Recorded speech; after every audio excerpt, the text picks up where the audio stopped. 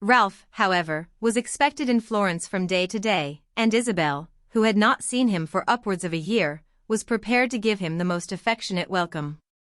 Chapter 32. It was not of him, nevertheless, that she was thinking while she stood at the window near which we found her a while ago, and it was not of any of the matters I have rapidly sketched.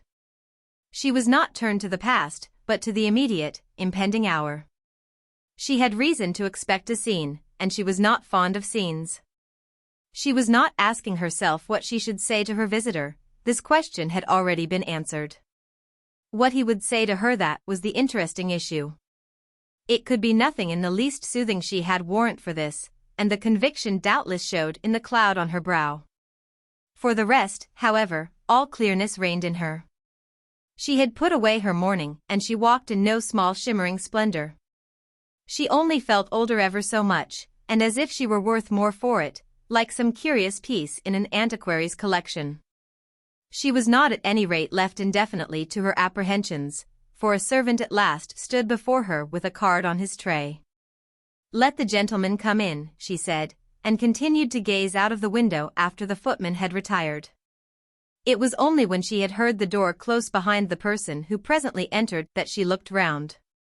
Caspar Goodwood stood and received a moment, from head to foot, the bright, dry gaze with which she rather withheld than offered a greeting. Whether his sense of maturity had kept pace with Isabel's we shall perhaps presently ascertain. Let me say meanwhile that to her critical glance he showed nothing of the injury of time. Straight, strong and hard, there was nothing in his appearance that spoke positively either of youth or of age. If he had neither innocence nor weakness, so he had no practical philosophy. His jaw showed the same voluntary cast as in earlier days, but a crisis like the present had in it of course something grim. He had the air of a man who had traveled hard.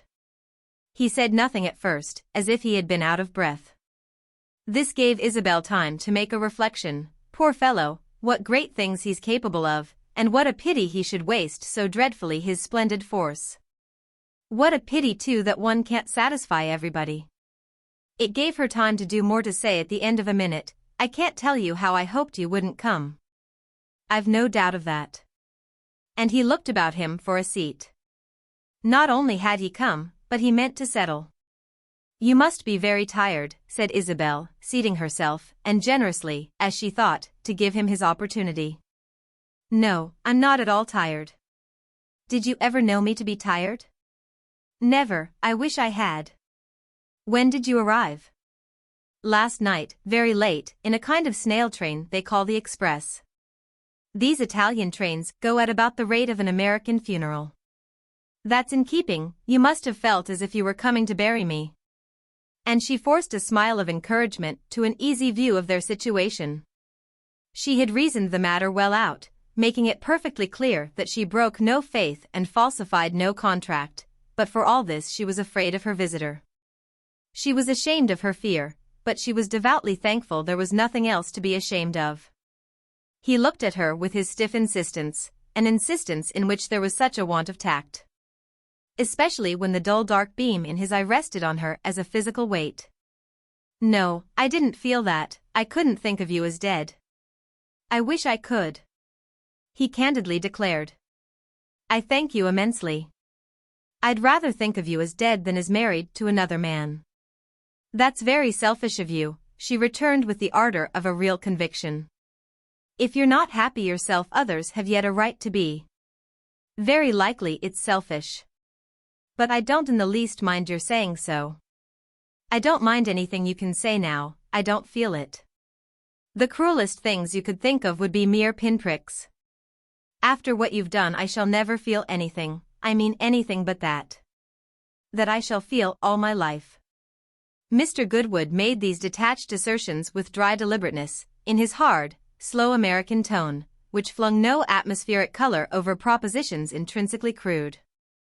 The tone made Isabel angry rather than touched her, but her anger perhaps was fortunate, inasmuch as it gave her a further reason for controlling herself. It was under the pressure of this control that she became, after a little, irrelevant.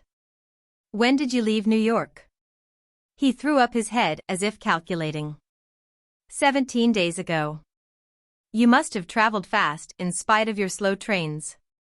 I came as fast as I could. I'd have come 5 days ago if I had been able. It wouldn't have made any difference, Mr. Goodwood, she coldly smiled. Not to you, no. But to me. You gain nothing that I see. That's for me to judge. Of course.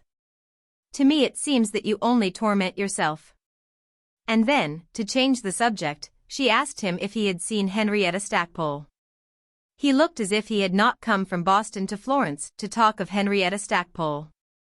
But he answered, distinctly enough, that this young lady had been with him just before he left America. She came to see you? Isabel then demanded. Yes, she was in Boston, and she called at my office. It was the day I had got your letter. Did you tell her? Isabel asked with a certain anxiety. Oh no, said Caspar Goodwood simply, I didn't want to do that. She'll hear it quick enough, she hears everything. I shall write to her, and then she'll write to me and scold me, Isabel declared, trying to smile again. Caspar, however, remained sternly grave. I guess she'll come right out, he said. On purpose to scold me? I don't know. She seemed to think she had not seen Europe thoroughly. I'm glad you tell me that, Isabel said. I must prepare for her. Mr. Goodwood fixed his eyes for a moment on the floor, then at last, raising them, Does she know Mr. Osmond? He inquired. A little. And she doesn't like him. But of course I don't marry to please Henrietta, she added. It would have been better for poor Caspar if she had tried a little more to gratify Miss Stackpole, but he didn't say so. He only asked, presently, when her marriage would take place. To which she made answer that she didn't know yet. I can only say it will be soon. I've told no one but yourself and one other person, an old friend of Mr. Osmond's. Is it a marriage your friends won't like? He demanded. I really haven't an idea. As I say, I don't marry for my friends. He went on, making no exclamation, no comment, only asking questions, doing it quite without delicacy. Who and what then is Mr. Gilbert Osmond? Who and what? Nobody and nothing, but a very good and very honorable man. He's not in business, said Isabel. He's not rich, he's not known for anything in particular. She disliked Mr. Goodwood's questions, but she said to herself that she owed it to him to satisfy him as far as possible. The satisfaction poor Caspar exhibited was, however, small. He sat very upright, gazing at her. Where does he come from? Where does he belong? She had never been so little pleased with the way he said belong. He comes from nowhere. He has spent most of his life in Italy. You said in your letter he was American. Hasn't he a native place? Yes, but he has forgotten it. He left it as a small boy. Has he never gone back? Why should he go back? Isabel asked, flushing all defensively. He has no profession. He might have gone back for his pleasure. Doesn't he like the United States? He doesn't know them. Then he's very quiet and very simple. He contents himself with Italy. With Italy and with you, said Mr. Goodwood with gloomy plainness and no appearance of trying to make an epigram. What has he ever done? He added abruptly. That I should marry him? Nothing at all, Isabel replied while her patience helped itself by turning a little to hardness. If he had done great things, would you forgive me any better? Give me up, Mr. Goodwood, I'm marrying a perfect nonentity. Don't try to take an interest in him. You can't. I can't appreciate him, that's what you mean. And you don't mean in the least that he's a perfect nonentity. You think he's grand, you think he's great, though no one else thinks so. Isabel's color deepened. She felt this really acute of her companion, and it was certainly a proof of the aid that passion might render perceptions she had never taken for fine. Why do you always come back to what others think? I can't discuss Mr. Osmond with you. Of course not, said Caspar reasonably. And he sat there with his air of stiff helplessness, as if not only this were true, but there were nothing else that they might discuss. You see how little you gain, she accordingly broke out, "How little comfort or satisfaction I can give you. I didn't expect you to give me much. I don't understand then why you came." "I came because I wanted to see you once more, even just as you are." "I appreciate that, but if you had waited a while, sooner or later we should have been sure to meet, and our meeting would have been pleasanter for each of us than this." "Waited till after you're married?" "That's just what I didn't want to do." "You'll be different then." "Not very. I shall still be a great friend of yours." "You'll see." "That will make it all the worse," said Mr. Goodwood grimly. "Ah, you're unaccommodating." "I can't promise to dislike you in order to help you to resign yourself." "I shouldn't care if you did." Isabel got up with a movement of repressed impatience and walked to the window, where she remained a moment looking out. When she turned round, her visitor was still motionless in his place. She came toward him again and stopped, resting her hand on the back of the chair she had just quitted. "Do you mean you came simply to look at me?" "That's better for you perhaps than for me." "I wished to hear the sound of your voice," he said. "You've heard it, and you see it says nothing very sweet." "It gives me pleasure, all the same." And with this he got up. She had felt pain and displeasure on receiving early that day the news he was in Florence and by her leave would come within an hour to see her. She had been vexed and distressed, though she had sent back word by his messenger that he might come when he would. She had not been better pleased when she saw him. His being there at all was so full of heavy implications. It implied things she could never assent to: rights, reproaches, remonstrance, rebuke, the expectation of making her change her purpose. These things, however, if implied, had not been expressed. And now our young lady, strangely enough, began to resent her visitor's remarkable self-control. There was a dumb misery about him that irritated her, there was a manly staying of his hand that made her heart beat faster. She felt her agitation rising, and she said to herself that she was angry in the way a woman is angry when she has been in the wrong. She was not in the wrong, she had fortunately not that bitterness to swallow. But, all the same, she wished he would denounce her a little. She had wished his visit would be short, it had no purpose, no propriety. Yet now that he seemed to be turning away, she felt a sudden horror of his leaving her without uttering a word that would give her an opportunity to defend herself more than she had done in writing to him a month before. In a few carefully chosen words, to announce her engagement. If she were not in the wrong, however, why should she desire to defend herself? It was an excess of generosity on Isabel's part to desire that Mr. Goodwood should be angry. And if he had not meanwhile held himself hard, it might have made him so to hear the tone in which she suddenly exclaimed, as if she were accusing him of having accused her. "I've not deceived you. I was perfectly free." "Yes, I know that," said Caspar. "I gave you full warning that I'd do as I chose. You said you'd probably never marry, and you said it with such a manner that I pretty well believed it." She considered this an instant. "No one can be more surprised than myself at my present intention." "You told me that if I heard you were engaged I was not to believe it," Caspar went on. "I heard it 20 days ago from yourself, but I remembered what you had said. I thought there might be some mistake, and that's partly why I came. If you wish me to repeat it by word of mouth, that's soon done. There's no mistake whatever. I saw that as soon as I came into the room." "What good would it do you that I shouldn't marry?" she asked with a certain fierceness. "I should like it better than this. You're very selfish, as I said before." "I know that. I'm selfish as iron. Even iron sometimes melts. If you'll be reasonable I'll see you again." "Don't you call me reasonable now?" "I don't know what to say to you," she answered with sudden humility. "I shan't trouble you for a long time," the young man went on. He made a step towards the door, but he stopped. "Another reason why I came was that I wanted to hear what you would say in explanation of your having changed your mind." Her humbleness as suddenly deserted her. "In explanation? Do you think I'm bound to explain?" He gave her one of his long dumb looks. "You were very positive." "I did believe it." "So did I. Do you think I could explain if I would?" No, I suppose not. Well, he added, I've done what I wished. I've seen you. How little you make of these terrible journeys, she felt the poverty of her presently replying.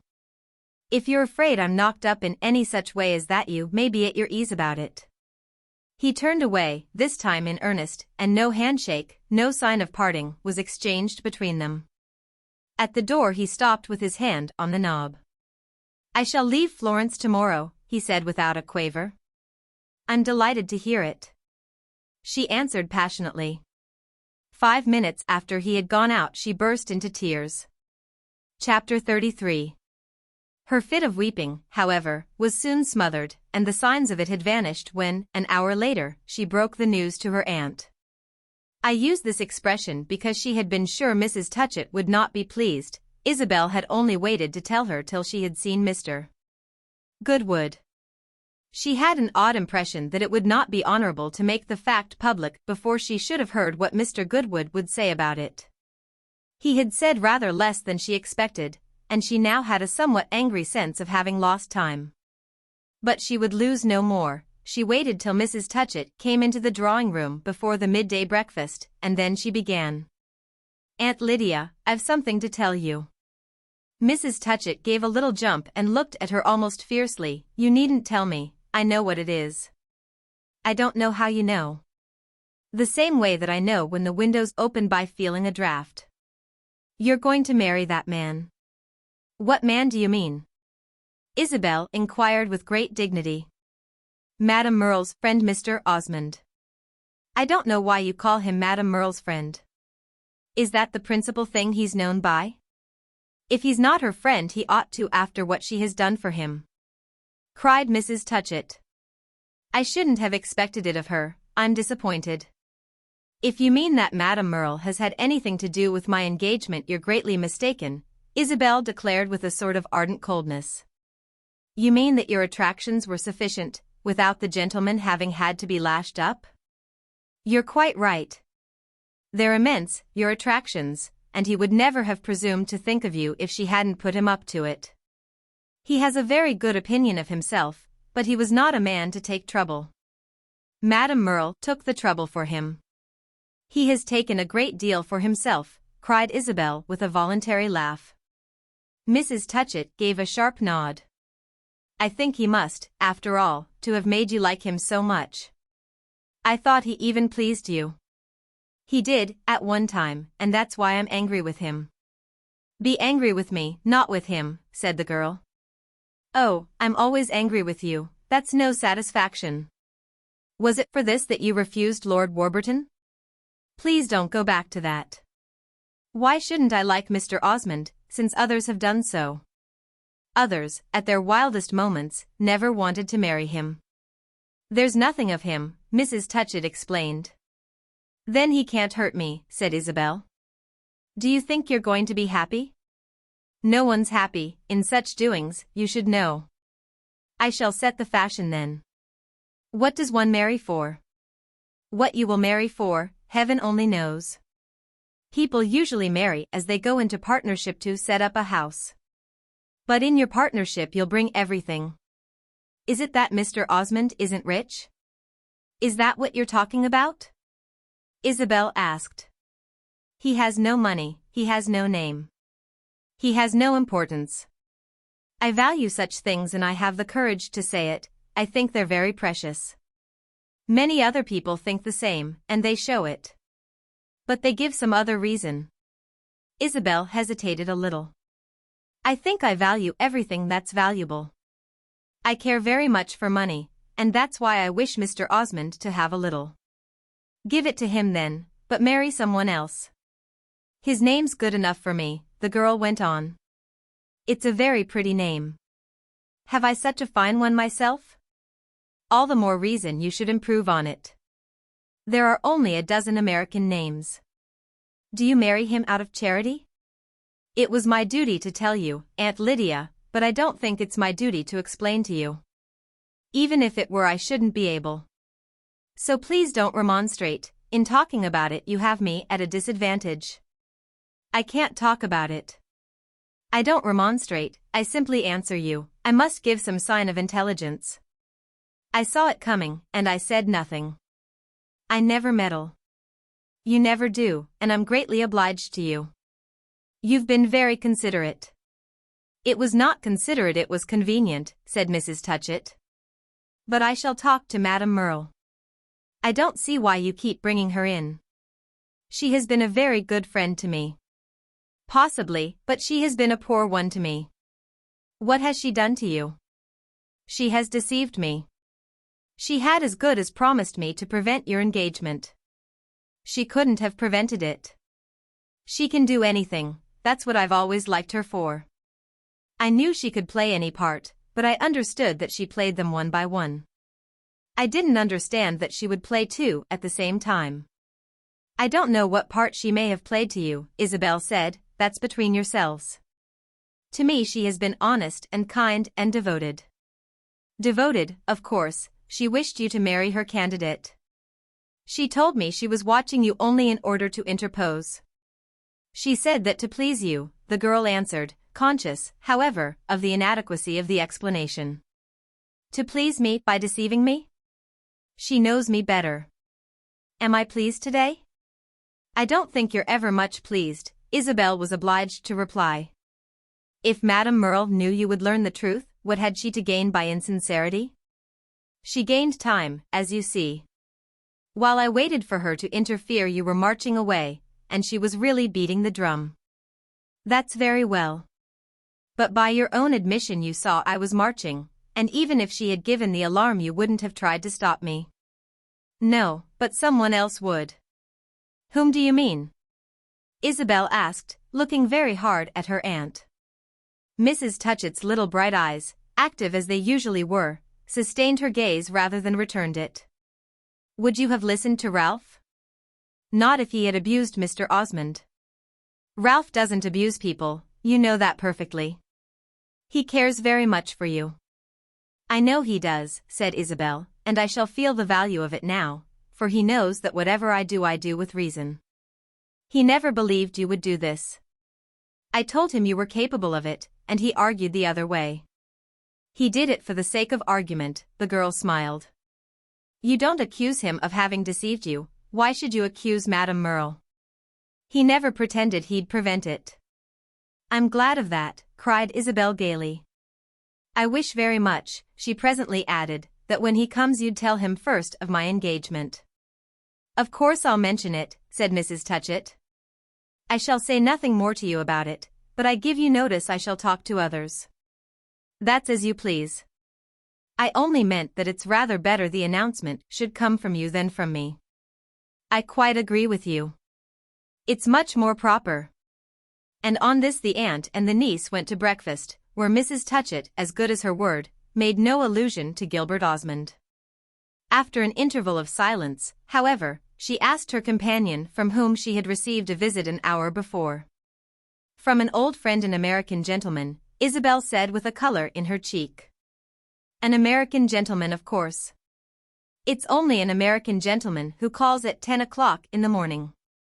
It was 10:30, he was in a great hurry, he goes away this evening. Couldn't he have come yesterday, at the usual time? He only arrived last night. He spends but 24 hours in Florence? Mrs. Touchett cried. He's an American gentleman, truly. He is indeed, said Isabel, thinking with perverse admiration of what Caspar Goodwood had done for her. 2 days afterward Ralph arrived.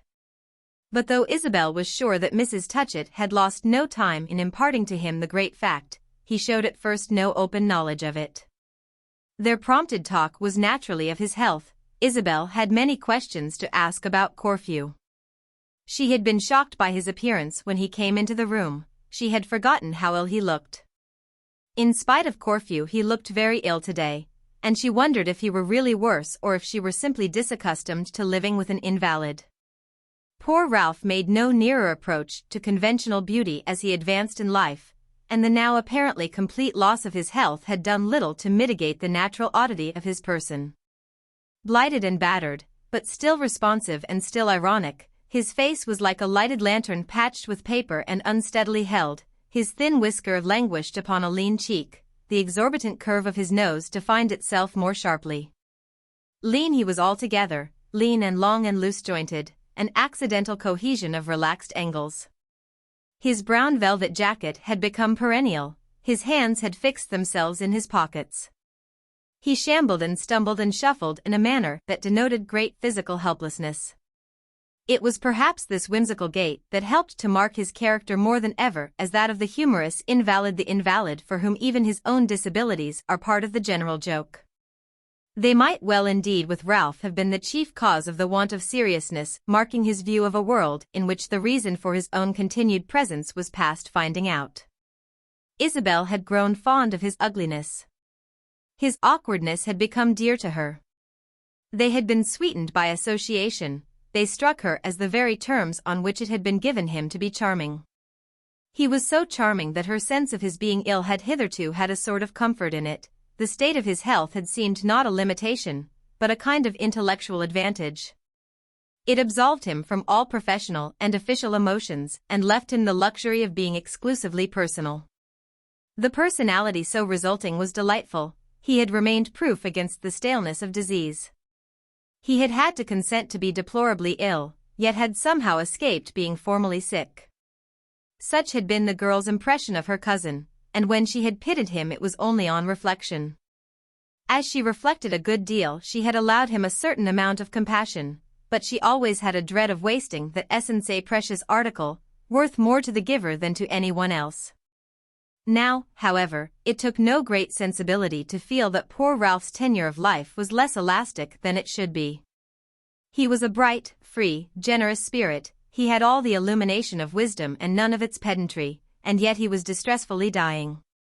Isabel noted afresh that life was certainly hard for some people, and she felt a delicate glow of shame as she thought how easy it now promised to become for herself. She was prepared to learn that Ralph was not pleased with her engagement. But she was not prepared, in spite of her affection for him, to let this fact spoil the situation. She was not even prepared, or so she thought, to resent his want of sympathy. For it would be his privilege, it would be indeed his natural line to find fault with any step she might take toward marriage.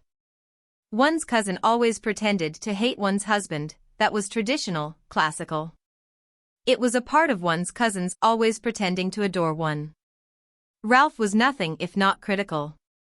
And though she would certainly, other things being equal, have been as glad to marry to please him as to please anyone, it would be absurd to regard as important that her choice should square with his views. What were his views after all? He had pretended to believe she had better have married Lord Warburton, but this was only because she had refused that excellent man. If she had accepted him, Ralph would certainly have taken another tone. He always took the opposite. You could criticize any marriage, it was the essence of a marriage to be open to criticism. How well she herself, should she only give her mind to it, might criticize this union of her own. She had other employment, however, and Ralph was welcome to relieve her of the care. Isabel was prepared to be most patient and most indulgent. He must have seen that, and this made it the more odd he should say nothing. After 3 days had elapsed without his speaking, our young woman wearied of waiting. Dislike it as he would, he might at least go through the form. We, who know more about poor Ralph than his cousin, may easily believe that during the hours that followed his arrival at Palazzo Crescentini he had privately gone through many forms. His mother had literally greeted him with the great news, which had been even more sensibly chilling than Mrs. Touchett's maternal kiss. Ralph was shocked and humiliated. His calculations had been false and the person in the world in whom he was most interested was lost. He drifted about the house like a rudderless vessel in a rocky stream, or sat in the garden of the palace on a great cane chair, his long legs extended, his head thrown back and his hat pulled over his eyes. He felt cold about the heart. He had never liked anything less. What could he do, what could he say? If the girl were irreclaimable, could he pretend to like it? To attempt to reclaim her was permissible only if the attempt should succeed. To try to persuade her of anything sordid or sinister in the man to whose deep art she had succumbed would be decently discreet only in the event of her being persuaded. Otherwise he should simply have damned himself. It cost him an equal effort to speak his thought and to dissemble, he could neither assent with sincerity nor protest with hope. Meanwhile, he knew, or rather he supposed, that the affianced pair were daily renewing their mutual vows. Osmond at this moment showed himself little at Palazzo Crescentini, but Isabel met him every day elsewhere, as she was free to do after their engagement had been made public. She had taken a carriage by the month, so as not to be indebted to her aunt for the means of pursuing a course of which Mrs. Touchett disapproved, and she drove in the morning to the Cascine. This suburban wilderness, during the early hours, was void of all intruders, and our young lady, joined by her lover in its quietest part, strolled with him a while through the grey Italian shade and listened to the nightingales. Chapter 34. One morning, on her return from her drive, some half-hour before luncheon, she quitted her vehicle in the court of the palace and, instead of ascending the great staircase, crossed the court, passed beneath another archway and entered the garden. A sweeter spot at this moment could not have been imagined. The stillness of noontide hung over it, and the warm shade, enclosed and still, made bowers like spacious caves. Ralph was sitting there in the clear gloom, at the base of a statue of Terpsichore dancing nymph with taper fingers and inflated draperies in the manner of Bernini. The extreme relaxation of his attitude suggested at first to Isabel that he was asleep. Her light footstep on the grass had not roused him, and before turning away she stood for a moment looking at him. During this instant he opened his eyes, upon which she sat down on a rustic chair that matched with his own. Though in her irritation she had accused him of indifference, she was not blind to the fact that he had visibly had something to brood over.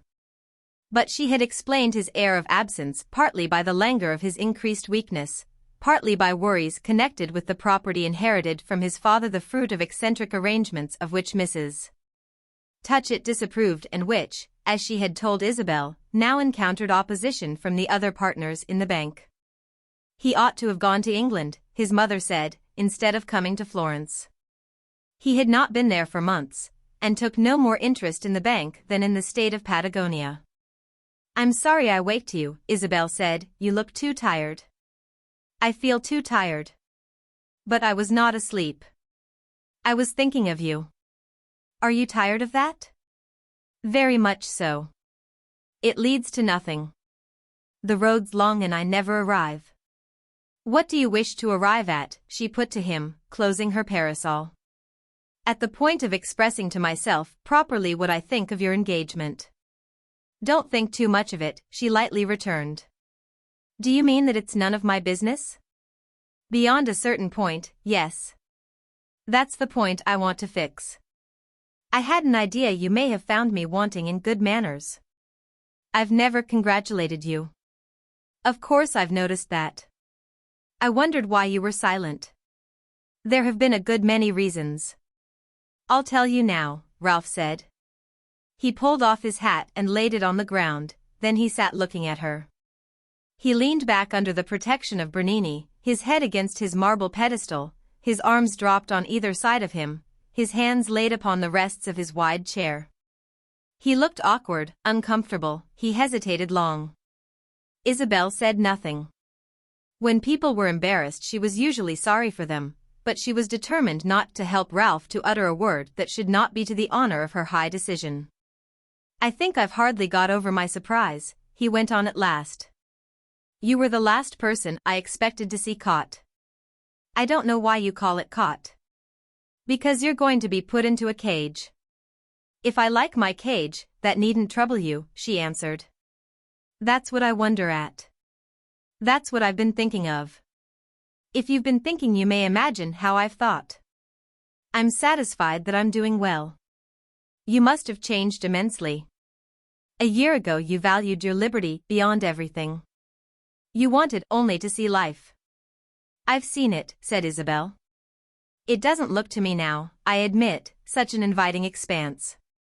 I don't pretend it is, only I had an idea that you took a genial view of it and wanted to survey the whole field. I've seen that one can't do anything so general. One must choose a corner and cultivate that. That's what I think. And one must choose as good a corner as possible. I had an idea, all winter, while I read your delightful letters, that you were choosing. You said nothing about it, and your silence put me off my guard. It was not a matter I was likely to write to you about. Besides, I knew nothing of the future. It has all come lately. If you had been on your guard, however, Isabel asked, what would you have done? I should have said wait a little longer. Wait for what? Well, for a little more light, said Ralph with rather an absurd smile, while his hands found their way into his pockets. Where should my light have come from? From you? I might have struck a spark or two. Isabel had drawn off her gloves. She smoothed them out as they lay upon her knee. The mildness of this movement was accidental, for her expression was not conciliatory. You're beating about the bush, Ralph. You wish to say you don't like Mr. Osmond, and yet you're afraid. Willing to wound and yet afraid to strike? I'm willing to wound him, yes, but not to wound you. I'm afraid of you, not of him. If you marry him, it won't be a fortunate way for me to have spoken. If I marry him, have you had any expectation of dissuading me? Of course that seems to you too fatuous. No, said Isabel after a little, it seems to me too touching. That's the same thing. It makes me so ridiculous that you pity me. She stroked out her long gloves again. I know you've a great affection for me. I can't get rid of that. For heaven's sake, don't try. Keep that well in sight. It will convince you how intensely I want you to do well. And how little you trust me. There was a moment's silence. The warm noontide seemed to listen. I trust you, but I don't trust him, said Ralph. She raised her eyes and gave him a wide, deep look. You've said it now, and I'm glad you've made it so clear. But you'll suffer by it. Not if you're just. I'm very just, said Isabel. What better proof of it can there be than that I'm not angry with you? I don't know what's the matter with me, but I'm not. I was when you began, but it has passed away. Perhaps I ought to be angry, but Mr. Osmond wouldn't think so. He wants me to know everything, that's what I like him for. You've nothing to gain, I know that. I've never been so nice to you, as a girl, that you should have much reason for wishing me to remain one. You give very good advice, you've often done so. No, I'm very quiet. I've always believed in your wisdom, she went on, boasting of her quietness, yet speaking with a kind of contained exaltation. It was her passionate desire to be just. It touched Ralph to the heart, affected him like a caress from a creature he had injured. He wished to interrupt, to reassure her. For a moment he was absurdly inconsistent, he would have retracted what he had said.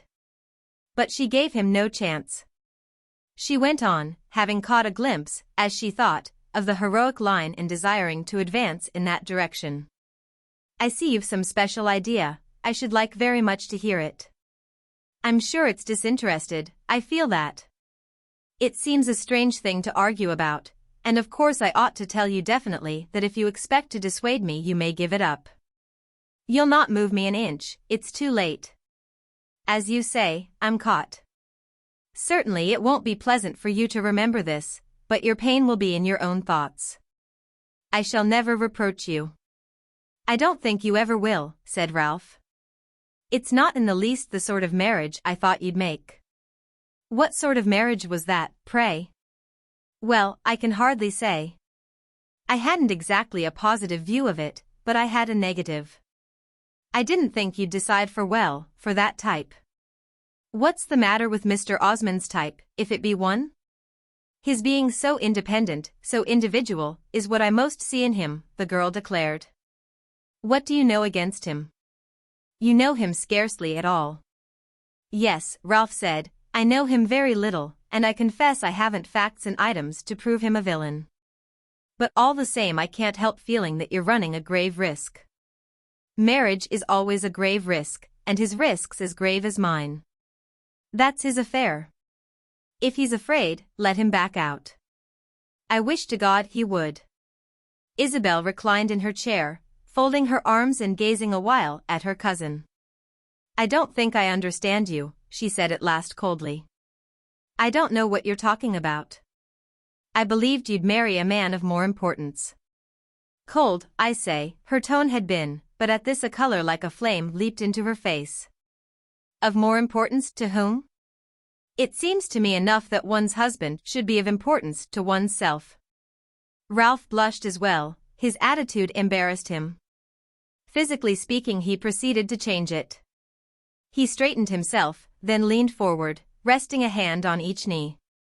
He fixed his eyes on the ground. He had an air of the most respectful deliberation. "I'll tell you in a moment what I mean," he presently said.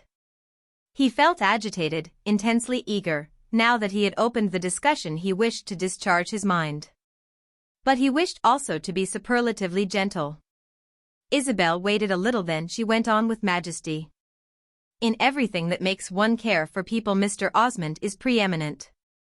There may be nobler natures, but I've never had the pleasure of meeting one. Mr. Osmond's is the finest I know. He's good enough for me, and interesting enough, and clever enough. I'm far more struck with what he has and what he represents than with what he may lack." "I had treated myself to a charming vision of your future," Ralph observed without answering this. "I had amused myself with planning out a high destiny for you. There was to be nothing of this sort in it. You were not to come down so easily or so soon." "Come down, you say? Well, that renders my sense of what has happened to you. You seem to me to be soaring far up in the blue, to be sailing in the bright light over the heads of men. Suddenly someone tosses up a faded rosebud missile that should never have reached you, and straight you drop to the ground." "It hurts me," said Ralph audaciously, "hurts me as if I had fallen myself." The look of pain and bewilderment deepened in his companion's face. "I don't understand you in the least," she repeated. "You say you amused yourself with a project for my career. I don't understand that. Don't amuse yourself too much, or I shall think you're doing it at my expense." Ralph shook his head. "I'm not afraid of your not believing that I've had great ideas for you." "What do you mean by my soaring and sailing?" she pursued. "I've never moved on a higher plane than I'm moving on now." "There's nothing higher for a girl than to marry a person she likes," said poor Isabel, wandering into the didactic. "It's your liking the person we speak of that I venture to criticize, my dear cousin. I should have said that the man for you would have been a more active, larger, freer sort of nature." Ralph hesitated, then added, "I can't get over the sense that Osmond is somehow, well, small." He had uttered the last word with no great assurance. He was afraid she would flash out again. But to his surprise she was quiet. She had the air of considering. "Small?" She made it sound immense. "I think he's narrow, selfish. He takes himself so seriously. He has a great respect for himself. I don't blame him for that," said Isabel. "It makes one more sure to respect others." Ralph for a moment felt almost reassured by her reasonable tone. "Yes, but everything is relative. One ought to feel one's relation to things, to others. I don't think Mr. Osmond does that. I've chiefly to do with his relation to me. In that he's excellent. He's the incarnation of taste," Ralph went on, thinking hard how he could best express Gilbert Osmond's sinister attributes without putting himself in the wrong by seeming to describe him coarsely. He wished to describe him impersonally, scientifically. He judges and measures, approves and condemns, altogether by that. It's a happy thing then that his taste should be exquisite. It's exquisite, indeed, since it has led him to select you as his bride. But have you ever seen such a taste, a really exquisite one, ruffled? I hope it may never be my fortune to fail to gratify my husband's." At these words a sudden passion leaped to Ralph's lips. "Ah, that's wilful, that's unworthy of you. You were not meant to be measured in that way. You were meant for something better than to keep guard over the sensibilities of a sterile dilettante." Isabel rose quickly and he did the same, so that they stood for a moment looking at each other as if he had flung down a defiance or an insult. "But you go too far," she simply breathed. "I've said what I had on my mind, and I've said it because I love you." Isabel turned pale. Was he too on that tiresome list? She had a sudden wish to strike him off. "Ah, then, you're not disinterested." "I love you, but I love without hope," said Ralph quickly, forcing a smile and feeling that in that last declaration he had expressed more than he intended. Isabel moved away and stood looking into the sunny stillness of the garden. But after a little she turned back to him. "I'm afraid your talk then is the wildness of despair. I don't understand it, but it doesn't matter. I'm not arguing with you, it's impossible I should, I've only tried to listen to you." "I'm much obliged to you for attempting to explain," she said gently, as if the anger with which she had just sprung up had already subsided. "It's very good of you to try to warn me, if you're really alarmed. But I won't promise to think of what you've said, I shall forget it as soon as possible." "Try and forget it yourself, you've done your duty, and no man can do more. I can't explain to you what I feel, what I believe, and I wouldn't if I could." She paused a moment and then went on with an inconsequence that Ralph observed even in the midst of his eagerness to discover some symptom of concession. "I can't enter into your idea of Mr. Osmond. I can't do it justice, because I see him in quite another way. He's not important, no, he's not important, he's a man to whom importance is supremely indifferent. If that's what you mean when you call him small, then he's as small as you please. I call that large, it's the largest thing I know." "I won't pretend to argue with you about a person I'm going to marry," Isabel repeated. "I'm not in the least concerned to defend Mr. Osmond, he's not so weak as to need my defense. I should think it would seem strange even to yourself that I should talk of him so quietly and coldly, as if he were anyone else. I wouldn't talk of him at all to anyone but you, and you, after what you've said, I may just answer you once for all. Pray, would you wish me to make a mercenary marriage what they call a marriage of ambition? I've only one ambition, to be free to follow out a good feeling. I had others once, but they've passed away. Do you complain of Mr. Osmond because he's not rich? That's just what I like him for. I've fortunately money enough, I've never felt so thankful for it as today. There have been moments when I should like to go and kneel down by your father's grave. He did perhaps a better thing than he knew when he put it into my power to marry a poor man, a man who has borne his poverty with such dignity, with such indifference. Mr. Osmond has never scrambled nor struggled, he has cared for no worldly prize. If that's to be narrow, if that's to be selfish, then it's very well. I'm not frightened by such words, I'm not even displeased. I'm only sorry that you should make a mistake. Others might have done so, but I'm surprised that you should. You might know a gentleman when you see one, you might know a fine mind. Mr. Osmond makes no mistakes. He knows everything, he understands everything, he has the kindest, gentlest, highest spirit. You've got hold of some false idea. It's a pity, but I can't help it, it regards you more than me." Isabel paused a moment, looking at her cousin with an eye illumined by a sentiment which contradicted the careful calmness of her manner, a mingled sentiment, to which the angry pain excited by his words and the wounded pride of having needed to justify a choice of which she felt only the nobleness and purity, equally contributed. Though she paused, Ralph said nothing, he saw she had more to say. She was grand, but she was highly solicitous, she was indifferent, but she was all in a passion. "What sort of a person should you have liked me to marry?" she asked suddenly. "You talk about one soaring and sailing, but if one marries at all one touches the earth. One has human feelings and needs, one has a heart in one's bosom, and one must marry a particular individual.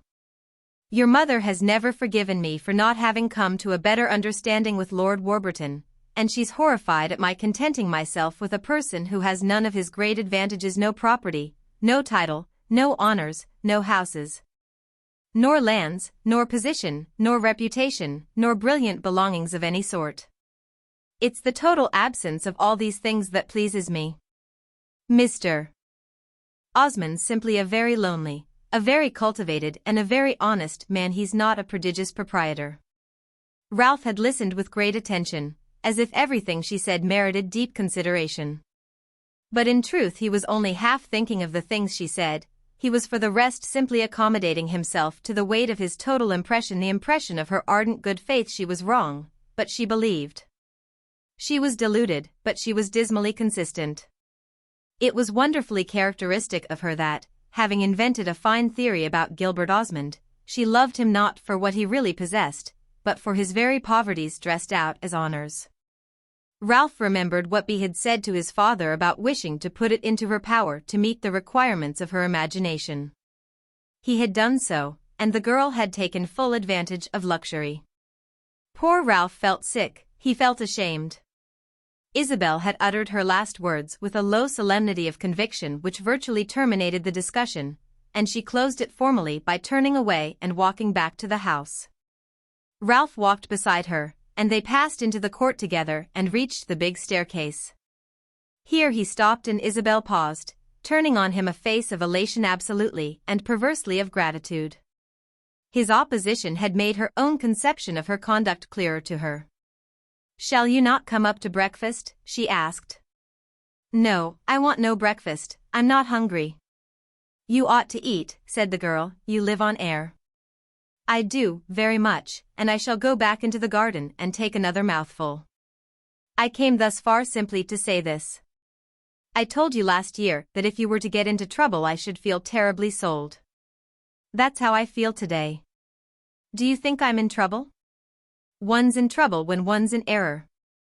"Very well," said Isabel, "I shall never complain of my trouble to you." And she moved up the staircase. Ralph, standing there with his hands in his pockets, followed her with his eyes. Then the lurking chill of the high-walled court struck him and made him shiver, so that he returned to the garden to breakfast on the Florentine sunshine. Chapter 35. Isabel, when she strolled in the Cascine with her lover, felt no impulse to tell him how little he was approved at Palazzo Crescentini. The discreet opposition offered to her marriage by her aunt and her cousin made on the whole no great impression upon her. The moral of it was simply that they disliked Gilbert Osmond. This dislike was not alarming to Isabel. She scarcely even regretted it, for it served mainly to throw into higher relief the fact, in every way so honorable, that she married to please herself. One did other things to please other people, one did this for a more personal satisfaction. And Isabel's satisfaction was confirmed by her lover's admirable good conduct. Gilbert Osmond was in love, and he had never deserved less than during these still, bright days, each of them numbered, which preceded the fulfillment of his hopes, the harsh criticism passed upon him by Ralph Touchett. The chief impression produced on Isabel's spirit by this criticism was that the passion of love separated its victim terribly from every one but the loved object. She felt herself disjoined from every one she had ever known before, from her two sisters, who wrote to express a dutiful hope that she would be happy, and a surprise, somewhat more vague, at her not having chosen a consort who was the hero of a richer accumulation of anecdote. From Henrietta, who, she was sure, would come out too late on purpose to remonstrate, from Lord Warburton, who would certainly console himself, and from Caspar Goodwood, who perhaps would not. From her aunt, who had cold, shallow ideas about marriage, for which she was not sorry to display her contempt, and from Ralph, whose talk about having great views for her was surely but a whimsical cover for a personal disappointment. Ralph apparently wished her not to marry at all. That was what it really meant, because he was amused with the spectacle of her adventures as a single woman. His disappointment made him say angry things about the man she had preferred even to him. Isabel flattered herself that she believed Ralph had been angry. It was the more easy for her to believe this because, as I say, she had now little free or unemployed emotion for minor needs, and accepted as an incident, in fact quite as an ornament, of her lot the idea that to prefer Gilbert Osmond as she preferred him was perforce to break all other ties.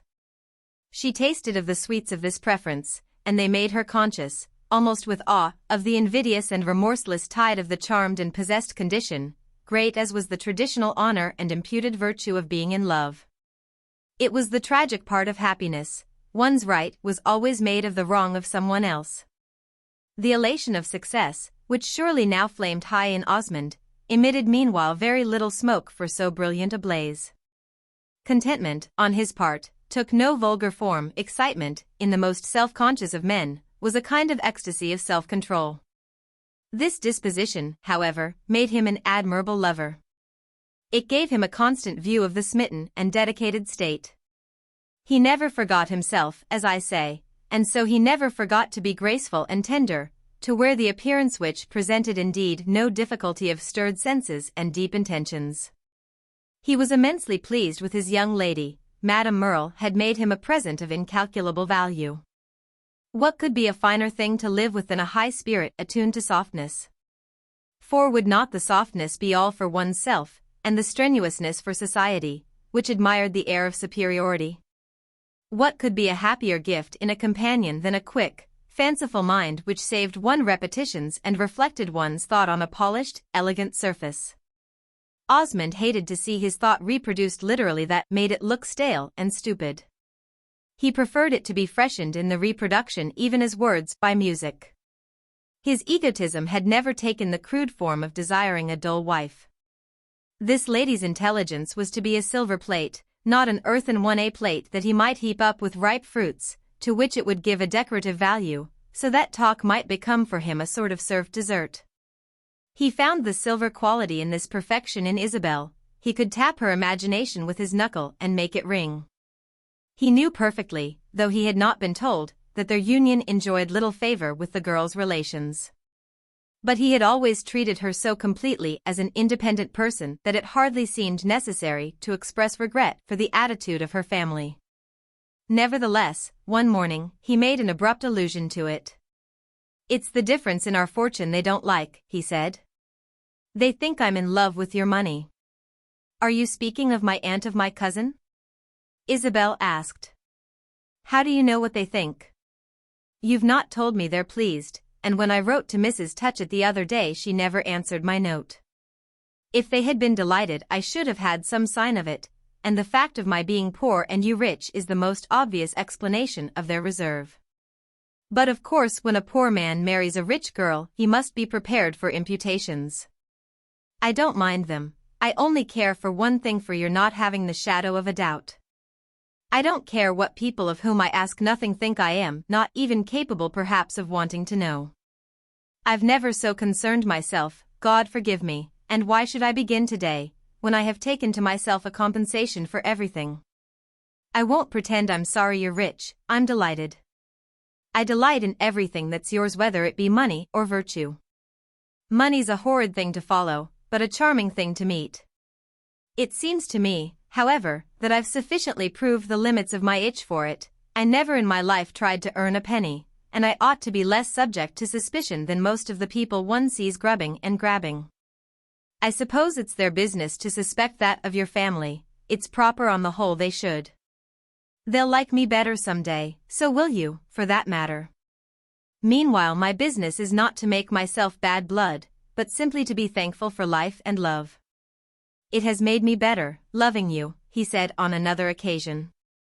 It has made me wiser and easier, and I won't pretend to deny brighter and nicer and even stronger. I used to want a great many things before and to be angry I didn't have them. Theoretically I was satisfied, as I once told you. I flattered myself I had limited my wants. But I was subject to irritation. I used to have morbid, sterile, hateful fits of hunger, of desire.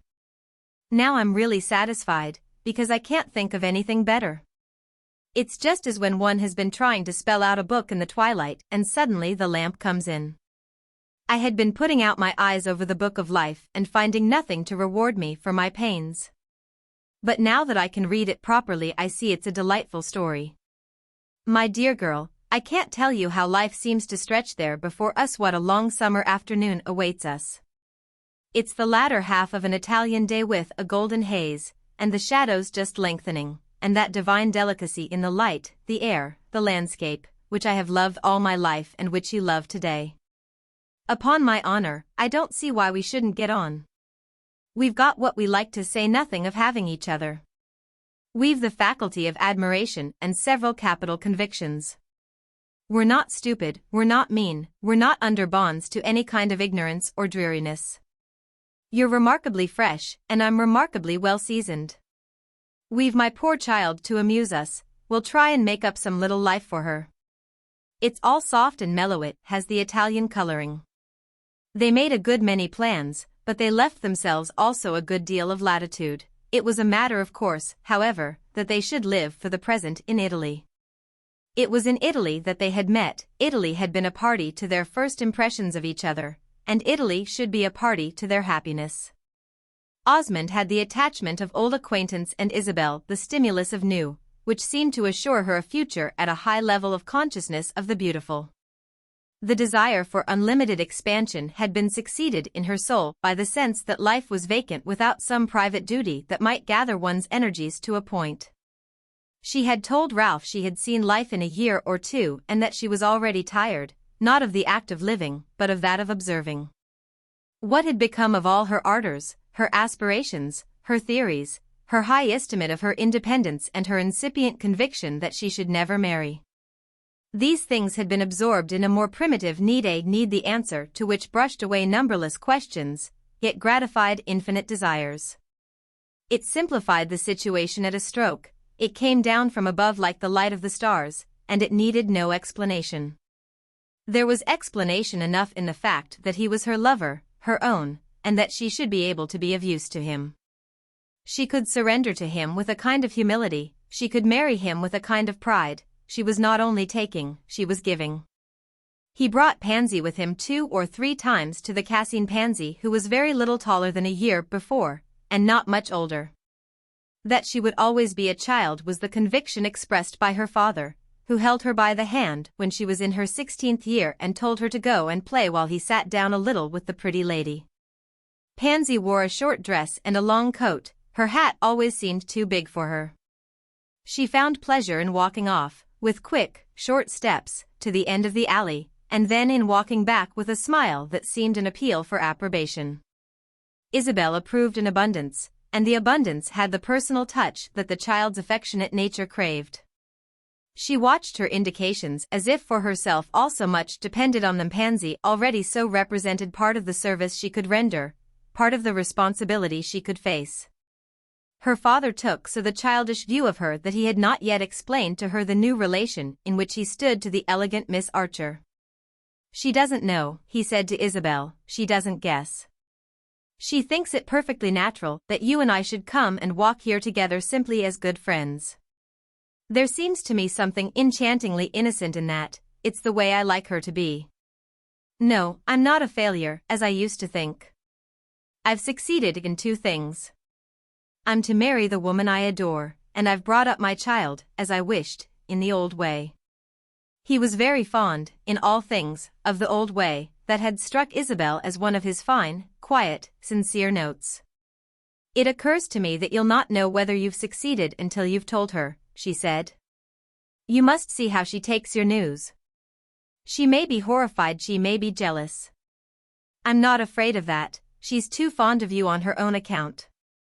I should like to leave her in the dark a little longer to see if it will come into her head that if we're not engaged we ought to be." Isabel was impressed by Osmond's artistic, the plastic view, as it somehow appeared, of Pansy's innocence, her own appreciation of it being more anxiously moral. She was perhaps not the less pleased when he told her a few days later that he had communicated the fact to his daughter, who had made such a pretty little speech. "Oh, then I shall have a beautiful sister." She was neither surprised nor alarmed. She had not cried, as he expected. "Perhaps she had guessed it," said Isabel. "Don't say that, I should be disgusted if I believed that.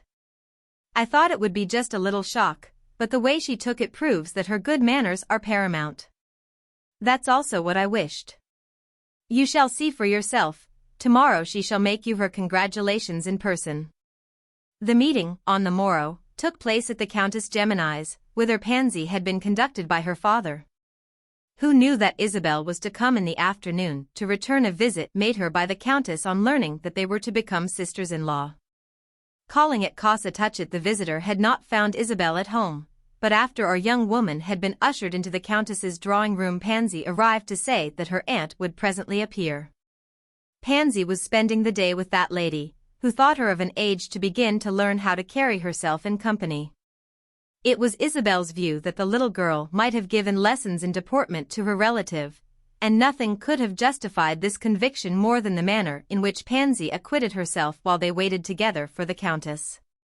Her father's decision, the year before, had finally been to send her back to the convent to receive the last graces, and Madame Catherine had evidently carried out her theory that Pansy was to be fitted for the great world. "Papa has told me that you've kindly consented to marry him," said this excellent woman's pupil. "It's very delightful. I think you'll suit very well." "You think I shall suit you?" "You'll suit me beautifully.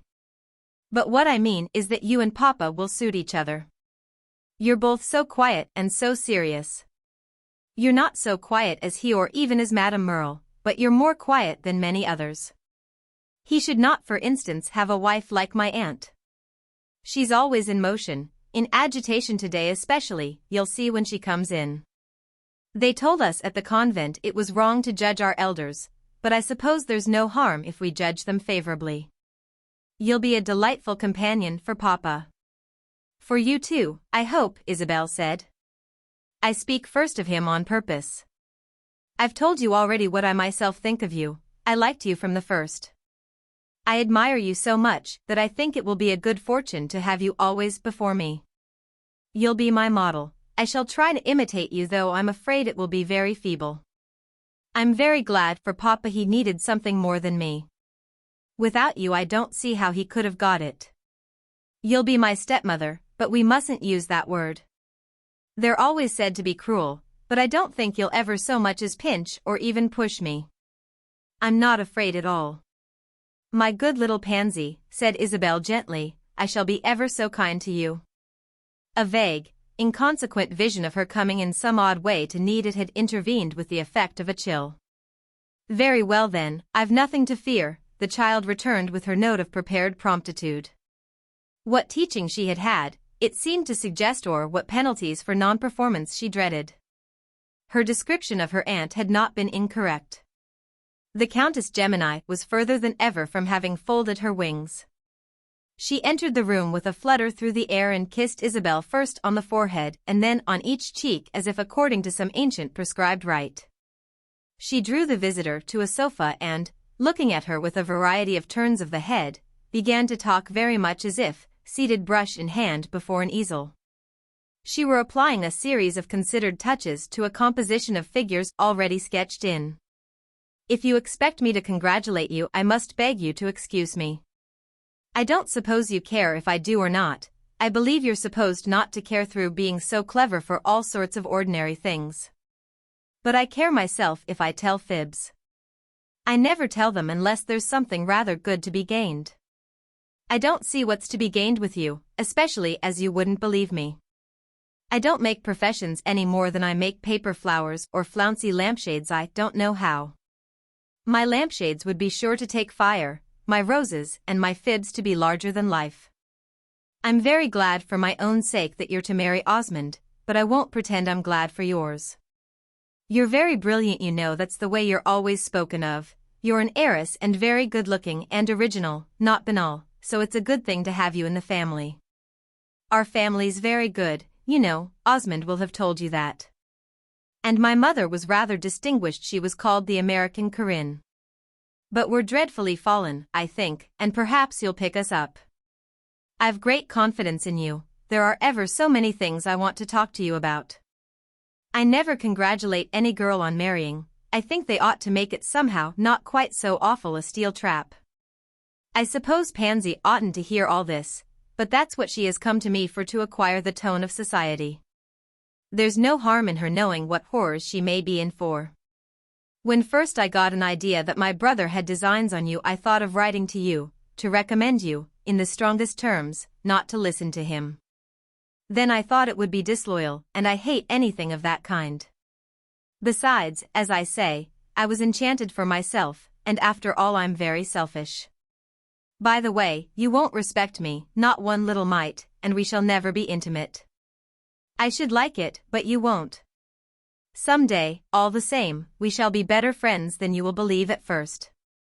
My husband will come and see you, though, as you probably know, he's on no sort of terms with Osmond. He's very fond of going to see pretty women, but I'm not afraid of you. In the first place, I don't care what he does. In the second, you won't care a straw for him. He won't be a bit, at any time, your affair, and, stupid as he is, he'll see you're not his. Some day, if you can stand it, I'll tell you all about him. Do you think my niece ought to go out of the room? Pansy, go and practice a little in my boudoir. Let her stay, please, said Isabel. I would rather hear nothing that Pansy may not. Chapter 36. One afternoon of the autumn of 1876, toward dusk, a young man of pleasing appearance rang at the door of a small apartment on the third floor of an old Roman house. On its being opened he inquired for Madame Merle.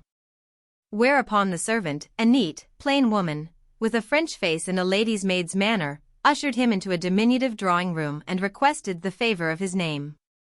Mr. Edward Rosier, said the young man, who sat down to wait till his hostess should appear. The reader will perhaps not have forgotten that Mr. Rosier was an ornament of the American circle in Paris, but it may also be remembered that he sometimes vanished from its horizon. He had spent a portion of several winters at Pau, and as he was a gentleman of constituted habits he might have continued for years to pay his annual visit to this charming resort. In the summer of 1876, however, an incident befell him which changed the current not only of his thoughts, but of his customary sequences. He passed a month in the Upper Engadine and encountered at St. Moritz a charming young girl. To this little person he began to pay, on the spot, particular attention. She struck him as exactly the household angel he had long been looking for.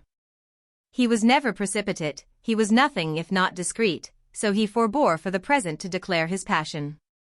But it seemed to him when they parted the young lady to go down into Italy and her admirer to proceed to Geneva, where he was under bonds to join other friends, that he should be romantically wretched if he were not to see her again.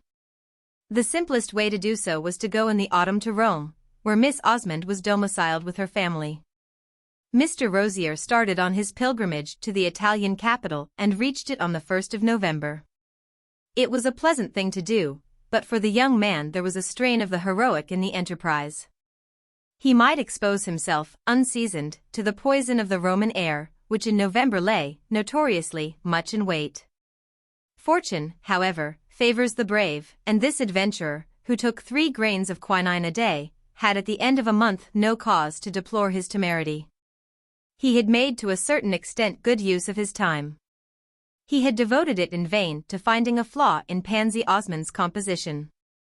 She was admirably finished, she had had the last touch, she was really a consummate piece.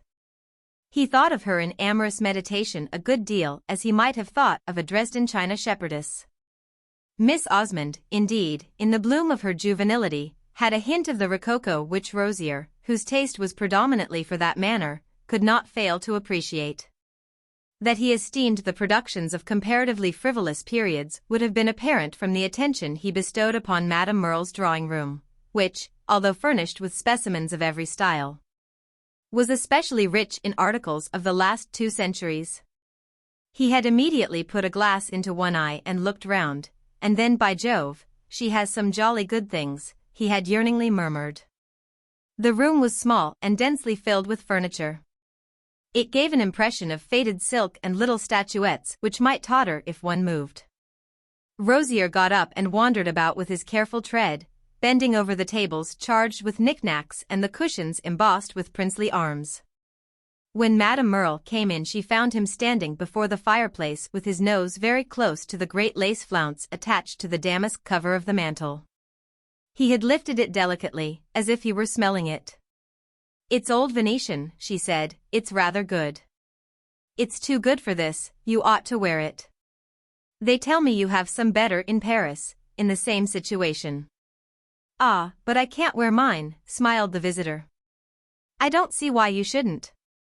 I've better lace than that to wear." His eyes wandered, lingeringly, round the room again. "You've some very good things." "Yes, but I hate them." "Do you want to get rid of them?" the young man quickly asked. "No, it's good to have something to hate, one works it off." "I love my things," said Mr. Rosier as he sat there flushed with all his recognitions. "But it's not about them, nor about yours, that I came to talk to you." He paused a moment and then, with greater softness, "I care more for Miss Osmond than for all the bibelots in Europe." Madame Merle opened wide eyes. "Did you come to tell me that?"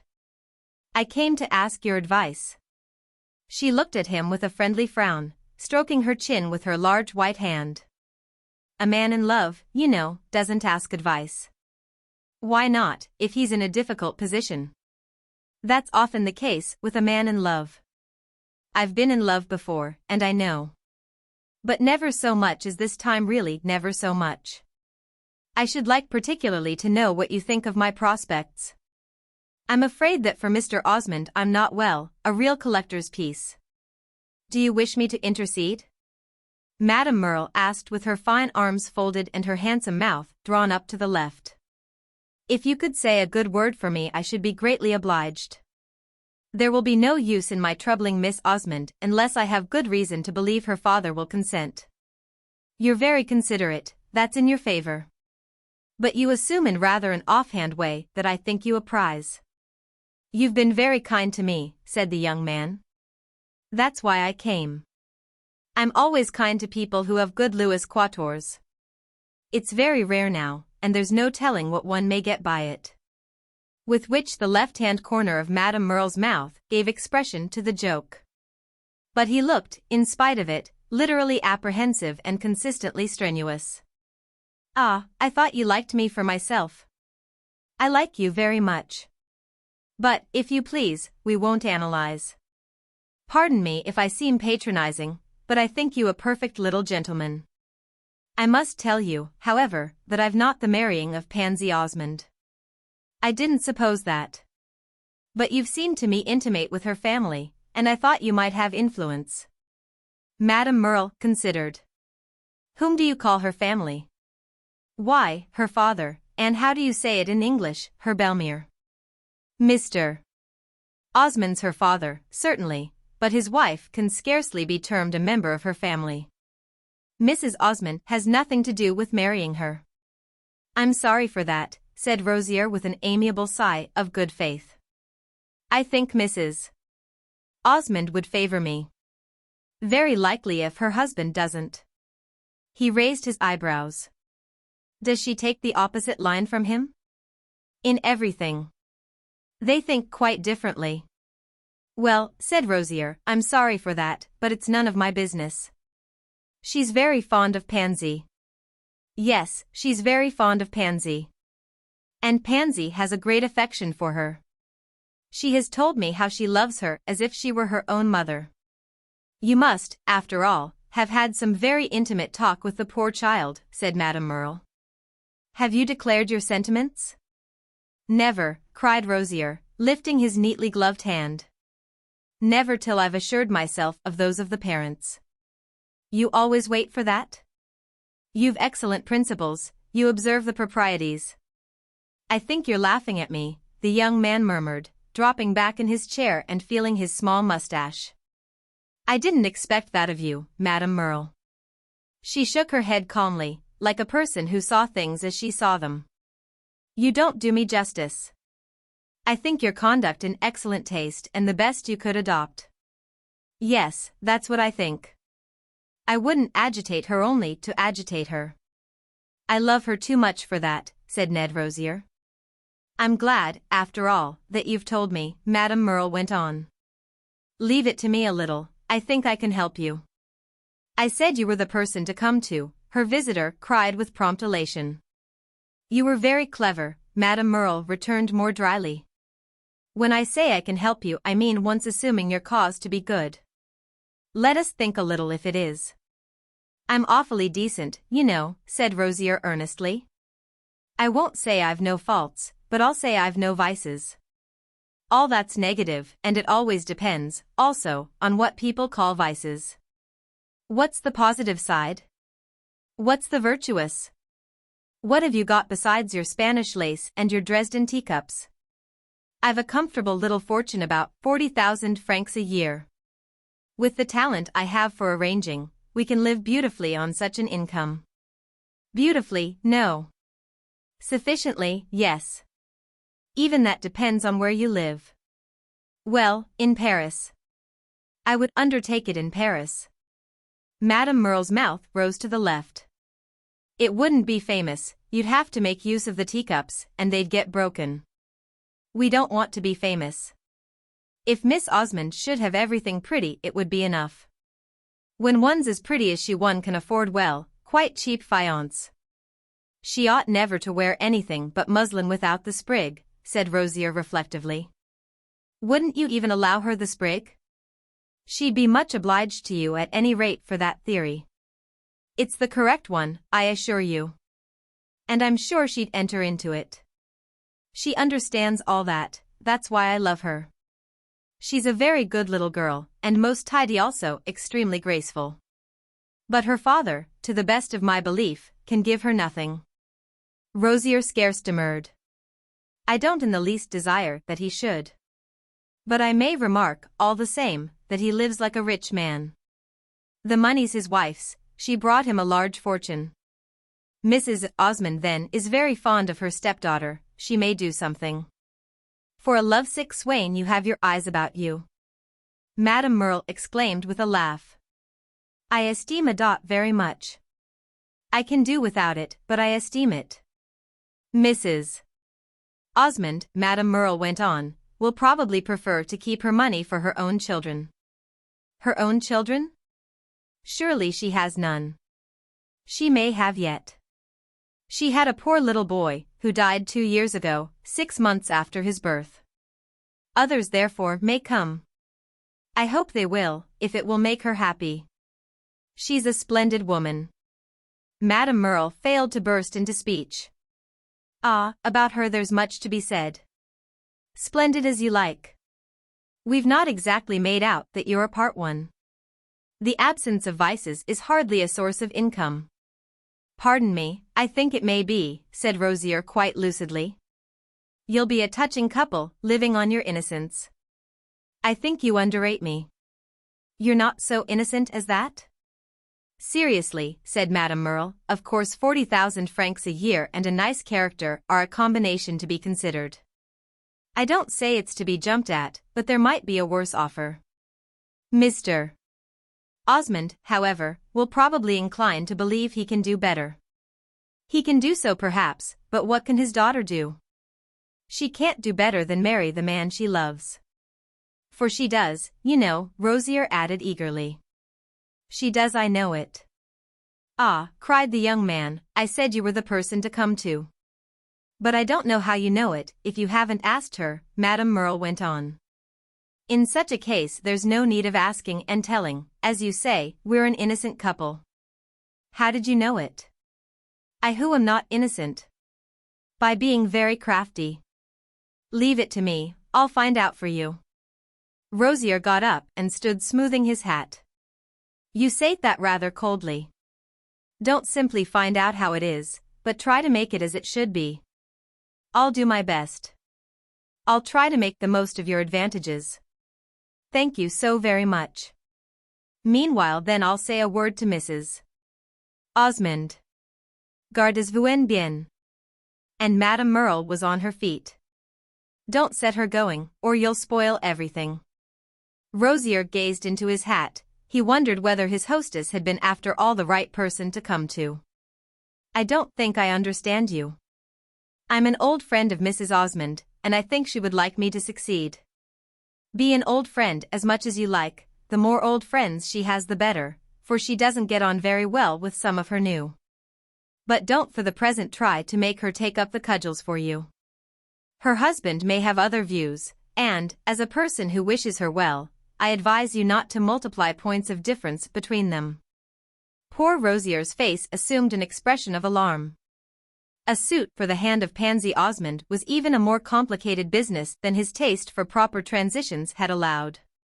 But the extreme good sense which he concealed under a surface suggesting that of a careful owner's best set came to his assistance. I don't see that I'm bound to consider Mr. Osmond so very much, he exclaimed. No, but you should consider her. You say you're an old friend. Would you make her suffer? Not for the world. Then be very careful, and let the matter alone till I've taken a few soundings. Let the matter alone, dear Madame Merle? Remember that I'm in love.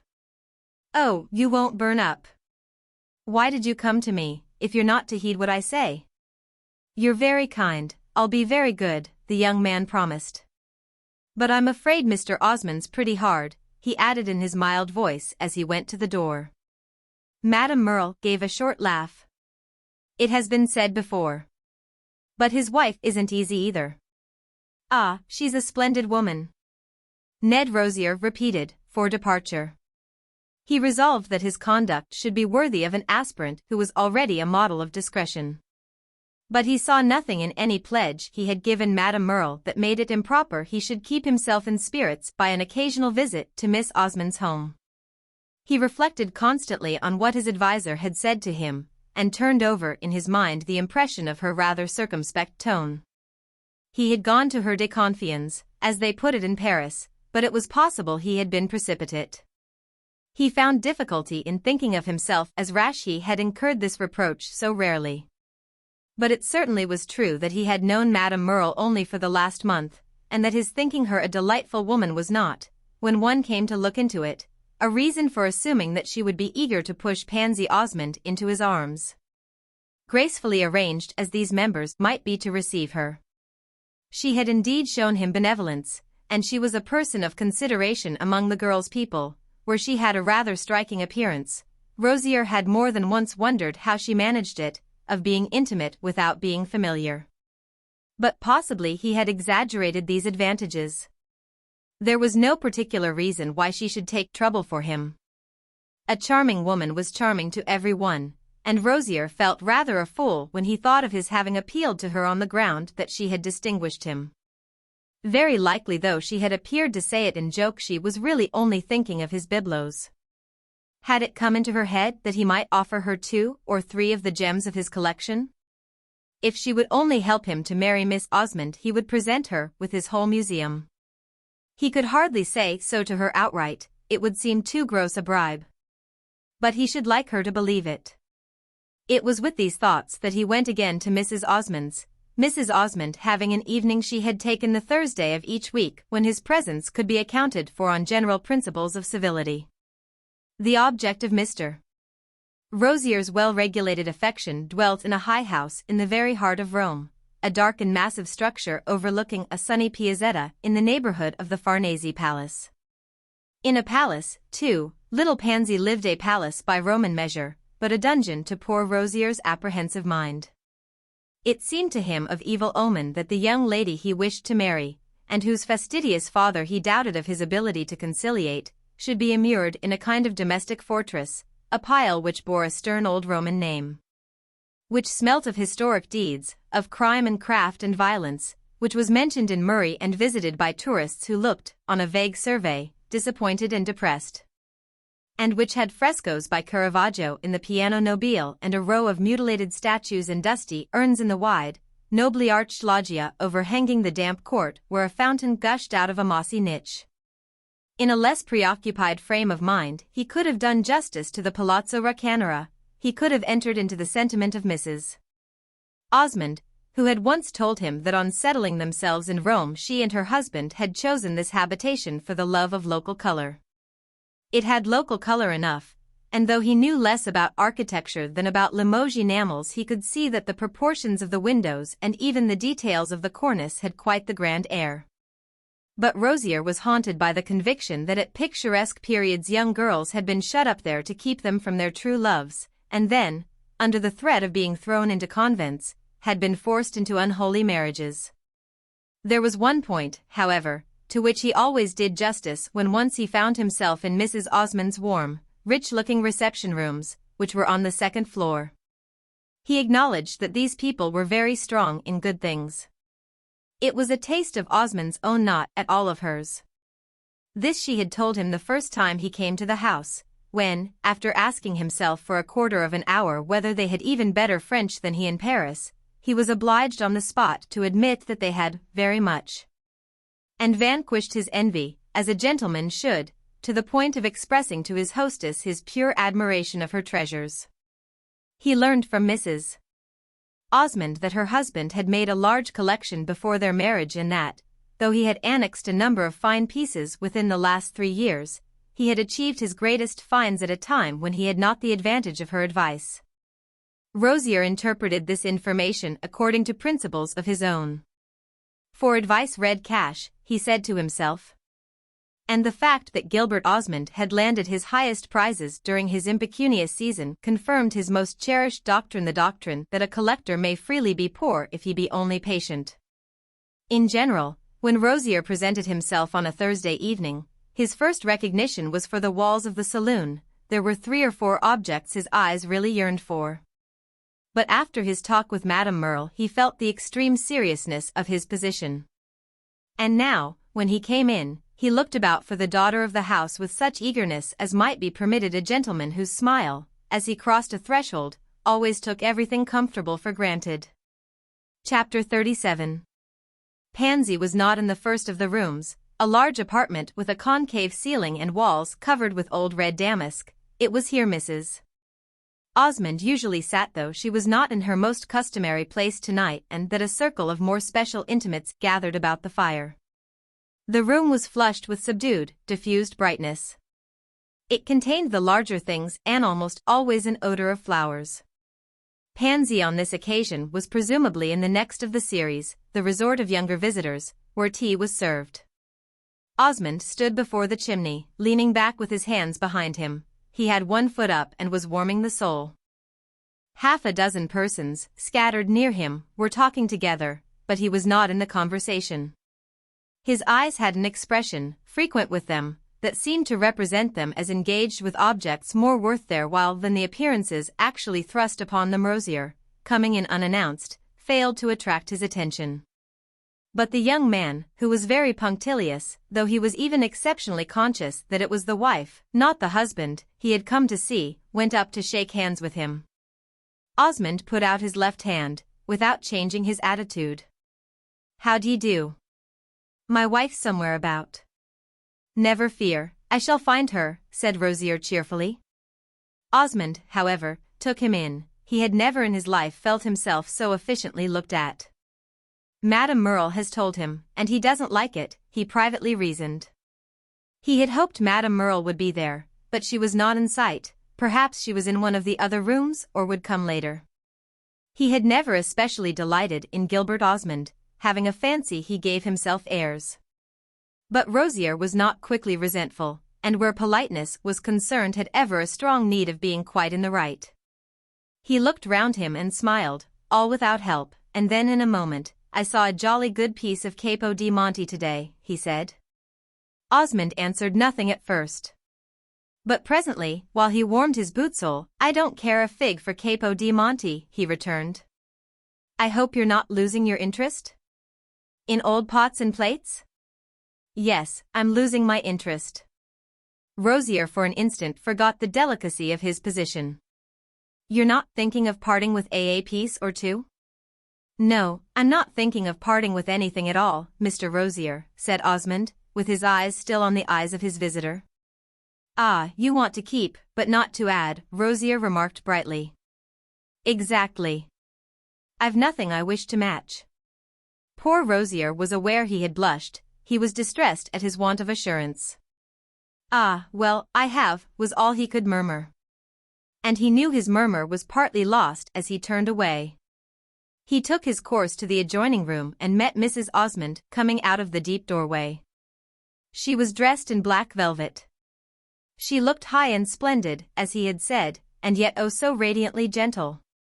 We know what Mr. Rosier thought of her and the terms in which, to Madame Merle, he had expressed his admiration.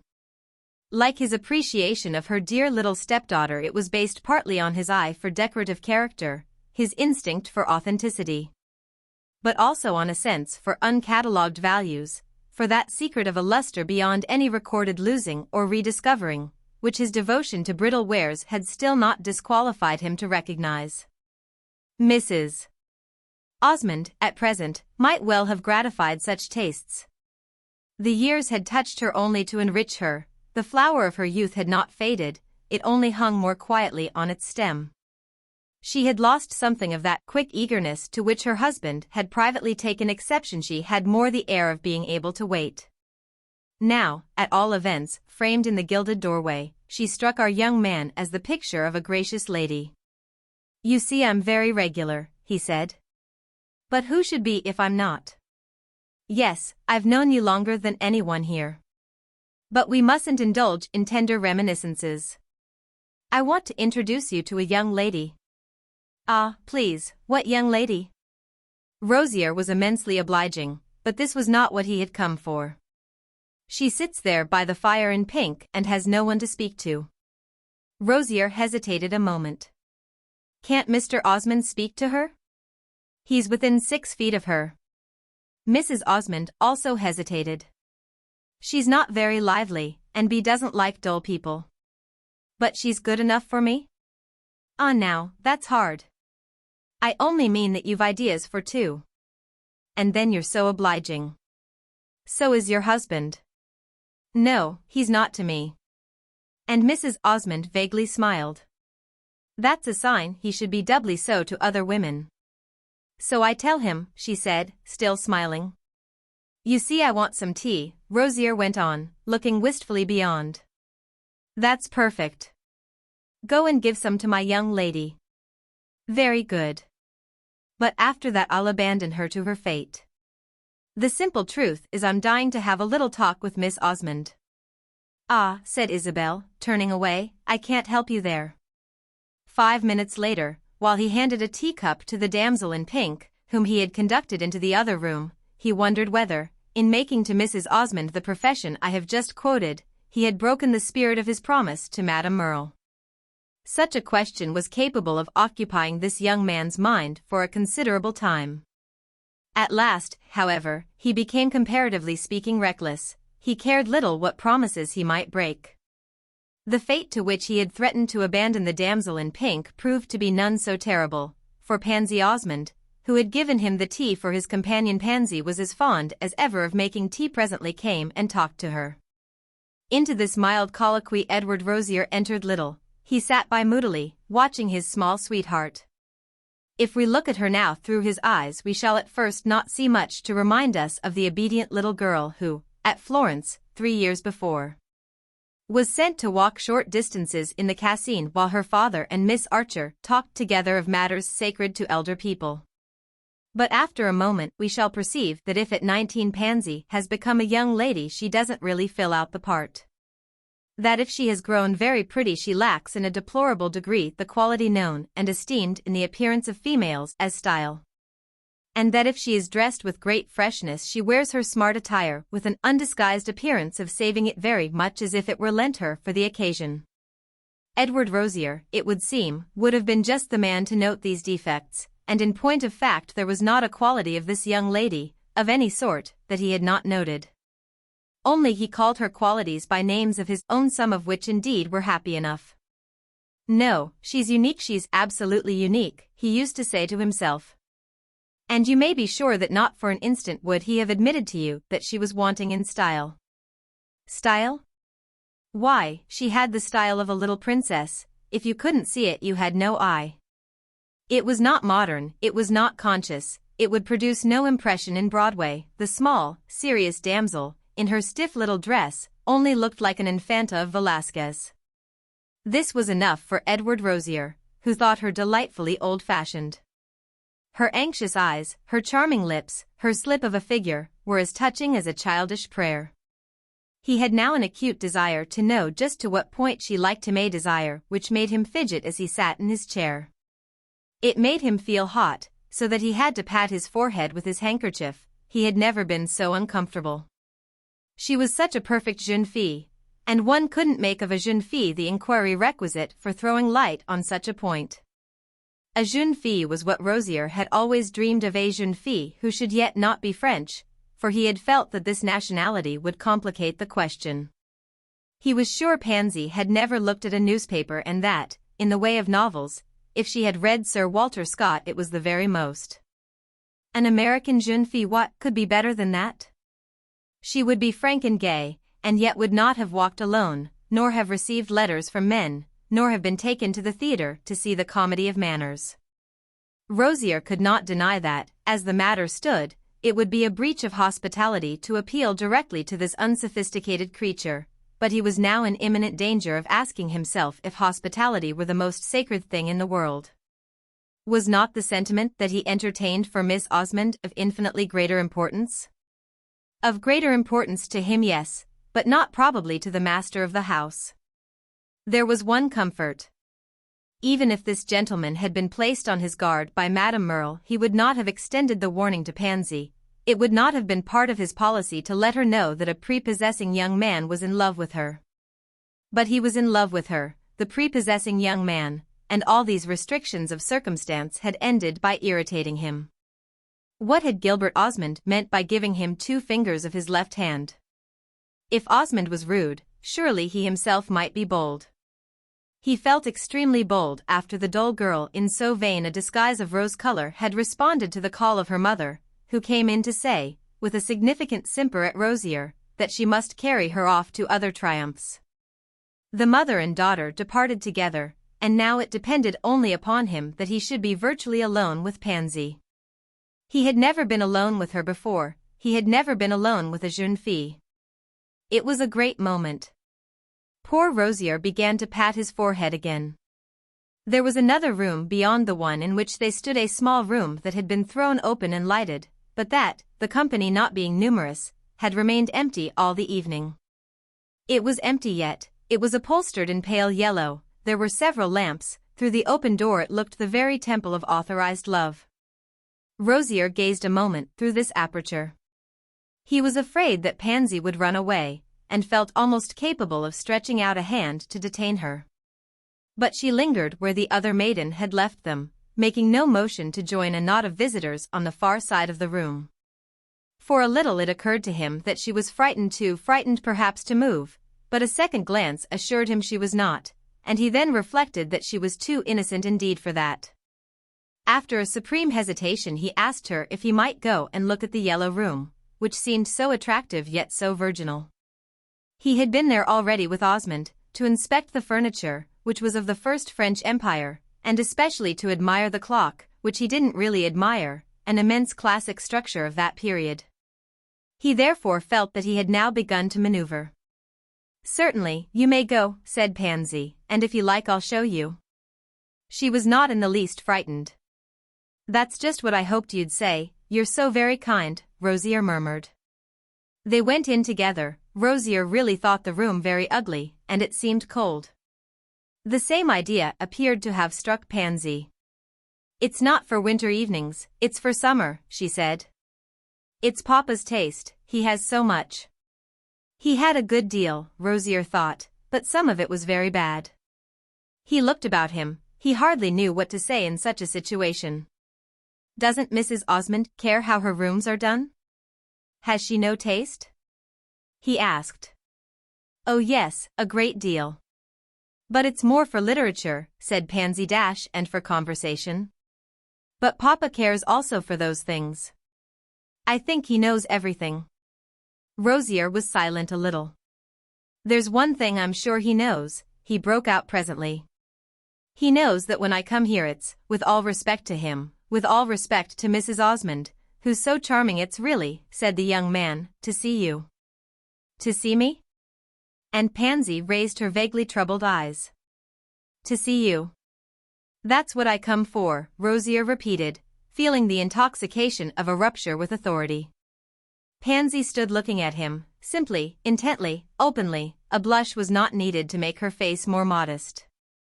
"I thought it was for that." "And it was not disagreeable to you?" "I couldn't tell, I didn't know." "You never told me," said Pansy.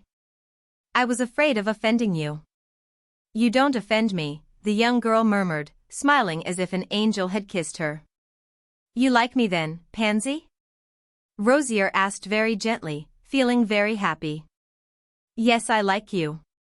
They had walked to the chimney-piece where the big cold Empire clock was perched. They were well within the room and beyond observation from without. The tone in which she had said these 4 words seemed to him the very breath of nature, and his only answer could be to take her hand and hold it a moment. Then he raised it to his lips. She submitted, still with her pure, trusting smile, in which there was something ineffably passive. She liked him, she had liked him all the while, now anything might happen. She was ready, she had been ready always, waiting for him to speak. If he had not spoken she would have waited forever, but when the word came she dropped like the peach from the shaken tree.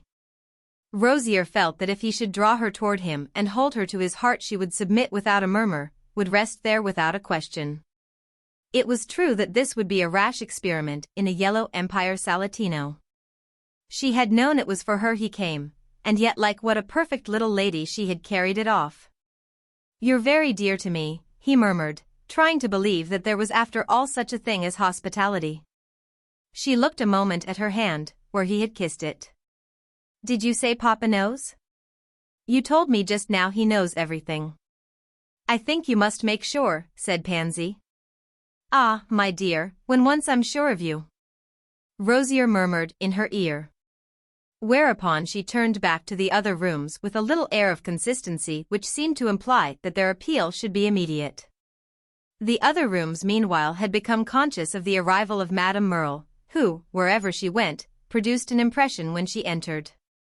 How she did it the most attentive spectator could not have told you, for she neither spoke loud, nor laughed profusely, nor moved rapidly, nor dressed with splendor, nor appealed in any appreciable manner to the audience. Large, fair, smiling, serene, there was something in her very tranquility that diffused itself, and when people looked around it was because of a sudden quiet. On this occasion she had done the quietest thing she could do, after embracing Mrs. Osmond, which was more striking. She had sat down on a small sofa to commune with the master of the house. There was a brief exchange of commonplaces between these two. They always paid, in public, a certain formal tribute to the commonplace, and then Madame Merle, whose eyes had been wandering, asked if little Mr. Rosier had come this evening. "He came nearly an hour ago, but he has disappeared," Osmond said. "And where's Pansy?" "In the other room. There are several people there." "He's probably among them," said Madame Merle. "Do you wish to see him?" Osmond asked in a provokingly pointless tone. Madame Merle looked at him a moment. She knew each of his tones to the eighth of a note. "Yes, I should like to say to him that I've told you what he wants, and that it interests you but feebly." "Don't tell him that. He'll try to interest me more, which is exactly what I don't want. Tell him I hate his proposal." "But you don't hate it." "It doesn't signify, I don't love it. I let him see that, myself, this evening. I was rude to him on purpose. That sort of thing's a great bore." "There's no hurry. I'll tell him that you'll take time and think it over." "No, don't do that. He'll hang on. If I discourage him he'll do the same." "Yes, but in the one case he'll try to talk and explain, which would be exceedingly tiresome. In the other he'll probably hold his tongue and go in for some deeper game. That will leave me quiet. I hate talking with a donkey." "Is that what you call poor Mr. Rosier?" "Oh, he's a nuisance with his eternal majolica." Madame Merle dropped her eyes. She had a faint smile. "He's a gentleman, he has a charming temper, and, after all, an income of 40,000 francs. "It's misery, genteel misery," Osmond broke in. "It's not what I've dreamed of for Pansy." "Very good then. He has promised me not to speak to her." "Do you believe him?" Osmond asked absent-mindedly. "Perfectly. Pansy has thought a great deal about him, but I don't suppose you consider that that matters." "I don't consider it matters at all, but neither do I believe she has thought of him." "That opinion's more convenient," said Madame Merle quietly. "Has she told you she's in love with him? For what do you take her? And for what do you take me?" Madame Merle added in a moment. Osmond had raised his foot and was resting his slim ankle on the other knee. He clasped his ankle in his hand familiarly. His long, fine forefinger and thumb could make a ring for it, and gazed a while before him. "This kind of thing doesn't find me unprepared. It's what I educated her for. It was all for this that, when such a case should come up, she should do what I prefer. I'm not afraid that she'll not do it." "Well then, where's the hitch?" "I don't see any. But, all the same, I recommend you not to get rid of Mr. Rosier. Keep him on hand, he may be useful." "I can't keep him." "Keep him yourself." "Very good, I'll put him into a corner and allow him so much a day." Madame Merle had, for the most part, while they talked, been glancing about her. It was her habit in this situation, just as it was her habit to interpose a good many blank-looking pauses. A long drop followed the last words I have quoted. And before it had ended she saw Pansy come out of the adjoining room, followed by Edward Rosier. The girl advanced a few steps and then stopped and stood looking at Madame Merle and at her father. "He has spoken to her," Madame Merle went on to Osmond. Her companion never turned his head. "So much for your belief in his promises. He ought to be horsewhipped. He intends to confess, poor little man." Osmond got up. He had now taken a sharp look at his daughter. "It doesn't matter," he murmured, turning away. Pansy after a moment came up to Madame Merle with her little manner of unfamiliar politeness. This lady's reception of her was not more intimate. She simply, as she rose from the sofa, gave her a friendly smile. "You're very late," the young creature gently said. "My dear child, I'm never later than I intend to be." Madame Merle had not got up to be gracious to Pansy. She moved toward Edward Rosier. He came to meet her and, very quickly, as if to get it off his mind, "I've spoken to her," he whispered. "I know it, Mr. Rosier." "Did she tell you?" "Yes, she told me. Behave properly for the rest of the evening, and come and see me tomorrow at 5:15. She was severe, and in the manner in which she turned her back to him there was a degree of contempt which caused him to mutter a decent imprecation. He had no intention of speaking to Osmond, it was neither the time nor the place. But he instinctively wandered toward Isabel, who sat talking with an old lady. He sat down on the other side of her. The old lady was Italian, and Rosier took for granted she understood no English. "You said just now you wouldn't help me," he began to Mrs. Osmond. "Perhaps you'll feel differently when you know dash." Isabel met his hesitation. "When I know what?" "That she's all right." "What do you mean by that?" "Well, that we've come to an understanding." "She's all wrong," said Isabel. "It won't do." Poor Rosier gazed at her half pleadingly, half angrily. A sudden flush testified to his sense of injury. "I've never been treated so," he said. "What is there against me, after all? That's not the way I'm usually considered. I could have married 20 times. It's a pity you didn't." "I don't mean 20 times, but once comfortably," Isabel added, smiling kindly. "You're not rich enough for Pansy. She doesn't care a straw for one's money." "No, but her father does." "Ah yes, he has proved that," cried the young man. Isabel got up, turning away from him, leaving her old lady without ceremony. And he occupied himself for the next 10 minutes in pretending to look at Gilbert Osmond's collection of miniatures, which were neatly arranged on a series of small velvet screens, but he looked without seeing, his cheek burned. He was too full of his sense of injury. It was certain that he had never been treated that way before, he was not used to being thought not good enough. He knew how good he was, and if such a fallacy had not been so pernicious he could have laughed at it. He searched again for Pansy, but she had disappeared, and his main desire was now to get out of the house. Before doing so he spoke once more to Isabel. It was not agreeable to him to reflect that he had just said a rude thing to her, the only point that would now justify a low view of him. "I referred to Mr. Osmond as I shouldn't have done a while ago," he began. "But you must remember my situation." "I don't remember what you said," she answered coldly. "Ah, you're offended, and now you'll never help me." She was silent an instant, and then with a change of tone, "It's not that I won't, I simply can't." Her manner was almost passionate. "If you could, just a little, I'd never again speak of your husband save as an angel." "The inducement's great," said Isabel gravely, inscrutably, as he afterwards, to himself, called it, and she gave him, straight in the eyes, a look which was also inscrutable. It made him remember somehow that he had known her as a child. And yet it was keener than he liked, and he took himself off. Chapter 38. He went to see Madame Merle on the morrow, and to his surprise she let him off rather easily. But she made him promise that he would stop there till something should have been decided. Mr. Osmond had had higher expectations. It was very true that as he had no intention of giving his daughter a portion, such expectations were open to criticism or even, if one would, to ridicule. But she would advise Mr. Rosier not to take that tone.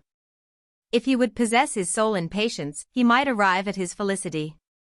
Mr. Osmond was not favorable to his suit, but it wouldn't be a miracle if he should gradually come round. Pansy would never defy her father, he might depend on that. So nothing was to be gained by precipitation. Mr. Osmond needed to accustom his mind to an offer of a sort that he had not hitherto entertained, and this result must come of itself. It was useless to try to force it.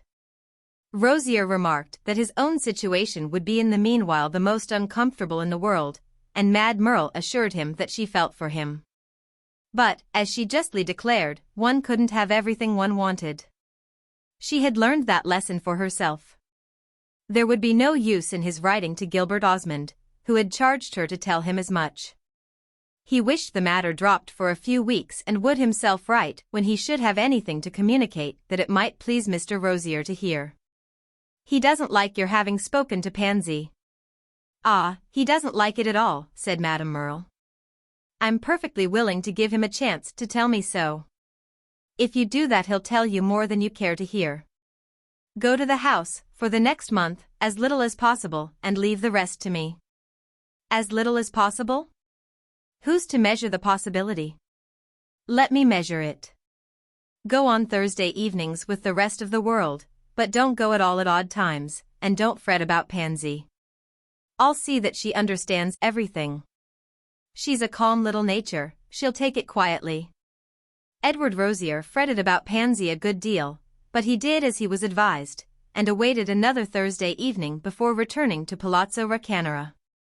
There had been a party at dinner, so that though he went early the company was already tolerably numerous. Osmond, as usual, was in the first room, near the fire, staring straight at the door, so that, not to be distinctly uncivil, Rosier had to go and speak to him. I'm glad that you can take a hint, Pansy's father said, slightly closing his keen, conscious eyes. I take no hints. But I took a message, as I supposed it to be. You took it? Where did you take it?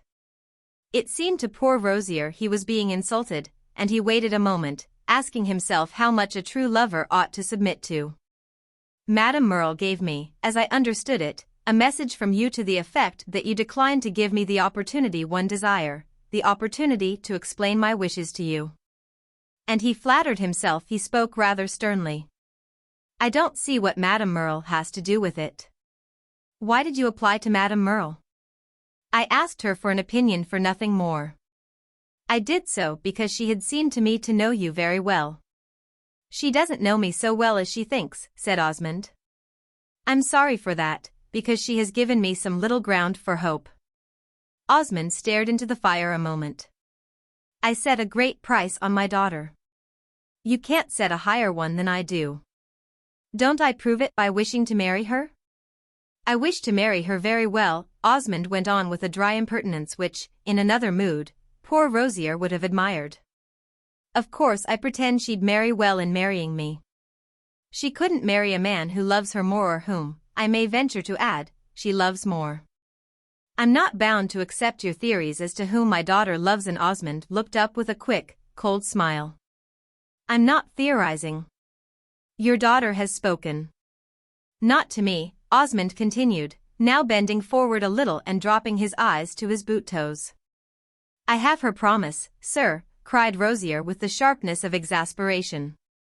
As their voices had been pitched very low before, such a note attracted some attention from the company. Osmond waited till this little movement had subsided, then he said, all undisturbed, I think she has no recollection of having given it. They had been standing with their faces to the fire, and after he had uttered these last words the master of the house turned round again to the room.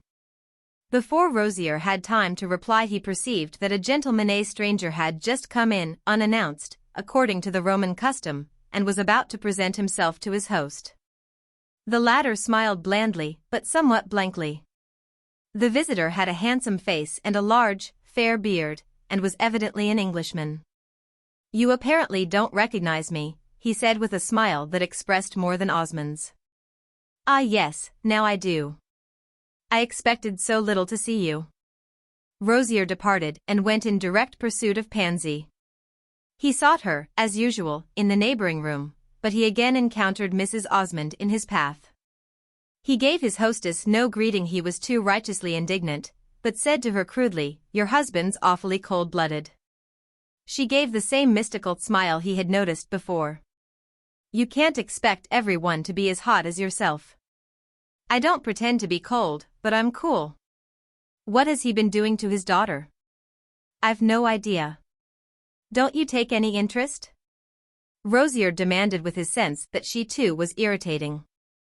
For a moment she answered nothing, then, "No," she said abruptly and with a quickened light in her eyes which directly contradicted the word.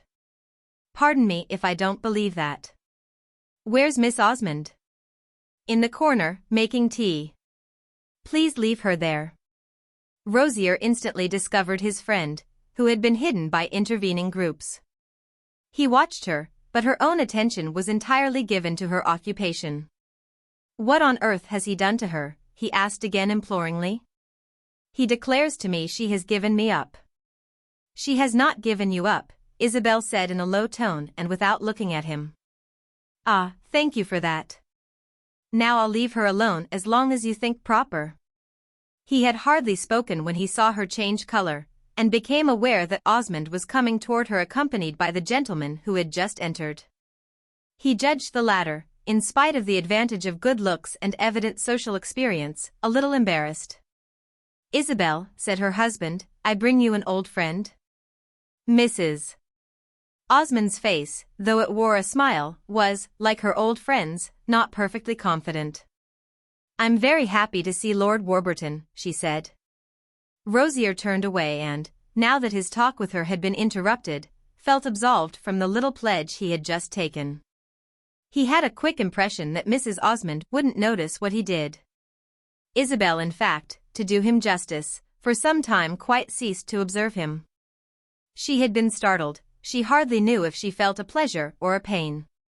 Lord Warburton, however, now that he was face to face with her, was plainly quite sure of his own sense of the matter, though his grey eyes had still their fine original property of keeping recognition and attestation strictly sincere. He was heavier than of yore and looked older. He stood there very solidly and sensibly. "I suppose you didn't expect to see me," he said. "I've but just arrived. Literally, I only got here this evening. You see, I've lost no time in coming to pay you my respects. I knew you were at home on Thursdays." "You see, the fame of your Thursdays has spread to England," Osmond remarked to his wife. "It's very kind of Lord Warburton to come so soon." "We're greatly flattered," Isabel said. "Ah well, it's better than stopping in one of those horrible inns," Osmond went on. "The hotel seems very good. I think it's the same at which I saw you 4 years since. You know, it was here in Rome that we first met. It's a long time ago." "Do you remember where I bade you goodbye?" his lordship asked of his hostess. "It was in the capital, in the first room." "I remember that myself," said Osmond. "I was there at the time." "Yes, I remember you there. I was very sorry to leave Rome, so sorry that, somehow or other, it became almost a dismal memory, and I've never cared to come back till today. But I knew you were living here," her old friend went on to Isabel, "and I assure you I've often thought of you. It must be a charming place to live in," he added with a look round him at her established home, in which she might have caught the dim ghost of his old ruefulness. "We should have been glad to see you at any time," Osmond observed with propriety. "Thank you very much. I haven't been out of England since then. Till a month ago I really supposed my travels over." "I've heard of you from time to time," said Isabel, who had already, with her rare capacity for such inward feats, taken the measure of what meeting him again meant for her. "I hope you've heard no harm. My life has been a remarkably complete blank." "Like the good reigns in history," Osmond suggested. He appeared to think his duties as a host now terminated, he had performed them so conscientiously. Nothing could have been more adequate, more nicely measured, than his courtesy to his wife's old friend. It was punctilious, it was explicit, it was everything but natural a deficiency which Lord Warburton, who, himself, had on the whole a good deal of nature, may be supposed to have perceived. "I'll leave you and Mrs. Osmond together," he added. "You have reminiscences into which I don't enter. I'm afraid you lose a good deal." Lord Warburton called after him, as he moved away, in a tone which perhaps betrayed overmuch an appreciation of his generosity. Then the visitor turned on Isabel the deepest, consciousness of his look, which gradually became more serious. "I'm really very glad to see you. It's very pleasant. You're very kind. Do you know that you're changed a little?" She just hesitated. "Yes, a good deal. I don't mean for the worse, of course, and yet how can I say for the better?" "I think I shall have no scruple in saying that to you," she bravely returned. "Ah well, for me it's a long time. It would be a pity there shouldn't be something to show for it." They sat down and she asked him about his sisters, with other inquiries of a somewhat perfunctory kind. He answered her questions as if they interested him, and in a few moments she saw or believed she saw that he would press with less of his whole weight than of yore. Time had breathed upon his heart and, without chilling it, given it a relieved sense of having taken the air. Isabel felt her usual esteem for time rise at a bound. Her friend's manner was certainly that of a contented man, one who would rather like people, or like her at least, to know him for such. "There's something I must tell you without more delay," he resumed. "I've brought Ralph Touchett with me." "Brought him with you?" Isabel's surprise was great. "He's at the hotel, he was too tired to come out and has gone to bed." "I'll go to see him," she immediately said. "That's exactly what I hoped you'd do. I had an idea you hadn't seen much of him since your marriage, that in fact your relations were a little more formal. That's why I hesitated like an awkward Briton." "I'm as fond of Ralph as ever," Isabel answered. "But why has he come to Rome?" The declaration was very gentle, the question a little sharp. "Because he's very far gone, Mrs. Osmond. Rome, then, is no place for him. I heard from him that he had determined to give up his custom of wintering abroad and to remain in England, indoors, in what he called an artificial climate. Poor fellow, he doesn't succeed with the artificial. I went to see him 3 weeks ago, at Garden Court, and found him thoroughly ill. He has been getting worse every year, and now he has no strength left. He smokes no more cigarettes. He had got up an artificial climate indeed. The house was as hot as Calcutta.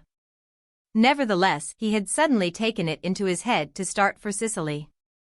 I didn't believe in it, neither did the doctors, nor any of his friends. His mother, as I suppose you know, is in America, so there was no one to prevent him. He stuck to his idea that it would be the saving of him to spend the winter at Catania. He said he could take servants and furniture, could make himself comfortable, but in point of fact he hasn't brought anything. I wanted him at least to go by sea, to save fatigue, but he said he hated the sea and wished to stop at Rome. After that, though I thought it all rubbish, I made up my mind to come with him. I'm acting as, what do you call it in America? A kind of moderator. Poor Ralph's very moderate now. We left England a fortnight ago, and he has been very bad on the way. He can't keep warm, and the further south we come the more he feels the cold. He has got rather a good man, but I'm afraid he's beyond human help. I wanted him to take with him some clever fellow some sharp young doctor. But he wouldn't hear of it. If you don't mind my saying so, I think it was a most extraordinary time for Mrs. Touchett to decide on going to America." Isabel had listened eagerly, her face was full of pain and wonder. "My aunt does that at fixed periods and lets nothing turn her aside. When the date comes round she starts. I think she'd have started if Ralph had been dying."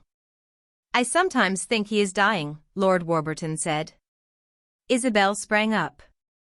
"I'll go to him then now." He checked her, he was a little disconcerted at the quick effect of his words. "I don't mean I thought so tonight. On the contrary, today, in the train, he seemed particularly well. The idea of our reaching Rome, he's very fond of Rome, you know, gave him strength. An hour ago, when I bade him good night, he told me he was very tired, but very happy. Go to him in the morning, that's all I mean. I didn't tell him I was coming here, I didn't decide to till after we had separated. Then I remembered he had told me you had an evening, and that it was this very Thursday. It occurred to me to come in and tell you he's here, and let you know you had perhaps better not wait for him to call. I think he said he hadn't written to you. There was no need of Isabel's declaring that she would act upon Lord Warburton's information. She looked, as she sat there, like a winged creature held back. Let alone that I wanted to see you myself, her visitor gallantly added. I don't understand Ralph's plan, it seems to me very wild, she said. I was glad to think of him between those thick walls at Garden Court. He was completely alone there, the thick walls were his only company. You went to see him. You've been extremely kind. Oh dear, I had nothing to do, said Lord Warburton. We hear, on the contrary, that you're doing great things. Everyone speaks of you as a great statesman, and I'm perpetually seeing your name in the Times, which, by the way, doesn't appear to hold it in reverence. You're apparently as wild a radical as ever. I don't feel nearly so wild. You know the world has come round to me. Touchett and I have kept up a sort of parliamentary debate all the way from London. I tell him he's the last of the Tories, and he calls me the King of the Goths, says I have, down to the details of my personal appearance, every sign of the brute. So you see there's life in him yet. Isabel had many questions to ask about Ralph, but she abstained from asking them all. She would see for herself on the morrow. She perceived that after a little Lord Warburton would tire of that subject. He had a conception of other possible topics.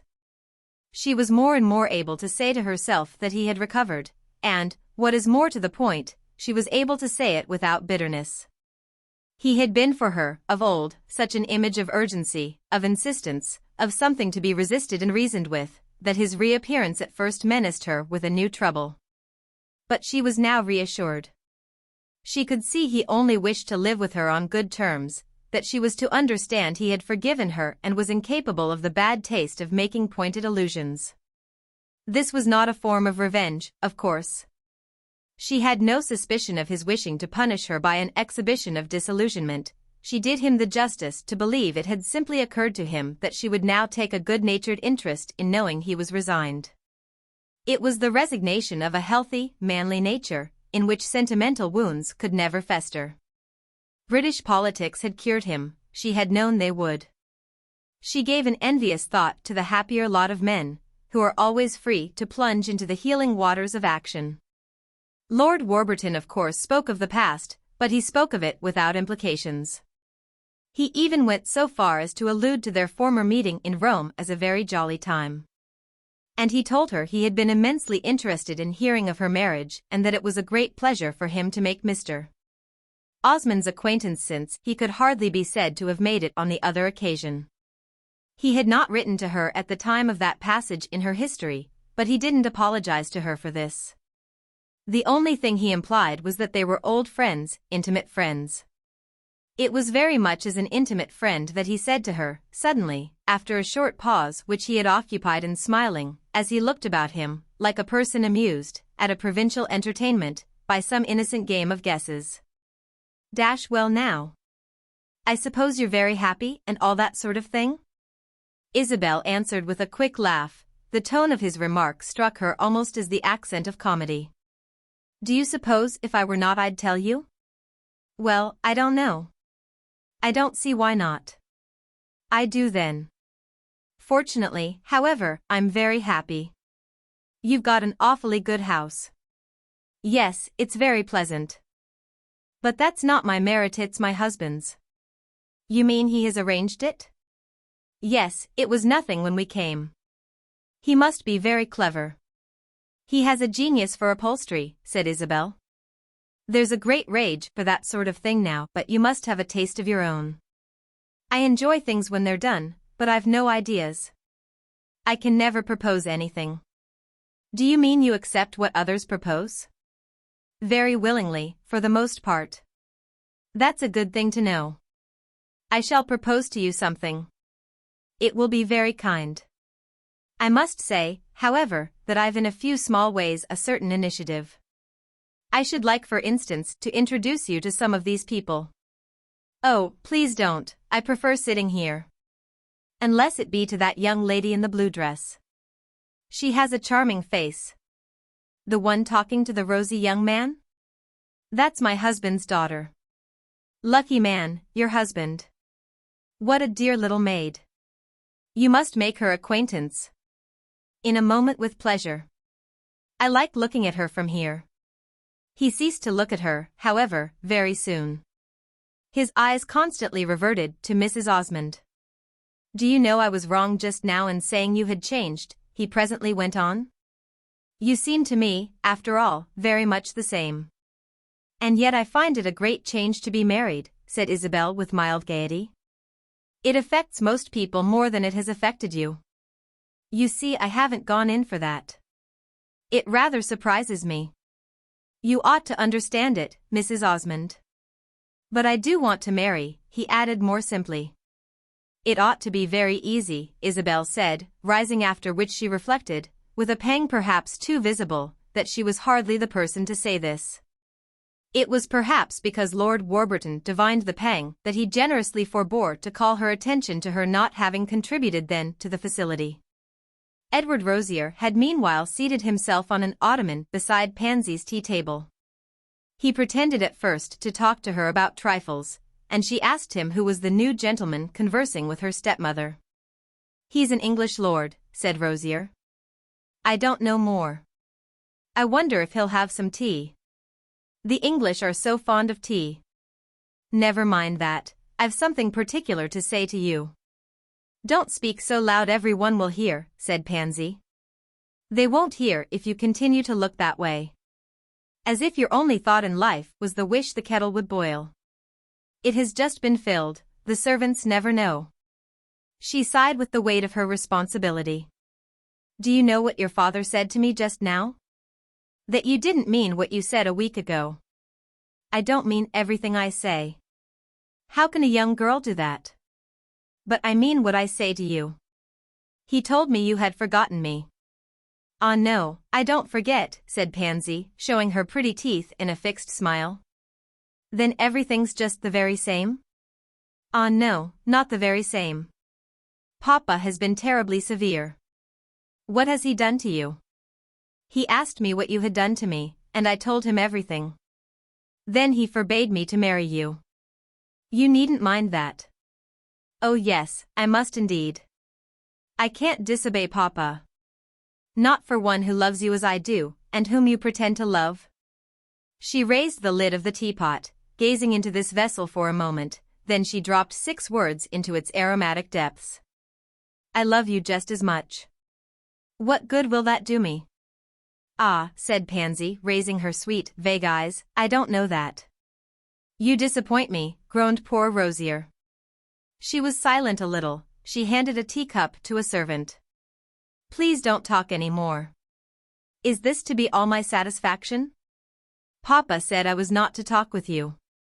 Do you sacrifice me like that? Ah, it's too much. I wish you'd wait a little, said the girl in a voice just distinct enough to betray a quaver. Of course I'll wait if you'll give me hope. But you take my life away. I'll not give you up, oh no. Pansy went on. He'll try and make you marry someone else. I'll never do that. What then are we to wait for? She hesitated again. I'll speak to Mrs. Osmond and she'll help us. It was in this manner that she for the most part designated her stepmother. She won't help us much. She's afraid. Afraid of what? Of your father, I suppose. Pansy shook her little head. She's not afraid of anyone. We must have patience. Ah, that's an awful word, Rosier groaned. He was deeply disconcerted. Oblivious of the customs of good society, he dropped his head into his hands and, supporting it with a melancholy grace, sat staring at the carpet. Presently he became aware of a good deal of movement about him and, as he looked up, saw Pansy making a curtsy. It was still her little curtsy of the convent to the English lord whom Mrs. Osmond had introduced. Chapter 19. It will probably not surprise the reflective reader that Ralph Touchett should have seen less of his cousin since her marriage than he had done before that event, of which he took such a view as could hardly prove a confirmation of intimacy. He had uttered his thought, as we know, and after this had held his peace, Isabel not having invited him to resume a discussion which marked an era in their relations. That discussion had made a difference, the difference he feared rather than the one he hoped. It had not chilled the girl's zeal in carrying out her engagement, but it had come dangerously near to spoiling a friendship. No reference was ever again made between them to Ralph's opinion of Gilbert Osmond, and by surrounding this topic with a sacred silence they managed to preserve a semblance of reciprocal frankness. But there was a difference, as Ralph often said to himself, there was a difference. She had not forgiven him, she never would forgive him, that was all he had gained. She thought she had forgiven him, she believed she didn't care. And as she was both very generous and very proud, these convictions represented a certain reality. But whether or no the event should justify him, he would virtually have done her a wrong, and the wrong was of the sort that women remember best. As Osmond's wife she could never again be his friend. If in this character she should enjoy the felicity she expected, she would have nothing but contempt for the man who had attempted, in advance, to undermine a blessing so dear. And if on the other hand his warning should be justified, the vow she had taken that he should never know it would lay upon her spirit such a burden as to make her hate him. So dismal had been, during the year that followed his cousin's marriage, Ralph's prevision of the future, and if his meditations appear morbid we must remember he was not in the bloom of health. He consoled himself as he might by behaving, as he deemed, beautifully, and was present at the ceremony by which Isabel was united to Mr. Osmond, and which was performed in Florence in the month of June. He learned from his mother that Isabel at first had thought of celebrating her nuptials in her native land, but that as simplicity was what she chiefly desired to secure, she had finally decided, in spite of Osmond's professed willingness to make a journey of any length, that this characteristic would be best embodied in their being married by the nearest clergyman in the shortest time. The thing was done therefore at the little American chapel, on a very hot day, in the presence only of Mrs. Touchett and her son, of Pansy Osmond and the Countess Gemini. That severity in the proceedings of which I just spoke was in part the result of the absence of two persons who might have been looked for on the occasion and who would have lent it a certain richness. Madame Merle had been invited, but Madame Merle, who was unable to leave Rome, had written a gracious letter of excuses. Henrietta Stackpole had not been invited, as her departure from America, announced to Isabel by Mr. Goodwood, was in fact frustrated by the duties of her profession. But she had sent a letter, less gracious than Madame Merle's, intimating that, had she been able to cross the Atlantic, she would have been present not only as a witness but as a critic. Her return to Europe had taken place somewhat later, and she had effected a meeting with Isabel in the autumn, in Paris, when she had indulged perhaps a trifle too freely her critical genius. Poor Osmond, who was chiefly the subject of it, had protested so sharply that Henrietta was obliged to declare to Isabel that she had taken a step which put a barrier between them. "It isn't in the least that you've married, it is that you have married him," she had deemed it her duty to remark, agreeing, it will be seen, much more with Ralph Touchett than she suspected, though she had few of his hesitations and compunctions. Henrietta's second visit to Europe, however, was not apparently to have been made in vain. For just at the moment when Osmond had declared to Isabel that he really must object to that newspaper woman, and Isabel had answered that it seemed to her he took Henrietta too hard, the good Mr. Bantling had appeared upon the scene and proposed that they should take a run down to Spain. Henrietta's letters from Spain had proved the most acceptable she had yet published, and there had been one in especial, dated from the Alhambra and entitled Moors and Moonlight, which generally passed for her masterpiece. Isabel had been secretly disappointed at her husband's not seeing his way simply to take the poor girl for funny. She even wondered if his sense of fun, or of the funny which would be his sense of humor, wouldn't it, were by chance defective. Of course she herself looked at the matter as a person whose present happiness had nothing to grudge to Henrietta's violated conscience. Osmond had thought their alliance a kind of monstrosity, he couldn't imagine what they had in common. For him, Mr. Bantling's fellow tourist was simply the most vulgar of women, and he had also pronounced her the most abandoned. Against this latter clause of the verdict Isabel had appealed with an ardor that had made him wonder afresh at the oddity of some of his wife's tastes. Isabel could explain it only by saying that she liked to know people who were as different as possible from herself. "Why then don't you make the acquaintance of your washerwoman?" Osmond had inquired. To which Isabel had answered that she was afraid her washerwoman wouldn't care for her. Now Henrietta cared so much.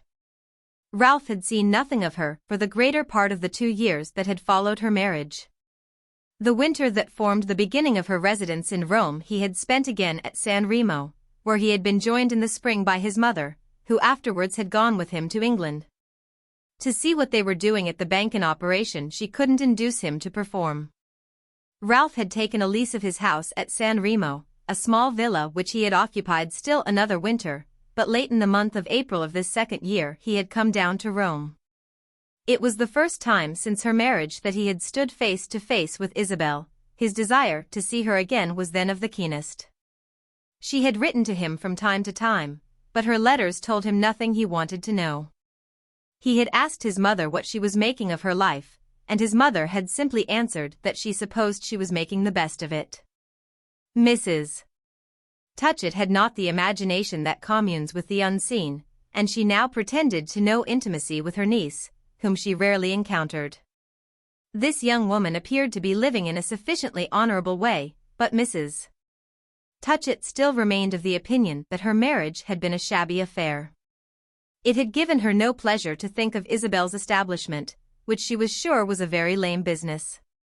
From time to time, in Florence, she rubbed against the Countess Gemini, doing her best always to minimize the contact, and the Countess reminded her of Osmond, who made her think of Isabel. The Countess was less talked of in these days, but Mrs. Touchett augured no good of that. It only proved how she had been talked of before. There was a more direct suggestion of Isabel in the person of Madame Merle, but Madame Merle's relations with Mrs. Touchett had undergone a perceptible change. Isabel's aunt had told her, without circumlocution, that she had played too ingenious a part. And Madame Merle, who never quarreled with anyone, who appeared to think no one worth it, and who had performed the miracle of living, more or less, for several years with Mrs. Touchett and showing no symptom of irritation, Madame Merle now took a very high tone and declared that this was an accusation from which she couldn't stoop to defend herself. She added, however, without stooping, that her behavior had been only too simple, that she had believed only what she saw, that she saw Isabel was not eager to marry and Osmond not eager to please. His repeated visits had been nothing. He was boring himself to death on his hilltop and he came merely for amusement. Isabel had kept her sentiments to herself, and her journey to Greece and Egypt had effectually thrown dust in her companion's eyes. Madame Merle accepted the event. She was unprepared to think of it as a scandal, but that she had played any part in it, double or single, was an imputation against which she proudly protested. It was doubtless in consequence of Mrs. Touchett's attitude, and of the injury it offered to habits consecrated by many charming seasons, that Madame Merle had, after this, chosen to pass many months in England, where her credit was quite unimpaired. Mrs. Touchett had done her a wrong. There are some things that can't be forgiven. But Madame Merle suffered in silence. There was always something exquisite in her dignity. Ralph, as I say, had wished to see for himself. But while engaged in this pursuit, he had yet felt afresh what a fool he had been to put the girl on her guard. He had played the wrong card, and now he had lost the game. He should see nothing, he should learn nothing. For him she would always wear a mask. His true line would have been to profess delight in her union, so that later, when, as Ralph phrased it, the bottom should fall out of it, she might have the pleasure of saying to him that he had been a goose. He would gladly have consented to pass for a goose in order to know Isabel's real situation. At present, however, she neither taunted him with his fallacies nor pretended that her own confidence was justified. If she wore a mask, it completely covered her face. There was something fixed and mechanical in the serenity painted on it. This was not an expression, Ralph said it was a representation, it was even an advertisement. She had lost her child. That was a sorrow, but it was a sorrow she scarcely spoke of. there was more to say about it than she could say to Ralph. It belonged to the past, moreover, it had occurred 6 months before and she had already laid aside the tokens of mourning.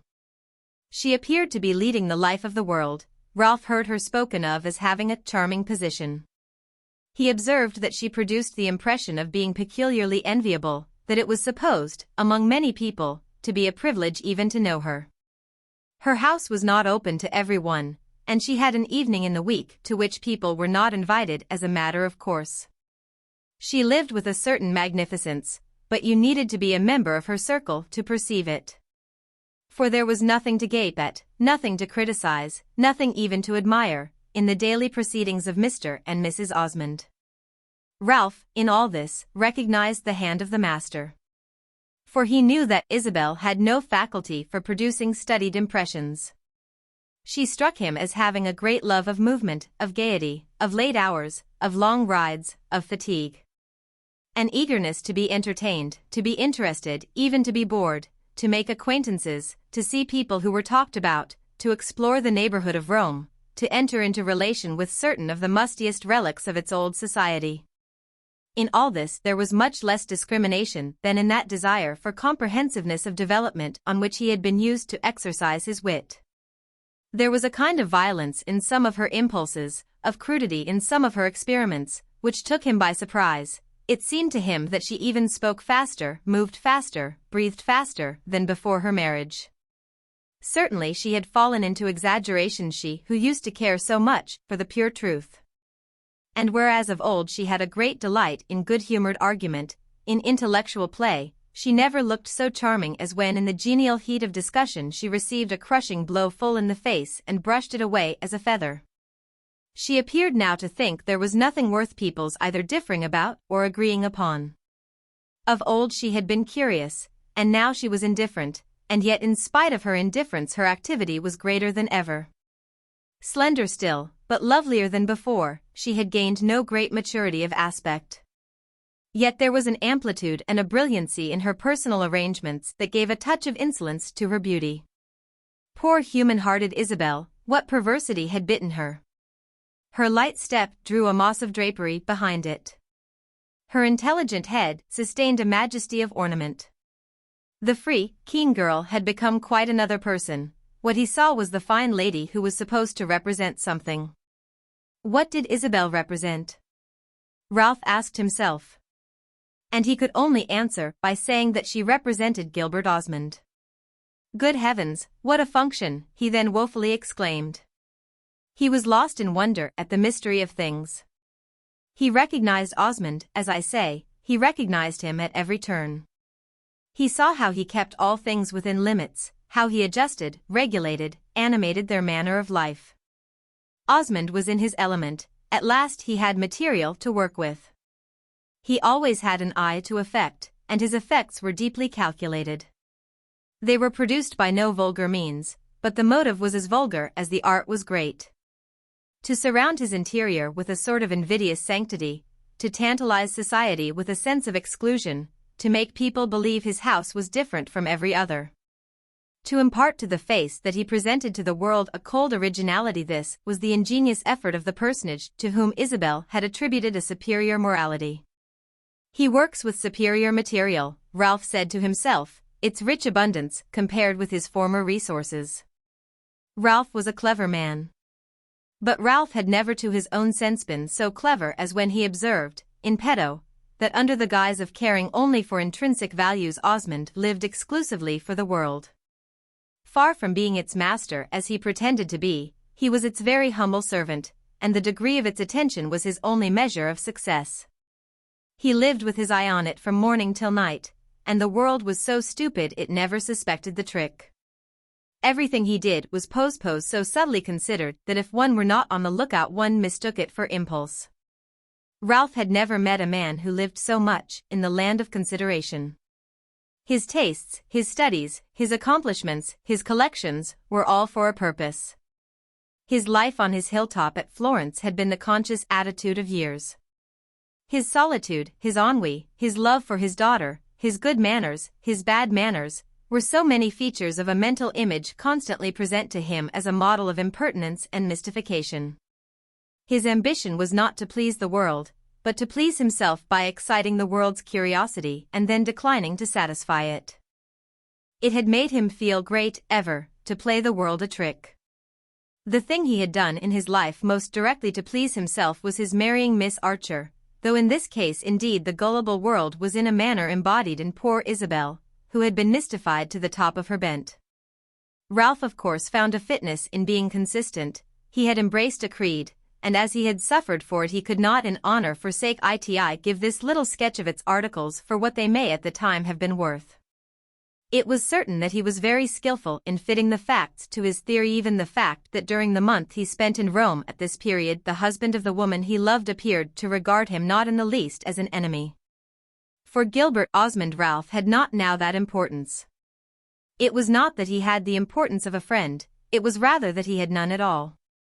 He was Isabel's cousin and he was rather unpleasantly ill. It was on this basis that Osmond treated with him. He made the proper inquiries, asked about his health, about Mrs. Touchett, about his opinion of winter climates, whether he were comfortable at his hotel. He addressed him, on the few occasions of their meeting, not a word that was not necessary. But his manner had always the urbanity proper to conscious success in the presence of conscious failure. For all this, Ralph had, toward the end, a sharp inward vision of Osmond's making it of small ease to his wife that she should continue to receive Mr. Touchett. He was not jealous. He had not that excuse, no one could be jealous of Ralph. But he made Isabel pay for her old-time kindness, of which so much was still left, and as Ralph had no idea of her paying too much, so when his suspicion had become sharp, he had taken himself off. In doing so he had deprived Isabel of a very interesting occupation. She had been constantly wondering what fine principle was keeping him alive. She had decided that it was his love of conversation. His conversation had been better than ever. He had given up walking, he was no longer a humorous stroller. He sat all day in a chair, almost any chair would serve, and was so dependent on what you would do for him that, had not his talk been highly contemplative, you might have thought he was blind. The reader already knows more about him than Isabel was ever to know, and the reader may therefore be given the key to the mystery. What kept Ralph alive was simply the fact that he had not yet seen enough of the person in the world in whom he was most interested. He was not yet satisfied. There was more to come, he couldn't make up his mind to lose that. He wanted to see what she would make of her husband or what her husband would make of her. This was only the first act of the drama, and he was determined to sit out the performance. His determination had held good. It had kept him going some 18 months more, till the time of his return to Rome with Lord Warburton. It had given him indeed such an air of intending to live indefinitely that Mrs. Touchett, though more accessible to confusions of thought in the matter of this strange, unremunerative and unremunerated son of hers than she had ever been before, had, as we have learned, not scrupled to embark for a distant land. If Ralph had been kept alive by suspense, it was with a good deal of the same emotion, the excitement of wondering in what state she should find him, that Isabel mounted to his apartment the day after Lord Warburton had notified her of his arrival in Rome. She spent an hour with him. It was the first of several visits. Gilbert Osmond called on him punctually, and on their sending their carriage for him Ralph came more than once to Palazzo Raccanera. A fortnight elapsed, at the end of which Ralph announced to Lord Warburton that he thought after all he wouldn't go to Sicily. The two men had been dining together after a day spent by the latter in ranging about the Campagna. They had left the table, and Warburton, before the chimney, was lighting a cigar, which he instantly removed from his lips. "Won't go to Sicily? Where then will you go?" "Well, I guess I won't go anywhere," said Ralph, from the sofa, all shamelessly. "Do you mean you'll return to England?" "Oh dear no, I'll stay in Rome." "Rome won't do for you. Rome's not warm enough." "It will have to do." "I'll make it do. See how well I've been." Lord Warburton looked at him a while, puffing a cigar and as if trying to see it. "You've been better than you were on the journey, certainly. I wonder how you lived through that. But I don't understand your condition. I recommend you to try Sicily." "I can't try," said poor Ralph. "I've done trying. I can't move further. I can't face that journey. Fancy me between Scylla and Charybdis. I don't want to die on the Sicilian plains to be snatched away, like Proserpine in the same locality, to the Plutonian shades. What the deuce then did you come for? His lordship inquired. Because the idea took me. I see it won't do. It really doesn't matter where I am now. I've exhausted all remedies, I've swallowed all climates. As I'm here I'll stay. I haven't a single cousin in Sicily, much less a married one. Your cousin's certainly an inducement. But what does the doctor say? I haven't asked him, and I don't care a figure. If I die here Mrs. Osmond will bury me. But I shall not die here. I hope not. Lord Warburton continued to smoke reflectively. Well, I must say, he resumed, for myself I'm very glad you don't insist on Sicily. I had a horror of that journey. Ah, but for you it needn't have mattered. I had no idea of dragging you in my train. I certainly didn't mean to let you go alone. My dear Warburton, I never expected you to come further than this. Ralph cried. I should have gone with you and seen you settled, said Lord Warburton. You're a very good Christian. You're a very kind man. Then I should have come back here. And then you'd have gone to England. No, I should have stayed. Well, said Ralph, if that's what we are both up to, I don't see where Sicily comes in. His companion was silent. He sat staring at the fire. At last, looking up, I say, tell me this, he broke out, did you really mean to go to Sicily when we started? Ah, vous me demandez trop. Let me put a question first. Did you come with me quite platonically? I don't know what you mean by that. I wanted to come abroad. I suspect we've each been playing our little game. Speak for yourself. I made no secret whatever of my desiring to be here a while. Yes, I remember you said you wished to see the Minister of Foreign Affairs. I've seen him 3 times. He's very amusing. I think you've forgotten what you came for, said Ralph. Perhaps I have, his companion answered rather gravely.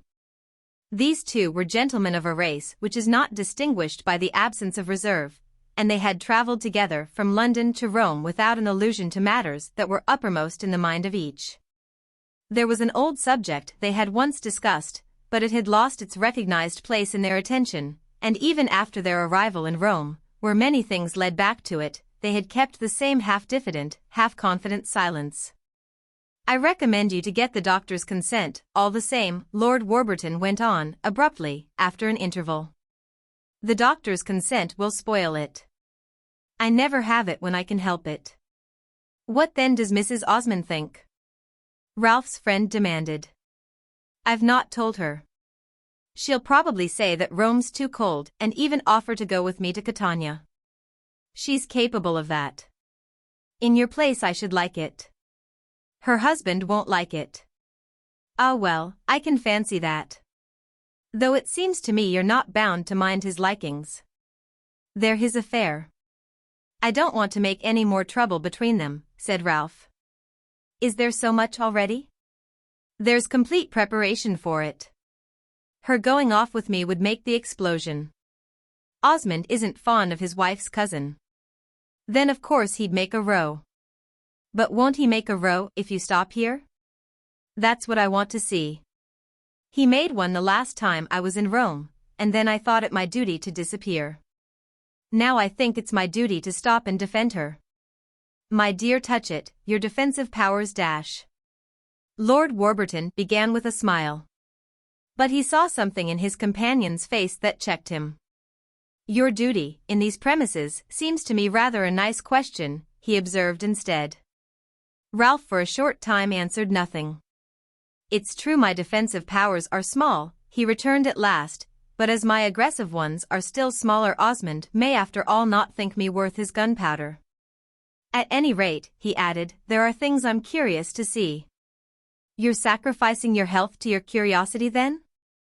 I'm not much interested in my health, and I'm deeply interested in Mrs. Osmond. So am I. But not as I once was, Lord Warburton added quickly.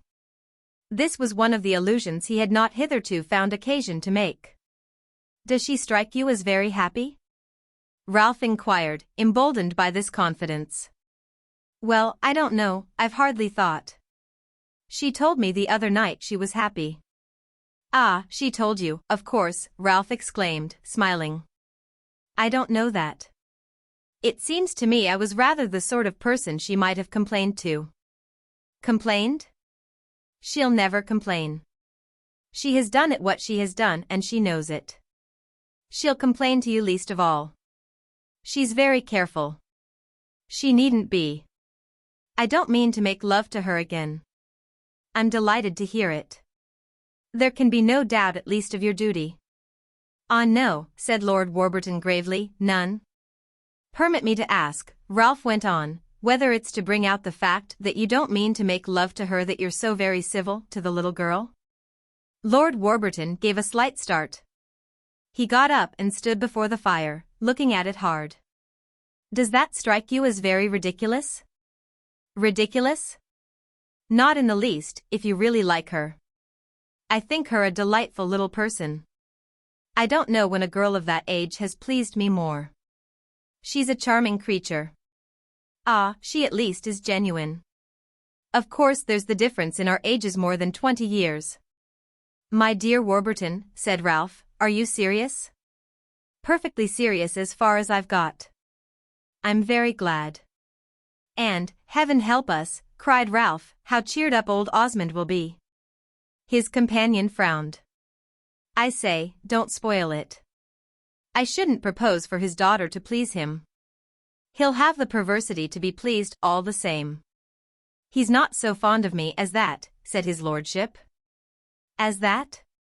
My dear Warburton, the drawback of your position is that people needn't be fond of you at all to wish to be connected with you.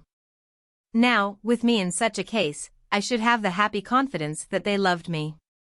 Lord Warburton seemed scarcely in the mood for doing justice to general axioms. He was thinking of a special case. Do you judge she'll be pleased? The girl herself? Delighted, surely. No, I mean Mrs. Osmond. Ralph looked at him a moment. My dear fellow, what has she to do with it? Whatever she chooses. She's very fond of Pansy. Very true, very true. And Ralph slowly got up. It's an interesting question how far her fondness for Pansy will carry her. He stood there a moment with his hands in his pockets and rather a clouded brow. I hope, you know, that you're very, very sure. The deuce, he broke off. I don't know how to say it. Yes, you do, you know how to say everything. Well, it's awkward. I hope you're sure that among Miss Osmond's merits her being so near her stepmother isn't a leading one? Good heavens, Touchett! Cried Lord Warburton angrily, for what do you take me? Chapter 20. Isabel had not seen much of Madame Merle since her marriage, this lady having indulged in frequent absences from Rome. At one time she had spent 6 months in England. At another she had passed a portion of a winter in Paris. She had made numerous visits to distant friends and gave countenance to the idea that for the future she should be a less inveterate Roman than in the past. As she had been inveterate in the past only in the sense of constantly having an apartment in one of the sunniest niches of the pension, an apartment which often stood empty, this suggested a prospect of almost constant absence. A danger which Isabel at one period had been much inclined to deplore. Familiarity had modified in some degree her first impression of Madame Merle, but it had not essentially altered it. There was still much wonder of admiration in it. That personage was armed at all points. It was a pleasure to see a character so completely equipped for the social battle. She carried her flag discreetly, but her weapons were polished steel, and she used them with a skill which struck Isabel as more and more that of a veteran. She was never weary, never overcome with disgust. She never appeared to need rest or consolation. She had her own ideas. She had of old exposed a great many of them to Isabel, who knew also that under an appearance of extreme self-control her highly cultivated friend concealed a rich sensibility. But her will was mistress of her life, there was something gallant in the way she kept going. It was as if she had learned the secret of it, as if the art of life were some clever trick she had guessed. Isabel, as she herself grew older, became acquainted with revulsions, with disgusts. There were days when the world looked black and she asked herself with some sharpness what it was that she was pretending to live for. Her old habit had been to live by enthusiasm, to fall in love with suddenly perceived possibilities, with the idea of some new adventure. As a younger person she had been used to proceed from one little exaltation to the other, there were scarcely any dull places between. But Madame Merle had suppressed enthusiasm, she fell in love nowadays with nothing. She lived entirely by reason and by wisdom. There were hours when Isabel would have given anything for lessons in this art. If her brilliant friend had been near she would have made an appeal to her. She had become aware more than before of the advantage of being like that of having made one's self a firm surface, a sort of corselet of silver. But, as I say, it was not till the winter during which we lately renewed acquaintance with our heroine that the personage in question made again a continuous stay in Rome. Isabel now saw more of her than she had done since her marriage. But by this time Isabel's needs and inclinations had considerably changed. It was not at present to Madame Merle that she would have applied for instruction, she had lost the desire to know this lady's clever trick. If she had troubles she must keep them to herself, and if life was difficult it would not make it easier to confess herself beaten. Madame Merle was doubtless of great use to herself and an ornament to any circle. But would she be of use to others in periods of refined embarrassment? The best way to profit by her friend this indeed Isabel had always thought was to imitate her, to be as firm and bright as she. She recognized no embarrassments, and Isabel, considering this fact, determined for the 50th time to brush aside her own. It seemed to her too, on the renewal of an intercourse which had virtually been interrupted, that her old ally was different, was almost detached, pushing to the extreme a certain rather artificial fear of being indiscreet. Ralph Touchett, we know, had been of the opinion that she was prone to exaggeration, to forcing the note was apt, in the vulgar phrase, to overdo it. Isabel had never admitted this charge, had never indeed quite understood it. Madame Merle's conduct, to her perception, always bore the stamp of good taste, was always quiet. But in this matter of not wishing to intrude upon the inner life of the Osmond family it at last occurred to our young woman that she overdid a little. That of course was not the best taste, that was rather violent. She remembered too much that Isabel was married, that she had now other interests, that though she, Madame Merle, had known Gilbert Osmond and his little pansy very well, better almost than anyone, she was not after all of the inner circle. She was on her guard. She never spoke of their affairs till she was asked, even pressed when her opinion was wanted, she had a dread of seeming to meddle. Madame Merle was as candid as we know, and one day she candidly expressed this dread to Isabel. I must be on my guard, she said, I might so easily, without suspecting it, offend you. You would be right to be offended, even if my intention should have been of the purest. I must not forget that I knew your husband long before you did, I must not let that betray me. If you were a silly woman you might be jealous. You're not a silly woman, I know that perfectly. But neither am I, therefore I'm determined not to get into trouble. A little harm's very soon done, a mistake's made before one knows it. Of course if I had wished to make love to your husband I had 10 years to do it in, and nothing to prevent, so it isn't likely I shall begin today, when I'm so much less attractive than I was. But if I were to annoy you by seeming to take a place that doesn't belong to me, you wouldn't make that reflection, you'd simply say I was forgetting certain differences. I'm determined not to forget them. Certainly a good friend isn't always thinking of that, one doesn't suspect one's friends of injustice. I don't suspect you, my dear, in the least, but I suspect human nature. Don't think I make myself uncomfortable, I'm not always watching myself. I think I sufficiently prove it in talking to you as I do now. All I wish to say is, however, that if you were to be jealous that's the form it would take. I should be sure to think it was a little my fault. It certainly wouldn't be your husband's. Isabel had had 3 years to think over Mrs. Touchett's theory that Madame Merle had made Gilbert Osmond's marriage. We know how she had at first received it. Madame Merle might have made Gilbert Osmond's marriage, but she certainly had not made Isabel Archer's. That was the work of Isabel scarcely knew what, of nature, providence, fortune, of the eternal mystery of things. It was true her aunt's complaint had been not so much of Madame Merle's activity as of her duplicity. She had brought about the strange event and then she had denied her guilt.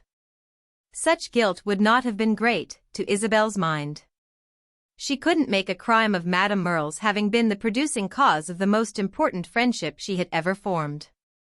This had occurred to her just before her marriage, after her little discussion with her aunt and at a time when she was still capable of that large inward reference, the tone almost of the philosophic historian, to her scant young annals. If Madame Merle had desired her change of state she could only say it had been a very happy thought.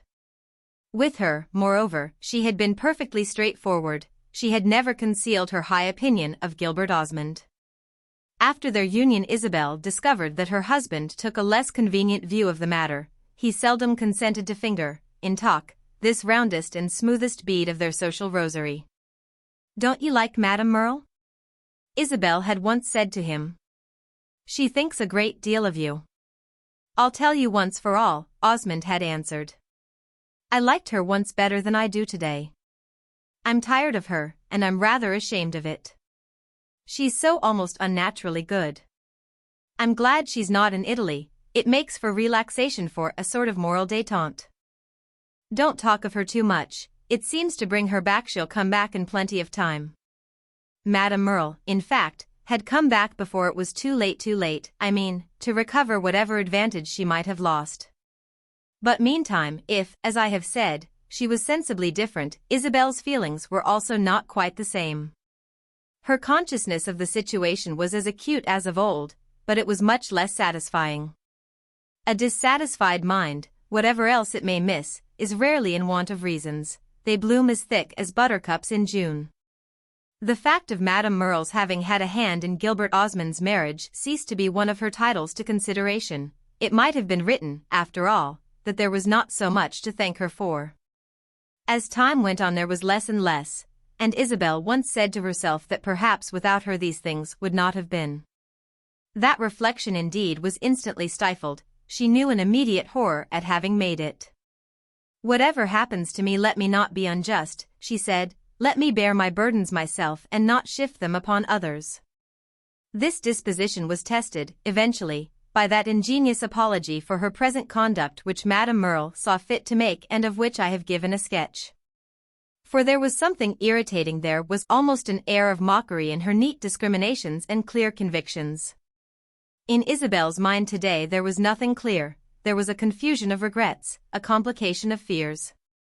She felt helpless as she turned away from her friend, who had just made the statements I have quoted. Madame Merle knew so little what she was thinking of. She was herself, moreover, so unable to explain. Jealous of her with Gilbert? The idea just then suggested no near reality. She almost wished jealousy had been possible. It would have made in a manner for refreshment. Wasn't it in a manner one of the symptoms of happiness? Madame Merle, however, was wise, so wise that she might have been pretending to know Isabel better than Isabel knew herself. This young woman had always been fertile in resolutions, many of them of an elevated character. But at no period had they flourished, in the privacy of her heart, more richly than today. It is true that they all had a family likeness. They might have been summed up in the determination that if she was to be unhappy it should not be by a fault of her own. Her poor winged spirit had always had a great desire to do its best, and it had not as yet been seriously discouraged. It wished, therefore, to hold fast to justice, not to pay itself by petty revenges. To associate Madame Merle with its disappointment would be a petty revenge, especially as the pleasure to be derived from that would be perfectly insincere. It might feed her sense of bitterness, but it would not loosen her bonds. It was impossible to pretend that she had not acted with her eyes open. If ever a girl was a free agent, she had been. A girl in love was doubtless not a free agent. But the sole source of her mistake had been within herself. There had been no plot, no snare, she had looked and considered and chosen. When a woman had made such a mistake, there was only one way to repair it just immensely, oh, with the highest grandeur. To accept it. One folly was enough, especially when it was to last forever, a second one would not much set it off.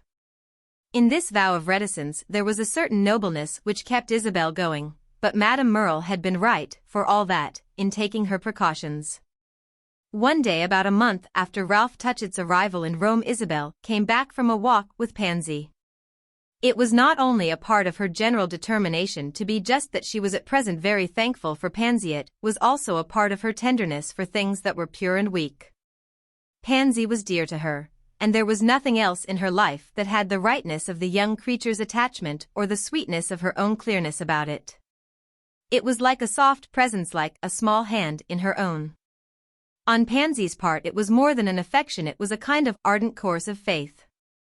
On her own side her sense of the girl's dependence was more than a pleasure, it operated as a definite reason when motives threatened to fail her. She had said to herself that we must take our duty where we find it, and that we must look for it as much as possible. Pansy's sympathy was a direct admonition. It seemed to say that here was an opportunity, not eminent perhaps, but unmistakable. Yet an opportunity for what Isabel could hardly have said, in general, to be more for the child than the child was able to be for herself. Isabel could have smiled, in these days, to remember that her little companion had once been ambiguous, for she now perceived that Pansy's ambiguities were simply her own grossness of vision. She had been unable to believe anyone could care so much, so extraordinarily much to please. But since then she had seen this delicate faculty in operation, and now she knew what to think of it. It was the whole creature, it was a sort of genius. Pansy had no pride to interfere with it, and though she was constantly extending her conquests she took no credit for them. The two were constantly together. Mrs. Osmond was rarely seen without her stepdaughter. Isabel liked her company.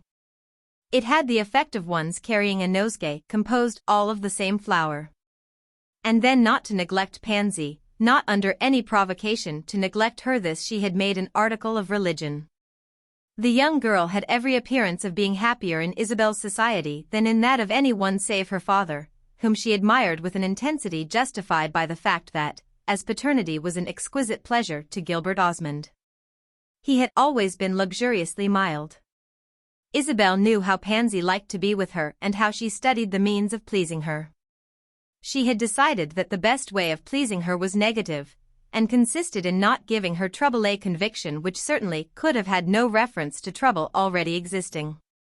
She was therefore ingeniously passive and almost imaginatively docile. She was careful even to moderate the eagerness with which she assented to Isabel's propositions and which might have implied that she could have thought otherwise. She never interrupted, never asked social questions, and though she delighted in approbation, to the point of turning pale when it came to her, never held out her hand for it. She only looked toward it wistfully, an attitude which, as she grew older, made her eyes the prettiest in the world. When during the second winter at Palazzo Raccanera she began to go to parties, to dances, she always, at a reasonable hour, lest Mrs. Osmond should be tired, was the first to propose departure. Isabel appreciated the sacrifice of the late dances, for she knew her little companion had a passionate pleasure in this exercise, taking her steps to the music like a conscientious fairy. Society, moreover, had no drawbacks for her. She liked even the tiresome parts, the heat of ballrooms, the dullness of dinners, the crush at the door, the awkward waiting for the carriage. During the day, in this vehicle, beside her stepmother, she sat in a small fixed, appreciative posture, bending forward and faintly smiling, as if she had been taken to drive for the first time. On the day I speak of they had been driven out of one of the gates of the city and at the end of half an hour had left the carriage to await them by the roadside while they walked away over the short grass of the Campagna, which even in the winter months is sprinkled with delicate flowers. This was almost a daily habit with Isabel, who was fond of a walk and had a swift length of step, though not so swift a one as on her first coming to Europe. It was not the form of exercise that Pansy loved best, but she liked it, because she liked everything. And she moved with a shorter undulation beside her father's wife, who afterwards, on their return to Rome, paid a tribute to her preferences by making the circuit of the Pincian or the Villa Borghese. She had gathered a handful of flowers in a sunny hollow, far from the walls of Rome, and on reaching Palazzo Raccanera she went straight to her room, to put them into water. Isabel passed into the drawing room, the one she herself usually occupied. The second in order from the large antechamber which was entered from the staircase and in which even Gilbert Osmond's rich devices had not been able to correct a look of rather grand nudity. Just beyond the threshold of the drawing room she stopped short, the reason for her doing so being that she had received an impression. The impression had, in strictness, nothing unprecedented. But she felt it as something new, and the soundlessness of her step gave her time to take in the scene before she interrupted it. Madame Merle was there in her bonnet, and Gilbert Osmond was talking to her. For a minute they were unaware she had come in. Isabel had often seen that before, certainly. But what she had not seen, or at least had not noticed, was that their colloquy had for the moment converted itself into a sort of familiar silence, from which she instantly perceived that her entrance would startle them.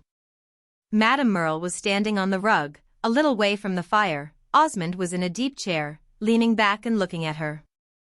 Her head was erect, as usual, but her eyes were bent on his. What struck Isabel first was that he was sitting while Madame Merle stood. There was an anomaly in this that arrested her.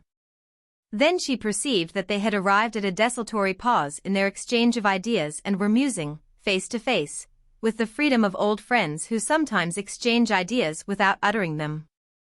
There was nothing to shock in this. They were old friends in fact. But the thing made an image, lasting only a moment, like a sudden flicker of light. Their relative positions, their absorbed mutual gaze, struck her as something detected. But it was all over by the time she had fairly seen it. Madame Merle had seen her and had welcomed her without moving. Her husband, on the other hand, had instantly jumped up. He presently murmured something about wanting a walk and, after having asked their visitor to excuse him, left the room.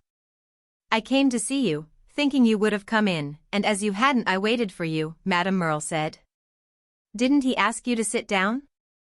Isabel asked with a smile. Madame Merle looked about her. "Ah, it's very true, I was going away." "You must stay now." "Certainly. I came for a reason, I've something on my mind."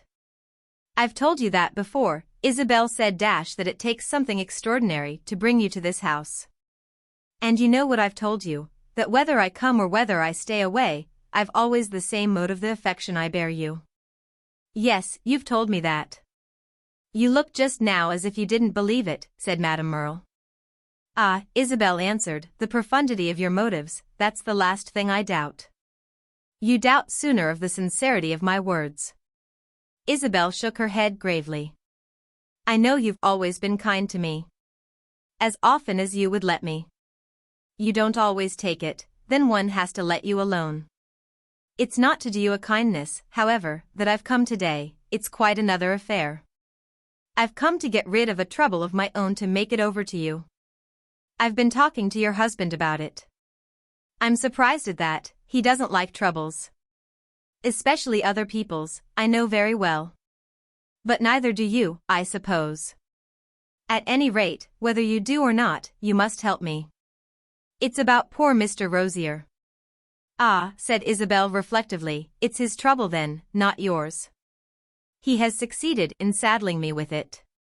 He comes to see me 10 times a week, to talk about Pansy. Yes, he wants to marry her. I know all about it." Madame Merle hesitated. "I gathered from your husband that perhaps you didn't." "How should he know what I know? He has never spoken to me of the matter." "It's probably because he doesn't know how to speak of it. It's nevertheless the sort of question in which he's rarely at fault." "Yes, because as a general thing he knows perfectly well what to think. Today he doesn't." "Haven't you been telling him?" Isabel asked. Madame Merle gave a bright, voluntary smile. "Do you know you're a little dry?" "Yes, I can't help it. Mr. Rosier has also talked to me. In that there's some reason. You're so near the child."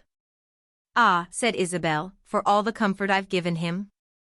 If you think me dry, I wonder what he thinks." "I believe he thinks you can do more than you have done." I can do nothing. You can do more at least than I. I don't know what mysterious connection he may have discovered between me and Pansy, but he came to me from the first, as if I held his fortune in my hand. Now he keeps coming back, to spur me up, to know what hope there is, to pour out his feelings. He's very much in love, said Isabel. Very much for him. Very much for Pansy, you might say as well. Madame Merle dropped her eyes a moment. Don't you think she's attractive? The dearest little person possible but very limited. She ought to be all the easier for Mr. Rosier to love. Mr. Rosier's not unlimited. No, said Isabel, he has about the extent of one's pocket handkerchief, the small ones with lace borders. Her humor had lately turned a good deal to sarcasm, but in a moment she was ashamed of exercising it on so innocent an object as Pansy's suitor. He's very kind, very honest, she presently added, and he's not such a fool as he seems. He assures me that she delights in him, said Madame Merle. I don't know, I've not asked her. You've never sounded her a little? It's not my place, it's her father's. Ah, you're too literal, said Madame Merle. I must judge for myself. Madame Merle gave her smile again. It isn't easy to help you. To help me, said Isabel very seriously. What do you mean? It's easy to displease you. Don't you see how wise I am to be careful? I notify you, at any rate, as I notified Osmond, that I wash my hands of the love affairs of Miss Pansy and Mr. Edward Rosier. Jeny per rein, moi. I can't talk to Pansy about him.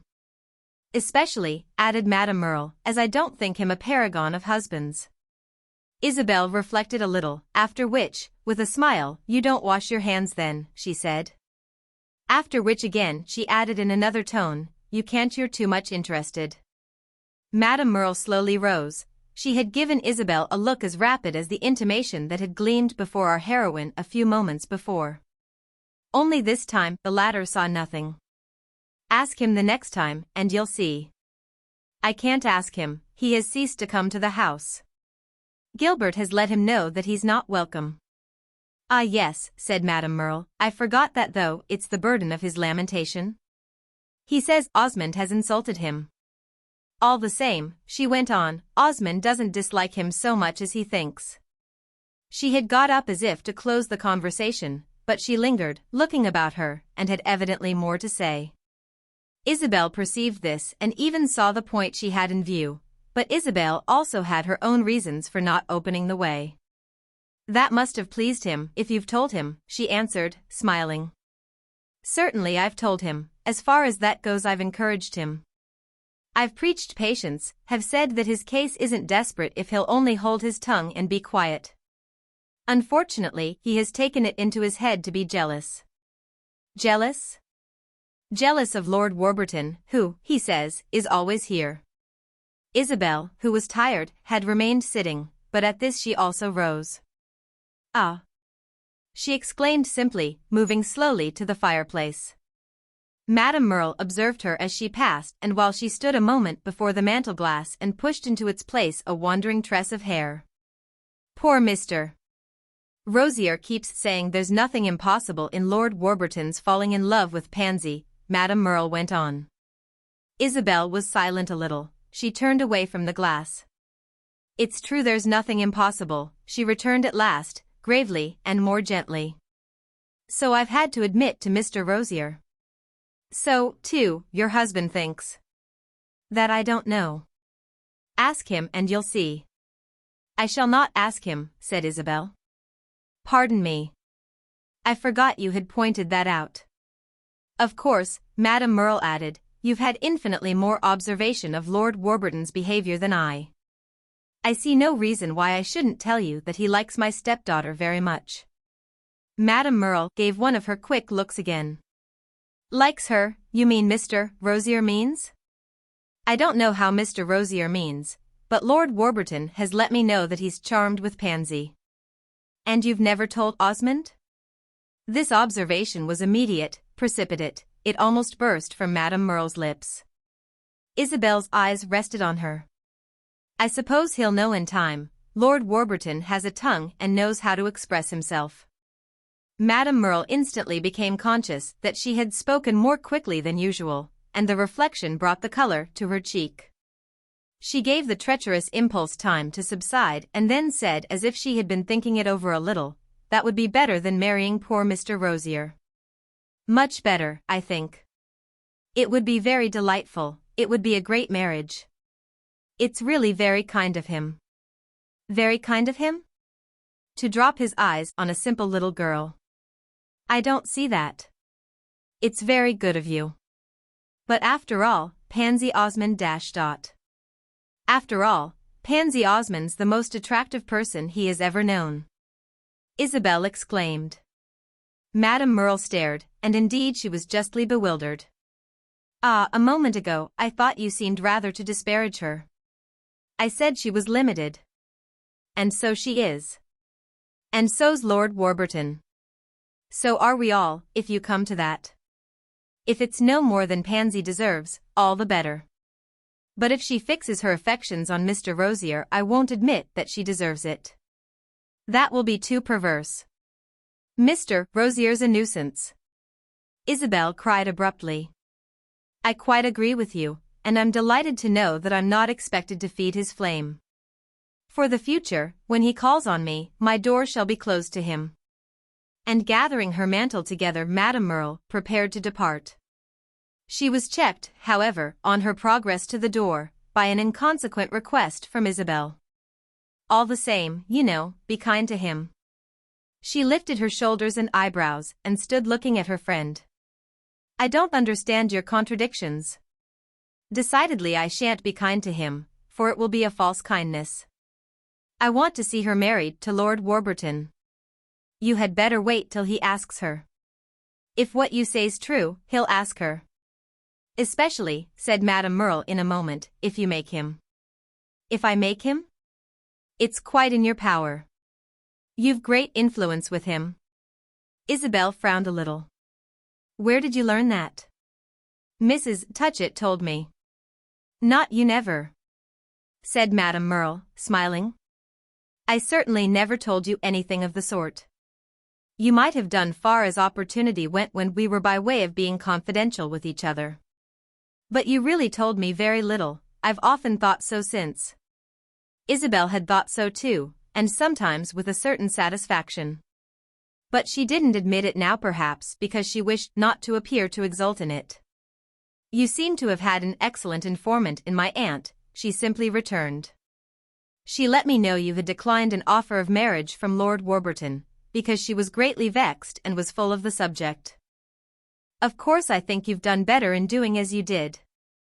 But if you wouldn't marry Lord Warburton yourself, make him the reparation of helping him to marry someone else. Isabel listened to this with a face that persisted in not reflecting the bright expressiveness of Madame Merle's. But in a moment she said, reasonably and gently enough, I should be very glad indeed if, as regards Pansy, it could be arranged.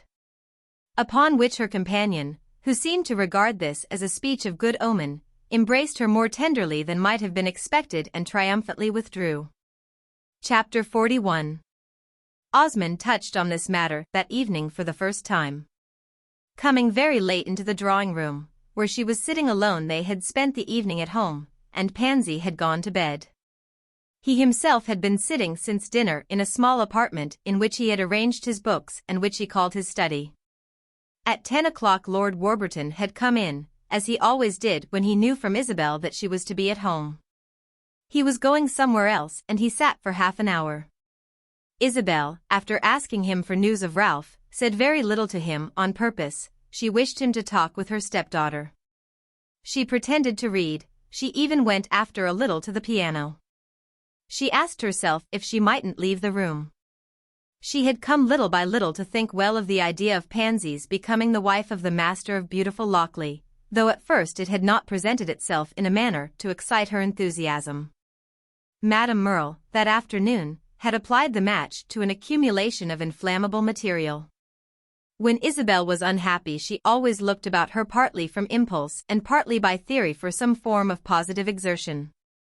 She could never rid herself of the sense that unhappiness was a state of disease of suffering as opposed to doing. To do it hardly mattered what would therefore be an escape, perhaps in some degree a remedy.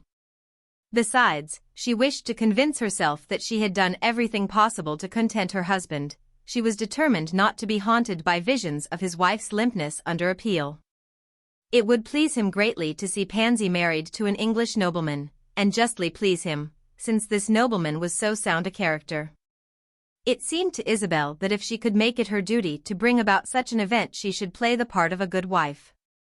She wanted to be that. She wanted to be able to believe sincerely, and with proof of it, that she had been that. Then such an undertaking had other recommendations. It would occupy her, and she desired occupation. It would even amuse her, and if she could really amuse herself she perhaps might be saved. Lastly, it would be a service to Lord Warburton, who evidently pleased himself greatly with the charming girl.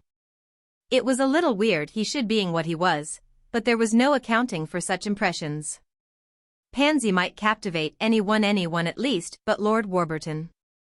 Isabel would have thought her too small, too slight, perhaps even too artificial for that. There was always a little of the doll about her, and that was not what he had been looking for. Still, who could say what men ever were looking for? They looked for what they found, they knew what pleased them only when they saw it. No theory was valid in such matters, and nothing was more unaccountable or more natural than anything else. If he had cared for her it might seem odd he should care for Pansy, who was so different. But he had not cared for her so much as he had supposed. Or if he had completely got over it, and it was natural that, as that affair had failed, he should think something of quite another sort might succeed. Enthusiasm, as I say, had not come at first to Isabel, but it came today and made her feel almost happy. It was astonishing what happiness she could still find in the idea of procuring a pleasure for her husband. It was a pity, however, that Edward Rosier had crossed their path. At this reflection the light that had suddenly gleamed upon that path lost something of its brightness. Isabel was unfortunately as sure that Pansy thought Mr. Rosier the nicest of all the young men, sure as if she had held an interview with her on the subject. It was very tiresome she should be so sure, when she had carefully abstained from informing herself, almost as tiresome as that poor Mr. Rosier should have taken it into his own head. He was certainly very inferior to Lord Warburton. It was not the difference in fortunes so much as the difference in the men. The young American was really so light a weight.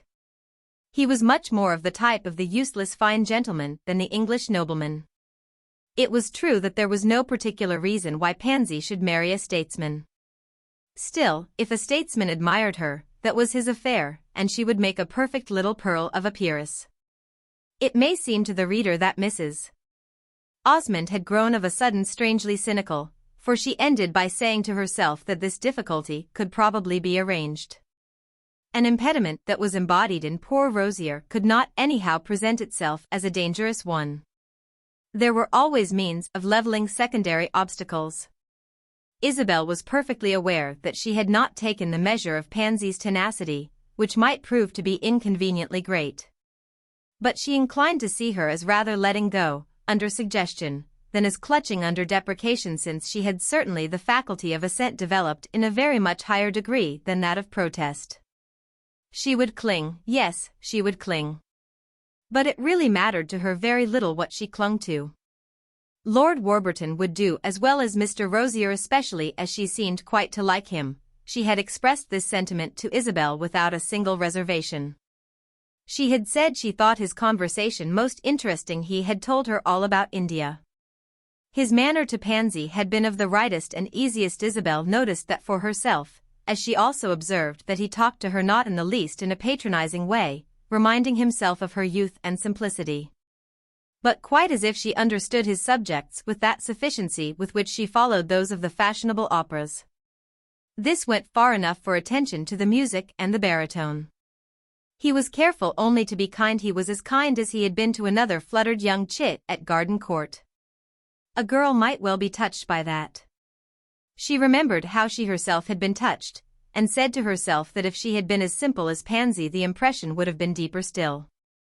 She had not been simple when she refused him.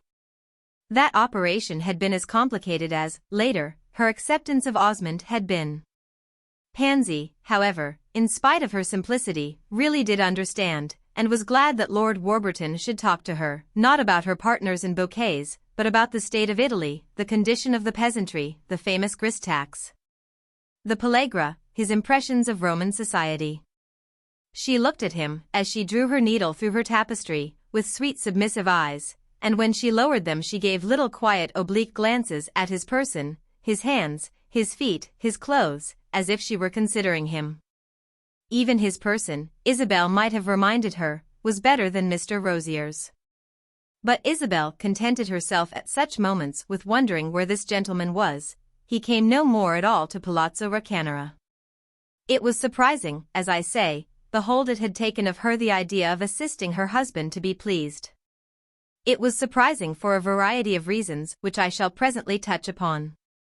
On the evening I speak of, while Lord Warburton sat there, she had been on the point of taking the great step of going out of the room and leaving her companions alone.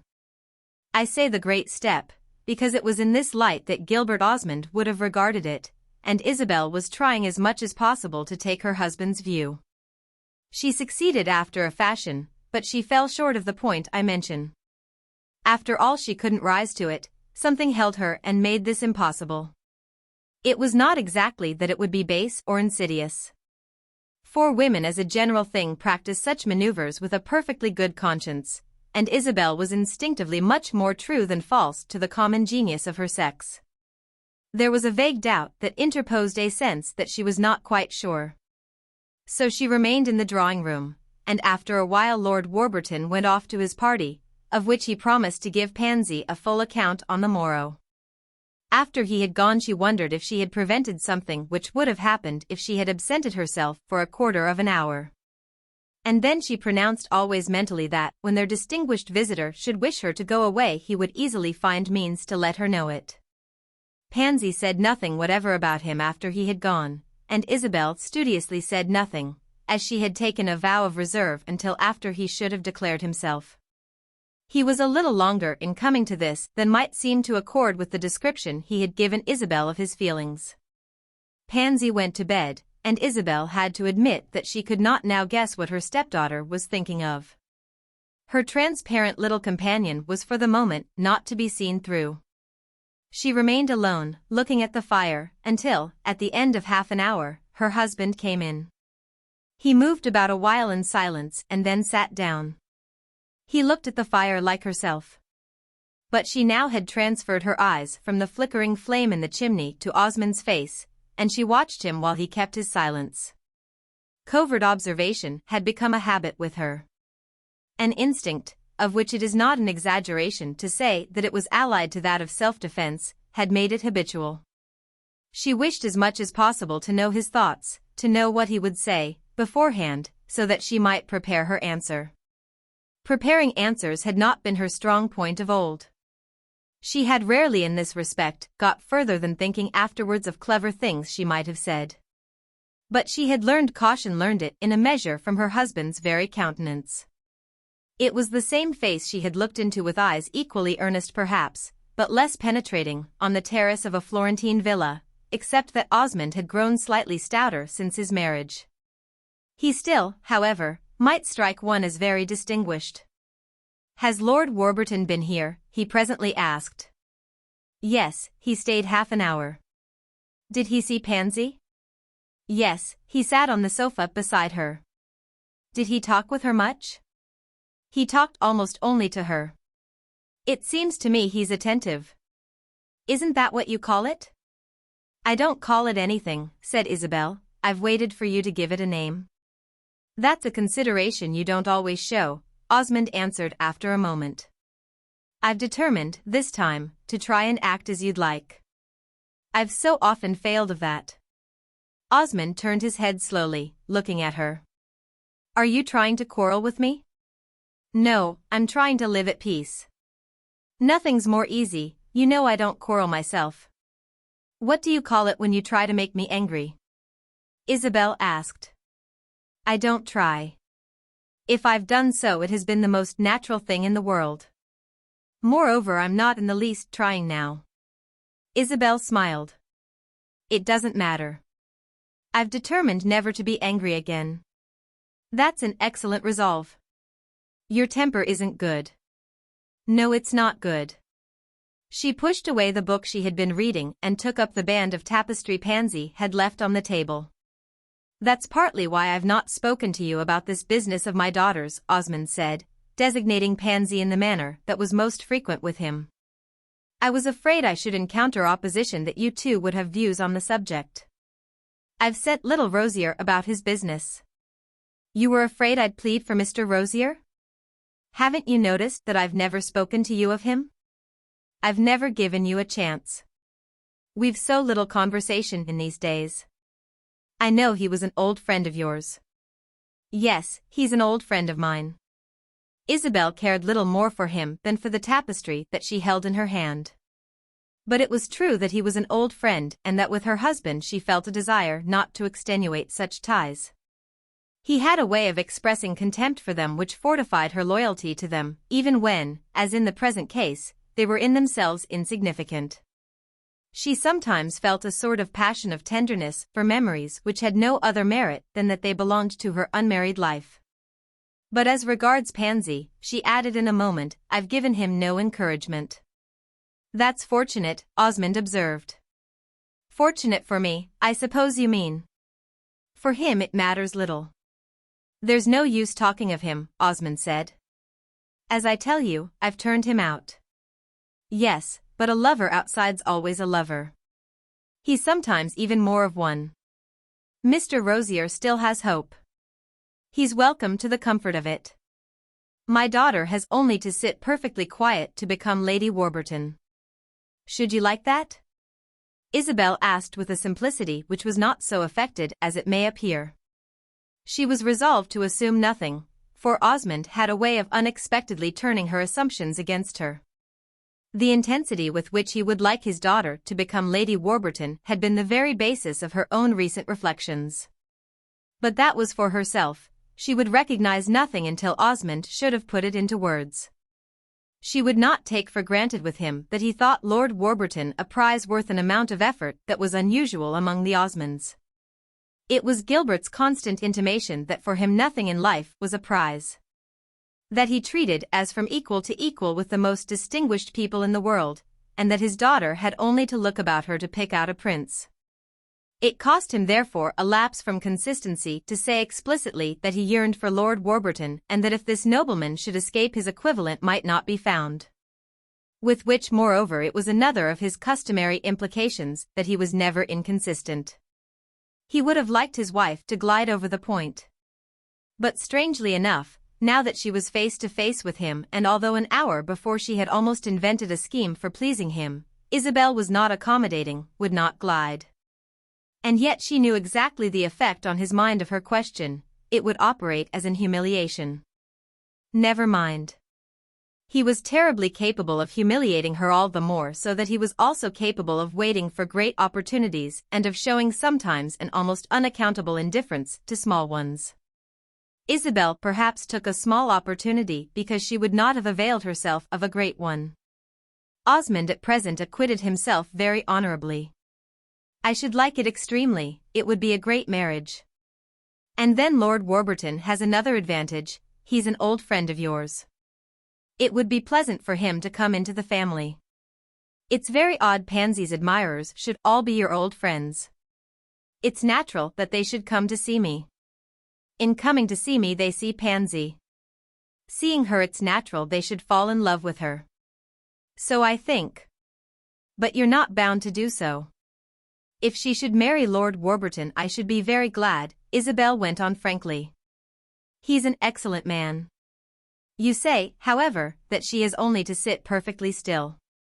Perhaps she won't sit perfectly still. If she loses Mr. Rosier she may jump up. Osmond appeared to give no heed to this, he sat gazing at the fire. Pansy would like to be a great lady, he remarked in a moment with a certain tenderness of tone.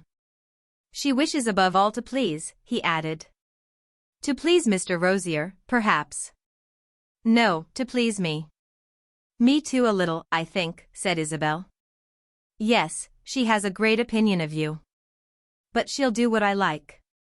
If you're sure of that, it's very well, she went on. Meantime, said Osmond, I should like our distinguished visitor to speak. He has spoken to me.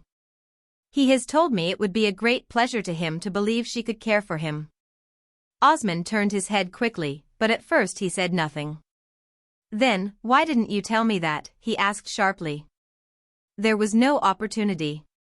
You know how we live. I've taken the first chance that has offered. Did you speak to him of Rosier? Oh yes, a little. That was hardly necessary. I thought it best he should know, so that Dash and Isabel paused. So that what?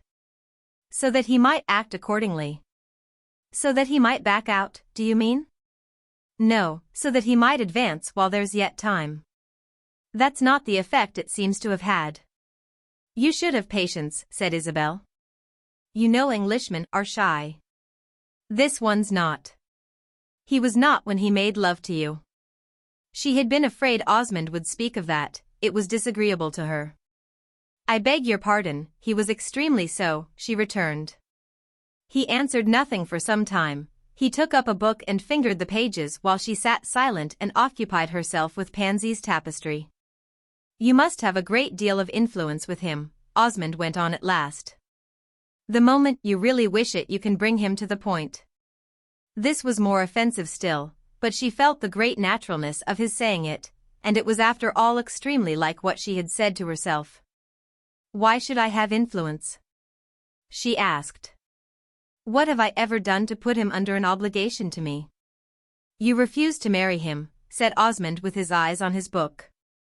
I must not presume too much on that, she replied. He threw down the book presently and got up, standing before the fire with his hands behind him. Well, I hold that it lies in your hands. I shall leave it there. With a little goodwill you may manage it. Think that over and remember how much I count on you. He waited a little, to give her time to answer, but she answered nothing, and he presently strolled out of the room. Chapter 42. She had answered nothing because his words had put the situation before her and she was absorbed in looking at it. There was something in them that suddenly made vibrations deep, so that she had been afraid to trust herself to speak. After he had gone she leaned back in her chair and closed her eyes, and for a long time, far into the night and still further, she sat in the still drawing-room, given up to her meditation. A servant came in to attend to the fire, and she bade him bring fresh candles and then go to bed. Osmond had told her to think of what he had said, and she did so indeed, and of many other things.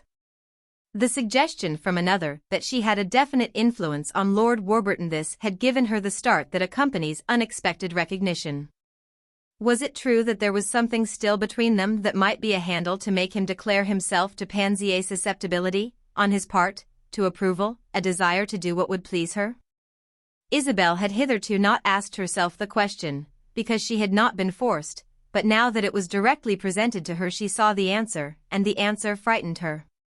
Yes, there was something on Lord Warburton's part. When he had first come to Rome she believed the link that united them to be completely snapped, but little by little she had been reminded that it had yet a palpable existence. It was as thin as a hair, but there were moments when she seemed to hear it vibrate. For herself nothing was changed, what she once thought of him she always thought, it was needless this feeling should change. It seemed to her in fact a better feeling than ever, but he?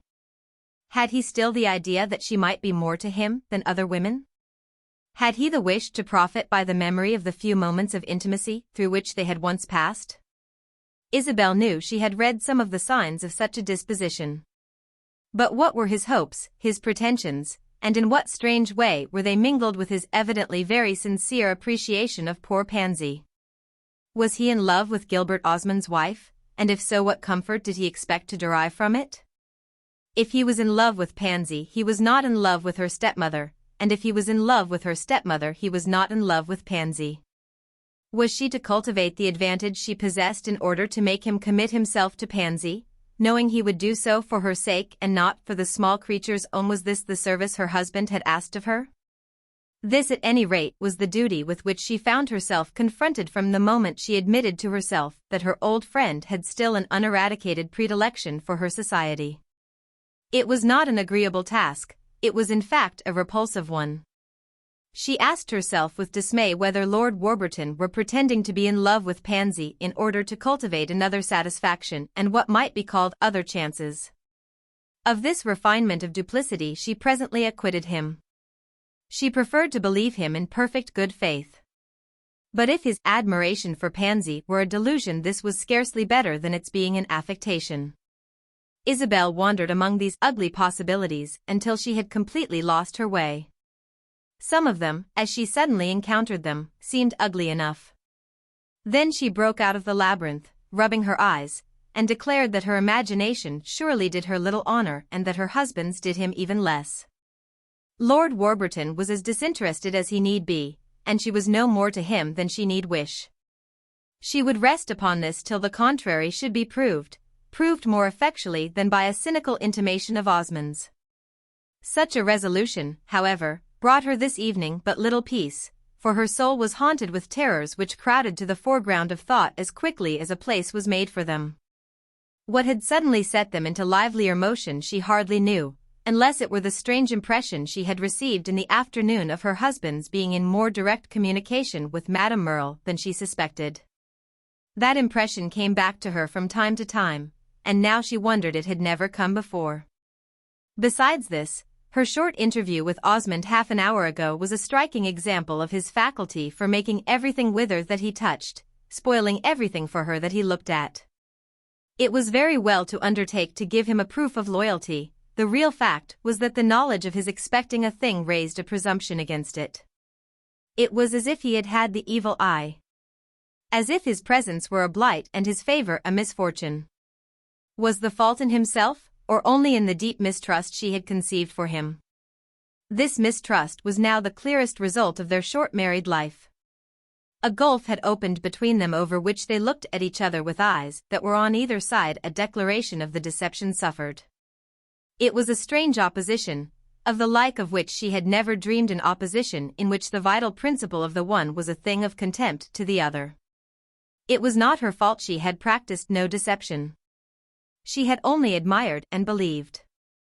She had taken all the first steps in the purest confidence, and then she had suddenly found the infinite vista of a multiplied life to be a dark, narrow alley with a dead wall at the end.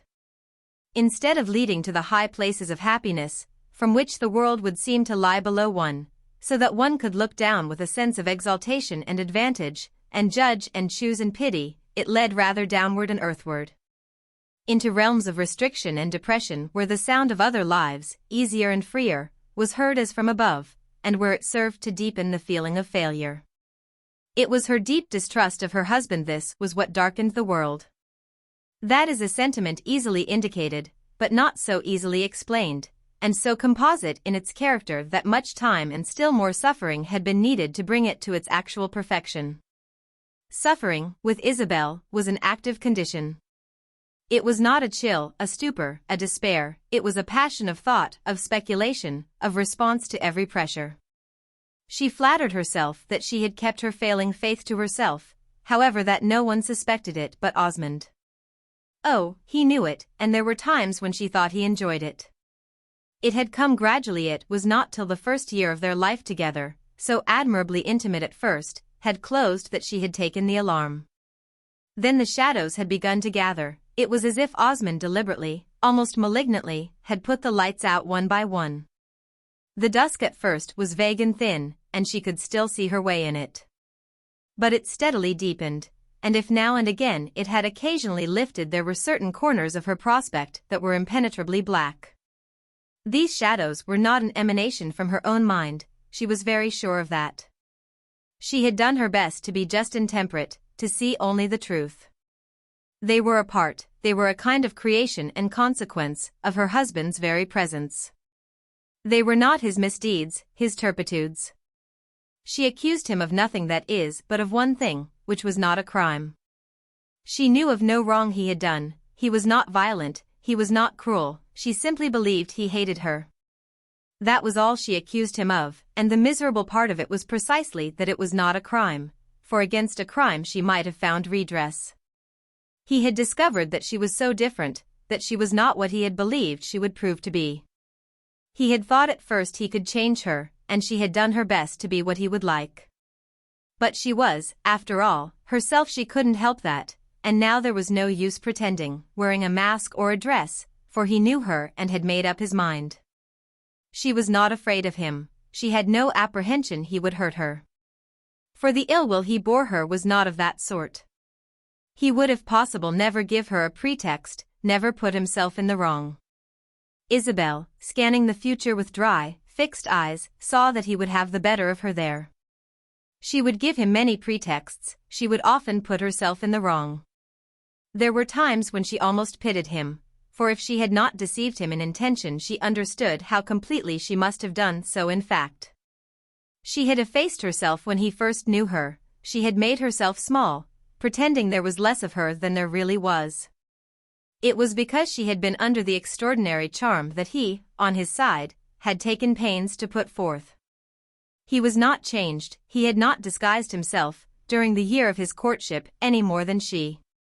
But she had seen only half his nature then, as one saw the disk of the moon when it was partly masked by the shadow of the earth. She saw the full moon now, she saw the whole man. She had kept still, as it were, so that he should have a free field, and yet in spite of this she had mistaken a part for the whole. Ah, she had been immensely under the charm. It had not passed away. It was there still, she still knew perfectly what it was that made Osmond delightful when he chose to be. He had wished to be when he made love to her, and as she had wished to be charmed, it was not wonderful he had succeeded.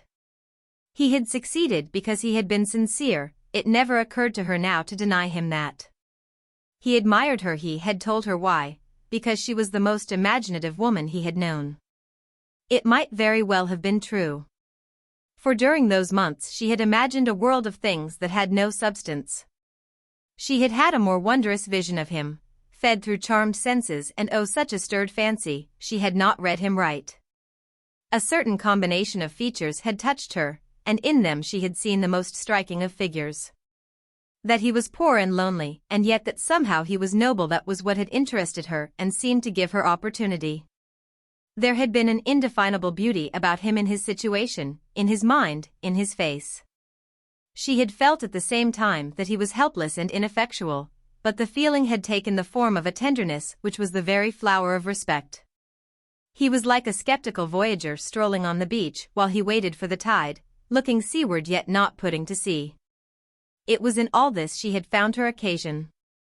She would launch his boat for him, she would be his providence. It would be a good thing to love him. And she had loved him, she had so anxiously and yet so ardently given herself a good deal for what she found in him, but a good deal also for what she brought him and what might enrich the gift.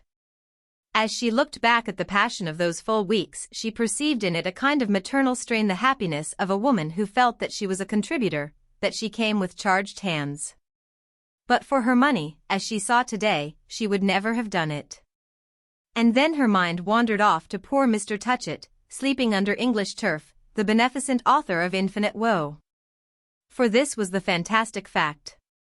At bottom her money had been a burden, had been on her mind, which was filled with the desire to transfer the weight of it to some other conscience, to some more prepared receptacle.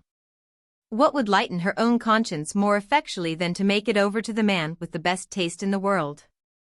Unless she should have given it to a hospital, there would have been nothing better she could do with it. And there was no charitable institution in which she had been as much interested as in Gilbert Osmond. He would use her fortune in a way that would make her think better of it and rub off a certain grossness attaching to the good luck of an unexpected inheritance.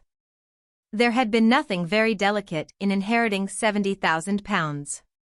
The delicacy had been all in Mr. Touchett's leaving them to her. But to marry Gilbert Osmond and bring him such a portion in that there would be delicacy for her as well. There would be less for him, that was true. But that was his affair, and if he loved her he wouldn't object to her being rich. Had he not had the courage to say he was glad she was rich? Isabel's cheek burned when she asked herself if she had really married on a factitious theory, in order to do something finely appreciable with her money. But she was able to answer quickly enough that this was only half the story. It was because a certain ardor took possession of her, a sense of the earnestness of his affection and a delight in his personal qualities. He was better than anyone else. This supreme conviction had filled her life for months, and enough of it still remained to prove to her that she could not have done otherwise. The finest in the sense of being the subtlest manly organism she had ever known had become her property, and the recognition of her having but to put out her hands and take it had been originally a sort of act of devotion. She had not been mistaken about the beauty of his mind, she knew that organ perfectly now. She had lived with it, she had lived in it, almost it appeared to have become her habitation. If she had been captured, it had taken a firm hand to seize her. That reflection perhaps had some worth. A mind more ingenious, more pliant, more cultivated, more trained to admirable exercises, she had not encountered, and it was this exquisite instrument she had now to reckon with.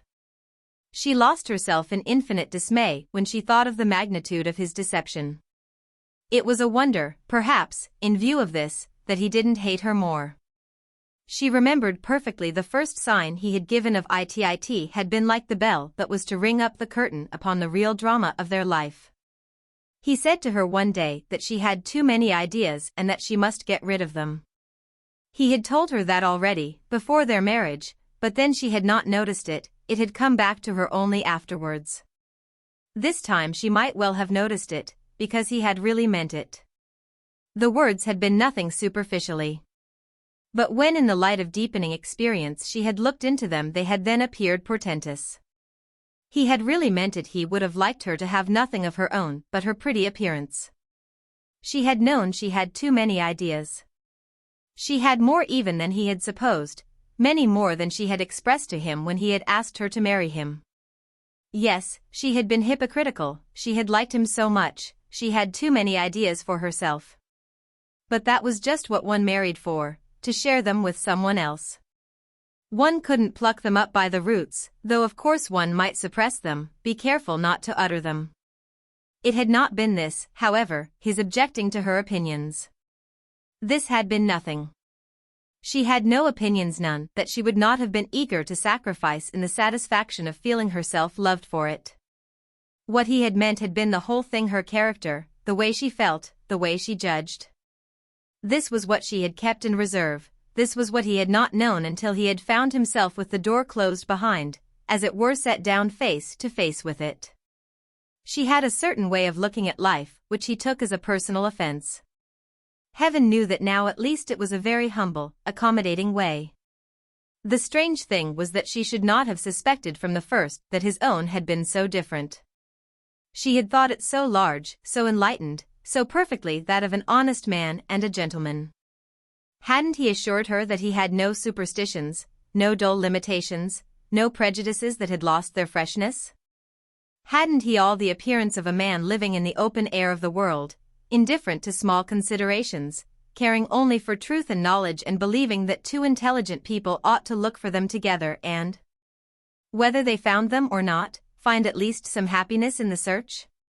He had told her he loved the conventional, but there was a sense in which this seemed a noble declaration. In that sense, that of the love of harmony and order and decency and of all the stately offices of life, she went with him freely, and his warning had contained nothing ominous.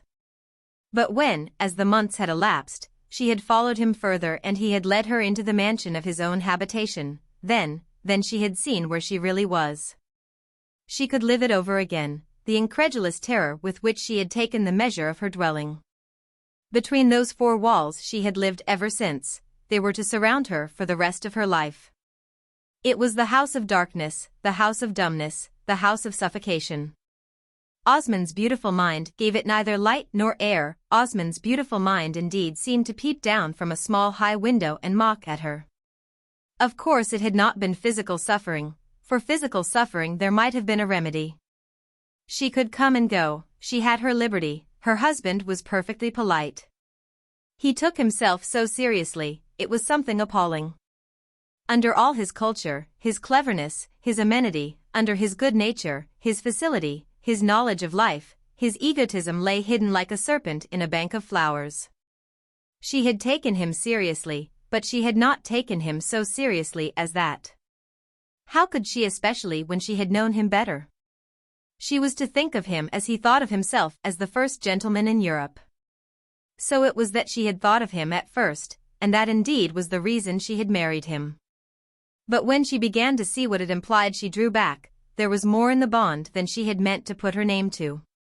It implied a sovereign contempt for every one but some 3 or 4 very exalted people whom he envied, and for everything in the world but half a dozen ideas of his own.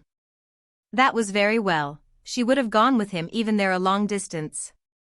For he pointed out to her so much of the baseness and shabbiness of life, opened her eyes so wide to the stupidity, the depravity, the ignorance of mankind, that she had been properly impressed with the infinite vulgarity of things and of the virtue of keeping one's self unspotted by it. But this base, ignoble world, it appeared, was after all what one was to live for. One was to keep it forever in one's eye, in order not to enlighten or convert or redeem it, but to extract from it some recognition of one's own superiority. On the one hand it was despicable, but on the other it afforded a standard. Osmond had talked to Isabel about his renunciation, his indifference, the ease with which he dispensed with the usual aids to success. And all this had seemed to her admirable. She had thought it a grand indifference, an exquisite independence. But indifference was really the last of his qualities. She had never seen anyone who thought so much of others. For herself, avowedly, the world had always interested her, and the study of her fellow creatures been her constant passion. She would have been willing, however, to renounce all her curiosities and sympathies for the sake of a personal life, if the person concerned had only been able to make her believe it was a gain. This at least was her present conviction. And the thing certainly would have been easier than to care for society as Osmond cared for it. He was unable to live without it, and she saw that he had never really done so. He had looked at it out of his window even when he appeared to be most detached from it. He had his ideal, just as she had tried to have hers, only it was strange that people should seek for justice in such different quarters. His ideal was a conception of high prosperity and propriety, of the aristocratic life, which she now saw that he deemed himself always, in essence at least, to have led. He had never lapsed from it for an hour. He would never have recovered from the shame of doing so. That again was very well. Here too she would have agreed, but they attached such different ideas, such different associations and desires, to the same formulas. Her notion of the aristocratic life was simply the union of great knowledge with great liberty. The knowledge would give one a sense of duty and the liberty a sense of enjoyment. But for Osmond it was altogether a thing of forms, a conscious, calculated attitude. He was fond of the old, the consecrated, the transmitted, so was she, but she pretended to do what she chose with it. He had an immense esteem for tradition. He had told her once that the best thing in the world was to have it, but that if one was so unfortunate as not to have it one must immediately proceed to make it. She knew that he meant by this that she hadn't it, but that he was better off. Though from what source he had derived his traditions she never learned. He had a very large collection of them, however, that was very certain, and after a little she began to see. The great thing was to act in accordance with them. The great thing not only for him but for her. Isabel had an undefined conviction that to serve for another person than their proprietor traditions must be of a thoroughly superior kind. But she nevertheless assented to this intimation that she too must march to the stately music that floated down from unknown periods in her husband's past. She who of old had been so free of step, so desultory, so devious, so much the reverse of processional, there were certain things they must do, a certain posture they must take, certain people they must know and not know. When she saw this rigid system close about her, draped though it was in pictured tapestries, that sense of darkness and suffocation of which I have spoken took possession of her. She seemed shut up with an odor of mold and decay. She had resisted, of course, at first very humorously, ironically, tenderly, then, as the situation grew more serious, eagerly, passionately, pleadingly. She had pleaded the cause of freedom, of doing as they chose, of not caring for the aspect and denomination of their life, the cause of other instincts and longings, of quite another ideal. Then it was that her husband's personality, touched as it never had been, stepped forth and stood erect. The things she had said were answered only by his scorn, and she could see he was ineffably ashamed of her. Did he think of her that she was base, vulgar, ignoble? He at least knew now that she had no traditions. It had not been in his provision of things that she should reveal such flatness. Her sentiments were worthy of a radical newspaper or a Unitarian preacher. The real offense, as she ultimately perceived, was her having a mind of her own at all. Her mind was to be his, attached to his own like a small garden plot to a deer park. He would rake the soil gently and water the flowers, he would weed the beds and gather an occasional nosegay. It would be a pretty piece of property for a proprietor already far-reaching. He didn't wish her to be stupid. On the contrary, it was because she was clever that she had pleased him. But he expected her intelligence to operate altogether in his favor, and so far from desiring her mind to be a blank, he had flattered himself that it would be richly receptive. He had expected his wife to feel with him and for him, to enter into his opinions, his ambitions, his preferences. And Isabel was obliged to confess that this was no great insolence on the part of a man so accomplished and a husband originally at least so tender. But there were certain things she could never take in. To begin with, they were hideously unclean. She was not a daughter of the Puritans, but for all that she believed in such a thing as chastity and even as decency. It would appear that Osmond was far from doing anything of the sort. Some of his traditions made her push back her skirts. Did all women have lovers? Did they all lie, and even the best have their price?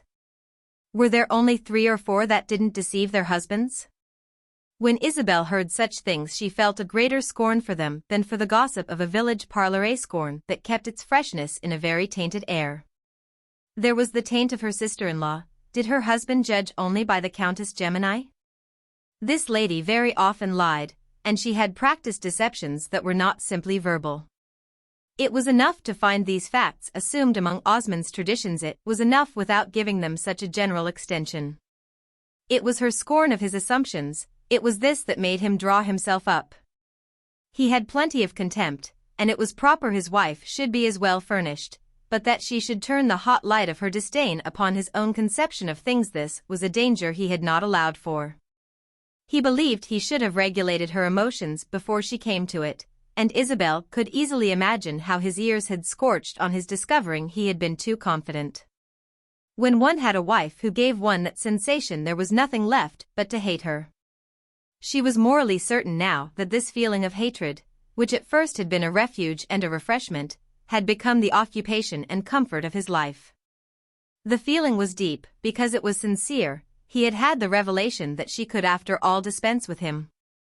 If to herself the idea was startling, if it presented itself at first as a kind of infidelity, a capacity for pollution, what infinite effect might it not be expected to have had upon him? It was very simple. He despised her. She had no traditions and the moral horizon of a Unitarian minister.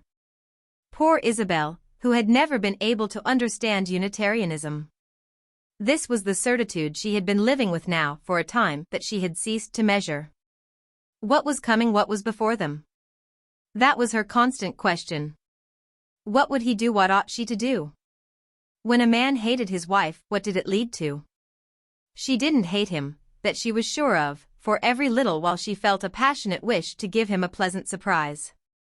Very often, however, she felt afraid, and it used to come over her, as I have intimated, that she had deceived him at the very first. They were strangely married, at all events, and it was a horrible life. Until that morning he had scarcely spoken to her for a week. His manner was as dry as a burned-out fire. She knew there was a special reason. He was displeased at Ralph Touchett's staying on in Rome. He thought she saw too much of her cousin. He had told her a week before it was indecent she should go to him at his hotel. He would have said more than this if Ralph's invalid state had not appeared to make it brutal to denounce him. But having had to contain himself had only deepened his disgust. Isabel read all this as she would have read the hour on the clock face. She was as perfectly aware that the sight of her interest in her cousin stirred her husband's rage as if Osmond had locked her into her room, which she was sure was what he wanted to do. It was her honest belief that on the whole she was not defiant, but she certainly couldn't pretend to be indifferent to Ralph. She believed he was dying at last and that she should never see him again, and this gave her a tenderness for him that she had never known before. Nothing was a pleasure to her now. How could anything be a pleasure to a woman who knew that she had thrown away her life? There was an everlasting weight on her heart, there was a livid light on everything. But Ralph's little visit was a lamp in the darkness. For the hour that she sat with him, her ache for herself became somehow her ache for him. She felt today as if he had been her brother. She had never had a brother, but if she had and she were in trouble and he were dying, he would be dear to her as Ralph was. Ah yes, if Gilbert was jealous of her there was perhaps some reason. It didn't make Gilbert look better to sit for half an hour with Ralph. It was not that they talked of him, it was not that she complained. His name was never uttered between them. It was simply that Ralph was generous and that her husband was not. There was something in Ralph's talk, in his smile, in the mere fact of his being in Rome, that made the blasted circle round which she walked more spacious. He made her feel the good of the world, he made her feel what might have been. He was after all as intelligent as Osmond, quite apart from his being better. And thus it seemed to her an act of devotion to conceal her misery from him. She concealed it elaborately. She was perpetually, in their talk, hanging out curtains and arranging screens. It lived before her again. It had never had time to die that morning in the garden at Florence when he had warned her against Osmond. She had only to close her eyes to see the place, to hear his voice, to feel the warm, sweet air. How could he have known? What a mystery, what a wonder of wisdom. As intelligent as Gilbert? He was much more intelligent to arrive at such a judgment as that.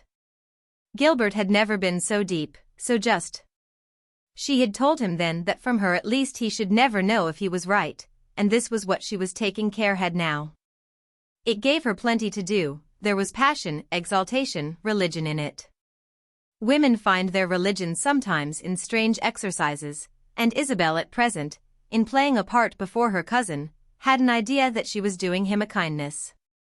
It would have been a kindness perhaps if he had been for a single instant a dupe. As it was, the kindness consisted mainly in trying to make him believe that he had once wounded her greatly and that the event had put him to shame, but that, as she was very generous and he was so ill, she bore him no grudge and even considerately forbore to flaunt her happiness in his face.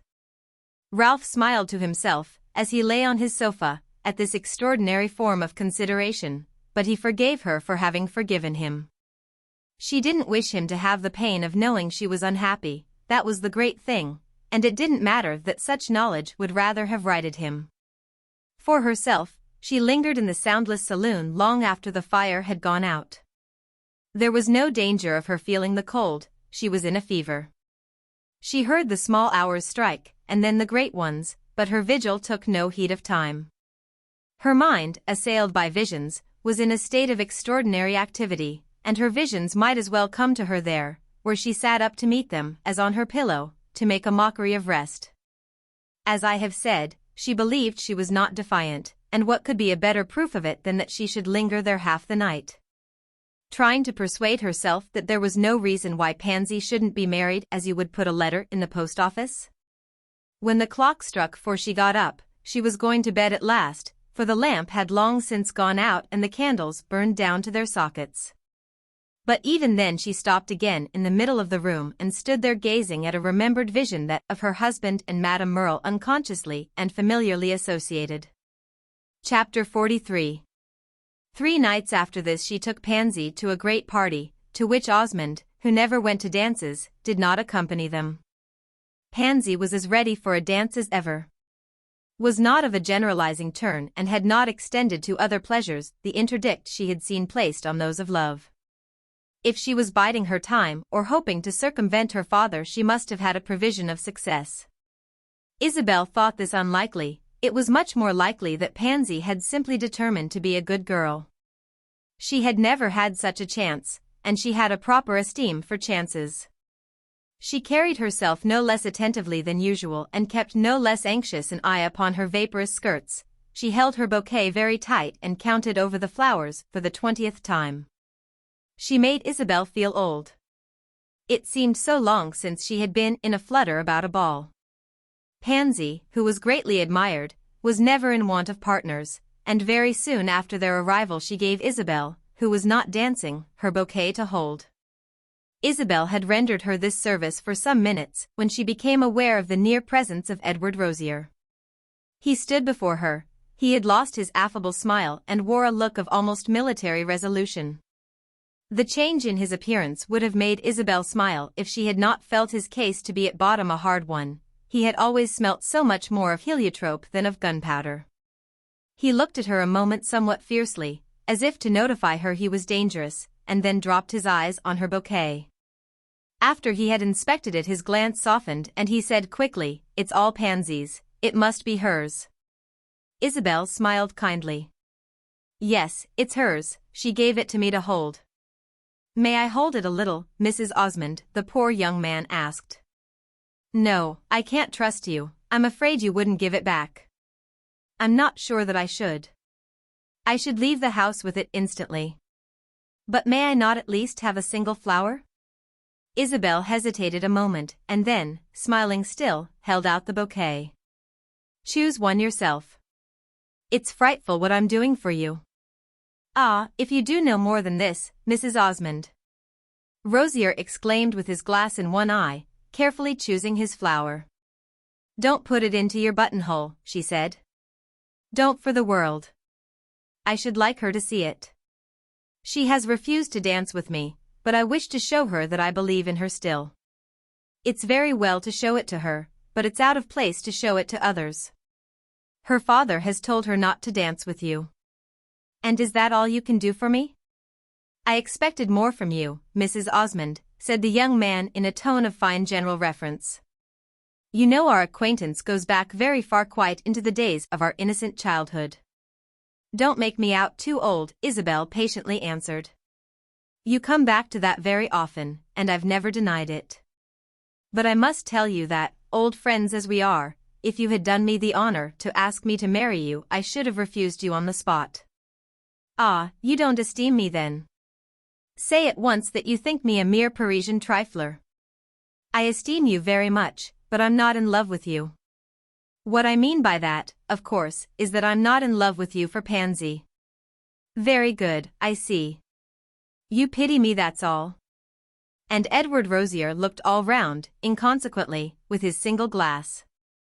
It was a revelation to him that people shouldn't be more pleased, but he was at least too proud to show that the deficiency struck him as general. Isabel for a moment said nothing. His manner and appearance had not the dignity of the deepest tragedy. His little glass, among other things, was against that. But she suddenly felt touched. Her own unhappiness, after all, had something in common with his, and it came over her, more than before, that here, in recognizable, if not in romantic form, was the most affecting thing in the world: young love struggling with adversity. "Would you really be very kind to her?" she finally asked in a low tone. He dropped his eyes devoutly and raised the little flower that he held in his fingers to his lips. Then he looked at her. "You pity me, but don't you pity her a little?" "I don't know, I'm not sure. She'll always enjoy life." "It will depend on what you call life," Mr. Rosier effectively said. "She won't enjoy being tortured." "There'll be nothing of that." "I'm glad to hear it. She knows what she's about." "You'll see." "I think she does, and she'll never disobey her father." "But she's coming back to me," Isabel added, "and I must beg you to go away." Rosier lingered a moment till Pansy came in sight on the arm of her cavalier. He stood just long enough to look her in the face. Then he walked away, holding up his head, and the manner in which he achieved this sacrifice to expediency convinced Isabel he was very much in love. Pansy, who seldom got disarranged in dancing, looking perfectly fresh and cool after this exercise, waited a moment and then took back her bouquet. Isabel watched her and saw she was counting the flowers. Whereupon she said to herself that decidedly there were deeper forces at play than she had recognized. Pansy had seen Rosier turn away, but she said nothing to Isabel about him. She talked only of her partner, after he had made his bow and retired. Of the music, the floor, the rare misfortune of having already torn her dress. Isabel was sure, however, she had discovered her lover to have abstracted a flower. Though this knowledge was not needed to account for the dutiful grace with which she responded to the appeal of her next partner. That perfect amenity under acute constraint was part of a larger system. She was again led forth by a flushed young man, this time carrying her bouquet, and she had not been absent many minutes when Isabel saw Lord Warburton advancing through the crowd. He presently drew near and bade her good evening. She had not seen him since the day before. He looked about him, and then "Where's the little maid?" he asked. It was in this manner that he had formed the harmless habit of alluding to Miss Osmond. "She's dancing," said Isabel. "You'll see her somewhere." He looked among the dancers and at last caught Pansy's eye. "She sees me, but she won't notice me," he then remarked. "Are you not dancing?" "As you see, I'm a wallflower." "Won't you dance with me?" "Thank you. I'd rather you should dance with the little maid. One needn't prevent the other, especially as she's engaged." "She's not engaged for everything, and you can reserve yourself. She dances very hard, and you'll be the fresher." "She dances beautifully," said Lord Warburton, following her with his eyes. "Ah, at last," he added, "she has given me a smile." He stood there with his handsome, easy, important physiognomy. And as Isabel observed him, it came over her, as it had done before, that it was strange a man of his mettle should take an interest in a little maid. It struck her as a great incongruity.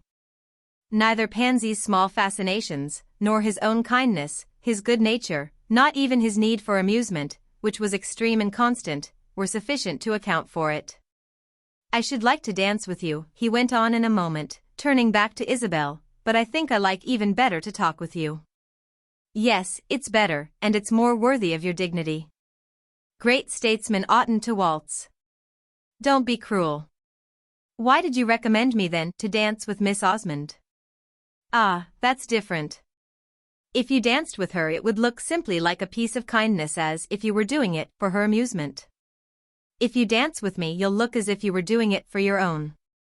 "And pray haven't I a right to amuse myself?" "No, not with the affairs of the British Empire on your hands." "The British Empire be hanged. You're always laughing at it." "Amuse yourself with talking to me," said Isabel. "I'm not sure it's really a recreation."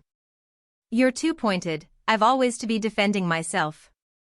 And you strike me as more than usually dangerous tonight. Will you absolutely not dance?" "I can't leave my place. Pansy must find me here." He was silent a little. "You're wonderfully good to her," he said suddenly. Isabel stared a little and smiled. "Can you imagine one's not being?" "No indeed. I know how one is charmed with her." "But you must have done a great deal for her." "I've taken her out with me," said Isabel, smiling still. "And I've seen that she has proper clothes. Your society must have been a great benefit to her. You've talked to her, advised her, helped her to develop." "Ah yes, if she isn't the rose she has lived near it." She laughed, and her companion did as much. But there was a certain visible preoccupation in his face which interfered with complete hilarity. "We all try to live as near it as we can," he said after a moment's hesitation. Isabel turned away. Pansy was about to be restored to her, and she welcomed the diversion. We know how much she liked Lord Warburton. She thought him pleasanter even than the sum of his merits warranted. There was something in his friendship that appeared a kind of resource in case of indefinite need. It was like having a large balance at the bank. She felt happier when he was in the room. There was something reassuring in his approach. The sound of his voice reminded her of the beneficence of nature. Yet for all that it didn't suit her that he should be too near her, that he should take too much of her goodwill for granted. She was afraid of that. She averted herself from it. She wished he wouldn't. She felt that if he should come too near, as it were, it might be in her to flash out and bid him keep his distance. Pansy came back to Isabel with another rent in her skirt, which was the inevitable consequence of the first, and which she displayed to Isabel with serious eyes. There were too many gentlemen in uniform. They wore those dreadful spurs, which were fatal to the dresses of little maids. It hereupon became apparent that the resources of women are innumerable. Isabel devoted herself to Pansy's desecrated drapery. She fumbled for a pin and repaired the injury. She smiled and listened to her account of her adventures. Her attention, her sympathy were immediate and active. And they were in direct proportion to a sentiment with which they were in no way connected, a lively conjecture as to whether Lord Warburton might be trying to make love to her. It was not simply his words just then, it was others as well. It was the reference and the continuity. This was what she thought about while she pinned up Pansy's dress. If it were so, as she feared, he was of course unwitting, he himself had not taken account of his intention. But this made it none the more auspicious, made the situation none the less impossible. The sooner he should get back into right relations with things the better. He immediately began to talk to Pansy, on whom it was certainly mystifying to see that he dropped a smile of chastened devotion. Pansy replied, as usual, with a little air of conscientious aspiration. He had to bend toward her a good deal in conversation, and her eyes, as usual, wandered up and down his robust person as if he had offered it to her for exhibition. She always seemed a little frightened. Yet her fright was not of the painful character that suggests dislike. On the contrary, she looked as if she knew that he knew she liked him. Isabel left them together a little and wandered toward a friend whom she saw near and with whom she talked till the music of the following dance began, for which she knew Pansy to be also engaged. The girl joined her presently, with a little fluttered flush, and Isabel, who scrupulously took Osmond's view of his daughter's complete dependence, consigned her, as a precious and momentary loan, to her appointed partner. About all this matter she had her own imaginations, her own reserves. There were moments when Pansy's extreme adhesiveness made each of them, to her sense, look foolish. But Osmond had given her a sort of tableau of her position as his daughter's duenna, which consisted of gracious alternations of concession and contraction, and there were directions of his which she liked to think she obeyed to the letter. Perhaps, as regards some of them, it was because her doing so appeared to reduce them to the absurd. After Pansy had been led away, she found Lord Warburton drawing near her again. She rested her eyes on him steadily. She wished she could sound his thoughts. But he had no appearance of confusion. "She has promised to dance with me later," he said. "I'm glad of that. I suppose you've engaged her for the cotillion." At this he looked a little awkward. "No, I didn't ask her for that. It's a quadrille." "Ah, you're not clever," said Isabel almost angrily. "I told her to keep the cotillion in case you should ask for it." Poor little maid, fancy that. And Lord Warburton laughed frankly. "Of course I will if you like." "If I like?" "Oh, if you dance with her only because I like it dash. I'm afraid I bore her. She seems to have a lot of young fellows on her book." Isabel dropped her eyes, reflecting rapidly. Lord Warburton stood there looking at her and she felt his eyes on her face. She felt much inclined to ask him to remove them. She didn't do so, however, she only said to him, after a minute, with her own raised. "Please let me understand." "Understand what?" "You told me 10 days ago that you'd like to marry my stepdaughter. You've not forgotten it." "Forgotten it?" "I wrote to Mr. Osmond about it this morning." "Ah," said Isabel, "he didn't mention to me that he had heard from you." Lord Warburton stammered a little. I didn't send my letter." "Perhaps you forgot that." "No, I wasn't satisfied with it. It's an awkward sort of letter to write, you know. But I shall send it tonight." "At 3 o'clock in the morning?" "I mean later, in the course of the day." "Very good. You still wish then to marry her?" "Very much indeed." "Aren't you afraid that you'll bore her?" And as her companion stared at this inquiry, Isabel added, "If she can't dance with you for half an hour, how will she be able to dance with you for life?" "Ah," said Lord Warburton readily, "I'll let her dance with other people. About the cotillion, the fact is I thought that you dash dot.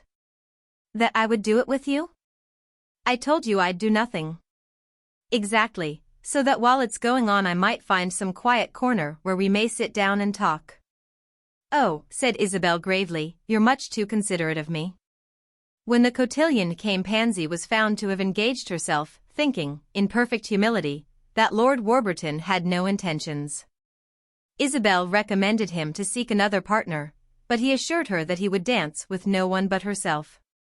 As, however, she had, in spite of the remonstrances of her hostess, declined other invitations on the ground that she was not dancing at all, it was not possible for her to make an exception in Lord Warburton's favor. "After all, I don't care to dance," he said, "it's a barbarous amusement, I'd much rather talk." And he intimated that he had discovered exactly the corner he had been looking for, a quiet nook in one of the smaller rooms, where the music would come to them faintly and not interfere with conversation. Isabel had decided to let him carry out his idea. She wished to be satisfied. She wandered away from the ballroom with him, though she knew her husband desired she should not lose sight of his daughter. It was with his daughter's pretendant, however, that would make it right for Osmond. On her way out of the ballroom she came upon Edward Rosier, who was standing in a doorway, with folded arms, looking at the dance in the attitude of a young man without illusions. She stopped a moment and asked him if he were not dancing. "Certainly not, if I can't dance with her," he answered. "You had better go away then," said Isabel with the manner of good counsel. "I shall not go till she does." And he let Lord Warburton pass without giving him a look. This nobleman, however, had noticed the melancholy youth, and he asked Isabel who her dismal friend was, remarking that he had seen him somewhere before. "It's the young man I've told you about, who's in love with Pansy." "Ah yes, I remember. He looks rather bad." "He has reason. My husband won't listen to him." "What's the matter with him?" Lord Warburton inquired. "He seems very harmless. He hasn't money enough, and he isn't very clever." Lord Warburton listened with interest. He seemed struck with this account of Edward Rosier. "Dear me, he looked a well-set-up young fellow." "So he is, but my husband's very particular." "Oh, I see." And Lord Warburton paused a moment. "How much money has he got?" he then ventured to ask. "Some 40,000 francs a year. 1,600 pounds? Ah, but that's very good, you know." "So I think. My husband, however, has larger ideas."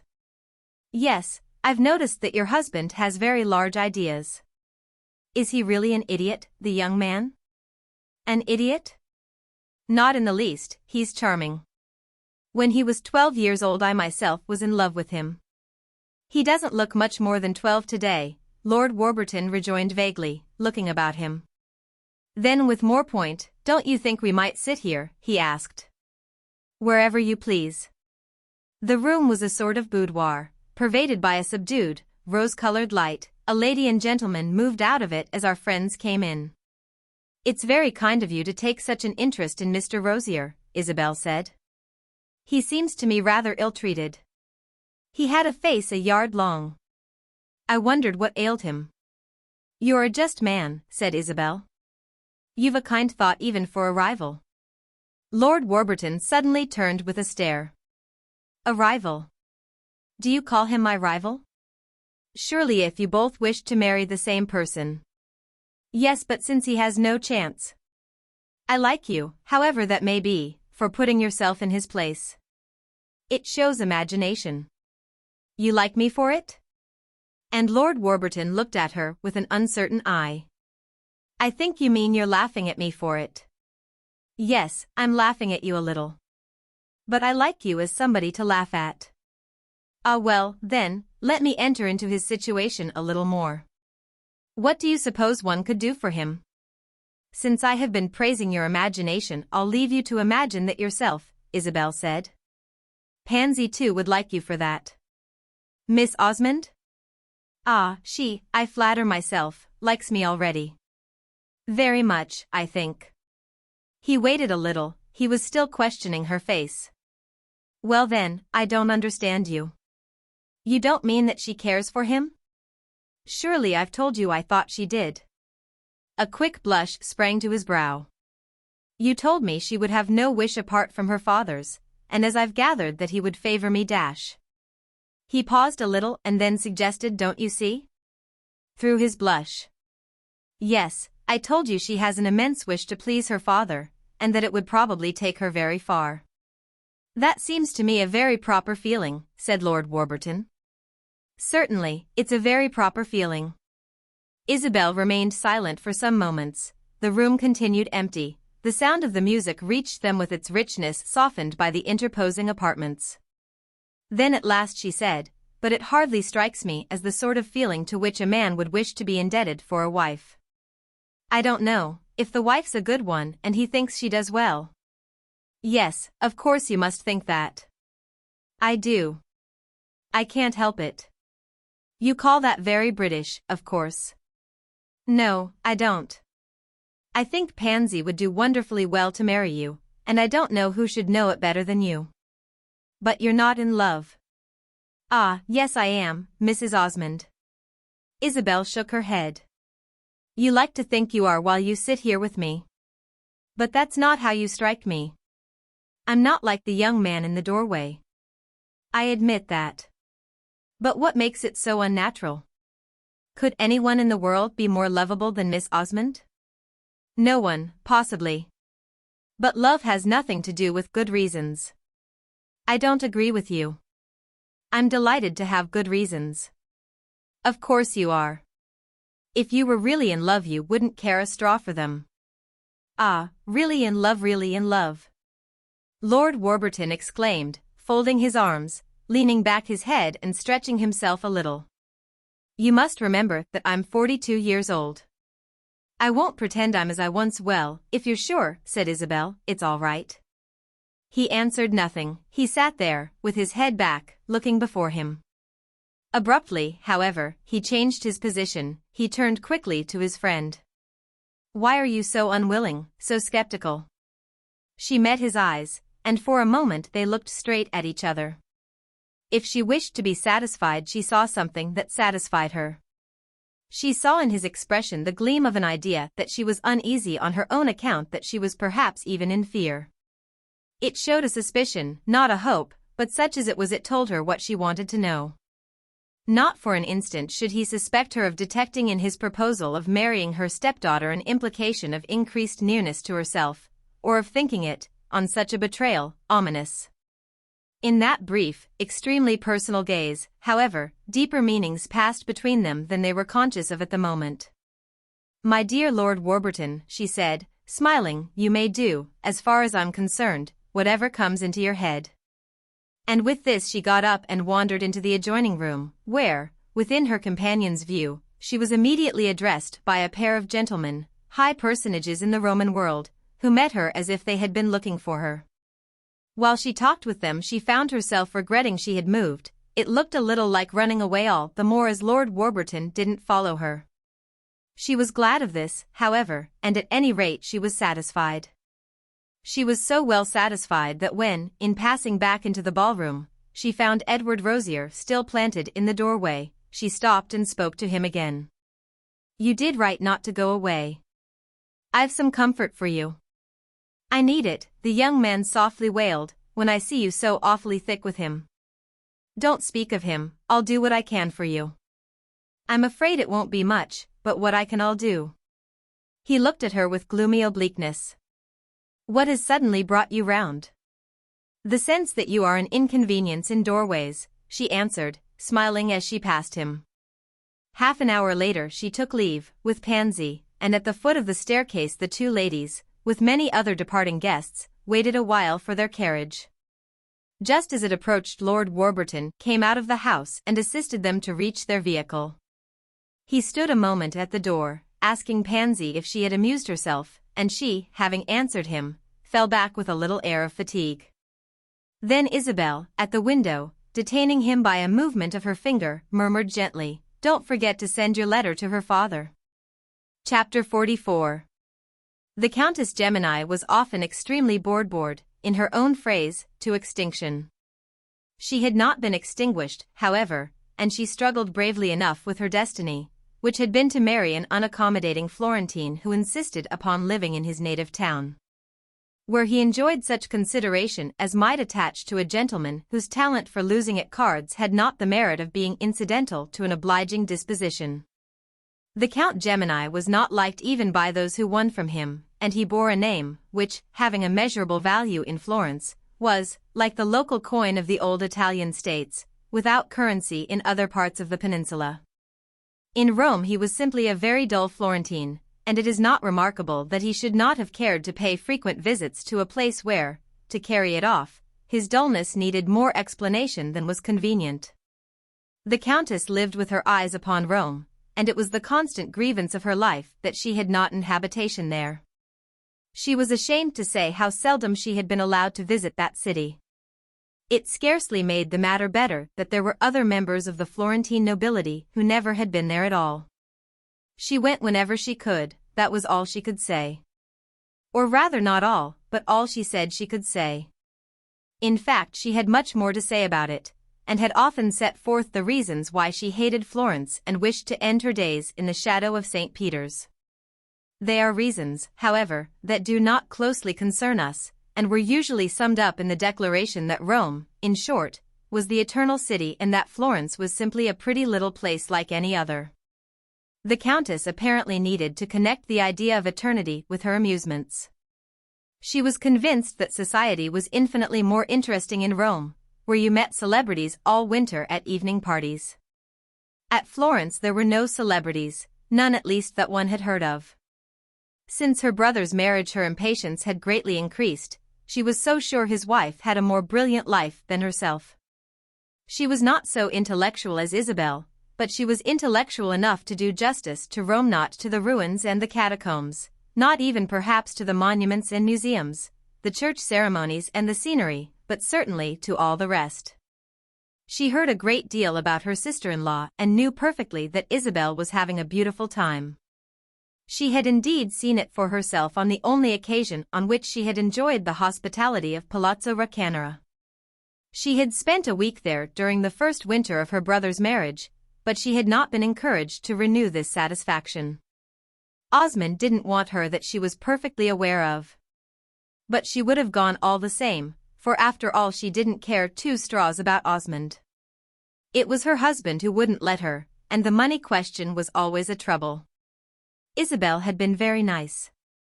The Countess, who had liked her sister-in-law from the first, had not been blinded by envy to Isabel's personal merits. She had always observed that she got on better with clever women than with silly ones like herself.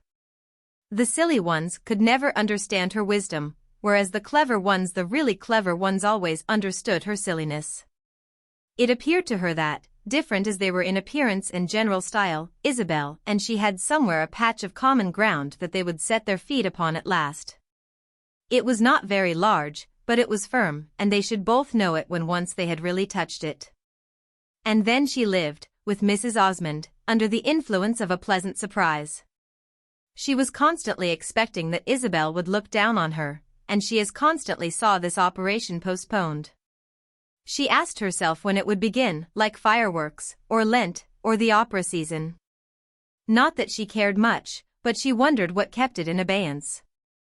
Her sister-in-law regarded her with none but level glances and expressed for the poor Countess as little contempt as admiration.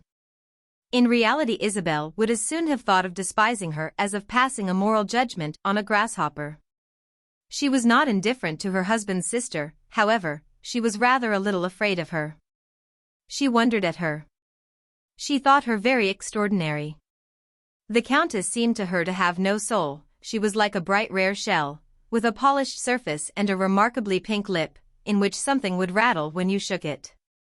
This rattle was apparently the Countess's spiritual principle, a little loose nut that tumbled about inside of her.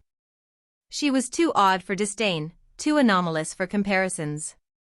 Isabel would have invited her again, there was no question of inviting the Count, but Osmond, after his marriage, had not scrupled to say frankly that Amy was a fool of the worst species, a fool whose folly had the irrepressibility of genius.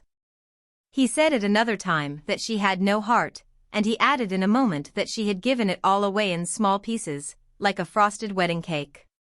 The fact of not having been asked was of course another obstacle to the Countess's going again to Rome, but at the period with which this history has now to deal she was in receipt of an invitation to spend several weeks at Palazzo Raccanera.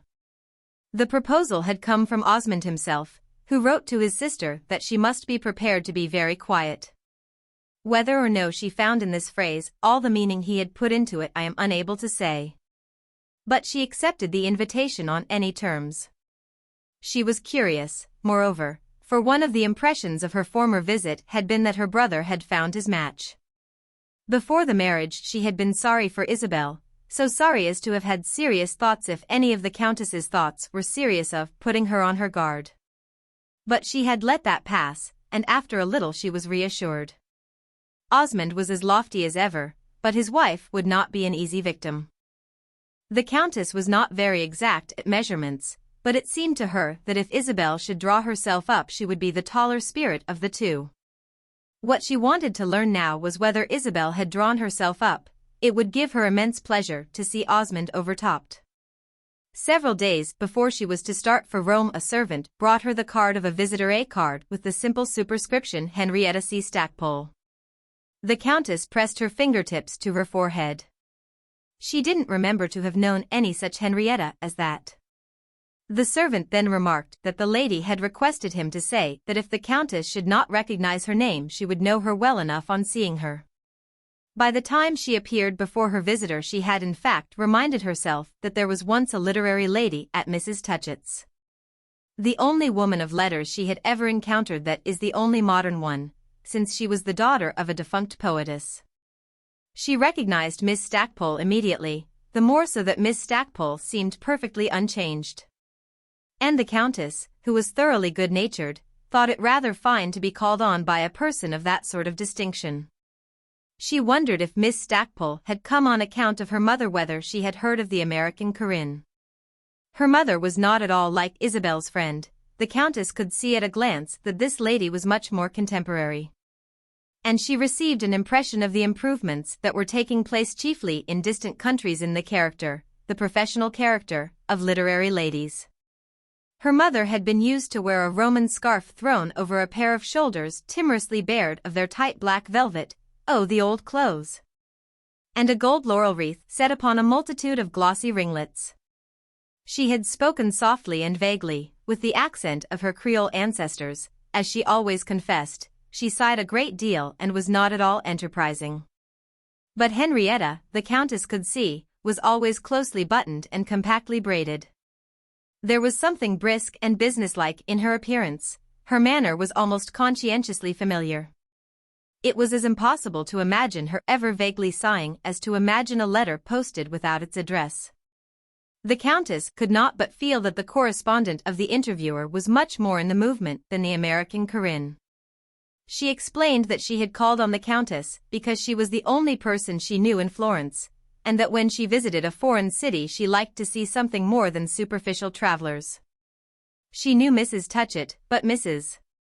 Touchett was in America, and even if she had been in Florence Henrietta would not have put herself out for her, since Mrs. Touchett was not one of her admirations. "Do you mean by that I am?" the Countess graciously asked. "Well, I like you better than I do her," said Miss Stackpole. "I seem to remember that when I saw you before you were very interesting. I don't know whether it was an accident or whether it's your usual style. At any rate I was a good deal struck with what you said. I made use of it afterwards in print." "Dear me," cried the Countess, staring and half alarmed, "I had no idea I ever said anything remarkable. I wish I had known it at the time." "It was about the position of woman in this city," Miss Stackpole remarked. "You threw a good deal of light upon it. The position of woman's very uncomfortable." "Is that what you mean? And you wrote it down and published it?" the Countess went on. "Ah, do let me see it." "I'll write to them to send you the paper if you like," Henrietta said. "I didn't mention your name, I only said a lady of high rank. And then I quoted your views." The Countess threw herself hastily backward, tossing up her clasped hands. "Do you know I'm rather sorry you didn't mention my name? I should have rather liked to see my name in the papers. I forget what my views were, I have so many. But I'm not ashamed of them. I'm not at all like my brother. I suppose you know my brother? He thinks it a kind of scandal to be put in the papers. If you were to quote him, he'd never forgive you. He needn't be afraid. I shall never refer to him, said Miss Stackpole with bland dryness. That's another reason, she added, why I wanted to come to see you. You know Mr. Osmond married my dearest friend. Ah, yes, you were a friend of Isabel's. I was trying to think what I knew about you. Quite willing to be known by that, Henrietta declared. But that isn't what your brother likes to know me by. He has tried to break up my relations with Isabel. Don't permit it, said the Countess. That's what I want to talk about. I'm going to Rome. So am I, the Countess cried. We'll go together. With great pleasure. And when I write about my journey, I'll mention you by name as my companion. The Countess sprang from her chair and came and sat on the sofa beside her visitor. Ah, you must send me the paper. My husband won't like it, but he need never see it. Besides, he doesn't know how to read. Henrietta's large eyes became immense. Doesn't know how to read? May I put that into my letter? Into your letter? In the Interviewer. That's my paper. Oh yes, if you like, with his name. Are you going to stay with Isabel? Henrietta held up her head, gazing a little in silence at her hostess. She has not asked me. I wrote to her I was coming, and she answered that she would engage a room for me at a pension. She gave no reason. The Countess listened with extreme interest. The reason's Osmond, she pregnantly remarked. Isabel ought to make a stand, said Miss Stackpole. I'm afraid she has changed a great deal. I told her she would. I'm sorry to hear it. I hoped she would have her own way. Why doesn't my brother like you? The Countess ingenuously added. I don't know and I don't care. He's perfectly welcome not to like me. I don't want everyone to like me. I should think less of myself if some people did. A journalist can't hope to do much good unless he gets a good deal hated. That's the way he knows how his work goes on. And it's just the same for a lady. But I didn't expect it of Isabel. Do you mean that she hates you? The Countess inquired. I don't know, I want to see. That's what I'm going to Rome for. Dear me, what a tiresome errand, the Countess exclaimed. She doesn't write to me in the same way. It's easy to see there's a difference. If you know anything, Miss Stackpole went on, I should like to hear it beforehand, so as to decide on the line I shall take. The Countess thrust out her under lip and gave a gradual shrug. I know very little, I see and hear very little of Osmond. He doesn't like me any better than he appears to like you. Yet you're not a lady correspondent, said Henrietta pensively. Oh, he has plenty of reasons. Nevertheless they've invited me. I am to stay in the house. And the Countess smiled almost fiercely. Her exultation, for the moment, took little account of Miss Stackpole's disappointment. This lady, however, regarded it very placidly. I shouldn't have gone if she had asked me. That is, I think I shouldn't, and I'm glad I hadn't to make up my mind. It would have been a very difficult question. I shouldn't have liked to turn away from her, and yet I shouldn't have been happy under her roof. A pension will suit me very well. But that's not all. Rome's very good just now, said the Countess, there are all sorts of brilliant people. Did you ever hear of Lord Warburton? Hear of him? I know him very well. Do you consider him very brilliant? Henrietta inquired. I don't know him, but I'm told he's extremely grand seigneur. He's making love to Isabel. Making love to her? So I'm told. I don't know the details, said the Countess lightly. But Isabel's pretty safe. Henrietta gazed earnestly at her companion. For a moment she said nothing. When do you go to Rome? She inquired abruptly. Not for a week, I'm afraid. I shall go tomorrow, Henrietta said. I think I had better not wait. Dear me, I'm sorry, I'm having some dresses made. I'm told Isabel receives immensely. But I shall see you there, I shall call on you at your pension. Henrietta sat still. She was lost in thought, and suddenly the Countess cried, "Ah, but if you don't go with me you can't describe our journey." Miss Stackpole seemed unmoved by this consideration. She was thinking of something else and presently expressed it. "I'm not sure that I understand you about Lord Warburton." "Understand me?" "I mean he's very nice, that's all." "Do you consider it nice to make love to married women?" Henrietta inquired with unprecedented distinctness. The Countess stared, and then with a little violent laugh, "It's certain all the nice men do it." "Get married and you'll see," she added. "That idea would be enough to prevent me," said Miss Stackpole. "I should want my own husband, I shouldn't want anyone else's." "Do you mean that Isabel's guilty dash?" And she paused a little, choosing her expression. "Do I mean she's guilty?" "Oh dear no, not yet, I hope. I only mean that Osmond's very tiresome and that Lord Warburton, as I hear, is a great deal at the house." "I'm afraid you're scandalized." "No, I'm just anxious," Henrietta said. "Ah, you're not very complimentary to Isabel. You should have more confidence." "I'll tell you," the Countess added quickly, "if it will be a comfort to you I engage to draw him off." Miss Stackpole answered at first only with the deeper solemnity of her gaze. "You don't understand me," she said after a while. "I haven't the idea you seem to suppose. I'm not afraid for Isabel in that way. I'm only afraid she's unhappy, that's what I want to get at." The Countess gave a dozen turns of the head, she looked impatient and sarcastic.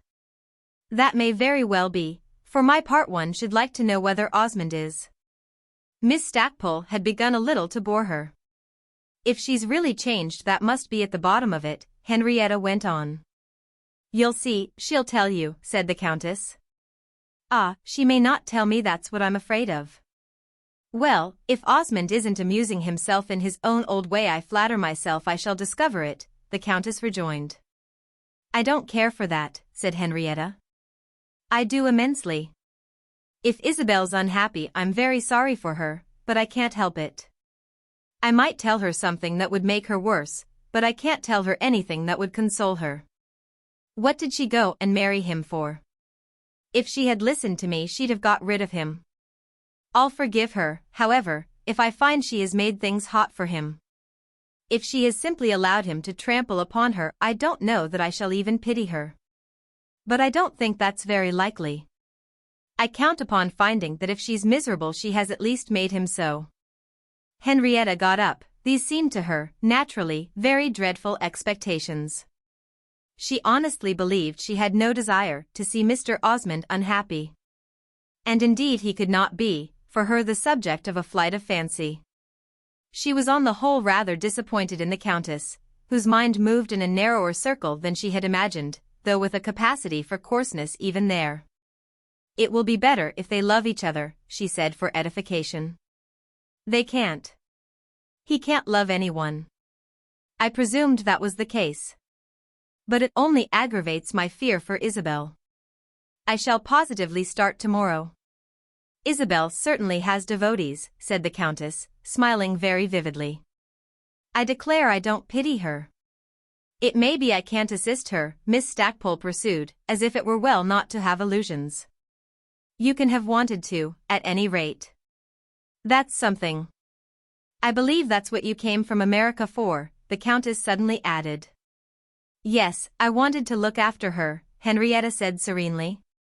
Her hostess stood there smiling at her with small bright eyes and an eager-looking nose, with cheeks into each of which a flush had come. "Ah, that's very pretty, c'est bien gentil. Isn't it what they call friendship?" "I don't know what they call it." "I thought I had better come." "She's very happy, she's very fortunate," the Countess went on. "She has others besides." And then she broke out passionately. "She's more fortunate than I. I'm as unhappy as she. Ive a very bad husband, he's a great deal worse than Osmond. And I've no friends. I thought I had, but they're gone. No one, man or woman, would do for me what you've done for her." Henrietta was touched, there was nature in this bitter effusion. She gazed at her companion a moment, and then, "Look here, Countess, I'll do anything for you that you like. I'll wait over and travel with you." "Never mind," the Countess answered with a quick change of tone, "only describe me in the newspaper." Henrietta, before leaving her, however, was obliged to make her understand that she could give no fictitious representation of her journey to Rome. Miss Stackpole was a strictly veracious reporter. On quitting her she took the way to the Lung Arno, the sunny quay beside the Yellow River where the bright-faced inns familiar to tourists stand all in a row. She had learned her way before this through the streets of Florence, she was very quick in such matters, and was therefore able to turn with great decision of step out of the little square which forms the approach to the Bridge of the Holy Trinity. She proceeded to the left, toward the Ponte Vecchio, and stopped in front of one of the hotels which overlook that delightful structure. Here she drew forth a small pocketbook, took from it a card and a pencil and, after meditating a moment, wrote a few words. It is our privilege to look over her shoulder, and if we exercise it we may read the brief query, "Could I see you this evening for a few moments on a very important matter?" Henrietta added that she should start on the morrow for Rome. Armed with this little document she approached the porter, who now had taken up his station in the doorway, and asked if Mr. Goodwood were at home. The porter replied, as porters always reply, that he had gone out about 20 minutes before. Whereupon Henrietta presented her card and begged it might be handed him on his return. She left the inn and pursued her course along the quay to the severe portico of the Uffizi, through which she presently reached the entrance of the famous gallery of paintings. Making her way in, she ascended the high staircase which leads to the upper chambers. The long corridor, glazed on one side and decorated with antique busts, which gives admission to these apartments, presented an empty vista in which the bright winter light twinkled upon the marble floor. The gallery is very cold and during the midwinter weeks but scantily visited. Miss Stackpole may appear more ardent in her quest of artistic beauty than she has hitherto struck us as being, but she had after all her preferences and admirations.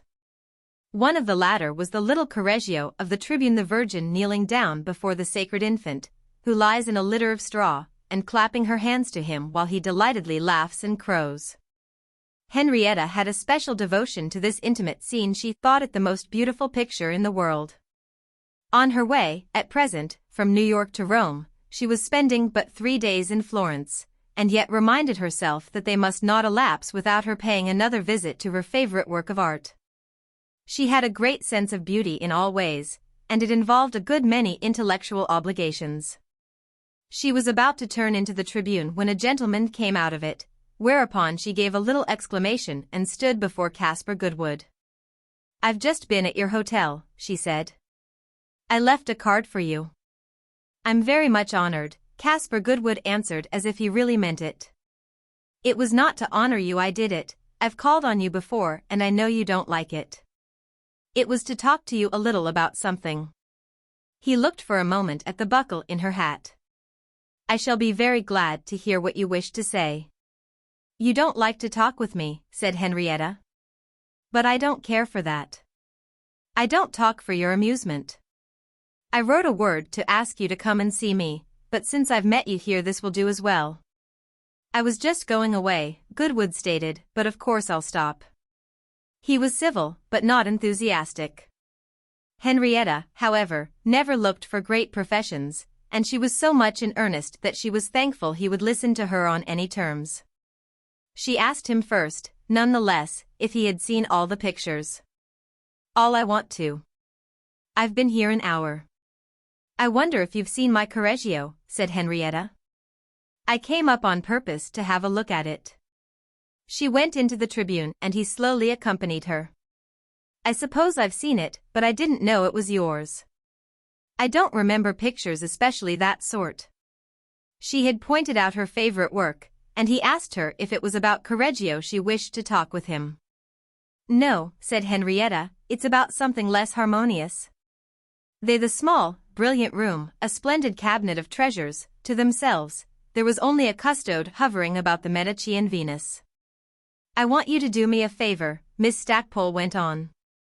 Caspar Goodwood frowned a little, but he expressed no embarrassment at the sense of not looking eager. His face was that of a much older man than our earlier friend. "I'm sure it's something I shan't like," he said rather loudly. "No, I don't think you'll like it. If you did it would be no favor." "Well, let's hear it," he went on in the tone of a man quite conscious of his patience. "You may say there's no particular reason why you should do me a favor. Indeed, I only know of one, the fact that if you'd let me I'd gladly do you one." Her soft, exact tone, in which there was no attempt at effect, had an extreme sincerity. And her companion, though he presented rather a hard surface, couldn't help being touched by it. When he was touched he rarely showed it, however, by the usual signs. He neither blushed, nor looked away, nor looked conscious. He only fixed his attention more directly, he seemed to consider with added firmness. Henrietta continued therefore disinterestedly, without the sense of an advantage. "I may say now, indeed it seems a good time that if I've ever annoyed you, and I think sometimes I have, it's because I knew I was willing to suffer annoyance for you. I've troubled you, doubtless. But I'd take trouble for you." Goodwood hesitated. "You're taking trouble now." "Yes, I am some. I want you to consider whether it's better on the whole that you should go to Rome." "I thought you were going to say that," he answered rather artlessly. "You have considered it then?" "Of course I have, very carefully. I've looked all round it. Otherwise I shouldn't have come so far as this. That's what I stayed in Paris 2 months for. I was thinking it over." "I'm afraid you decided as you liked." "You decided it was best because you were so much attracted." "Best for whom, do you mean?" Goodwood demanded. "Well, for yourself first. For Mrs. Osmond next." "Oh, it won't do her any good." "I don't flatter myself that." "Won't it do her some harm?" "That's the question. I don't see what it will matter to her. I'm nothing to Mrs. Osmond. But if you want to know, I do want to see her myself." "Yes, and that's why you go." "Of course it is. Could there be a better reason?" "How will it help you?" "That's what I want to know," said Miss Stackpole. "That's just what I can't tell you. It's just what I was thinking about in Paris. It will make you more discontented." "Why do you say more so?" Goodwood asked rather sternly. "How do you know I'm discontented?" "Well," said Henrietta, hesitating a little, "you seem never to have cared for another." "How do you know what I care for?" he cried with a big blush. "Just now I care to go to Rome." Henrietta looked at him in silence, with a sad yet luminous expression. "Well," she observed at last, "I only wanted to tell you what I think. I had it on my mind. Of course you think it's none of my business. But nothing is anyone's business on that principle." "It's very kind of you. I'm greatly obliged to you for your interest," said Caspar Goodwood. "I shall go to Rome and I shan't hurt Mrs. Osmond." "You won't hurt her, perhaps. But will you help her? That's the real issue." "Is she in need of help?" he asked slowly, with a penetrating look. "Most women always are," said Henrietta with conscientious evasiveness and generalizing less hopefully than usual. "If you go to Rome," she added, "I hope you'll be a true friend, not a selfish one." And she turned off and began to look at the pictures. Caspar Goodwood let her go and stood watching her while she wandered round the room. But after a moment he rejoined her. "You've heard something about her here," he then resumed. "I should like to know what you've heard." Henrietta had never prevaricated in her life, and, though on this occasion there might have been a fitness in doing so, she decided, after thinking some minutes, to make no superficial exception. "Yes, I've heard," she answered. "But as I don't want you to go to Rome, I won't tell you." "Just as you please." "I shall see for myself," he said. Then inconsistently, "For him, you've heard she's unhappy," he added. "Oh, you won't see that," Henrietta exclaimed. "I hope not. When do you start?"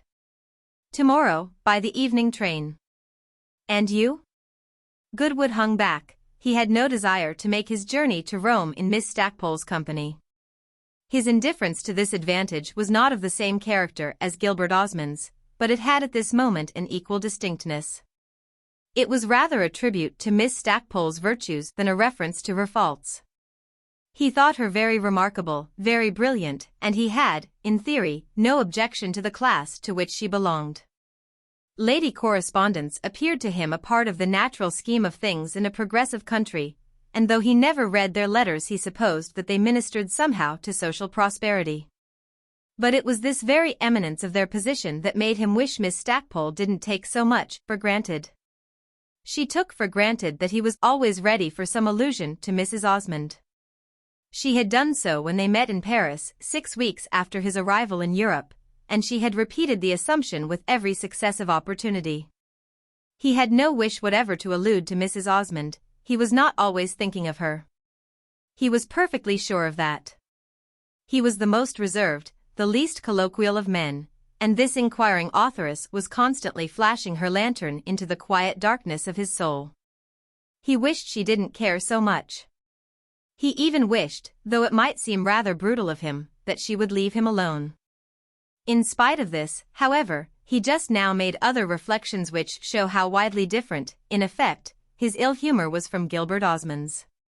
He desired to go immediately to Rome, he would have liked to go alone, in the night train. He hated the European railway carriages, in which one sat for hours in a vice, knee to knee and nose to nose with a foreigner to whom one presently found one's self objecting with all the added vehemence of one's wish to have the window open. And if they were worse at night even than by day, at least at night one could sleep and dream of an American saloon car. But he couldn't take a night train when Miss Stackpole was starting in the morning. It struck him that this would be an insult to an unprotected woman. Nor could he wait until after she had gone unless he should wait longer than he had patience for. It wouldn't do to start the next day. She worried him, she oppressed him. The idea of spending the day in a European railway carriage with her offered a complication of irritations. Still, she was a lady traveling alone, it was his duty to put himself out for her. There could be no two questions about that. It was a perfectly clear necessity. He looked extremely grave for some moments and then said, wholly without the flourish of gallantry but in a tone of extreme distinctness, "Of course if you're going tomorrow I'll go too, as I may be of assistance to you." "Well, Mr. Goodwood, I should hope so." Henrietta returned imperturbably. Chapter 45. I have already had reason to say that Isabel knew her husband to be displeased by the continuance of Ralph's visit to Rome. That knowledge was very present to her as she went to her cousin's hotel the day after she had invited Lord Warburton to give a tangible proof of his sincerity. And at this moment, as at others, she had a sufficient perception of the sources of Osmond's opposition. He wished her to have no freedom of mind, and he knew perfectly well that Ralph was an apostle of freedom. It was just because he was this, Isabel said to herself, that it was a refreshment to go and see him. It will be perceived that she partook of this refreshment in spite of her husband's aversion to it, that is partook of it, as she flattered herself, discreetly. She had not as yet undertaken to act in direct opposition to his wishes. He was her appointed and inscribed master, she gazed at moments with a sort of incredulous blankness at this fact. It weighed upon her imagination, however. Constantly present to her mind were all the traditionary decencies and sanctities of marriage. The idea of violating them filled her with shame as well as with dread, for on giving herself away she had lost sight of this contingency in the perfect belief that her husband's intentions were as generous as her own. She seemed to see, none the less, the rapid approach of the day when she should have to take back something she had solemnly best own. Such a ceremony would be odious and monstrous, she tried to shut her eyes to it meanwhile. Osmond would do nothing to help it by beginning first, he would put that burden upon her to the end. He had not yet formally forbidden her to call upon Ralph, but she felt sure that unless Ralph should very soon depart this prohibition would come. How could poor Ralph depart? The weather as yet made it impossible. She could perfectly understand her husband's wish for the event, she didn't, to be just, see how he could like her to be with her cousin. Ralph never said a word against him, but Osmond's sore, mute protest was none the less founded. If he should positively interpose, if he should put forth his authority, she would have to decide, and that wouldn't be easy. The prospect made her heart beat and her cheeks burn, as I say, in advance. There were moments when, in her wish to avoid an open rupture, she found herself wishing Ralph would start even at a risk. And it was of no use that, when catching herself in this state of mind, she called herself a feeble spirit, a coward. It was not that she loved Ralph less, but that almost anything seemed preferable to repudiating the most serious act, the single sacred act of her life. That appeared to make the whole future hideous. To break with Osmond once would be to break forever. Any open acknowledgement of irreconcilable needs would be an admission that their whole attempt had proved a failure. For them there could be no condonement, no compromise, no easy forgetfulness, no formal readjustment. They had attempted only one thing, but that one thing was to have been exquisite. Once they missed it, nothing else would do. There was no conceivable substitute for that success. For the moment, Isabel went to the Hôtel de Paris as often as she thought well. The measure of propriety was in the canon of taste, and there couldn't have been a better proof that morality was, so to speak, a matter of earnest appreciation. Isabel's application of that measure had been particularly free today, for in addition to the general truth that she couldn't leave Ralph to die alone, she had something important to ask of him. This indeed was Gilbert's business as well as her own. She came very soon to what she wished to speak of.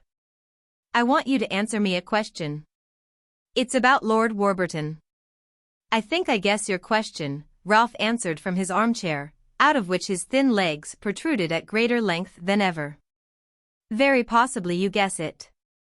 "Please then answer it." "Oh, I don't say I can do that." "You're intimate with him," she said, "you've a great deal of observation of him." "Very true. But think how he must dissimulate." "Why should he dissimulate?"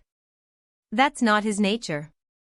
"Ah, you must remember that the circumstances are peculiar," said Ralph with an air of private amusement.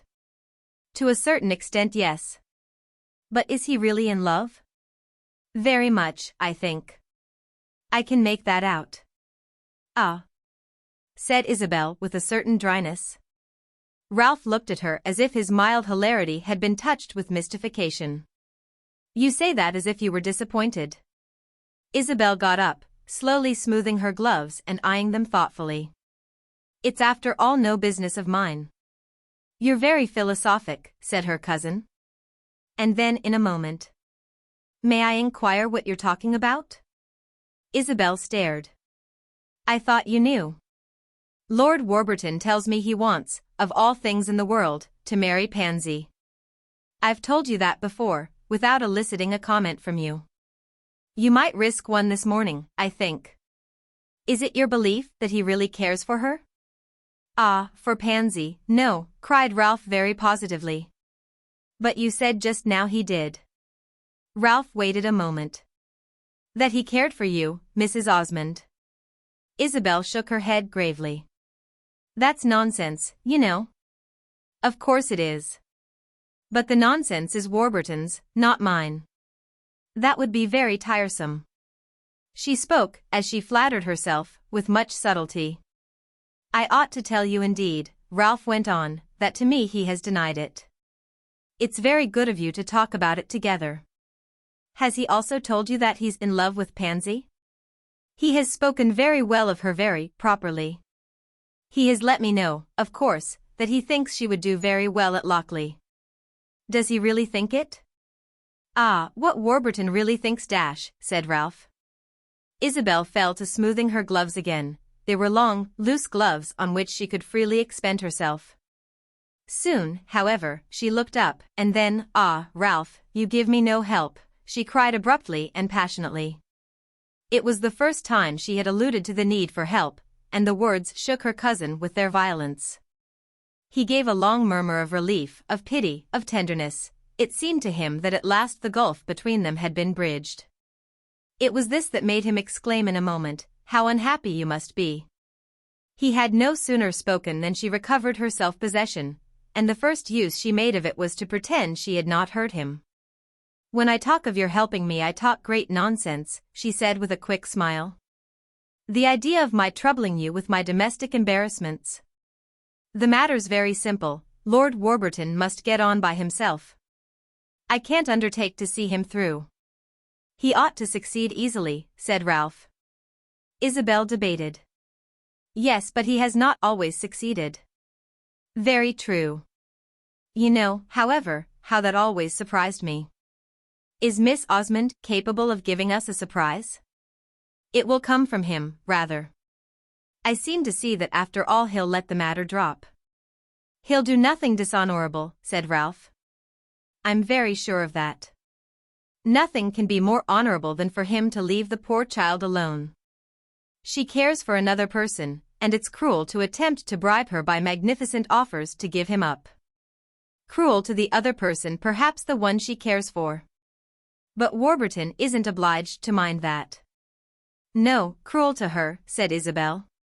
She would be very unhappy if she were to allow herself to be persuaded to desert poor Mr. Rosier. That idea seems to amuse you. Of course you're not in love with him. He has the merit for Pansy of being in love with Pansy. She can see at a glance that Lord Warburton isn't. He'd be very good to her, said Ralph. He has been good to her already. Fortunately, however, he has not said a word to disturb her. He could come and bid her goodbye tomorrow with perfect propriety. How would your husband like that? Not at all, and he may be right in not liking it. Only he must obtain satisfaction himself. Has he commissioned you to obtain it? Ralph ventured to ask. It was natural that as an old friend of Lord Warburton's, an older friend, that is, than Gilbert, I should take an interest in his intentions. Take an interest in his renouncing them, you mean? Isabel hesitated, frowning a little. Let me understand. Are you pleading his cause? Not in the least. I'm very glad he shouldn't become your stepdaughter's husband. It makes such a very queer relation to you, said Ralph, smiling. But I'm rather nervous lest your husband should think you haven't pushed him enough. Isabel found herself able to smile as well as he. He knows me well enough not to have expected me to push. He himself has no intention of pushing, I presume. I'm not afraid I shall not be able to justify myself, she said lightly. Her mask had dropped for an instant, but she had put it on again, to Ralph's infinite disappointment. He had caught a glimpse of her natural face and he wished immensely to look into it. He had an almost savage desire to hear her complain of her husband, hear her say that she should be held accountable for Lord Warburton's defection. Ralph was certain that this was her situation. He knew by instinct, in advance, the form that in such an event Osmond's displeasure would take. It could only take the meanest and cruelest. He would have liked to warn Isabel of it, to let her see at least how he judged for her and how he knew. It little mattered that Isabel would know much better. It was for his own satisfaction more than for hers that he longed to show her he was not deceived. He tried and tried again to make her betray Osmond. He felt cold-blooded, cruel, dishonorable almost, in doing so. But it scarcely mattered, for he only failed. What had she come for then, and why did she seem almost to offer him a chance to violate their tacit convention? Why did she ask him his advice if she gave him no liberty to answer her? How could they talk of her domestic embarrassments, as it pleased her humorously to designate them, if the principal factor was not to be mentioned? These contradictions were themselves but an indication of her trouble, and her cry for help, just before, was the only thing he was bound to consider. You'll be decidedly at variance, all the same, he said in a moment. And as she answered nothing, looking as if she scarce understood, you'll find yourselves thinking very differently, he continued. That may easily happen, among the most united couples. She took up her parasol. He saw she was nervous, afraid of what he might say. It's a matter we can hardly quarrel about, however, she added, for almost all the interest is on his side. That's very natural. Pansy's after all his daughter, not mine. And she put out her hand to wish him goodbye. Ralph took an inward resolution that she shouldn't leave him without his letting her know that he knew everything. It seemed too great an opportunity to lose. Do you know what his interest will make him say? He asked as he took her hand. She shook her head, rather dryly, not discouragingly, and he went on. It will make him say that your want of zeal is owing to jealousy. He stopped a moment. Her face made him afraid. To jealousy? To jealousy of his daughter. She blushed red and threw back her head. "You're not kind," she said in a voice that he had never heard on her lips. "Be frank with me and you'll see," he answered. But she made no reply, she only pulled her hand out of his own, which he tried still to hold, and rapidly withdrew from the room. She made up her mind to speak to Pansy, and she took an occasion on the same day, going to the girls' room before dinner. Pansy was already dressed. She was always in advance of the time. It seemed to illustrate her pretty patience and the graceful stillness with which she could sit and wait. At present she was seated, in her fresh array, before the bedroom fire. She had blown out her candles on the completion of her toilet, in accordance with the economical habits in which she had been brought up and which she was now more careful than ever to observe, so that the room was lighted only by a couple of logs. The rooms in Palazzo Raccanera were as spacious as they were numerous, and Pansy's virginal bower was an immense chamber with a dark, heavily timbered ceiling. Its diminutive mistress, in the midst of it, appeared but a speck of humanity, and as she got up, with quick deference, to welcome Isabel, the latter was more than ever struck with her shy sincerity. Isabel had a difficult task, the only thing was to perform it as simply as possible. She felt bitter and angry, but she warned herself against betraying this heat. She was afraid even of looking too grave, or at least too stern. She was afraid of causing alarm. But Pansy seemed to have guessed she had come more or less as a confessor. For after she had moved the chair in which she had been sitting a little nearer to the fire and Isabel had taken her place in it, she kneeled down on a cushion in front of her, looking up and resting her clasped hands on her stepmother's knees. What Isabel wished to do was to hear from her own lips that her mind was not occupied with Lord Warburton, but if she desired the assurance she felt herself by no means at liberty to provoke it. The girl's father would have qualified this as rank treachery, and indeed Isabel knew that if Pansy should display the smallest germ of a disposition to encourage Lord Warburton, her own duty was to hold her tongue. It was difficult to interrogate without appearing to suggest Pansy's supreme simplicity, an innocence even more complete than Isabel had yet judged it, gave to the most tentative inquirers something of the effect of an admonition. As she knelt there in the vague firelight, with her pretty dress dimly shining, her hands folded half in appeal and half in submission, her soft eyes, raised and fixed, full of the seriousness of the situation. She looked to Isabel like a childish martyr decked out for sacrifice and scarcely presuming even to hope to avert it. When Isabel said to her that she had never yet spoken to her of what might have been going on in relation to her getting married, but that her silence had not been indifference or ignorance, had only been the desire to leave her at liberty, Pansy bent forward, raised her face nearer and nearer, and with a little murmur which evidently expressed a deep longing, answered that she had greatly wished her to speak and that she begged her to advise her now. "It's difficult for me to advise you," Isabel returned. "I don't know how I can undertake that. That's for your father, you must get his advice and, above all, you must act on it." At this Pansy dropped her eyes. For a moment she said nothing. "I think I should like your advice better than Papa's," she presently remarked. "That's not as it should be," said Isabel coldly. "I love you very much, but your father loves you better." "It isn't because you love me, it's because you're a lady," Pansy answered with the air of saying something very reasonable. "A lady can advise a young girl better than a man. I advise you then to pay the greatest respect to your father's wishes." "Ah yes," said the child eagerly, "I must do that. But if I speak to you now about your getting married, it's not for your own sake, it's for mine," Isabel went on. "If I try to learn from you what you expect, what you desire, it's only that I may act accordingly." Pansy stared, and then very quickly, "Will you do everything I want?" she asked. "Before I say yes, I must know what such things are." Pansy presently told her that the only thing she wanted in life was to marry Mr. Rosier. He had asked her and she had told him she would do so if her papa would allow it. Now her papa wouldn't allow it. "Very well then, it's impossible," Isabel pronounced. "Yes, it's impossible," said Pansy without a sigh and with the same extreme attention in her clear little face. "You must think of something else then," Isabel went on. But Pansy, sighing at this, told her that she had attempted that feat without the least success. "You think of those who think of you," she said with a faint smile. "I know Mr. Rosier thinks of me." "He ought not to," said Isabel loftily. "Your father has expressly requested he shouldn't.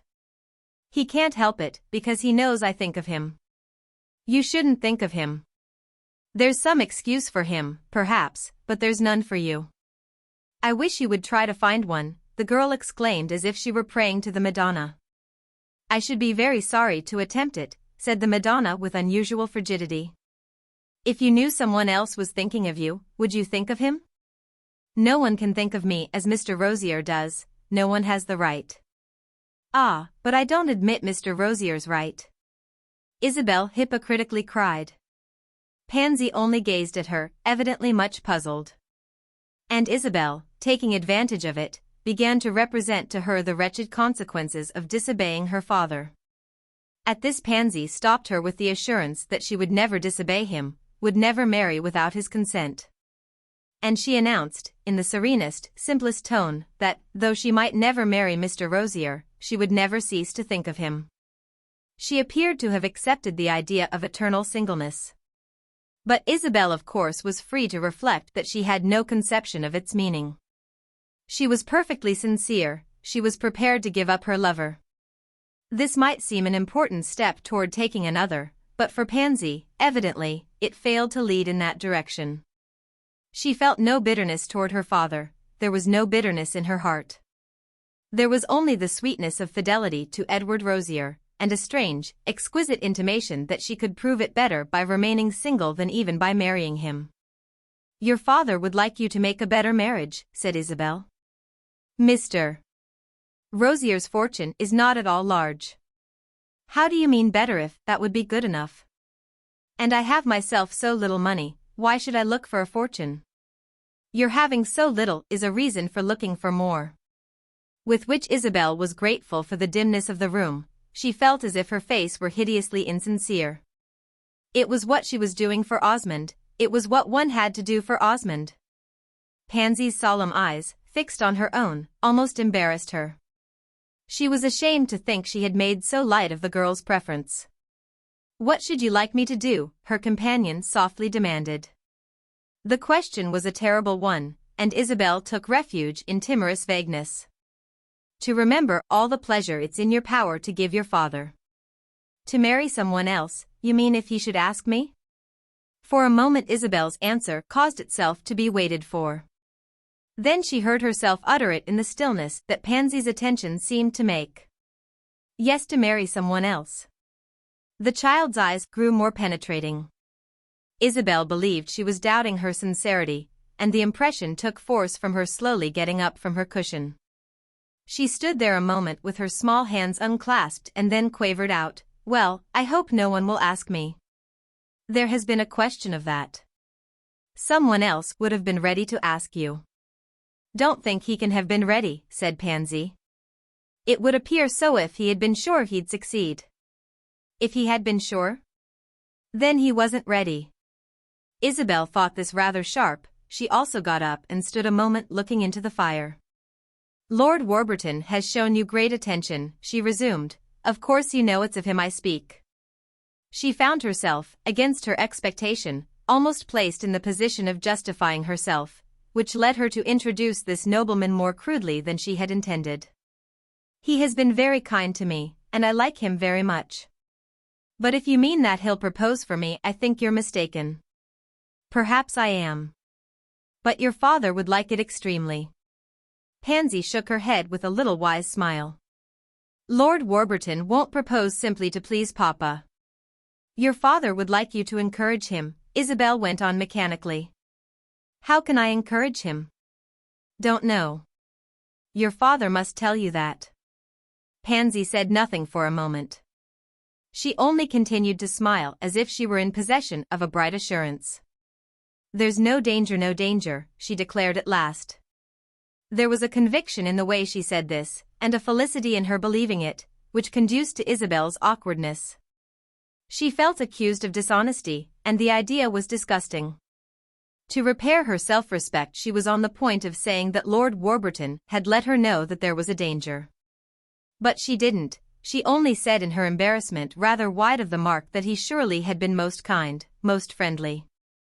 Yes, he has been very kind, Pansy answered. That's what I like him for. Why then is the difficulty so great?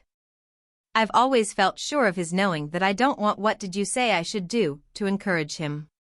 He knows I don't want to marry, and he wants me to know that he therefore won't trouble me. That's the meaning of his kindness. It's as if he said to me, I like you very much, but if it doesn't please you I'll never say it again. I think that's very kind, very noble, Pansy went on with deepening positiveness.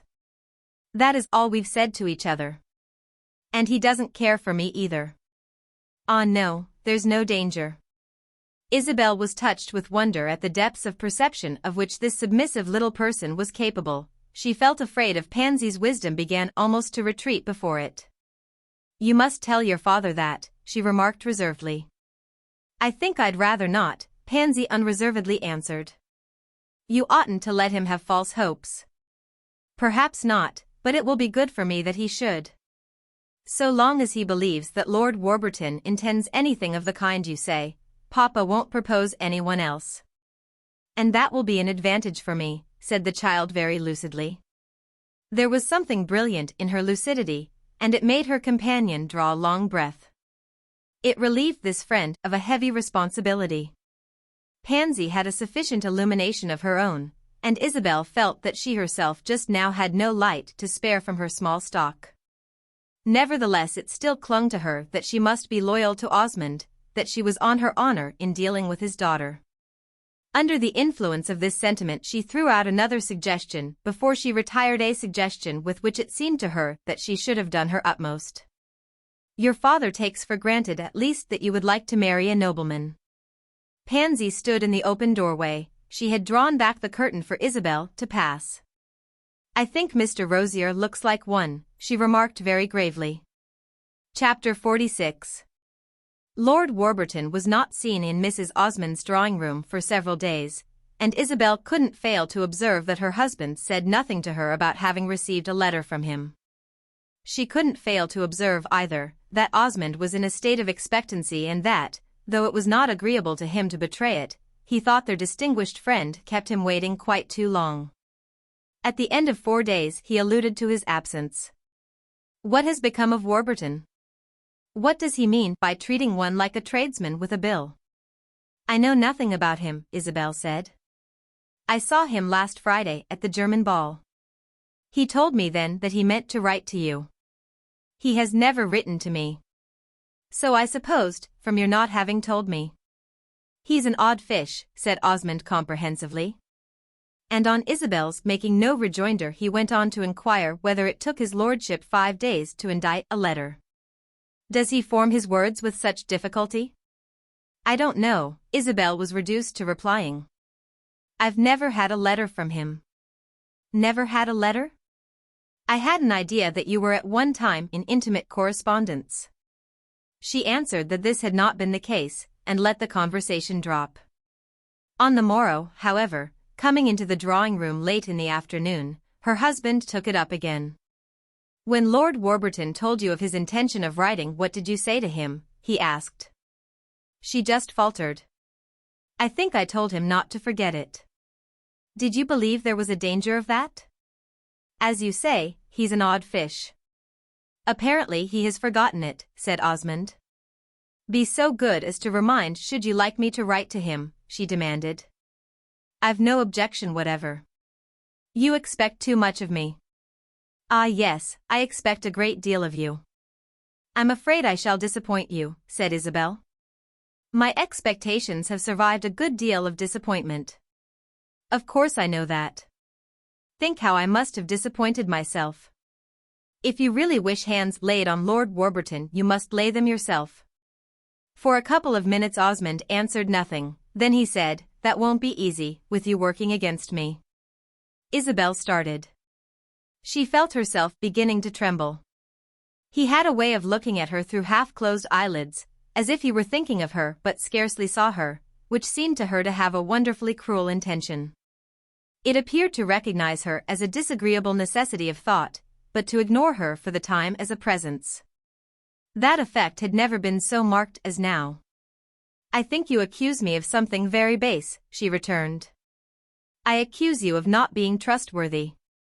If he doesn't after all come forward, it will be because you've kept him off. I don't know that it's base, it is the kind of thing a woman always thinks she may do.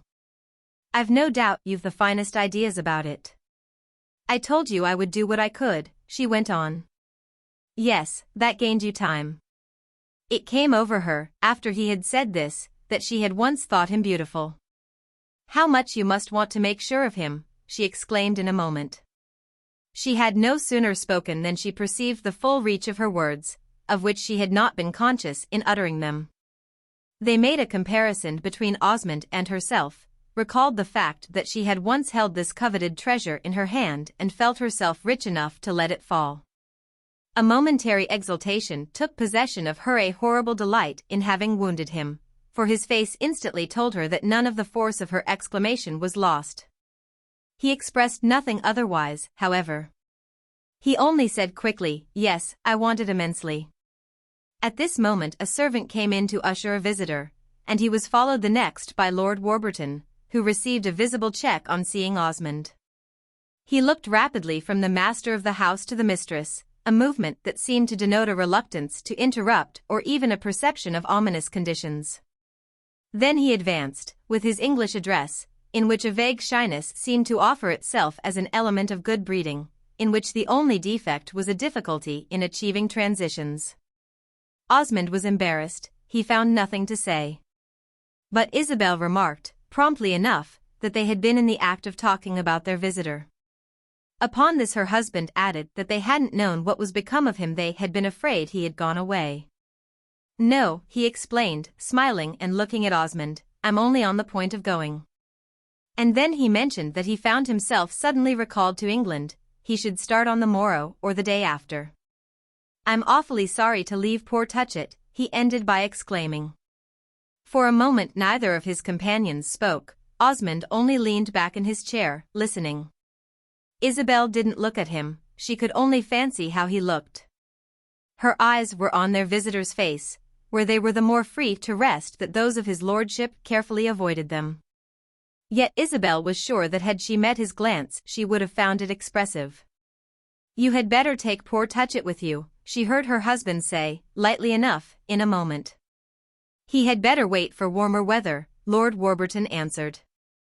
"I shouldn't advise him to travel just now." He sat there a quarter of an hour, talking as if he might not soon see them again unless indeed they should come to England, a course he strongly recommended. Why shouldn't they come to England in the autumn? That struck him as a very happy thought. It would give him such pleasure to do what he could for them to have them come and spend a month with him. Osmond, by his own admission, had been to England but once, which was an absurd state of things for a man of his leisure and intelligence. It was just the country for him, he would be sure to get on well there. Then Lord Warburton asked Isabel if she remembered what a good time she had had there and if she didn't want to try it again. Didn't she want to see Gardencourt once more? Gardencourt was really very good. Touchett didn't take proper care of it, but it was the sort of place you could hardly spoil by letting it alone. Why didn't they come and pay Touchett a visit? He surely must have asked them. Hadn't asked them? What an ill-mannered wretch, and Lord Warburton promised to give the master of Gardencourt a piece of his mind. Of course it was a mere accident, he would be delighted to have them. Spending a month with Touchett and a month with himself, and seeing all the rest of the people they must know there, they really wouldn't find it half bad. Lord Warburton added that it would amuse Miss Osmond as well, who had told him that she had never been to England and whom he had assured it was a country she deserved to see. Of course she didn't need to go to England to be admired, that was her fate everywhere, but she would be an immense success there, she certainly would, if that was any inducement. He asked if she were not at home, couldn't he say goodbye?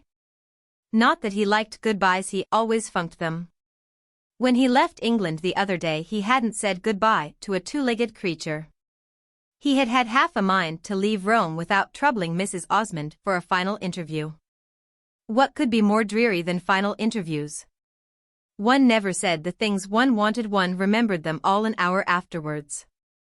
On the other hand, one usually said a lot of things one shouldn't, simply from a sense that one had to say something. Such a sense was upsetting, it muddled one's wits. He had it at present, and that was the effect it produced on him. If Mrs. Osmond didn't think he spoke as he ought, she must set it down to agitation. It was no light thing to part with Mrs. Osmond. He was really very sorry to be going. He had thought of writing to her instead of calling, but he would write to her at any rate, to tell her a lot of things that would be sure to occur to him as soon as he had left the house. They must think seriously about coming to Lochley. If there was anything awkward in the conditions of his visit or in the announcement of his departure, it failed to come to the surface. Lord Warburton talked about his agitation. But he showed it in no other manner, and Isabel saw that since he had determined on a retreat he was capable of executing it gallantly. She was very glad for him. She liked him quite well enough to wish him to appear to carry a thing off. He would do that on any occasion, not from impudence but simply from the habit of success, and Isabel felt it out of her husband's power to frustrate this faculty. A complex operation, as she sat there, went on in her mind. On one side she listened to their visitor, said what was proper to him, read, more or less, between the lines of what he said himself, and wondered how he would have spoken if he had found her alone. On the other she had a perfect consciousness of Osmond's emotion. She felt almost sorry for him. He was condemned to the sharp pain of loss without the relief of cursing. He had had a great hope, and now, as he saw it vanish into smoke, he was obliged to sit and smile and twirl his thumbs. Not that he troubled himself to smile very brightly. He treated their friend on the whole to as vacant a countenance as so clever a man could very well wear. It was indeed a part of Osmond's cleverness that he could look consummately uncompromised. His present appearance, however, was not a confession of disappointment. It was simply a part of Osmond's habitual system, which was to be inexpressive exactly in proportion as he was really intent. He had been intent on this prize from the first. But he had never allowed his eagerness to irradiate his refined face. He had treated his possible son-in-law as he treated every one, with an air of being interested in him only for his own advantage, not for any profit to a person already so generally, so perfectly provided as Gilbert Osmond. He would give no sign now of an inward rage which was the result of a vanished prospect of gain, not the faintest nor subtlest. Isabel could be sure of that, if it was any satisfaction to her. Strangely, very strangely, it was a satisfaction.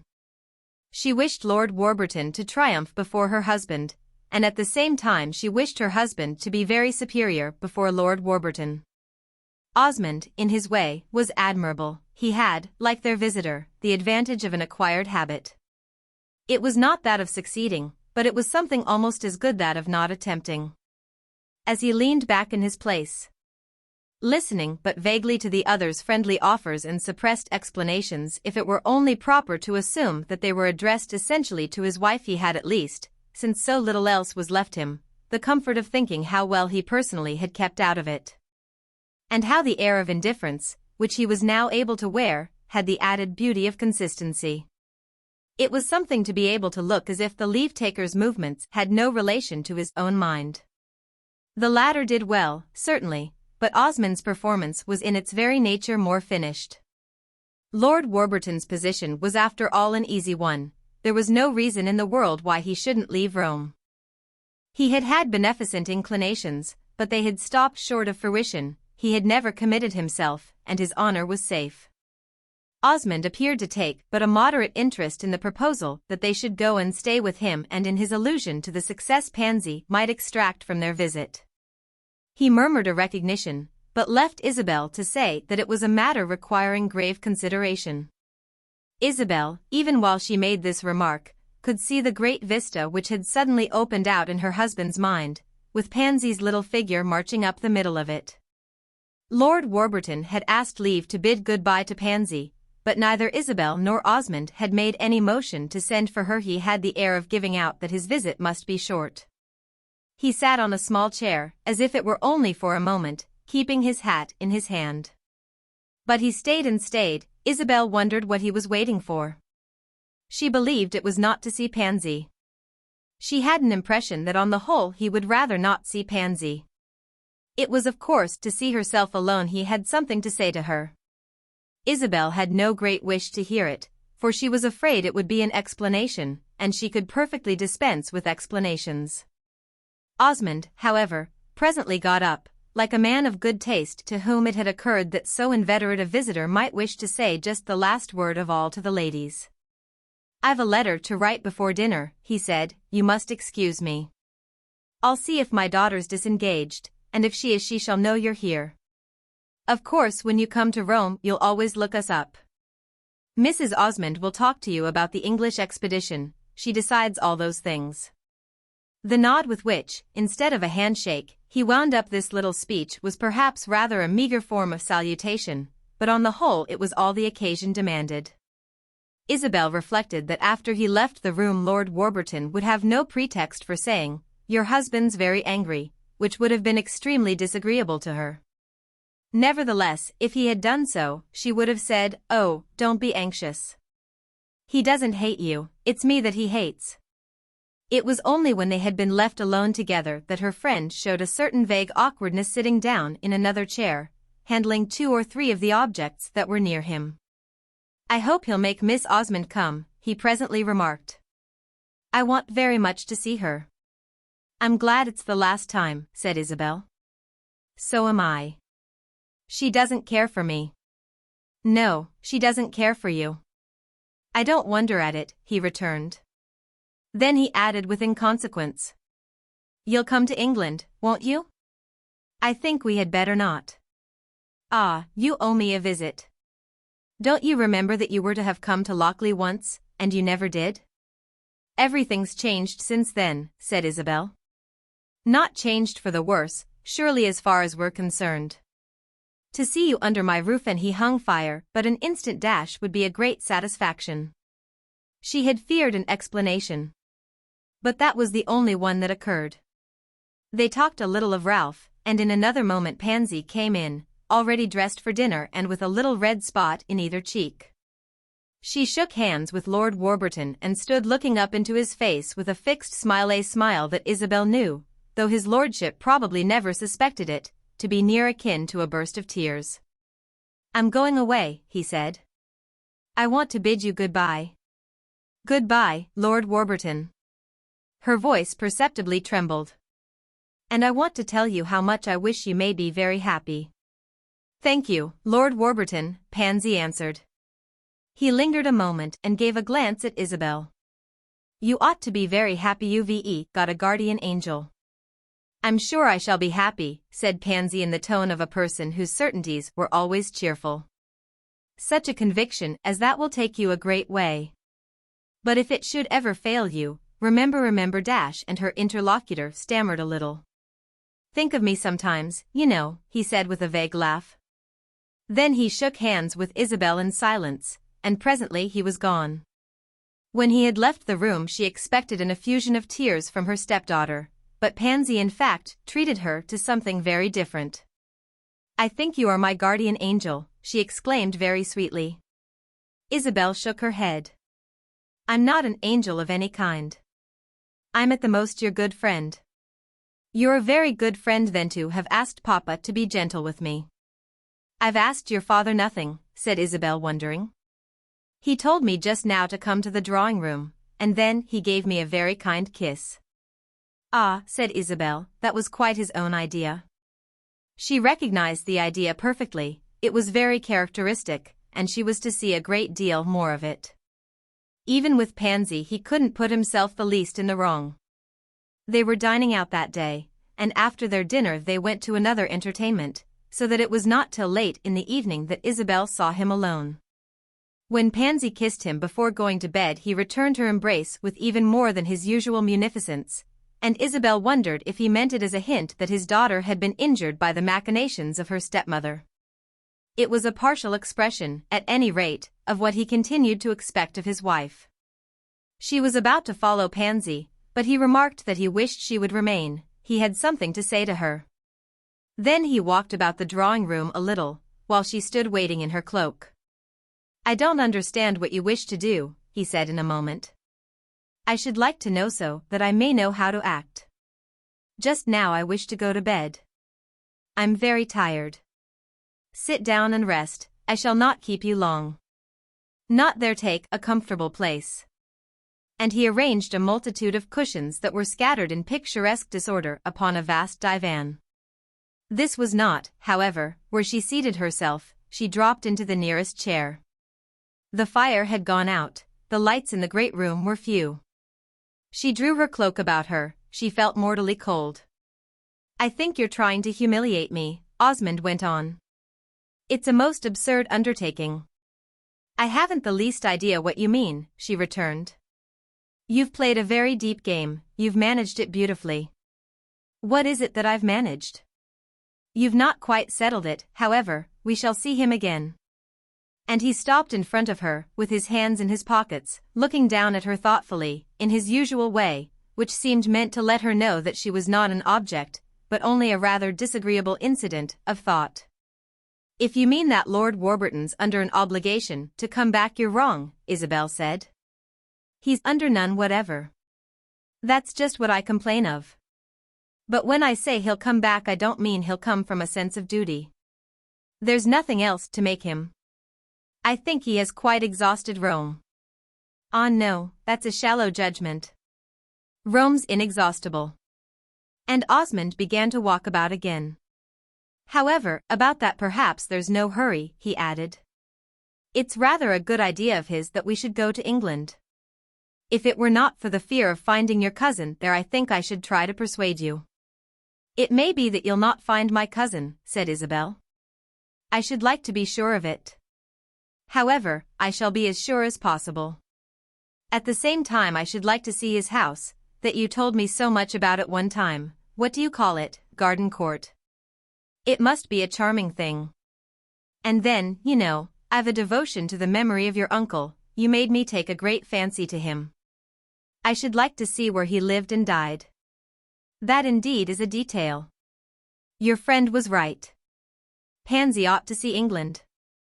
I've no doubt she would enjoy it, said Isabel. But that's a long time hence, next autumn's far off, Osmond continued, and meantime there are things that more nearly interest us. Do you think me so very proud? He suddenly asked. I think you very strange. You don't understand me. No, not even when you insult me. I don't insult you, I'm incapable of it. I merely speak of certain facts, and if the allusion's an injury to you the fault's not mine. It's surely a fact that you have kept all this matter quite in your own hands. Are you going back to Lord Warburton? Isabel asked. I'm very tired of his name. You shall hear it again before we've done with it. She had spoken of his insulting her, but it suddenly seemed to her that this ceased to be a pain. He was going down. The vision of such a fall made her almost giddy, that was the only pain.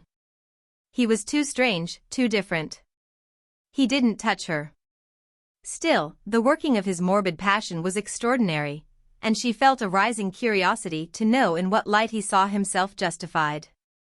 I might say to you that I judge you've nothing to say to me that's worth hearing, she returned in a moment. But I should perhaps be wrong. There's a thing that would be worth my hearing, to know in the plainest words of what it is you accuse me. Of having prevented Pansy's marriage to Warburton. Are those words plain enough? On the contrary, I took a great interest in it. I told you so, and when you told me that you counted on me, that I think was what you said, I accepted the obligation. I was a fool to do so, but I did it. You pretended to do it, and you even pretended reluctance to make me more willing to trust you. Then you began to use your ingenuity to get him out of the way. I think I see what you mean, said Isabel. Where's the letter you told me he had written me? Her husband demanded. I haven't the least idea, I haven't asked him. You stopped it on the way, said Osmond. Isabel slowly got up. Standing there in her white cloak, which covered her to her feet, she might have represented the angel of disdain, first cousin to that of pity. Oh, Gilbert, for a man who was so fine, she exclaimed in a long murmur. I was never so fine as you. You've done everything you wanted. You've got him out of the way without appearing to do so, and you've placed me in the position in which you wish to see me, that of a man who has tried to marry his daughter to a lord, but has grotesquely failed. Pansy doesn't care for him. She's very glad he's gone, Isabel said.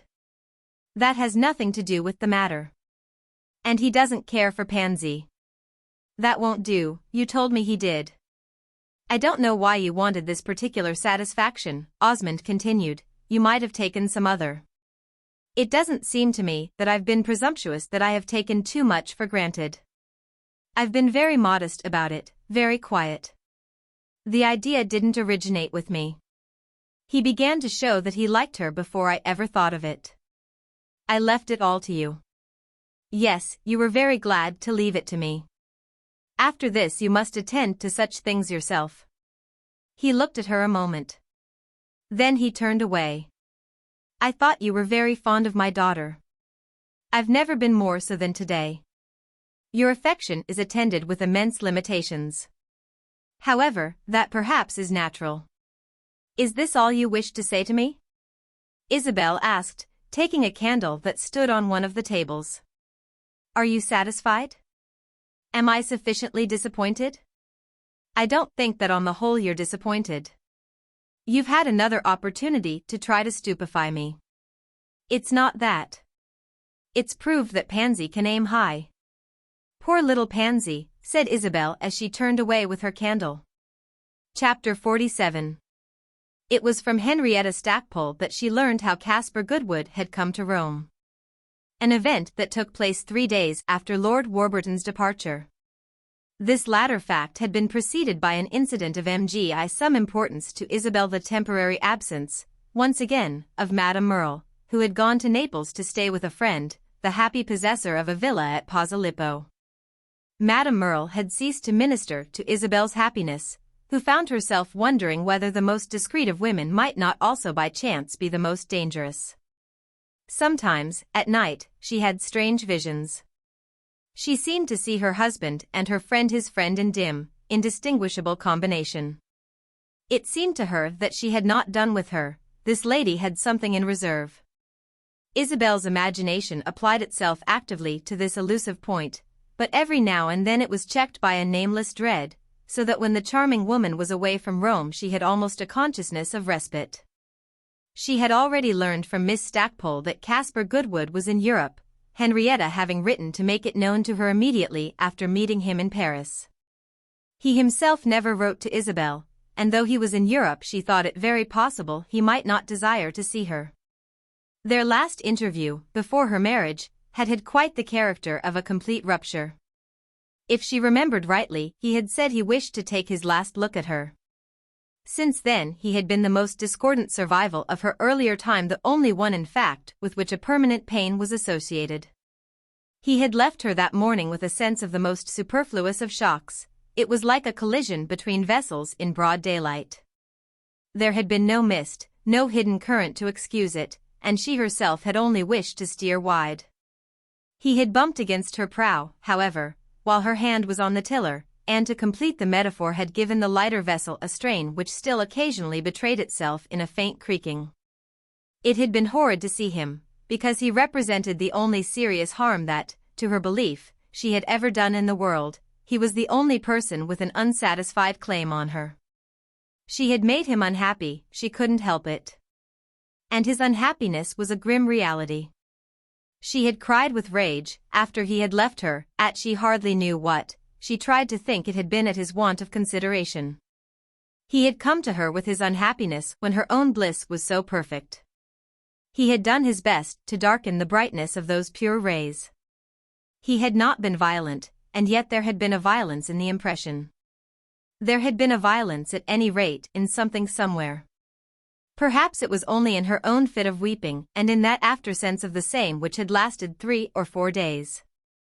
The effect of his final appeal had in short faded away, and all the first year of her marriage he had dropped out of her books. He was a thankless subject of reference. It was disagreeable to have to think of a person who was sore and somber about you and whom you could yet do nothing to relieve. It would have been different if she had been able to doubt, even a little, of his unreconciled state, as she doubted of Lord Warburton's. Unfortunately, it was beyond question, and this aggressive, uncompromising look of it was just what made it unattractive. She could never say to herself that here was a sufferer who had compensations, as she was able to say in the case of her English suitor. She had no faith in Mr. Goodwood's compensations and no esteem for them. A cotton factory was not a compensation for anything, least of all for having failed to marry Isabel Archer. And yet, beyond that, she hardly knew what he had save of course his intrinsic qualities. Oh, he was intrinsic enough. She never thought of his even looking for artificial aids. If he extended his business, that, to the best of her belief, was the only form exertion could take with him, it would be because it was an enterprising thing, or good for the business. Not in the least because he might hope it would overlay the past. This gave his figure a kind of bareness and bleakness which made the accident of meeting it in memory or in apprehension a peculiar concussion. It was deficient in the social drapery commonly muffling, in an over-civilized age, the sharpness of human contacts. His perfect silence, moreover, the fact that she never heard from him and very seldom heard any mention of him, deepened this impression of his loneliness. She asked Lily for news of him, from time to time. But Lily knew nothing of Boston. Her imagination was all bounded on the east by Madison Avenue. As time went on, Isabel had thought of him oftener, and with fewer restrictions. She had had more than once the idea of writing to him. She had never told her husband about him, never let Osmond know of his visits to her in Florence. A reserve not dictated in the early period by a want of confidence in Osmond, but simply by the consideration that the young man's disappointment was not her secret but his own. It would be wrong of her, she had believed, to convey it to another, and Mr. Goodwood's affairs could have, after all, little interest for Gilbert.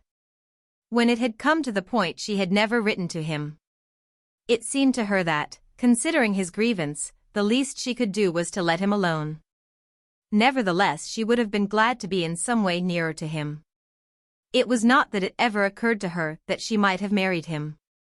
Even after the consequences of her actual union had grown vivid to her, that particular reflection, though she indulged in so many, had not had the assurance to present itself. But on finding herself in trouble, he had become a member of that circle of things with which she wished to set herself right.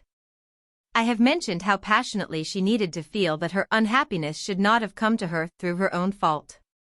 She had no near prospect of dying, and yet she wished to make her peace with the world, to put her spiritual affairs in order. It came back to her from time to time that there was an account still to be settled with Caspar, and she saw herself disposed or able to settle it today on terms easier for him than ever before. Still, when she learned he was coming to Rome, she felt all afraid. It would be more disagreeable for him than for anyone else to make out, since he would make it out, as over a falsified balance sheet or something of that sort, the intimate disarray of her affairs. Deep in her breast she believed that he had invested his all in her happiness, while the others had invested only a part. He was one more person from whom she should have to conceal her stress. She was reassured, however, after he arrived in Rome, for he spent several days without coming to see her. Henrietta Stackpole, it may well be imagined, was much more punctual, and Isabel was largely favored with the society of her friend. She threw herself into it, for now that she had made such a point of keeping her conscience clear, that was one way of proving she had not been superficial, the more so as the years, in their flight, had rather enriched than blighted those peculiarities which had been humorously criticized by persons less interested than Isabel, and which were still marked enough to give loyalty a spice of heroism. Henrietta was as keen and quick and fresh as ever, and as neat and bright and fair. Her remarkably open eyes, lighted like great glazed railway stations, had put up no shutters. Her attire had lost none of its crispness, her opinions none of their national reference. She was by no means quite unchanged, however. It struck Isabel she had grown vague. Of old she had never been vague. Though undertaking many inquiries at once, she had managed to be entire and pointed about each. She had a reason for everything she did, she fairly bristled with motives. Formerly, when she came to Europe, it was because she wished to see it, but now, having already seen it, she had no such excuse. She didn't for a moment pretend that the desire to examine decaying civilizations had anything to do with her present enterprise. Her journey was rather an expression of her independence of the old world than of a sense of further obligations to it. "It's nothing to come to Europe," she said to Isabel. "It doesn't seem to me one needs so many reasons for that. It is something to stay at home. This is much more important." It was not therefore with a sense of doing anything very important that she treated herself to another pilgrimage to Rome. She had seen the place before and carefully inspected it. Her present act was simply a sign of familiarity, of her knowing all about it, of her having as good a right as anyone else to be there. This was all very well, and Henrietta was restless. She had a perfect right to be restless too, if one came to that.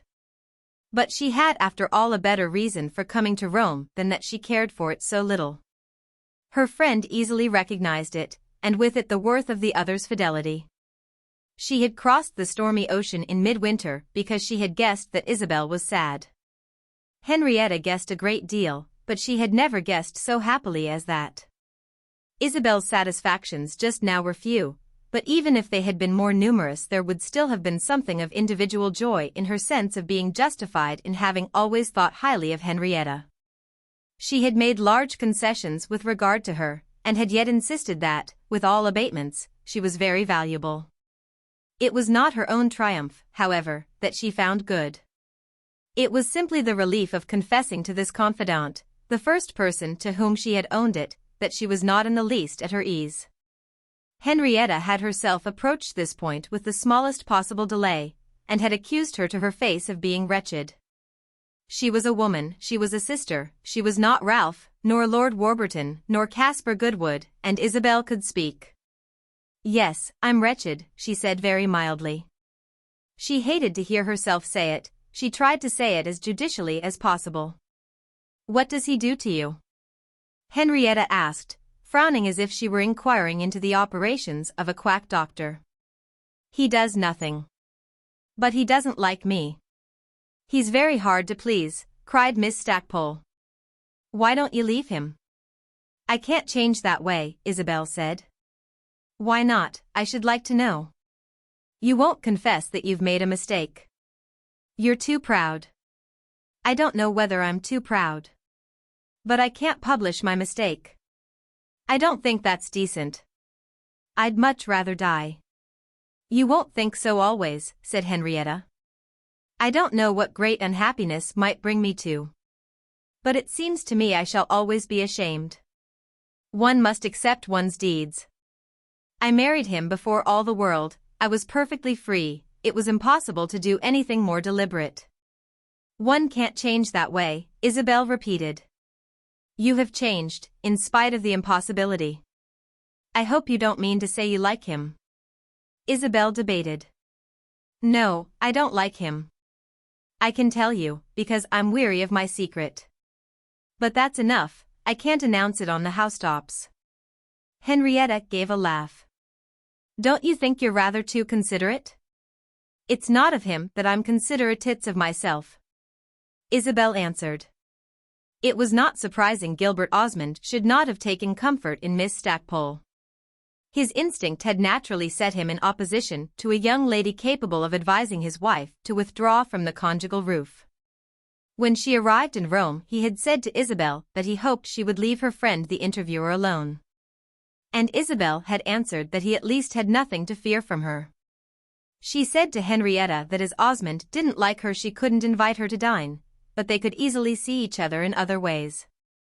Isabel received Miss Stackpole freely in her own sitting room, and took her repeatedly to drive, face to face with Pansy, who, bending a little forward, on the opposite seat of the carriage, gazed at the celebrated authoress with a respectful attention which Henrietta occasionally found irritating. She complained to Isabel that Miss Osmond had a little look as if she should remember everything one said.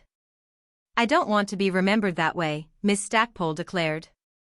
"I consider that my conversation refers only to the moment, like the morning papers.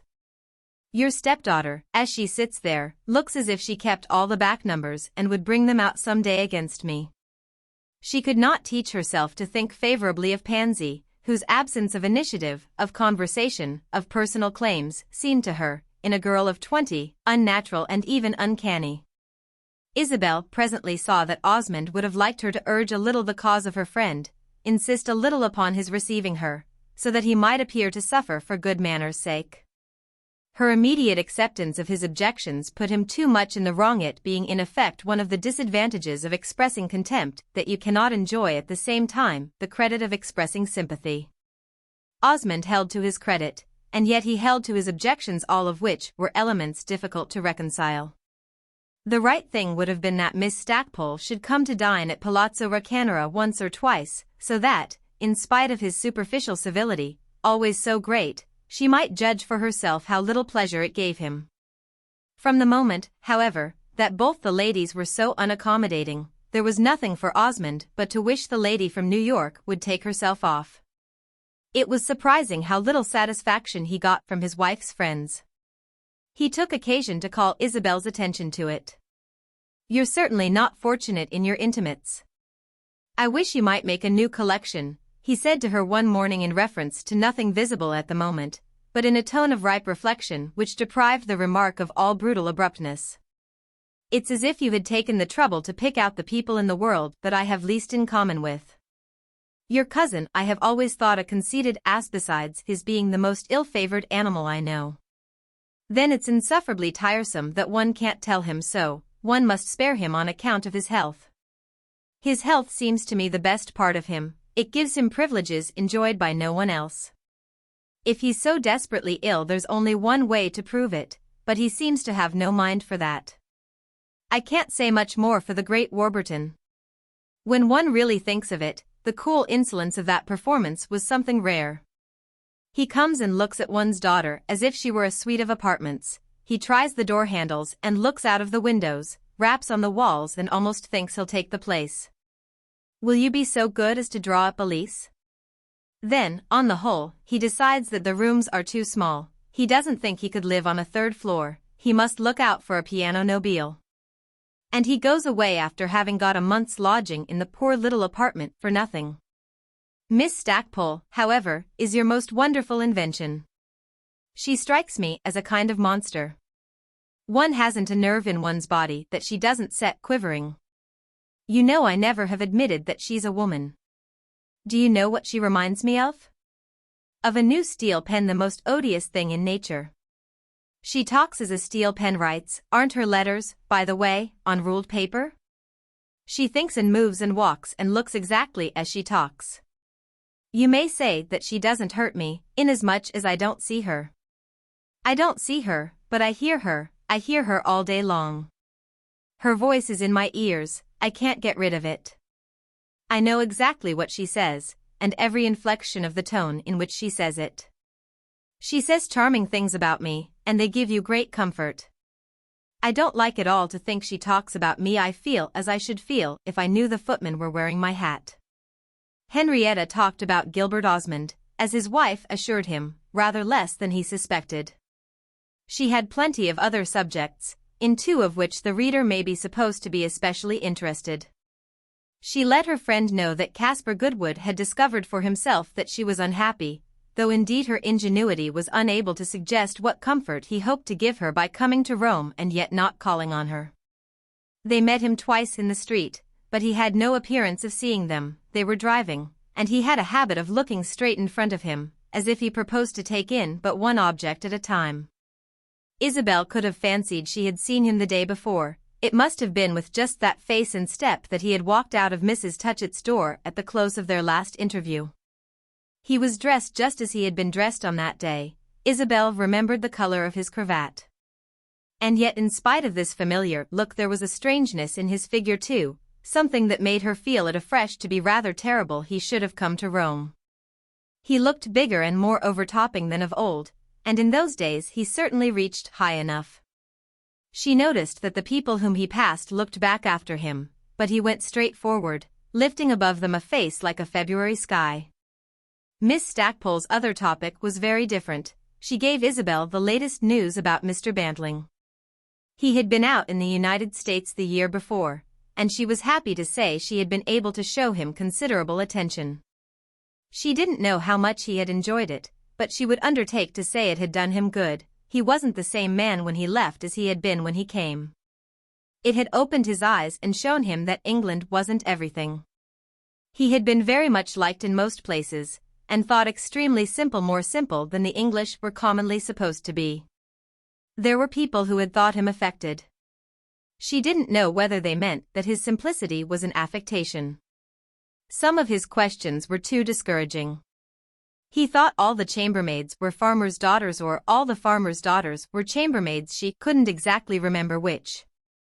He hadn't seemed able to grasp the great school system. It had been really too much for him. On the whole, he had behaved as if there were too much of everything, if he could only take in a small part. The part he had chosen was the hotel system and the river navigation. He had seemed really fascinated with the hotels. He had a photograph of every one he had visited. But the river steamers were his principal interest. He wanted to do nothing but sail on the big boats. They had traveled together from New York to Milwaukee, stopping at the most interesting cities on the route, and whenever they started afresh he had wanted to know if they could go by the steamer. He seemed to have no idea of geography, had an impression that Baltimore was a western city, and was perpetually expecting to arrive at the Mississippi. He appeared never to have heard of any river in America but the Mississippi, and was unprepared to recognize the existence of the Hudson, though obliged to confess at last that it was fully equal to the Rhine. They had spent some pleasant hours in the palace cars. He was always ordering ice cream from the colored man. He could never get used to that idea that you could get ice cream in the cars. Of course you couldn't, nor fans, nor candy, nor anything in the English cars. He found the heat quite overwhelming, and she had told him she indeed expected it was the biggest he had ever experienced. He was now in England, hunting round, Henrietta called it. These amusements were those of the American red men. We had left that behind long ago, the pleasures of the chase. It seemed to be generally believed in England that we wore tomahawks and feathers, but such a costume was more in keeping with English habits. Mr. Bantling would not have time to join her in Italy, but when she should go to Paris again he expected to come over. He wanted very much to see Versailles again. He was very fond of the ancient regime. They didn't agree about that, but that was what she liked Versailles for, that you could see the ancient regime had been swept away. There were no dukes and marquises there now. She remembered, on the contrary, one day when there were 5 American families, walking all round. Mr. Bantling was very anxious that she should take up the subject of England again, and he thought she might get on better with it now. England had changed a good deal within 2 or 3 years. He was determined that if she went there he should go to see his sister, Lady Pencil, and that this time the invitation should come to her straight. The mystery about the other one had never been explained. Caspar Goodwood came at last to Palazzo Raccanera. He had written Isabel a note beforehand to ask leave. This was promptly granted. She would be at home at 6 o'clock that afternoon. She spent the day wondering what he was coming for, what good he expected to get of it. He had presented himself hitherto as a person destitute of the faculty of compromise, who would take what he had asked for or take nothing. Isabel's hospitality, however, raised no questions, and she found no great difficulty in appearing happy enough to deceive him. It was her conviction at least that she deceived him, made him say to himself that he had been misinformed. But she also saw, so she believed, that he was not disappointed, as some other men, she was sure, would have been. He had not come to Rome to look for an opportunity. She never found out what he had come for. He offered her no explanation. There could be none but the very simple one that he wanted to see her. In other words, he had come for his amusement. Isabel followed up this induction with a good deal of eagerness, and was delighted to have found a formula that would lay the ghost of this gentleman's ancient grievance. If he had come to Rome for his amusement, this was exactly what she wanted. For if he cared for amusement, he had got over his heartache. If he had got over his heartache, everything was as it should be, and her responsibilities were at an end. It was true that he took his recreation a little stiffly, but he had never been loose and easy, and she had every reason to believe he was satisfied with what he saw. Henrietta was not in his confidence, though he was in hers, and Isabel consequently received no sidelight upon his state of mind. He was open to little conversation on general topics. It came back to her that she had said of him once, years before, "Mr. Goodwood speaks a good deal, but he doesn't talk." He spoke a good deal now, but he talked perhaps as little as ever. Considering, that is, how much there was in Rome to talk about. His arrival was not calculated to simplify her relations with her husband, for if Mr. Osmond didn't like her friends, Mr. Goodwood had no claim upon his attention save as having been one of the first of them. There was nothing for her to say of him but that he was the very oldest. This rather meager synthesis exhausted the facts. She had been obliged to introduce him to Gilbert. It was impossible she should not ask him to dinner, to her Thursday evenings, of which she had grown very weary, but to which her husband still held for the sake not so much of inviting people as of not inviting them. To the Thursdays Mr. Goodwood came regularly, solemnly, rather early. He appeared to regard them with a good deal of gravity. Isabel every now and then had a moment of anger. There was something so literal about him. She thought he might know that she didn't know what to do with him. But she couldn't call him stupid. He was not that in the least. He was only extraordinarily honest. To be as honest as that made a man very different from most people. One had to be almost equally honest with him. She made this latter reflection at the very time she was flattering herself she had persuaded him that she was the most light-hearted of women. He never threw any doubt on this point, never asked her any personal questions. He got on much better with Osmond than had seemed probable. Osmond had a great dislike to being counted on. In such a case he had an irresistible need of disappointing you. It was in virtue of this principle that he gave himself the entertainment of taking a fancy to a perpendicular Bostonian whom he had been depended upon to treat with coldness. He asked Isabel if Mr. Goodwood also had wanted to marry her, and expressed surprise at her not having accepted him. It would have been an excellent thing, like living under some tall belfry which would strike all the hours and make a queer vibration in the upper air. He declared he liked to talk with the great Goodwood. It wasn't easy at first. You had to climb up an interminable steep staircase, up to the top of the tower, but when you got there you had a big view and felt a little fresh breeze. Osmond, as we know, had delightful qualities, and he gave Caspar Goodwood the benefit of them all. Isabel could see that Mr. Goodwood thought better of her husband than he had ever wished to. He had given her the impression that morning in Florence of being inaccessible to a good impression. Gilbert asked him repeatedly to dinner, and Mr. Goodwood smoked a cigar with him afterwards and even desired to be shown his collections. Gilbert said to Isabel that he was very original. He was as strong and of as good a style as an English portmanteau. He had plenty of straps and buckles which would never wear out, and a capital patent lock.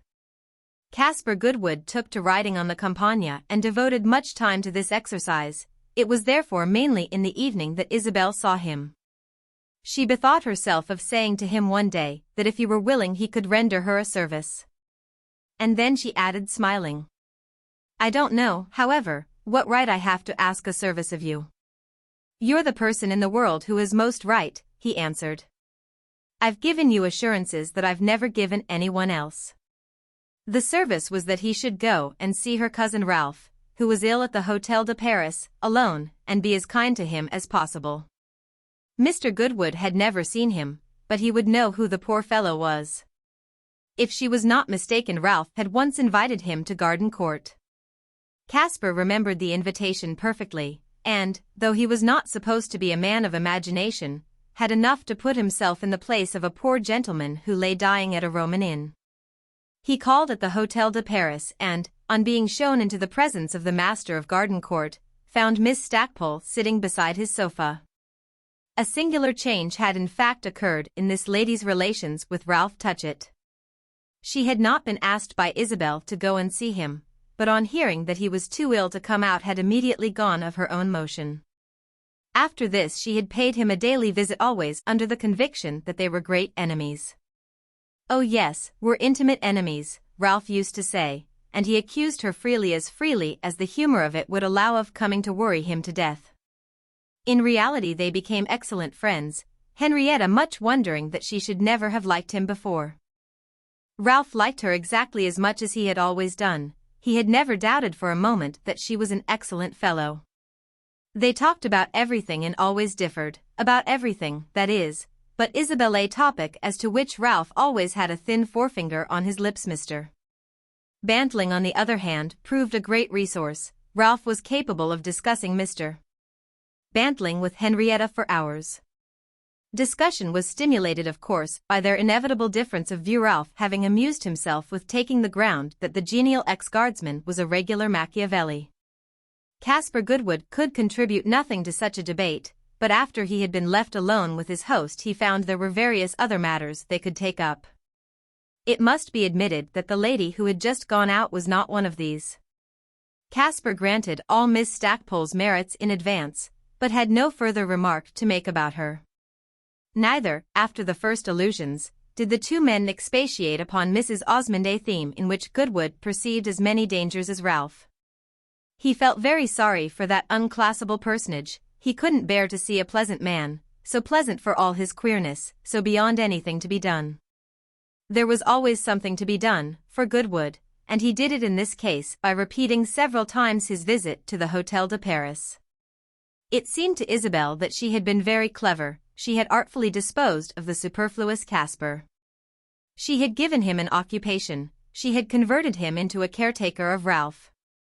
She had a plan of making him travel northward with her cousin as soon as the first mild weather should allow it. Lord Warburton had brought Ralph to Rome and Mr. Goodwood should take him away.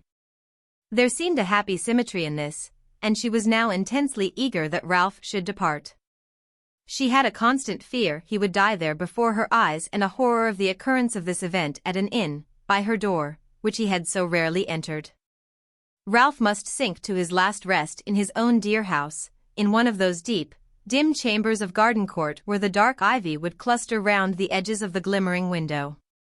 There seemed to Isabel in these days something sacred in Gardencourt. No chapter of the past was more perfectly irrecoverable.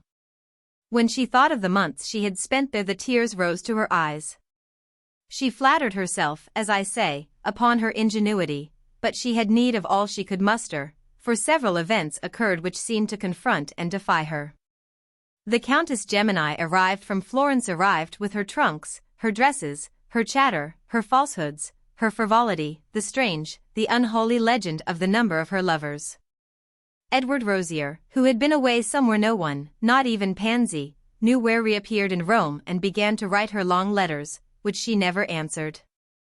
Madame Merle returned from Naples and said to her with a strange smile, "What on earth did you do with Lord Warburton?" As if it were any business of hers. Chapter 48. One day, toward the end of February, Ralph Touchett made up his mind to return to England. He had his own reasons for this decision, which he was not bound to communicate. But Henrietta Stackpole, to whom he mentioned his intention, flattered herself that she guessed them. She forbore to express them, however. She only said, after a moment, as she sat by his sofa, "I suppose you know you can't go alone?" "I've no idea of doing that," Ralph answered. "I shall have people with me." "What do you mean by people?" "Servants whom you pay?" "Ah," said Ralph jocosely, "after all, they're human beings." "Are there any women among them?" Miss Stackpole desired to know. "You speak as if I had a dozen." "No, I confess I haven't a soubrette in my employment." "Well," said Henrietta calmly, "you can't go to England that way. You must have a woman's care. I've had so much of yours for the past fortnight that it will last me a good while." "You've not had enough of it yet." "I guess I'll go with you," said Henrietta. "Go with me?" Ralph slowly raised himself from his sofa.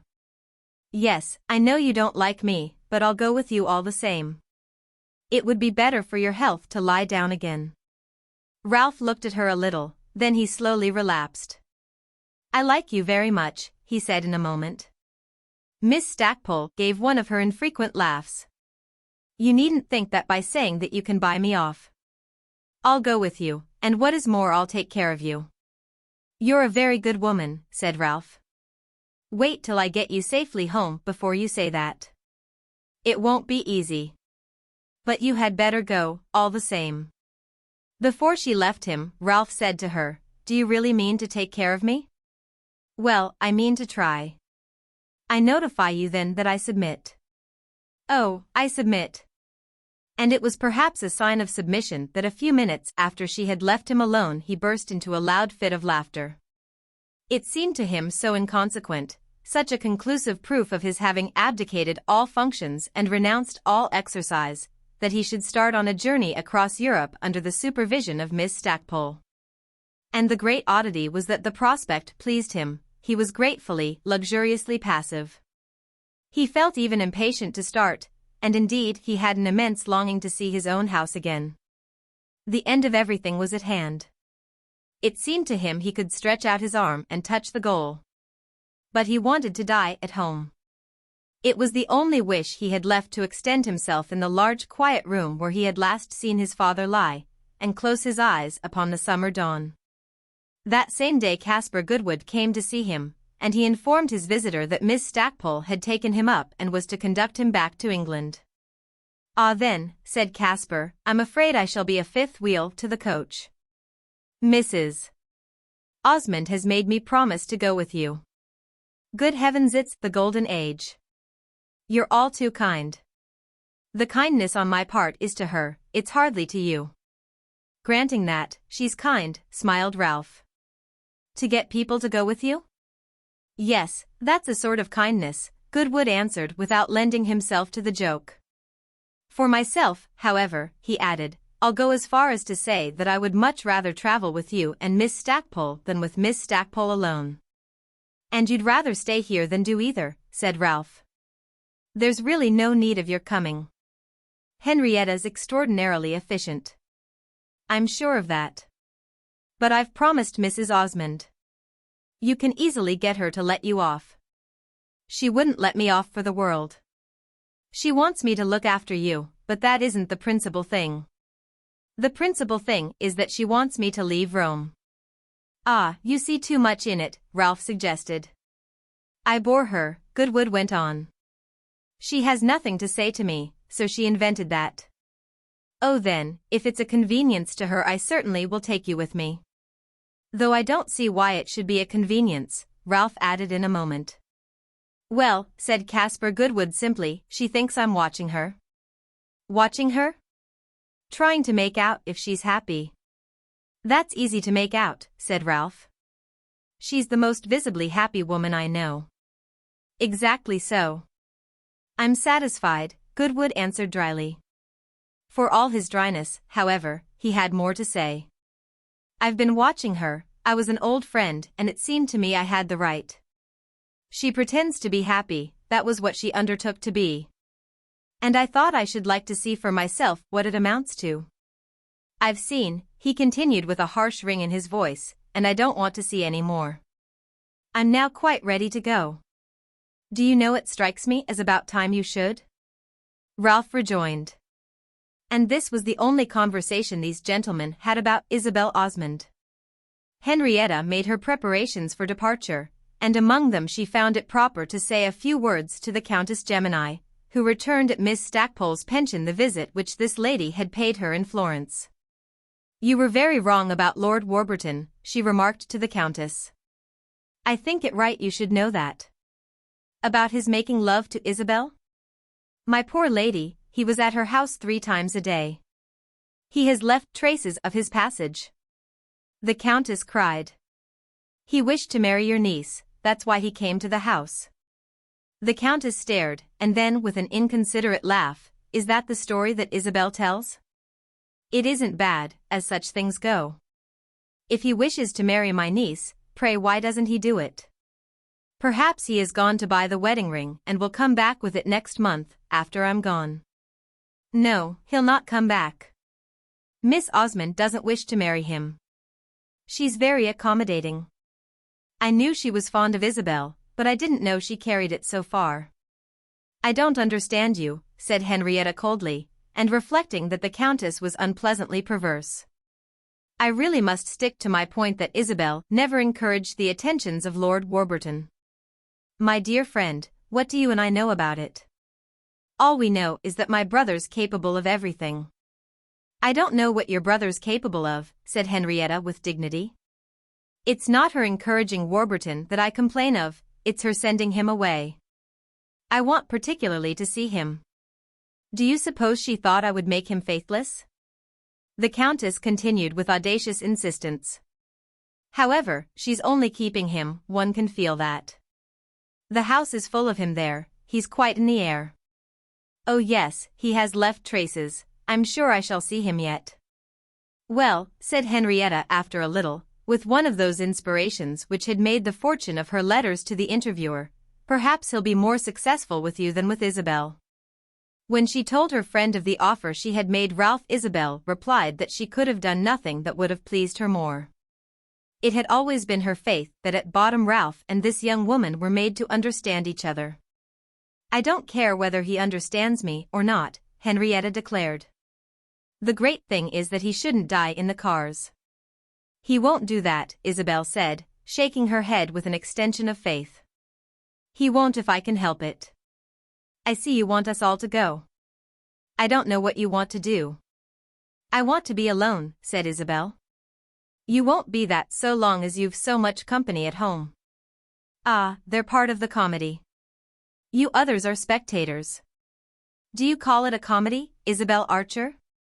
Henrietta rather grimly asked. The tragedy then, if you like. You're all looking at me, it makes me uncomfortable. Henrietta engaged in this act for a while. You're like the stricken deer, seeking the innermost shade. Oh, you do give me such a sense of helplessness, she broke out. I'm not at all helpless. There are many things I mean to do. It's not you I'm speaking of, it's myself. It's too much, having come on purpose, to leave you just as I find you. You don't do that, you leave me much refreshed, Isabel said. Very mild refreshment sour lemonade. I want you to promise me something. I can't do that. I shall never make another promise. I made such a solemn one 4 years ago, and I've succeeded so ill in keeping it. You've had no encouragement. In this case I should give you the greatest. Leave your husband before the worst comes. That's what I want you to promise. The worst? What do you call the worst? Before your character gets spoiled. Do you mean my disposition? It won't get spoiled, Isabel answered, smiling. I'm taking very good care of it. I'm extremely struck, she added, turning away, with the offhand way in which you speak of a woman's leaving her husband. It's easy to see you've never had one. Well, said Henrietta as if she were beginning an argument, nothing is more common in our western cities, and it's to them, after all, that we must look in the future. Her argument, however, does not concern this history, which has too many other threads to unwind. She announced to Ralph Touchett that she was ready to leave Rome by any train he might designate, and Ralph immediately pulled himself together for departure. Isabel went to see him at the last, and he made the same remark that Henrietta had made. It struck him that Isabel was uncommonly glad to get rid of them all. For all answer to this she gently laid her hand on his, and said in a low tone, with a quick smile, "My dear Ralph Dash." It was answer enough, and he was quite contented. But he went on in the same way, jocosely, ingenuously, "I've seen less of you than I might, but it's better than nothing. And then I've heard a great deal about you. I don't know from whom, leading the life you've done. From the voices of the air. Oh, from no one else, I never let other people speak of you. They always say you're charming, and that's so flat. I might have seen more of you certainly, Isabel said. But when one's married one has so much occupation. Fortunately I'm not married. When you come to see me in England I shall be able to entertain you with all the freedom of a bachelor." He continued to talk as if they should certainly meet again, and succeeded in making the assumption appear almost just. He made no allusion to his term being near, to the probability that he should not outlast the summer. If he preferred it so, Isabel was willing enough, the reality was sufficiently distinct without their erecting finger-posts in conversation. That had been well enough for the earlier time, though about this, as about his other affairs, Ralph had never been egotistic. Isabel spoke of his journey, of the stages into which he should divide it, of the precautions he should take. Henrietta's my greatest precaution, he went on. The conscience of that woman's sublime. Certainly she'll be very conscientious. Will be? She has been. It's only because she thinks it's her duty that she goes with me. There's a conception of duty for you. Yes, it's a generous one, said Isabel, and it makes me deeply ashamed. I ought to go with you, you know. Your husband wouldn't like that. No, he wouldn't like it. But I might go, all the same. I'm startled by the boldness of your imagination. Fancy my being a cause of disagreement between a lady and her husband. That's why I don't go, said Isabel simply yet not very lucidly. Ralph understood well enough, however. I should think so, with all those occupations you speak of. It isn't that. I'm afraid, said Isabel. After a pause she repeated, as if to make herself, rather than him, hear the words, I'm afraid. Ralph could hardly tell what her tone meant. It was so strangely deliberate apparently, so void of emotion. Did she wish to do public penance for a fault of which she had not been convicted? Or were her words simply an attempt at enlightened self-analysis? However this might be, Ralph could not resist so easy an opportunity. Afraid of your husband? Afraid of myself, she said, getting up. She stood there a moment and then added, if I were afraid of my husband that would be simply my duty. That's what women are expected to be. Ah yes, laughed Ralph, but to make up for it there's always some man awfully afraid of some woman. She gave no heed to this pleasantry, but suddenly took a different turn. With Henrietta at the head of your little band, she exclaimed abruptly, there will be nothing left for Mr. Goodwood. Ah, my dear Isabel, Ralph answered, he's used to that. There is nothing left for Mr. Goodwood. She colored and then observed, quickly, that she must leave him. They stood together a moment, both her hands were in both of his. You've been my best friend, she said. It was for you that I wanted to live. But I'm of no use to you. Then it came over her more poignantly that she should not see him again. She could not accept that, she could not part with him that way. If you should send for me I'd come, she said at last. Your husband won't consent to that. Oh yes, I can arrange it. I shall keep that for my last pleasure, said Ralph. In answer to which she simply kissed him. It was a Thursday, and that evening Caspar Goodwood came to Palazzo Raccanera. He was among the first to arrive, and he spent some time in conversation with Gilbert Osmond, who almost always was present when his wife received. They sat down together, and Osmond, talkative, communicative, expansive, seemed possessed with a kind of intellectual gaiety. He leaned back with his legs crossed, lounging and chatting, while Goodwood, more restless, but not at all lively, shifted his position, played with his hat, made the little sofa creak beneath him. Osmond's face wore a sharp, aggressive smile. He was as a man whose perceptions have been quickened by good news. He remarked to Goodwood that he was sorry they were to lose him, he himself should particularly miss him. He saw so few intelligent men, they were surprisingly scarce in Rome. He must be sure to come back, there was something very refreshing, to an inveterate Italian like himself, in talking with a genuine outsider. I'm very fond of Rome, you know, Osmond said, but there's nothing I like better than to meet people who haven't that superstition. The modern world's, after all, very fine. Now you're thoroughly modern and yet are not at all common.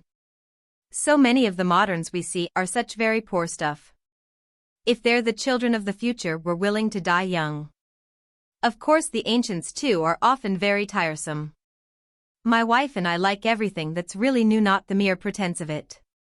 There's nothing new, unfortunately, in ignorance and stupidity. We see plenty of that in forms that offer themselves as a revelation of progress, of fight. A revelation of vulgarity. There's a certain kind of vulgarity which I believe is really new. I don't think there ever was anything like it before. Indeed, I don't find vulgarity, at all, before the present century. You see a faint menace of it here and there in the last, but today the air has grown so dense that delicate things are literally not recognized. Now, we've liked you dash. With which he hesitated a moment, laying his hand gently on Goodwood's knee and smiling with a mixture of assurance and embarrassment. I'm going to say something extremely offensive and patronizing, but you must let me have the satisfaction of it. We've liked you because you've reconciled us a little to the future. If there are to be a certain number of people like you la bonne heure. I'm talking for my wife as well as for myself, you see. She speaks for me, my wife. Why shouldn't I speak for her? We're as united, you know, as the candlestick and the snuffers. Am I assuming too much when I say that I think I've understood from you that your occupations have been a commercial? There's a danger in that, you know. But it's the way you have escaped that strikes us. Excuse me if my little compliment seems in execrable taste, fortunately my wife doesn't hear me. What I mean is that you might have been what I was mentioning just now. The whole American world was in a conspiracy to make you so. But you resisted, you've something about you that saved you. And yet you're so modern, the most modern man we know. We shall always be delighted to see you again. I have said that Osmond was in good humor, and these remarks will give ample evidence of the fact. They were infinitely more personal than he usually cared to be, and if Caspar Goodwood had attended to them more closely he might have thought that the defense of delicacy was in rather odd hands.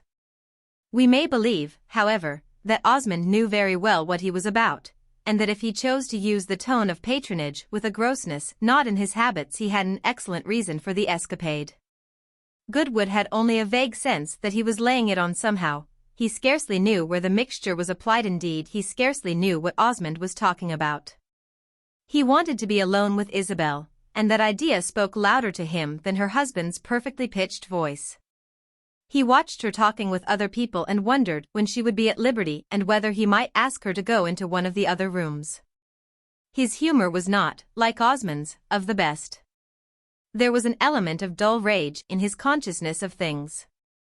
Up to this time he had not disliked Osmond personally. He had only thought him very well informed and obliging and more than he had supposed like the person whom Isabel Archer would naturally marry. His host had won in the open field a great advantage over him, and Goodwood had too strong a sense of fair play to have been moved to underrate him on that account. He had not tried positively to think well of him. This was a flight of sentimental benevolence of which, even in the days when he came nearest to reconciling himself to what had happened, Goodwood was quite incapable. He accepted him as rather a brilliant personage of the amateurish kind, afflicted with a redundancy of leisure which it amused him to work off in little refinements of conversation. But he only half trusted him. He could never make out why the deuce Osmond should lavish refinements of any sort upon him. It made him suspect that he found some private entertainment in it, and it ministered to a general impression that his triumphant rival had in his composition a streak of perversity. He knew indeed that Osmond could have no reason to wish him evil. He had nothing to fear from him. He had carried off a supreme advantage and could afford to be kind to a man who had lost everything. It was true that Goodwood had at times grimly wished he were dead and would have liked to kill him. But Osmond had no means of knowing this, for practice had made the younger man perfect in the art of appearing inaccessible today to any violent emotion. He cultivated this art in order to deceive himself, but it was others that he deceived first. He cultivated it, moreover, with very limited success, of which there could be no better proof than the deep, dumb irritation that reigned in his soul when he heard Osmond speak of his wife's feelings as if he were commissioned to answer for them. That was all he had had an ear for in what his host said to him this evening. He had been conscious that Osmond made more of a point even than usual of referring to the conjugal harmony prevailing at Palazzo Raccanera. He had been more careful than ever to speak as if he and his wife had all things in sweet community, and it were as natural to each of them to say we as to say I. In all this there was an air of intention that had puzzled and angered our poor Bostonian, who could only reflect for his comfort that Mrs. Osmond's relations with her husband were none of his business.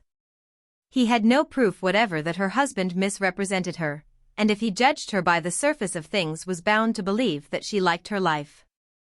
She had never given him the faintest sign of discontent. Miss Stackpole had told him that she had lost her illusions, but writing for the papers had made Miss Stackpole sensational. She was too fond of early news. Moreover, since her arrival in Rome she had been much on her guard. She had pretty well ceased to flash her lantern at him. This indeed, it may be said for her, would have been quite against her conscience. She had now seen the reality of Isabel's situation, and it had inspired her with a just reserve. Whatever could be done to improve it, the most useful form of assistance would not be to inflame her former lovers with a sense of her wrongs. Miss Stackpole continued to take a deep interest in the state of Mr. Goodwood's feelings, but she showed it at present only by sending him choice extracts, humorous and other, from the American journals, of which she received several by every post and which she always perused with a pair of scissors in her hand. The articles she cut out she placed in an envelope addressed to Mr. Goodwood, which she left with her own hand at his hotel. He never asked her a question about Isabel. Hadn't he come 5,000 miles to see for himself? He was thus not in the least authorized to think Mrs. Osmond unhappy. But the very absence of authorization operated as an irritant, ministered to the harshness with which, in spite of his theory that he had ceased to care, he now recognized that, so far as she was concerned, the future had nothing more for him. He had not even the satisfaction of knowing the truth. Apparently he could not even be trusted to respect her if she were unhappy. He was hopeless, helpless, useless. To this last character she had called his attention by her ingenious plan for making him leave Rome. He had no objection whatever to doing what he could for her cousin, but it made him grind his teeth to think that of all the services she might have asked of him this was the one she had been eager to select. There had been no danger of her choosing one that would have kept him in Rome. Tonight what he was chiefly thinking of was that he was to leave her tomorrow and that he had gained nothing by coming but the knowledge that he was as little wanted as ever.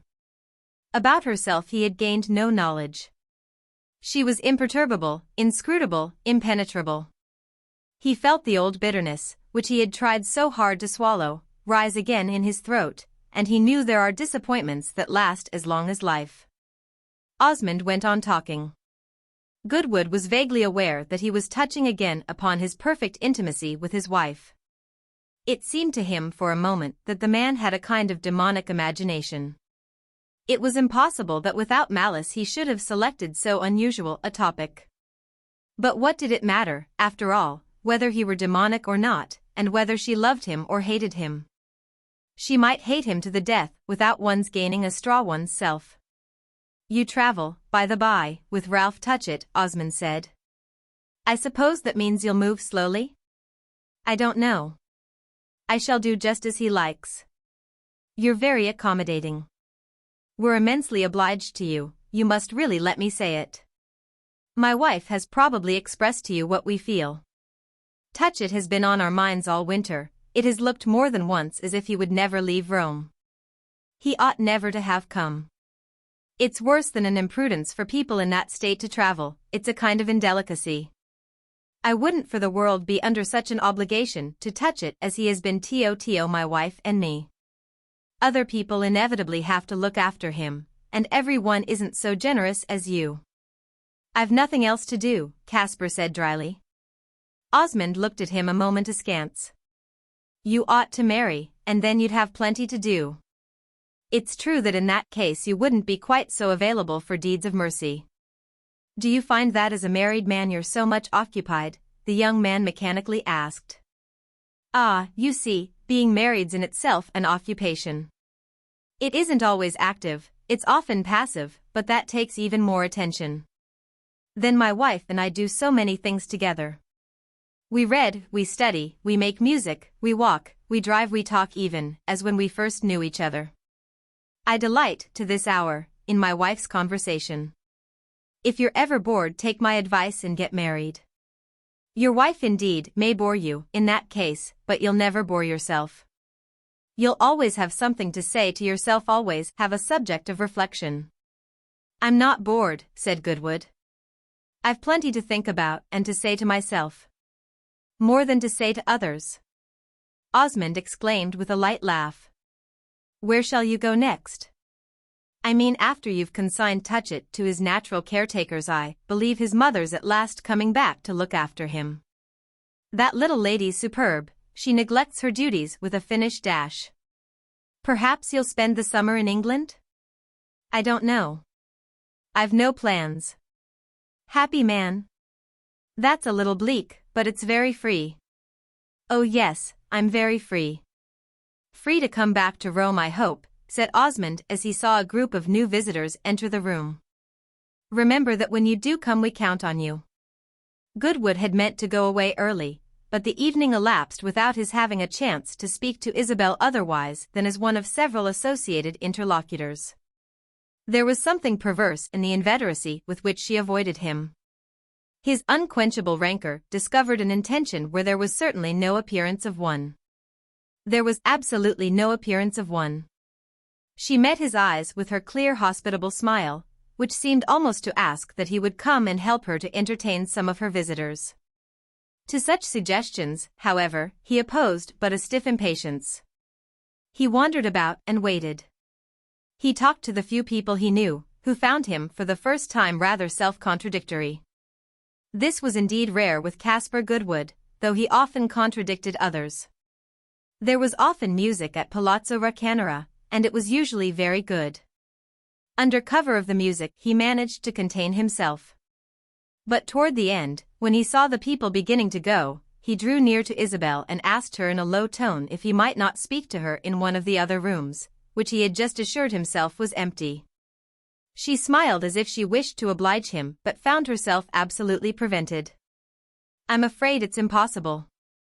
People are saying good night, and I must be where they can see me. I shall wait till they are all gone then. She hesitated a moment. Ah, that will be delightful, she exclaimed. And he waited, though it took a long time yet. There were several people, at the end, who seemed tethered to the carpet. The Countess Gemini, who was never herself till midnight, as she said, displayed no consciousness that the entertainment was over. She had still a little circle of gentlemen in front of the fire, who every now and then broke into a united laugh. Osmond had disappeared, he never bade goodbye to people, and as the Countess was extending her range, according to her custom at this period of the evening, Isabel sent Pansy to bed. Isabel sat a little apart. She too appeared to wish her sister-in-law would sound a lower note and let the last loiterers depart in peace. May I not say a word to you now? Goodwood presently asked her. She got up immediately, smiling. Certainly, we'll go somewhere else if you like. They went together, leaving the Countess with her little circle, and for a moment after they had crossed the threshold neither of them spoke. Isabel would not sit down. She stood in the middle of the room slowly fanning herself. She had for him the same familiar grace. She seemed to wait for him to speak. Now that he was alone with her, all the passion he had never stifled surged into his senses. It hummed in his eyes and made things swim round him. The bright, empty room grew dim and blurred, and through the heaving veil he felt her hover before him with gleaming eyes and parted lips. If he had seen more distinctly, he would have perceived her smile was fixed and a trifle forced, that she was frightened at what she saw in his own face. I suppose you wish to bid me goodbye, she said. Yes, but I don't like it. I don't want to leave Rome, he answered with almost plaintive honesty. I can well imagine. It's wonderfully good of you. I can't tell you how kind I think you. For a moment more he said nothing. With a few words like that you make me go. You must come back some day, she brightly returned. Some day? You mean as long a time hence as possible. Oh no, I don't mean all that. What do you mean? I don't understand. But I said I'd go, and I'll go. Goodwood added. Come back whenever you like, said Isabel with attempted lightness. I don't care a straw for your cousin. Caspar broke out. Is that what you wish to tell me? No, I didn't want to tell you anything. I wanted to ask you he paused a moment, and then what have you really made of your life, he said, in a low, quick tone. He paused again, as if for an answer, but she said nothing, and he went on, I can't understand, I can't penetrate you. What am I to believe? What do you want me to think? Still she said nothing, she only stood looking at him, now quite without pretending to ease. I'm told you're unhappy, and if you are I should like to know it. That would be something for me. But you yourself say you're happy, and you're somehow so still, so smooth, so hard. You're completely changed. You conceal everything. I haven't really come near you. You come very near, Isabel said gently, but in a tone of warning. And yet I don't touch you. I want to know the truth. Have you done well? You ask a great deal. Yes, I've always asked a great deal. Of course you won't tell me. I shall never know if you can help it. And then it's none of my business. He had spoken with a visible effort to control himself, to give a considerate form to an inconsiderate state of mind. But the sense that it was his last chance, that he loved her and had lost her, that she would think him a fool whatever he should say, suddenly gave him a lash and added a deep vibration to his low voice. You're perfectly inscrutable, and that's what makes me think you've something to hide. I tell you I don't care a straw for your cousin, but I don't mean that I don't like him. I mean that it isn't because I like him that I go away with him. I'd go if he were an idiot and you should have asked me. If you should ask me I'd go to Siberia tomorrow. Why do you want me to leave the place? You must have some reason for that. If you were as contented as you pretend you are you wouldn't care. I'd rather know the truth about you, even if it's damnable, than have come here for nothing. That isn't what I came for. I thought I shouldn't care. I came because I wanted to assure myself that I needn't think of you anymore. I haven't thought of anything else, and you're quite right to wish me to go away. But if I must go, there's no harm in my letting myself out for a single moment, is there? If you're really hurt if he hurts you nothing I say will hurt you. When I tell you I love you it's simply what I came for. I thought it was for something else, but it was for that. I shouldn't say it if I didn't believe I should never see you again. It's the last time let me pluck a single flower. I've no right to say that, I know, and you've no right to listen. But you don't listen, you never listen, you're always thinking of something else. After this I must go, of course, so I shall at least have a reason. Your asking me is no reason, not a real one. I can't judge by your husband, he went on irrelevantly, almost incoherently. I don't understand him. He tells me you adore each other. Why does he tell me that? What business is it of mine? When I say that to you, you look strange. But you always look strange. Yes, you've something to hide. It's none of my business, very true. But I love you, said Caspar Goodwood. As he said, she looked strange. She turned her eyes to the door by which they had entered and raised her fan as if in warning. You've behaved so well, don't spoil it, she uttered softly. No one hears me. It's wonderful what you tried to put me off with. I love you as I've never loved you. I know it. I knew it as soon as you consented to go. You can't help it, of course not. You would if you could, but you can't, unfortunately. Unfortunately for me, I mean. I ask nothing, that is, I shouldn't. But I do ask one sole satisfaction, that you tell me dash. That I tell you what? Whether I may pity you. Should you like that? Isabel asked, trying to smile again. To pity you? Most assuredly. That at least would be doing something. I'd give my life to it. She raised her fan to her face, which it covered all except her eyes. They rested a moment on his. Don't give your life to it. But give a thought to it every now and then. And with that she went back to the Countess Gemini. Chapter 49. Madame Merle had not made her appearance at Palazzo Roccanera on the evening of that Thursday of which I have narrated some of the incidents, and Isabel, though she observed her absence, was not surprised by it. Things had passed between them which added no stimulus to sociability, and to appreciate which we must glance a little backward. It has been mentioned that Madame Merle returned from Naples shortly after Lord Warburton had left Rome, and that on her first meeting with Isabel, whom, to do her justice, she came immediately to see, her first utterance had been an inquiry as to the whereabouts of this nobleman, for whom she appeared to hold her dear friend accountable. Please don't talk of him, said Isabel for answer. "We've heard so much of him of late." Madame Merle bent her head on one side a little, protestingly, and smiled at the left corner of her mouth. "You've heard, yes. But you must remember that I've not, in Naples. I hope to find him here and to be able to congratulate Pansy." "You may congratulate Pansy still, but not on marrying Lord Warburton." "How you say that? Don't you know I had set my heart on it?" Madame Merle asked with a great deal of spirit, but still with the intonation of good humor. Isabel was discomposed, but she was determined to be good-humored too. "You shouldn't have gone to Naples then. You should have stayed here to watch the affair. I had too much confidence in you." "But do you think it's too late?" "You had better ask Pansy," said Isabel. "I shall ask her what you've said to her." These words seemed to justify the impulse of self-defense aroused on Isabel's part by her perceiving that her visitor's attitude was a critical one. Madame Merle, as we know, had been very discreet hitherto. She had never criticized. She had been markedly afraid of intermeddling. But apparently she had only reserved herself for this occasion, since she now had a dangerous quickness in her eye and an air of irritation which even her admirable ease was not able to transmute.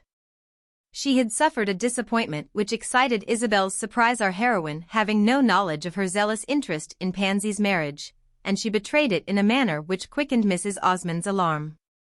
More clearly than ever before Isabel heard a cold, mocking voice proceed from she knew not where, in the dim void that surrounded her, and declare that this bright, strong, definite, worldly woman, this incarnation of the practical, the personal, the immediate, was a powerful agent in her destiny.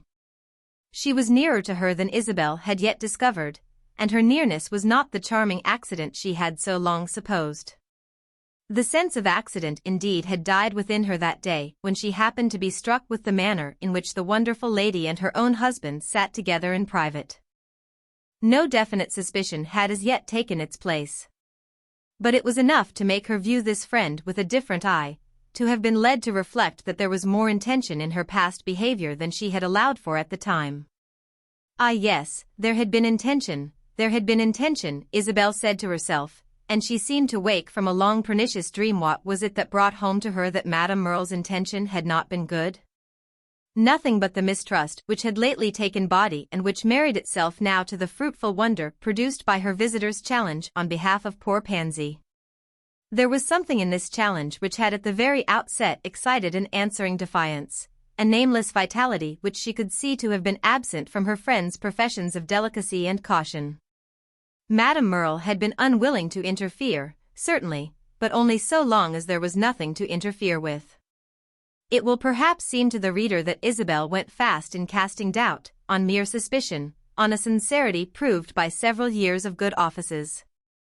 She moved quickly indeed, and with reason, for a strange truth was filtering into her soul. Madame Merle's interest was identical with Osmond's, that was enough. "I think Pansy will tell you nothing that will make you more angry," she said in answer to her companion's last remark. "I'm not in the least angry. I've only a great desire to retrieve the situation. Do you consider that Warburton has left us forever?" "I can't tell you, I don't understand you. It's all over, please let it rest. Osmond has talked to me a great deal about it, and I've nothing more to say or to hear. I've no doubt," Isabel added, "that he'll be very happy to discuss the subject with you. I know what he thinks. He came to see me last evening." "As soon as you had arrived? Then you know all about it and you needn't apply to me for information." "It isn't information I want. At bottom it's sympathy. I had set my heart on that marriage. The idea did what so few things do, it satisfied the imagination." "Your imagination, yes. But not that of the persons concerned." "You mean by that of course that I'm not concerned." "Of course not directly. But when one's such an old friend one can't help having something at stake." "You forget how long I've known Pansy." "You mean, of course," Madame Merle added, "that you are one of the persons concerned." "No, that's the last thing I mean. I'm very weary of it all." Madame Merle hesitated a little. "Ah yes, your work's done. "Take care what you say," said Isabel very gravely. "Oh, I take care, never perhaps more than when it appears least. Your husband judges you severely." Isabel made for a moment no answer to this. She felt choked with bitterness. It was not the insolence of Madame Merle's informing her that Osmond had been taking her into his confidence as against his wife that struck her most. For she was not quick to believe that this was meant for insolence. Madame Merle was very rarely insolent, and only when it was exactly right.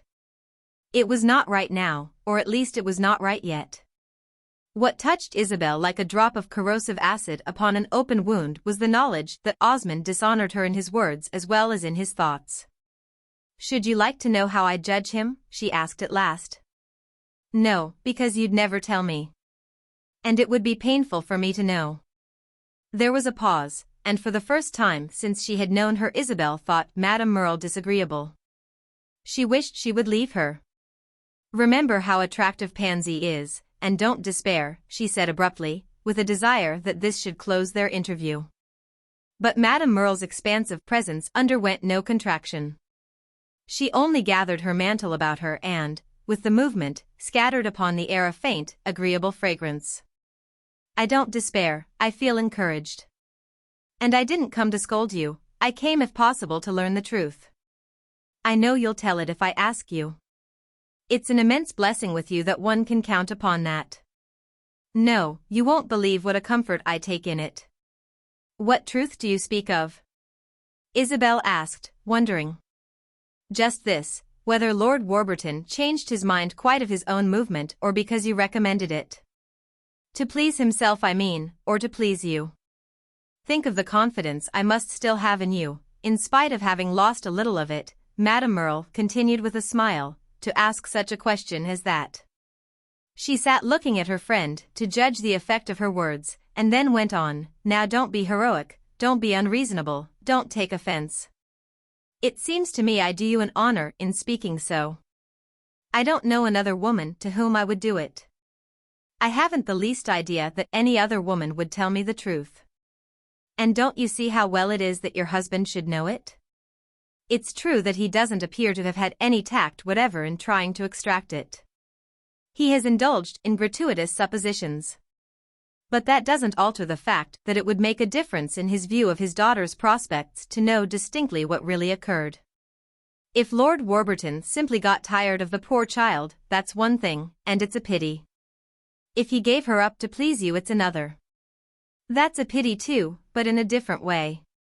Then, in the latter case, you'd perhaps resign yourself to not being pleased to simply seeing your stepdaughter married. Let him off, let us have him." Madame Merle had proceeded very deliberately, watching her companion and apparently thinking she could proceed safely. As she went on, Isabel grew pale. She clasped her hands more tightly in her lap. It was not that her visitor had at last thought it the right time to be insolent, for this was not what was most apparent. It was a worse horror than that. "Who are you, what are you?" Isabel murmured. "What have you to do with my husband?" It was strange that for the moment she drew as near to him as if she had loved him. "Ah, then, you take it heroically. I'm very sorry. Don't think, however, that I shall do so." "What have you to do with me?" Isabel went on.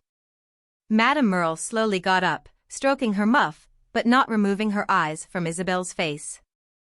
"Everything," she answered.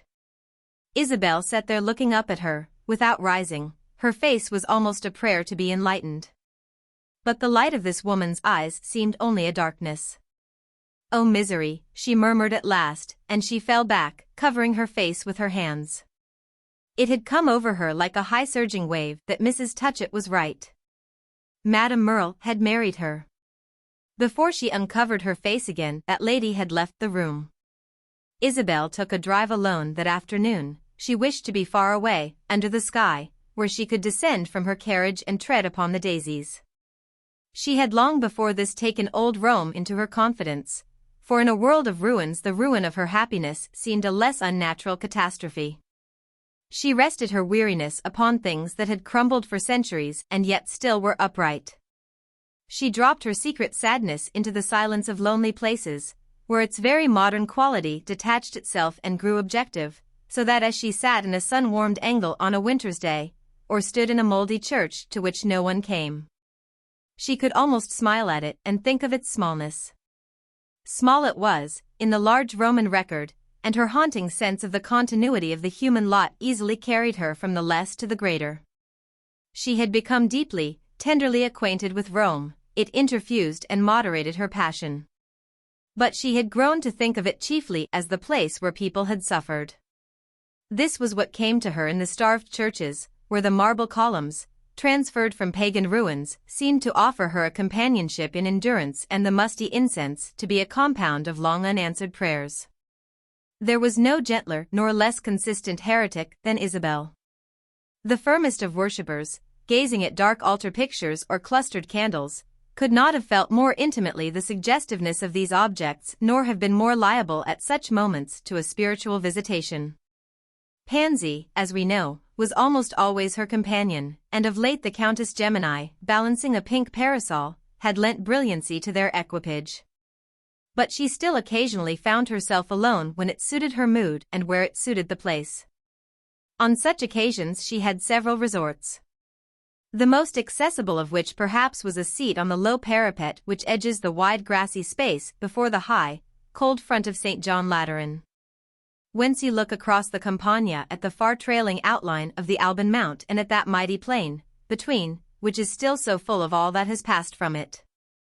After the departure of her cousin and his companions she roamed more than usual, she carried her somber spirit from one familiar shrine to the other.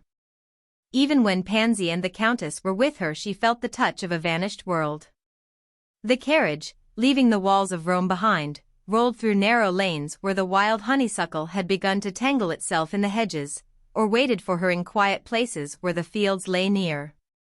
While she strolled further and further over the flower-freckled turf, or sat on a stone that had once had a use and gazed through the veil of her personal sadness at the splendid sadness of the scene at the dense, warm light.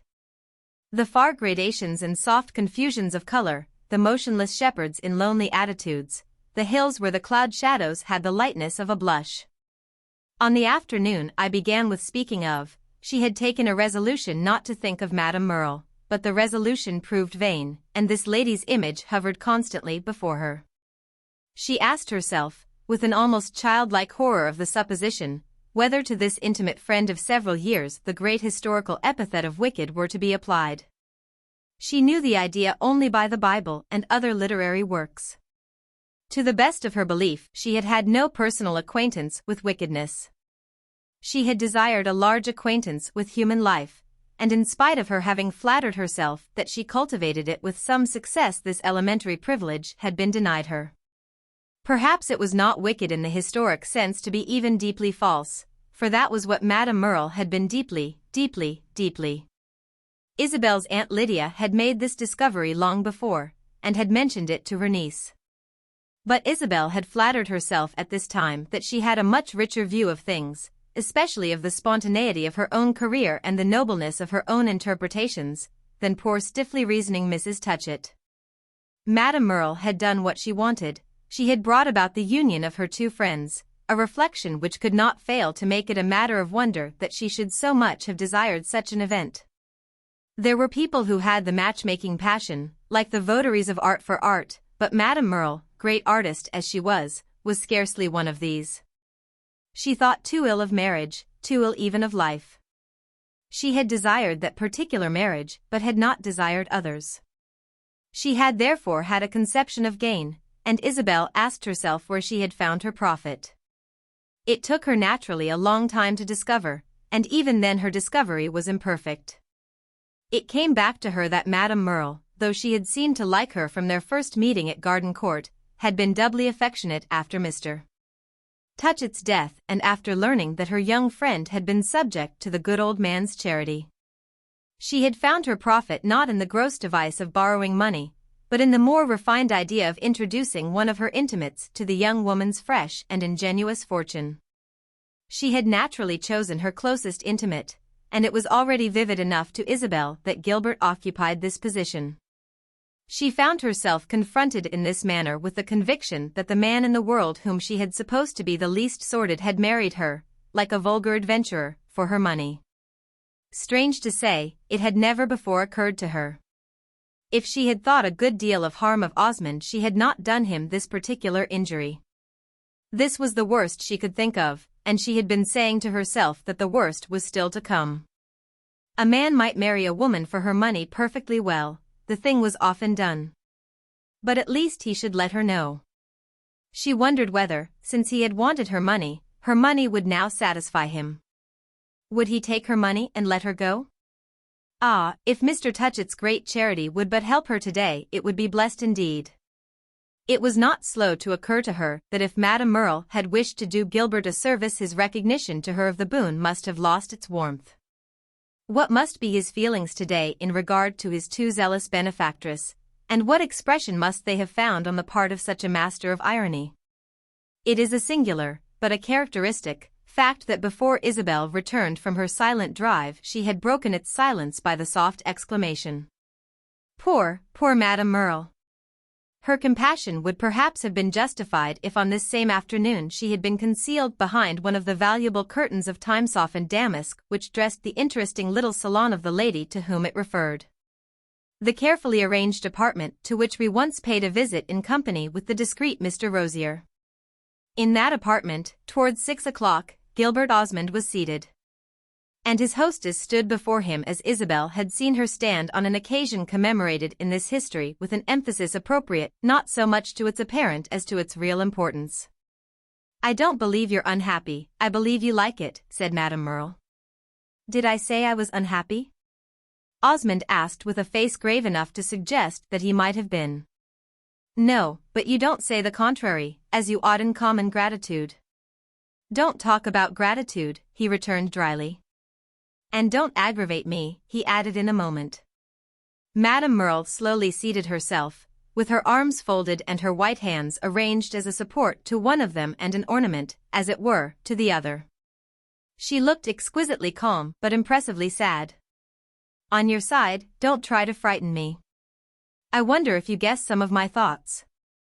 I trouble about them no more than I can help. I've quite enough of my own.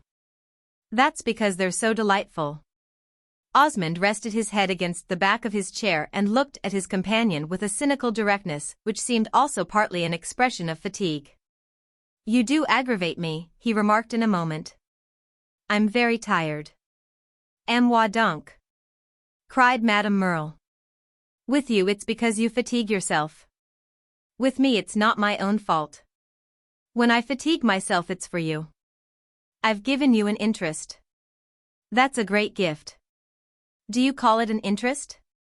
Osmond inquired with detachment. "Certainly, since it helps you to pass your time. The time has never seemed longer to me than this winter. You've never looked better, you've never been so agreeable, so brilliant." "Damn my brilliancy," he thoughtfully murmured. "How little, after all, you know me." "If I don't know you I know nothing," smiled Madame Merle. "You've the feeling of complete success." "No, I shall not have that till I've made you stop judging me. I did that long ago. I speak from old knowledge. But you express yourself more too." Osmond just hung fire. "I wish you'd express yourself less." "You wish to condemn me to silence? Remember that I've never been a chatterbox. At any rate, there are 3 or 4 things I should like to say to you first. Your wife doesn't know what to do with herself," she went on with a change of tone. "Pardon me, she knows perfectly. She has a line sharply drawn. She means to carry out her ideas. Her ideas today must be remarkable. Certainly they are. She has more of them than ever." "She was unable to show me any this morning," said Madame Merle. "She seemed in a very simple, almost in a stupid, state of mind. She was completely bewildered. You had better say at once that she was pathetic." "Ah no, I don't want to encourage you too much." He still had his head against the cushion behind him, the ankle of one foot rested on the other knee. So he sat for a while. "I should like to know what's the matter with you," he said at last. The matter dash. And here Madame Merle stopped. Then she went on with a sudden outbreak of passion, a burst of summer thunder in a clear sky. The matter is that I would give my right hand to be able to weep, and that I can't. What good would it do you to weep? It would make me feel as I felt before I knew you. If I've dried your tears, that's something. But I've seen you shed them. Oh, I believe you'll make me cry still. I mean make me howl like a wolf. I've a great hope, I've a great need, of that. I was vile this morning, I was horrid, she said. If Isabel was in the stupid state of mind you mentioned she probably didn't perceive it, Osmond answered. It was precisely my deviltry that stupefied her. I couldn't help it. I was full of something bad. Perhaps it was something good, I don't know. You've not only dried up my tears, you've dried up my soul. It's not I then that am responsible for my wife's condition, Osmond said. It's pleasant to think that I shall get the benefit of your influence upon her. Don't you know the soul is an immortal principle? How can it suffer alteration? I don't believe at all that it's an immortal principle. I believe it can perfectly be destroyed. That's what has happened to mine, which was a very good one to start with, and it's you I have to thank for it. You're very bad, she added with gravity in her emphasis. Is this the way we're to end? Osmond asked with the same studied coldness. I don't know how we're to end. I wish I did. How do bad people end, especially as to their common crimes? You have made me as bad as yourself. I don't understand you. You seem to me quite good enough, said Osmond, his conscious indifference giving an extreme effect to the words. Madame Merle's self-possession tended on the contrary to diminish, and she was nearer losing it than on any occasion on which we have had the pleasure of meeting her. The glow of her eye turned somber, her smile betrayed a painful effort. Good enough for anything that I've done with myself? I suppose that's what you mean. Good enough to be always charming. Osmond exclaimed, smiling too. Oh God, his companion murmured. And, sitting there in her ripe freshness, she had recourse to the same gesture she had provoked on Isabel's part in the morning. She bent her face and covered it with her hands. Are you going to weep after all? Osmond asked. And on her remaining motionless he went on. Have I ever complained to you? She dropped her hand quickly. No, you've taken your revenge, otherwise you have taken it on her. Osmond threw back his head further. He looked a while at the ceiling and might have been supposed to be appealing, in an informal way, to the heavenly powers. Oh, the imagination of women. It's always vulgar, at bottom. You talk of revenge like a third-rate novelist. Of course you haven't complained. You've enjoyed your triumph too much. I'm rather curious to know what you call my triumph. You've made your wife afraid of you. Osmond changed his position. He leaned forward, resting his elbows on his knees and looking a while at a beautiful old Persian rug. At his feet he had an air of refusing to accept anyone's valuation of anything, even of time, and of preferring to abide by his own. A peculiarity which made him at moments an irritating person to converse with. Isabel's not afraid of me, and it's not what I wish, he said at last. To what do you want to provoke me when you say such things as that? I've thought over all the harm you can do me, Madame Merle answered. Your wife was afraid of me this morning, but in me it was really you she feared. You may have said things that were in very bad taste, I'm not responsible for that. I didn't see the use of your going to see her at all, you're capable of acting without her. I've not made you afraid of me that I can see, he went on, how then should I have made her? You're at least as brave. I can't think where you've picked up such rubbish, one might suppose you knew me by this time. He got up as he spoke and walked to the chimney, where he stood a moment bending his eye, as if he had seen them for the first time, on the delicate specimens of rare porcelain with which it was covered. He took up a small cup and held it in his hand, then, still holding it and leaning his arm on the mantel, he pursued, You always see too much in everything, you overdo it, you lose sight of the rail. I'm much simpler than you think. I think you're very simple. And Madame Merle kept her eye on her cup. I've come to that with time. I judged you, as I say, of old, but it's only since your marriage that I've understood you. I've seen better what you have been to your wife than I ever saw what you were for me. Please be very careful of that precious object. It already has a wee bit of a tiny crack, said Osmond dryly as he put it down. If you didn't understand me before I married, it was cruelly rash of you to put me into such a box. However, I took a fancy to my box myself. I thought it would be a comfortable fit. I asked very little, I only asked that she should like me. That she should like you so much. So much, of course, in such a case one asks the maximum. That she should adore me, if you will. Oh yes, I wanted that. I never adored you, said Madame Merle. Ah, but you pretended to. It's true that you never accused me of being a comfortable fit, Madame Merle went on. My wife has declined to do anything of the sort, said Osmond. If you're determined to make a tragedy of that, the tragedy's hardly for her. The tragedy's for me. Madame Merle exclaimed, rising with a long low sigh, but having a glance at the same time for the contents of her mantel-shelf. It appears that I'm to be severely taught the disadvantages of a false position. You express yourself like a sentence in a copybook. We must look for our comfort where we can find it. If my wife doesn't like me, at least my child does. I shall look for compensations in Pansy. Fortunately, I haven't a fault to find with her. Ah, she said softly, if I had a child dash. Osmond waited, and then, with a little formal air, the children of others may be a great interest, he announced. You're more like a copybook than I. There's something after all that holds us together. Is it the idea of the harm I may do you? Osmond asked. No, it's the idea of the good I may do for you. It's that, Madame Merle pursued, that made me so jealous of Isabel. I want it to be my work, she added, with her face, which had grown hard and bitter, relaxing to its habit of smoothness. Her friend took up his hat and his umbrella, and after giving the former article 2 or 3 strokes with his coat cuff, on the whole, I think, he said, you had better leave it to me.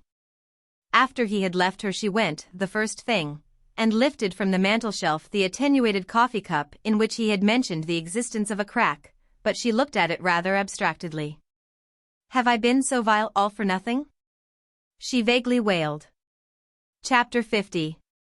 As the Countess Gemini was not acquainted with the ancient monuments, Isabel occasionally offered to introduce her to these interesting relics and to give their afternoon drive an antiquarian aim. The Countess, who professed to think her sister-in-law a prodigy of learning, never made an objection, and gazed at masses of Roman brickwork as patiently as if they had been mounds of modern drapery. She had not the historic sense, though she had in some directions the anecdotic, and as regards herself the apologetic, but she was so delighted to be in Rome that she only desired to float with the current. She would gladly have passed an hour every day in the damp darkness of the baths of Titus if it had been a condition of her remaining at Palazzo Raccanera. Isabel, however, was not a severe cicerone. She used to visit the ruins chiefly because they offered an excuse for talking about other matters than the love affairs of the ladies of Florence, as to which her companion was never weary of offering information. It must be added that during these visits the Countess forbade herself every form of active research. Her preference was to sit in the carriage and exclaim that everything was most interesting. It was in this manner that she had hitherto examined the Colosseum, to the infinite regret of her niece, who with all the respect that she owed her could not see why she should not descend from the vehicle and enter the building. Pansy had so little chance to ramble that her view of the case was not wholly disinterested. It may be divined that she had a secret hope that, once inside, her parents' guest might be induced to climb to the upper tiers. There came a day when the Countess announced her willingness to undertake this fide mild afternoon in March, when the windy month expressed itself in occasional puffs of spring. The 3 ladies went into the Colosseum together, but Isabel left her companions to wander over the place. She had often ascended to those desolate ledges from which the Roman crowd used to bellow applause and where now the wildflowers, when they are allowed, bloom in the deep crevices. And today she felt weary and disposed to sit in the despoiled arena. It made an intermission too, for the Countess often asked more from one's attention than she gave in return. And Isabel believed that when she was alone with her niece she let the dust gather for a moment on the ancient scandals of the Arnide. She so remained below therefore, while Pansy guided her undiscriminating aunt to the steep brick staircase at the foot of which the custodian unlocks the tall wooden gate. The great enclosure was half in shadow. The western sun brought out the pale red tone of the great blocks of travertine, the latent color that is the only living element in the immense ruin. Here and there wandered a peasant or a tourist, looking up at the far skyline where, in the clear stillness, a multitude of swallows kept circling and plunging. Isabel presently became aware that one of the other visitors, planted in the middle of the arena, had turned his attention to her own person and was looking at her with a certain little poise of the head which she had some weeks before perceived to be characteristic of baffled but indestructible purpose. Such an attitude, today, could belong only to Mr. Edward Rosier, and this gentleman proved in fact to have been considering the question of speaking to her. When he had assured himself that she was unaccompanied he drew near, remarking that though she would not answer his letters she would perhaps not wholly close her ears to his spoken eloquence. She replied that her stepdaughter was close at hand and that she could only give him 5 minutes, whereupon he took out his watch and sat down upon a broken block. "It's very soon told," said Edward Rosier. "I've sold all my bibelots." Isabel gave instinctively an exclamation of horror. It was as if he had told her he had had all his teeth drawn. "I've sold them by auction at the Hotel Drouet," he went on. "The sale took place 3 days ago, and they've telegraphed me the result. It's magnificent. I'm glad to hear it, but I wish you had kept your pretty things. I have the money instead, $50,000. Will Mr. Osmond think me rich enough now? Is it for that you did it?" Isabel asked gently. "For what else in the world could it be? That's the only thing I think of. I went to Paris and made my arrangements. I couldn't stop for the sale, I couldn't have seen them going off, I think it would have killed me. But I put them into good hands, and they brought high prices. I should tell you I have kept my enamels. Now I have the money in my pocket, and he can't say I'm poor," the young man exclaimed defiantly. "He'll say now that you're not wise," said Isabel, as if Gilbert Osmond had never said this before. Rosier gave her a sharp look. "Do you mean that without my bibelots I'm nothing? Do you mean they were the best thing about me?" "That's what they told me in Paris. Oh, they were very frank about it. But they hadn't seen her." "My dear friend, you deserve to succeed," said Isabel very kindly. "You say that so sadly that it's the same as if you said I shouldn't." And he questioned her eyes with the clear trepidation of his own. He had the air of a man who knows he has been the talk of Paris for a week and is full half a head taller in consequence. But who also has a painful suspicion that in spite of this increase of stature 1 or 2 persons still have the perversity to think him diminutive. "I know what happened here while I was away," he went on. "What does Mr. Osmond expect after she has refused Lord Warburton?" Isabel debated. "That she'll marry another nobleman." "What other nobleman?" "One that he'll pick out." Rosier slowly got up, putting his watch into his waistcoat pocket. "You're laughing at someone, but this time I don't think it's at me." "I didn't mean to laugh," said Isabel. "I laugh very seldom. Now you had better go away. I feel very safe," Rosier declared without moving. This might be. But it evidently made him feel more so to make the announcement in rather a loud voice, balancing himself a little complacently on his toes and looking all round the Colosseum as if it were filled with an audience. Suddenly Isabel saw him change color. There was more of an audience than he had suspected. She turned and perceived that her 2 companions had returned from their excursion. "You must really go away," she said quickly. "Ah, my dear lady, pity me." Edward Rosier murmured in a voice strangely at variance with the announcement I have just quoted. And then he added eagerly, like a man who in the midst of his misery is seized by a happy thought, "Is that lady the Countess Gemini? I've a great desire to be presented to her." Isabel looked at him a moment. "She has no influence with her brother." Ah, what a monster you make him out! And Rosier faced the Countess, who advanced, in front of Pansy, with an animation partly due perhaps to the fact that she perceived her sister-in-law to be engaged in conversation with a very pretty young man. "I'm glad you've kept your enamels," Isabel called as she left him. She went straight to Pansy, who, on seeing Edward Rosier, had stopped short, with lowered eyes. "We'll go back to the carriage," she said gently. "Yes, it's getting late," Pansy returned more gently still. And she went on without a murmur, without faltering or glancing back. Isabel, however, allowing herself this last liberty, saw that a meeting had immediately taken place between the Countess and Mr. Rosier. He had removed his hat and was bowing and smiling. He had evidently introduced himself, while the Countess's expressive back displayed to Isabel's eye a gracious inclination. These facts, nonetheless, were presently lost to sight, for Isabel and Pansy took their places again in the carriage. Pansy, who faced her stepmother, at first kept her eyes fixed on her lap, then she raised them and rested them on Isabel's. There shone out of each of them a little melancholy spark of timid passion which touched Isabel to the heart. At the same time a wave of envy passed over her soul, as she compared the tremulous longing, the definite ideal of the child with her own dry despair. "Poor little Pansy," she affectionately said. "Oh, never mind," Pansy answered in the tone of eager apology. And then there was a silence. The Countess was a long time coming. "Did you show your aunt everything, and did she enjoy it?" Isabel asked at last. "Yes, I showed her everything. I think she was very much pleased." "And you're not tired, I hope?" "Oh no, thank you, I'm not tired."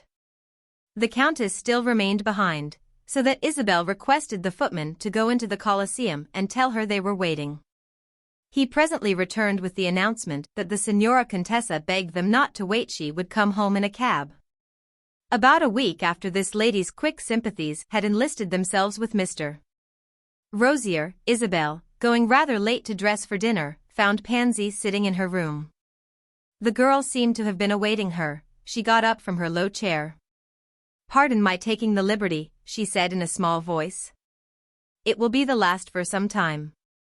Her voice was strange, and her eyes, widely opened, had an excited, frightened look.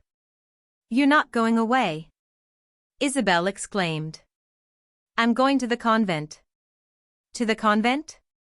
Pansy drew nearer, till she was near enough to put her arms round Isabel and rest her head on her shoulder. She stood this way a moment, perfectly still, but her companion could feel her tremble. The quiver of her little body expressed everything she was unable to say. Isabel nevertheless pressed her. "Why are you going to the convent?"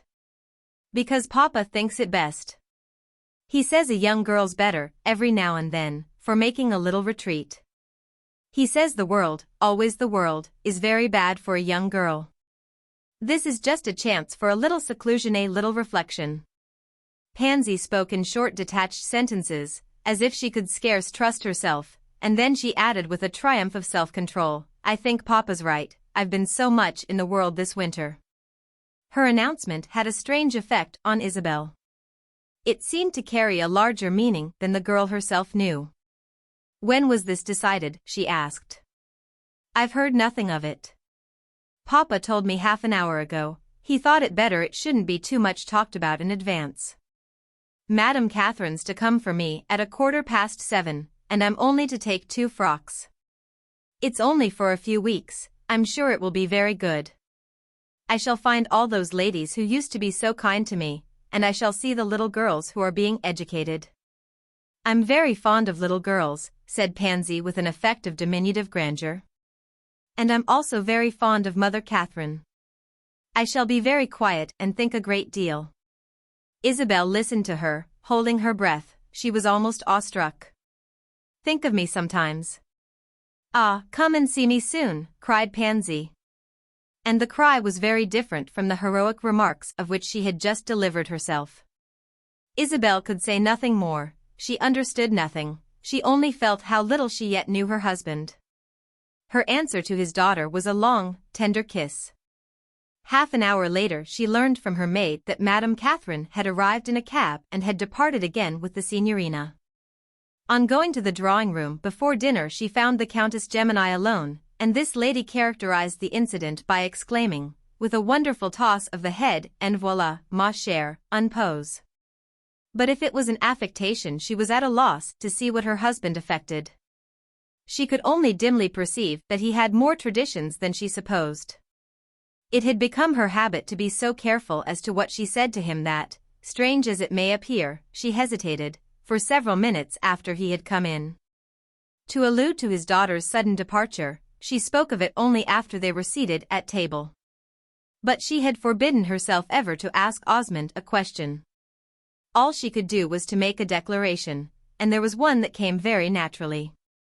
"I shall miss Pansy very much." He looked a while, with his head inclined a little, at the basket of flowers in the middle of the table. "Ah yes," he said at last, "I had thought of that. You must go and see her, you know, but not too often. I dare say you wonder why I sent her to the good sisters, but I doubt if I can make you understand. It doesn't matter, don't trouble yourself about it. That's why I had not spoken of it. I didn't believe you would enter into it. But I've always had the idea, I've always thought it a part of the education of one's daughter. One's daughter should be fresh and fair, she should be innocent and gentle. With the manners of the present time she is liable to become so dusty and crumpled. Pansy's a little dusty, a little disheveled, she has knocked about too much.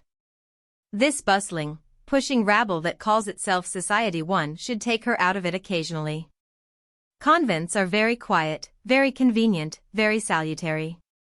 I like to think of her there, in the old garden, under the arcade, among those tranquil virtuous women. Many of them are gentlewomen born, several of them are noble. She will have her books and her drawing, she will have her piano. I've made the most liberal arrangements. There is to be nothing ascetic, there's just to be a certain little sense of sequestration. She'll have time to think, and there's something I want her to think about." Osmond spoke deliberately, reasonably, still with his head on one side, as if he were looking at the basket of flowers. His tone, however, was that of a man not so much offering an explanation as putting a thing into words, almost into pictures, to see, himself, how it would look. He considered a while the picture he had evoked and seemed greatly pleased with it. And then he went on, "The Catholics are very wise after all. The convent is a great institution, we can't do without it, it corresponds to an essential need in families, in society. It's a school of good manners, it's a school of repose. Oh, I don't want to detach my daughter from the world," he added, "I don't want to make her fix her thoughts on any other.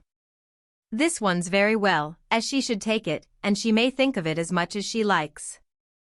Only she must think of it in the right way." Isabel gave an extreme attention to this little sketch, she found it indeed intensely interesting. It seemed to show her how far her husband's desire to be effective was capable of going to the point of playing theoretic tricks on the delicate organism of his daughter. She could not understand his purpose, no, not wholly. But she understood it better than he supposed or desired, inasmuch as she was convinced that the whole proceeding was an elaborate mystification, addressed to herself and destined to act upon her imagination. He had wanted to do something sudden and arbitrary, something unexpected and refined. To mark the difference between his sympathies and her own, and show that if he regarded his daughter as a precious work of art it was natural he should be more and more careful about the finishing touches. If he wished to be effective he had succeeded. The incident struck a chill into Isabel's heart. Pansy had known the convent in her childhood and had found a happy home there. She was fond of the good sisters, who were very fond of her, and there was therefore for the moment no definite hardship in her lot, but all the same the girl had taken fright. The impression her father desired to make would evidently be sharp enough. The old Protestant tradition had never faded from Isabel's imagination, and as her thoughts attached themselves to this striking example of her husband's genius she sat looking, like him, at the basket of flowers. Poor little Pansy became the heroine of a tragedy. Osmond wished it to be known that he shrank from nothing, and his wife found it hard to pretend to eat her dinner. There was a certain relief presently, in hearing the high, strained voice of her sister-in-law. The Countess too, apparently, had been thinking the thing out, but had arrived at a different conclusion from Isabel. "It's very absurd, my dear Osmond," she said, "to invent so many pretty reasons for poor Pansy's banishment. Why don't you say at once that you want to get her out of my way? Haven't you discovered that I think very well of Mr. Rosier? I do indeed, he seems to me simpaticissimo. He has made me believe in true love, I never did before. Of course you've made up your mind that with those convictions I'm dreadful company for Pansy." Osmond took a sip of a glass of wine, he looked perfectly good-humored. "My dear Amy," he answered, smiling as if he were uttering a piece of gallantry, "I don't know anything about your convictions, but if I suspected that they interfere with mine it would be much simpler to banish you." Chapter 51. The Countess was not banished, but she felt the insecurity of her tenure of her brother's hospitality. A week after this incident Isabel received a telegram from England, dated from Gardencourt and bearing the stamp of Mrs. Touchett's authorship. "Ralph cannot last many days," it ran, "and if convenient would like to see you. Wishes me to say that you must come only if you've not other duties. Say, for myself, that you used to talk a good deal about your duty and to wonder what it was, shall be curious to see whether you've found it out. Ralph is really dying, and there's no other company." Isabel was prepared for this news, having received from Henrietta Stackpole a detailed account of her journey to England with her appreciative patient. Ralph had arrived more dead than alive, but she had managed to convey him to Gardencourt, where he had taken to his bed, which, as Miss Stackpole wrote, he evidently would never leave again. She added that she had really had 2 patients on her hands instead of 1, inasmuch as Mr. Goodwood, who had been of no earthly use, was quite as ailing, in a different way, as Mr. Touchett. Afterwards she wrote that she had been obliged to surrender the field to Mrs. Touchett, who had just returned from America and had promptly given her to understand that she didn't wish any interviewing at Gardencourt. Isabel had written to her aunt shortly after Ralph came to Rome, letting her know of his critical condition and suggesting that she should lose no time in returning to Europe.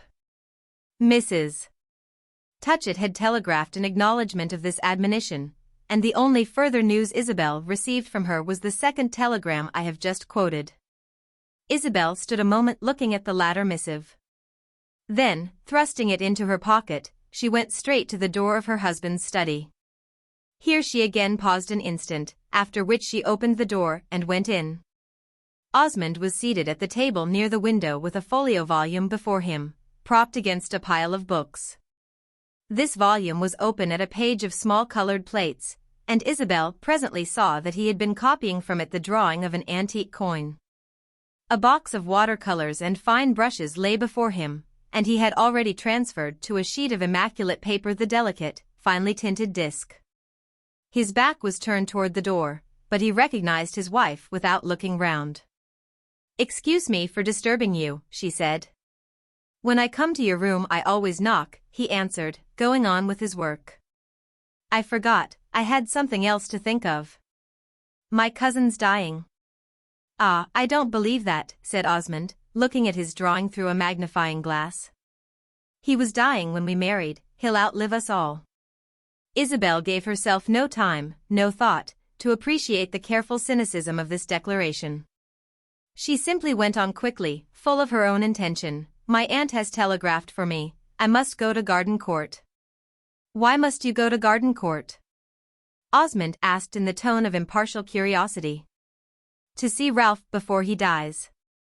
To this, for some time, he made no rejoinder. He continued to give his chief attention to his work, which was of a sort that would brook no negligence. "I don't see the need of it," he said at last. "He came to see you here. Didn't like that. I thought his being in Rome a great mistake. But I tolerated it because it was to be the last time you should see him. Now you tell me it's not to have been the last. Ah, you're not grateful." "What am I to be grateful for?" Gilbert Osmond laid down his little implements, blew a speck of dust from his drawing, slowly got up, and for the first time looked at his wife. "For my not having interfered while he was here." "Oh yes, I am. I remember perfectly how distinctly you let me know you didn't like it. I was very glad when he went away. Leave him alone then. Don't run after him. Isabel turned her eyes away from him, they rested upon his little drawing. I must go to England, she said, with a full consciousness that her tone might strike an irritable man of taste as stupidly obstinate. I shall not like it if you do, Osmond remarked. Why should I mind that? You won't like it if I don't. You like nothing, do or don't do. You pretend to think I lie. Osmond turned slightly pale, he gave a cold smile. That's why you must go then? Not to see your cousin, but to take a revenge on me. I know nothing about revenge. I do, said Osmond. Don't give me an occasion. You're only too eager to take one. You wish immensely that I would commit some folly. I should be gratified in that case if you disobeyed me. If I disobeyed you? Said Isabel in a low tone which had the effect of mildness. Let it be clear.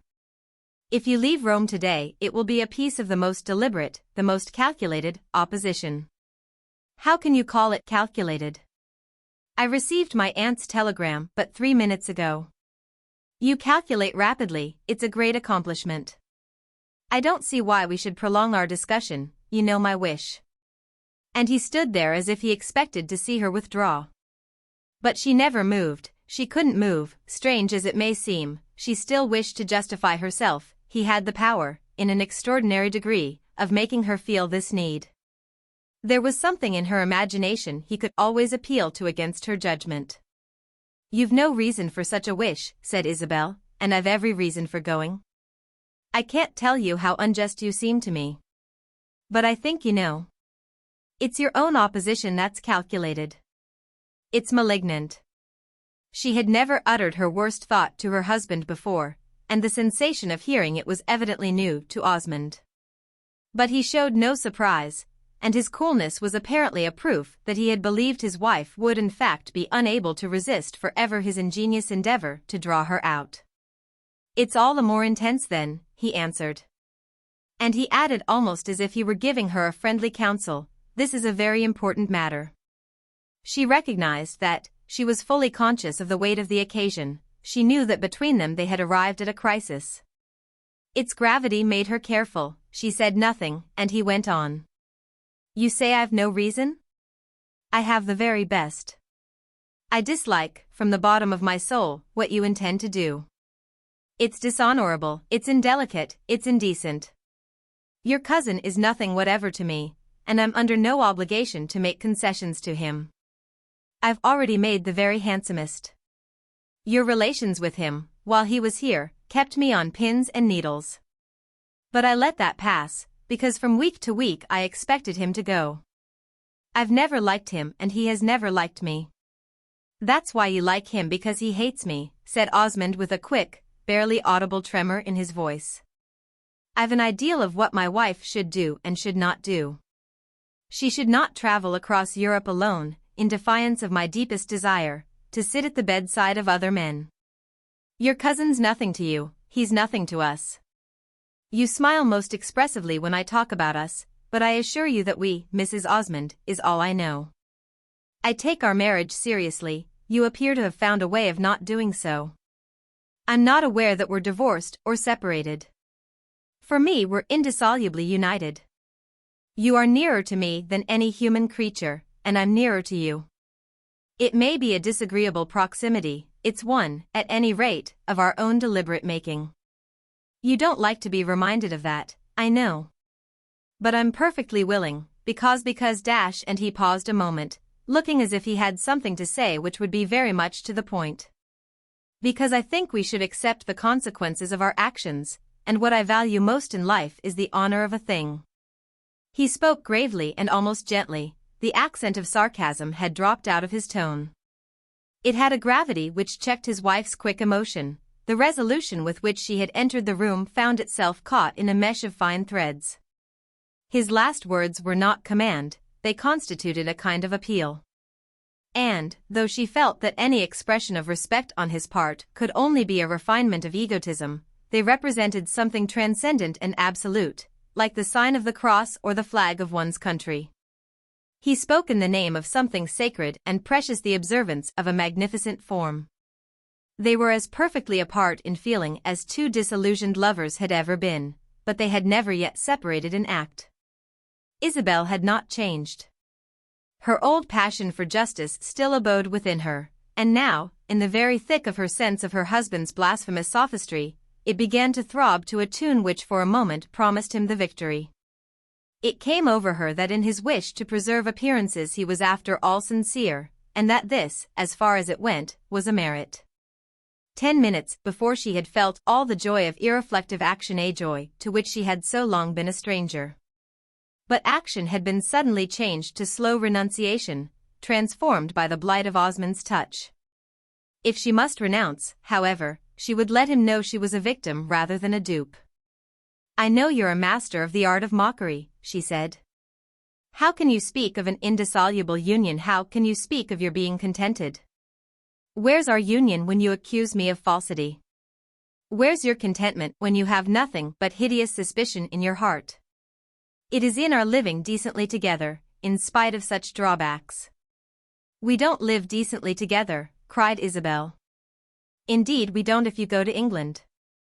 "That's very little, that's nothing. I might do much more." He raised his eyebrows and even his shoulders a little. He had lived long enough in Italy to catch this trick.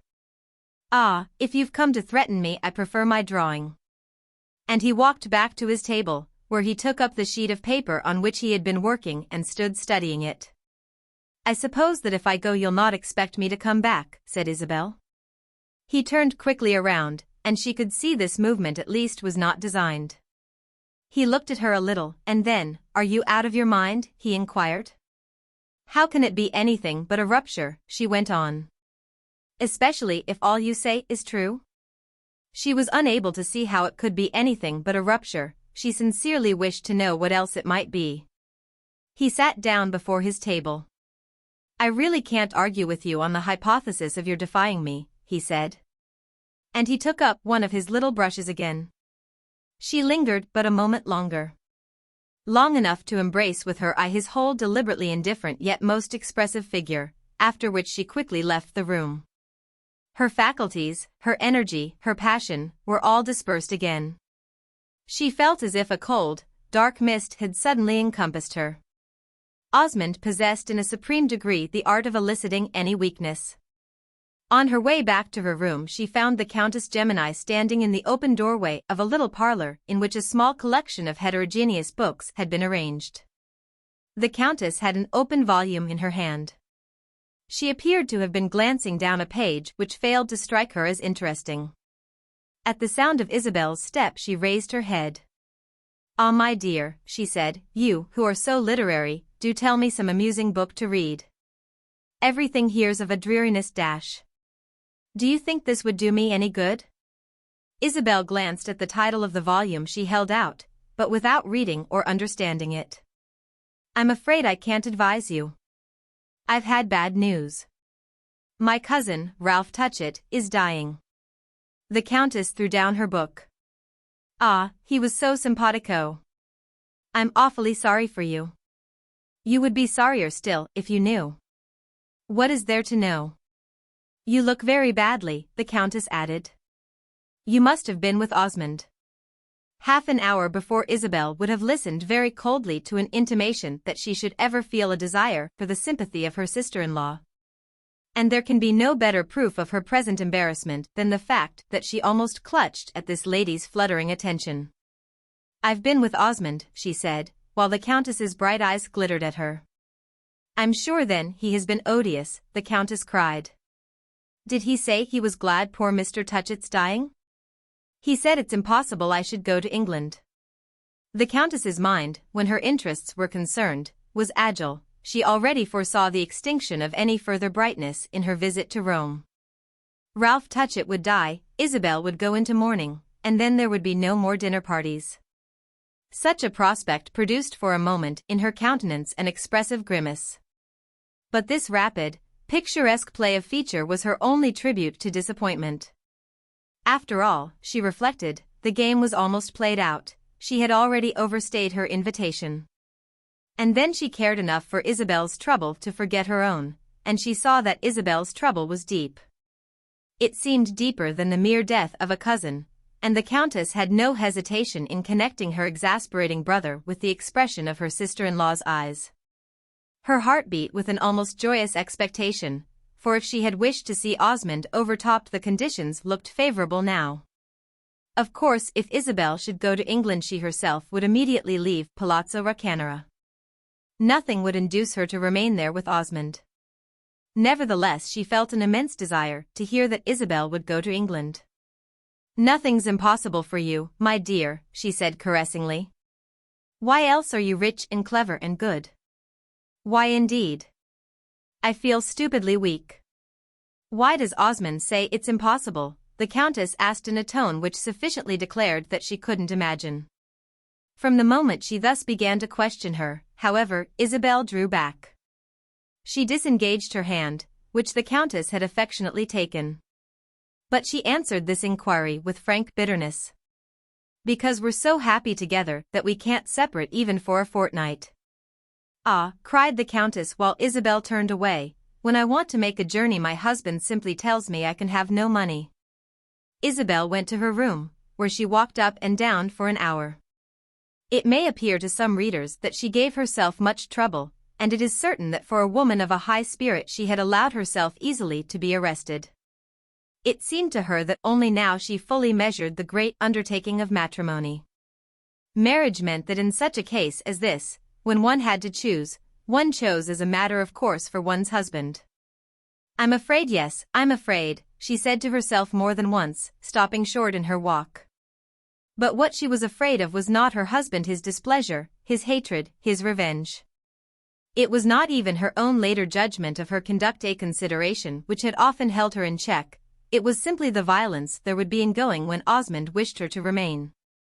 A gulf of difference had opened between them, but nevertheless it was his desire that she should stay, it was a horror to him that she should go. She knew the nervous fineness with which he could feel an objection. What he thought of her she knew, what he was capable of saying to her she had felt, yet they were married, for all that, and marriage meant that a woman should cleave to the man with whom, uttering tremendous vows, she had stood at the altar. She sank down on her sofa at last and buried her head in a pile of cushions. When she raised her head again, the Countess Gemini hovered before her. She had come in all unperceived. She had a strange smile on her thin lips and her whole face had grown in an hour a shining intimation. She lived assuredly, it might be said, at the window of her spirit, but now she was leaning far out. "I knocked," she began, "but you didn't answer me. So I ventured in. I've been looking at you for the last 5 minutes. You're very unhappy." "Yes, but I don't think you can comfort me. Will you give me leave to try?" And the Countess sat down on the sofa beside her. She continued to smile, and there was something communicative and exultant in her expression. She appeared to have a deal to say, and it occurred to Isabel for the first time that her sister-in-law might say something really human. She made play with her glittering eyes, in which there was an unpleasant fascination. "After all," she soon resumed, "I must tell you, to begin with, that I don't understand your state of mind. You seem to have so many scruples, so many reasons, so many ties. When I discovered, 10 years ago, that my husband's dearest wish was to make me miserable, of late he has simply let me alone. It was a wonderful simplification." "My poor Isabel, you're not simple enough." "No, I'm not simple enough," said Isabel. "There's something I want you to know," the Countess declared, "because I think you ought to know it. Perhaps you do, perhaps you've guessed it. But if you have, all I can say is that I understand still less why you shouldn't do as you like." "What do you wish me to know?" Isabel felt a foreboding that made her heart beat faster. The Countess was about to justify herself, and this alone was portentous. But she was nevertheless disposed to play a little with her subject. "In your place I should have guessed it ages ago." "Have you never really suspected?" "I've guessed nothing." "What should I have suspected?" "I don't know what you mean." "That's because you've such a beastly pure mind." I never saw a woman with such a pure mind, cried the Countess. Isabel slowly got up. You're going to tell me something horrible. You can call it by whatever name you will. And the Countess rose also, while her gathered perversity grew vivid and dreadful. She stood a moment in a sort of glare of intention and, as seemed to Isabel even then, of ugliness, after which she said, My first sister-in-law had no children. Isabel stared back at her. The announcement was an anticlimax. Your first sister-in-law? I suppose you know at least, if one may mention it, that Osmond has been married before. I've never spoken to you of his wife. I thought it mightn't be decent or respectful, but others, less particular, must have done so. The poor little woman lived hardly 3 years and died childless. It wasn't till after her death that Pansy arrived. Isabel's brow had contracted to a frown, her lips were parted in pale, vague wonder. She was trying to follow, there seemed so much more to follow than she could see. Pansy's not my husband's child then? Your husband's in perfection. But no one else's husband's. Someone else's wife's. Ah, my good Isabel, cried the Countess, with you one must dot one's eyes. I don't understand. Whose wife's? Isabel asked. The wife of a horrid little Swiss who died how long? A dozen, more than 15, years ago. He never recognized Miss Pansy, nor, knowing what he was about, would have anything to say to her, and there was no reason why he should. Osmond did, and that was better.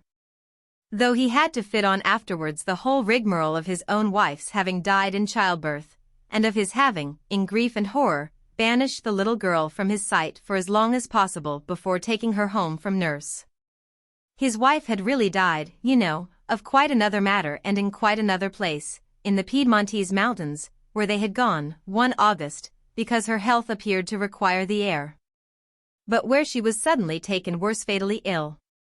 The story passed, sufficiently, it was covered by the appearances so long as nobody heeded, as nobody cared to look into it. But of course I knew without researches, the Countess lucidly proceeded. As also, you'll understand, without a word said between us, I mean between Osmond and me. Don't you see him looking at me, in silence, that way, to settle it, that is to settle me if I should say anything. I said nothing, right or left, never a word to a creature, if you can believe that of me, on my honor, my dear, I speak of the thing to you now, after all this time, as I've never spoken. It was to be enough for me, from the first, that the child was my niece from the moment she was my brother's daughter. As for her veritable mother But with this Pansy's wonderful aunt dropped involuntarily, from the impression of her sister-in-law's face, out of which more eyes might have seemed to look at her than she had ever had to meet. She had spoken no name, yet Isabel could but check, on her own lips, an echo of the unspoken. She sank to her seat again, hanging her head. Why have you told me this? She asked in a voice the Countess hardly recognized. Because I've been so bored with your not knowing. I've been bored, frankly, my dear, with not having told you, as if, stupidly, all this time I couldn't have managed. C'est me de passe, if you don't mind my saying so, the things, all round you, that you've appeared to succeed in not knowing. It's a sort of assistance aid to innocent ignorance that I've always been a bad hand at rendering. And in this connection, that of keeping quiet for my brother, my virtue has at any rate finally found itself exhausted. It's not a black lie, moreover, you know, the Countess inimitably added. The facts are exactly what I tell you. I had no idea, said Isabel presently, and looked up at her in a manner that doubtless matched the apparent witlessness of this confession. So I believed, though it was hard to believe. Had it never occurred to you that he was for 6 or 7 years her lover? I don't know. Things have occurred to me, and perhaps that was what they all meant. She has been wonderfully clever, she has been magnificent, about Pansy. The Countess, before all this view of it, cried. Oh, no idea, for me, Isabel went on, ever definitely took that form. She appeared to be making out to herself what had been and what hadn't. And as it is, I don't understand. She spoke as one troubled and puzzled, yet the poor Countess seemed to have seen her revelation fall below its possibilities of effect. She had expected to kindle some responsive blaze, but had barely extracted a spark. Isabel showed as scarce more impressed than she might have been, as a young woman of approved imagination, with some fine sinister passage of public history. Don't you recognize how the child could never pass for her husband's, that is with them? Merle himself, her companion resumed. They had been separated too long for that, and he had gone to some far country, I think to South America. If she had ever had children, which I'm not sure if she had lost them. The conditions happened to make it workable, under stress. I mean, it's so awkward a pinch that Osmond should acknowledge the little girl. His wife was dead, very true. But she had not been dead too long to put a certain accommodation of dates out of the question from the moment, I mean, that suspicion wasn't started, which was what they had to take care of. What was more natural than that poor Mrs. Osmond, at a distance and for a world not troubling about trifles, should have left behind her, Poverina, the pledge of her brief happiness that had cost her life? With the aid of a change of residence, Osmond had been living with her at Naples at the time of their stay in the Alps, and he in due course left it forever. The whole history was successfully set going. My poor sister-in-law, in her grave, couldn't help herself, and the real mother, to save her skin, renounced all visible property in the child. Ah, poor, poor woman, cried Isabel, who herewith burst into tears. It was a long time since she had shed any. She had suffered a high reaction from weeping. But now they flowed with an abundance in which the Countess Gemini found only another discomfiture. It's very kind of you to pity her. She discordantly laughed. Yes, indeed, you have a way of your own. He must have been false to his wife, and so very soon, said Isabel with a sudden check. That's all that's wanting, that you should take up her cause, the Countess went on. I quite agree with you, however, that it was much too soon. But to me. And Isabel hesitated as if she had not heard, as if her question, though it was sufficiently there in her eyes, were all for herself. To you he has been faithful? Well, it depends, my dear, on what you call faithful. When he married you he was no longer the lover of another woman, such a lover as he had been, cara mia, between their risks and their precautions, while the thing lasted. That state of affairs had passed away, the lady had repented, or at all events, for reasons of her own, drawn back. She had always had, too, a worship of appearances so intense that even Osmond himself had got bored with it. You may therefore imagine what it was when he couldn't patch it on conveniently to any of those he goes in for. But the whole past was between them. Yes, Isabel mechanically echoed, the whole past is between them. Ah, this later past is nothing. But for 6 or 7 years, as I say, they had kept it up. She was silent a little. Why then did she want him to marry me? Ah, my dear, that's her superiority. Because you had money. And because she believed you would be good to Pansy. Poor woman, and Pansy who doesn't like her, cried Isabel. That's the reason she wanted someone whom Pansy would like. She knows it, she knows everything. Will she know that you've told me this? That will depend upon whether you tell her. She's prepared for it, and do you know what she counts upon for her defense? On your believing that I lie. Perhaps you do. Don't make yourself uncomfortable to hide it. Only, as it happens this time, I don't. I've told plenty of little idiotic fibs, but they've never hurt anyone but myself. Isabel sat staring at her companion's story as at a bale of fantastic wares some strolling gypsy might have unpacked on the carpet at her feet. Why did Osmond never marry her? She finally asked. Because she had no money. The Countess had an answer for everything, and if she lied well.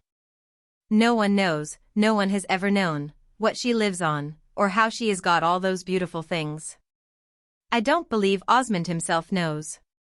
Besides, she wouldn't have married him. How can she have loved him then? She doesn't love him in that way. She did at first, and then, I suppose, she would have married him, but at that time her husband was living. By the time M. Merle had rejoined, I won't say his ancestors, because he never had any, her relations with Osmond had changed, and she had grown more ambitious. Besides, she has never had, about him, the Countess went on, leaving Isabel to wince for it so tragically afterwards. She had never had what you might call any illusions of intelligence.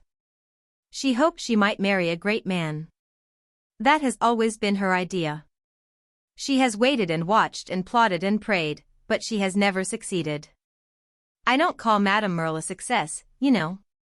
I don't know what she may accomplish yet, but at present she has very little to show. The only tangible result she has ever achieved, except, of course, getting to know everyone and staying with them free of expense, has been her bringing you and Osmond together. Oh, she did that, my dear, you needn't look as if you doubted it. I've watched them for years, I know everything. I'm thought a great scatterbrain, but I've had enough application of mind to follow up those two. She hates me, and her way of showing it is to pretend to be forever defending me. When people say I've had 15 lovers, she looks horrified and declares that quite half of them were never proved. She has been afraid of me for years, and she has taken great comfort in the vile, false things people have said about me. She has been afraid I'd expose her, and she threatened me one day when Osmond began to pay his court to you. It was at his house in Florence. Do you remember that afternoon when she brought you there and we had tea in the garden? She let me know then that if I should tell tales two could play at that game. She pretends there's a good deal more to tell about me than about her. It would be an interesting comparison. I don't care a fig about what she may say, simply because I know you don't care a figure. You can't trouble your head about me less than you do already. So she may take her revenge as she chooses. I don't think she'll frighten you very much. Her great idea has been to be tremendously irreproachable, a kind of full-blown lily, the incarnation of propriety. She has always worshipped that god. There should be no scandal about Caesar's wife, you know. And, as I say, she has always hoped to marry Caesar. That was one reason she wouldn't marry Osmond, the fear that on seeing her with pansy people would put things together, would even see a resemblance.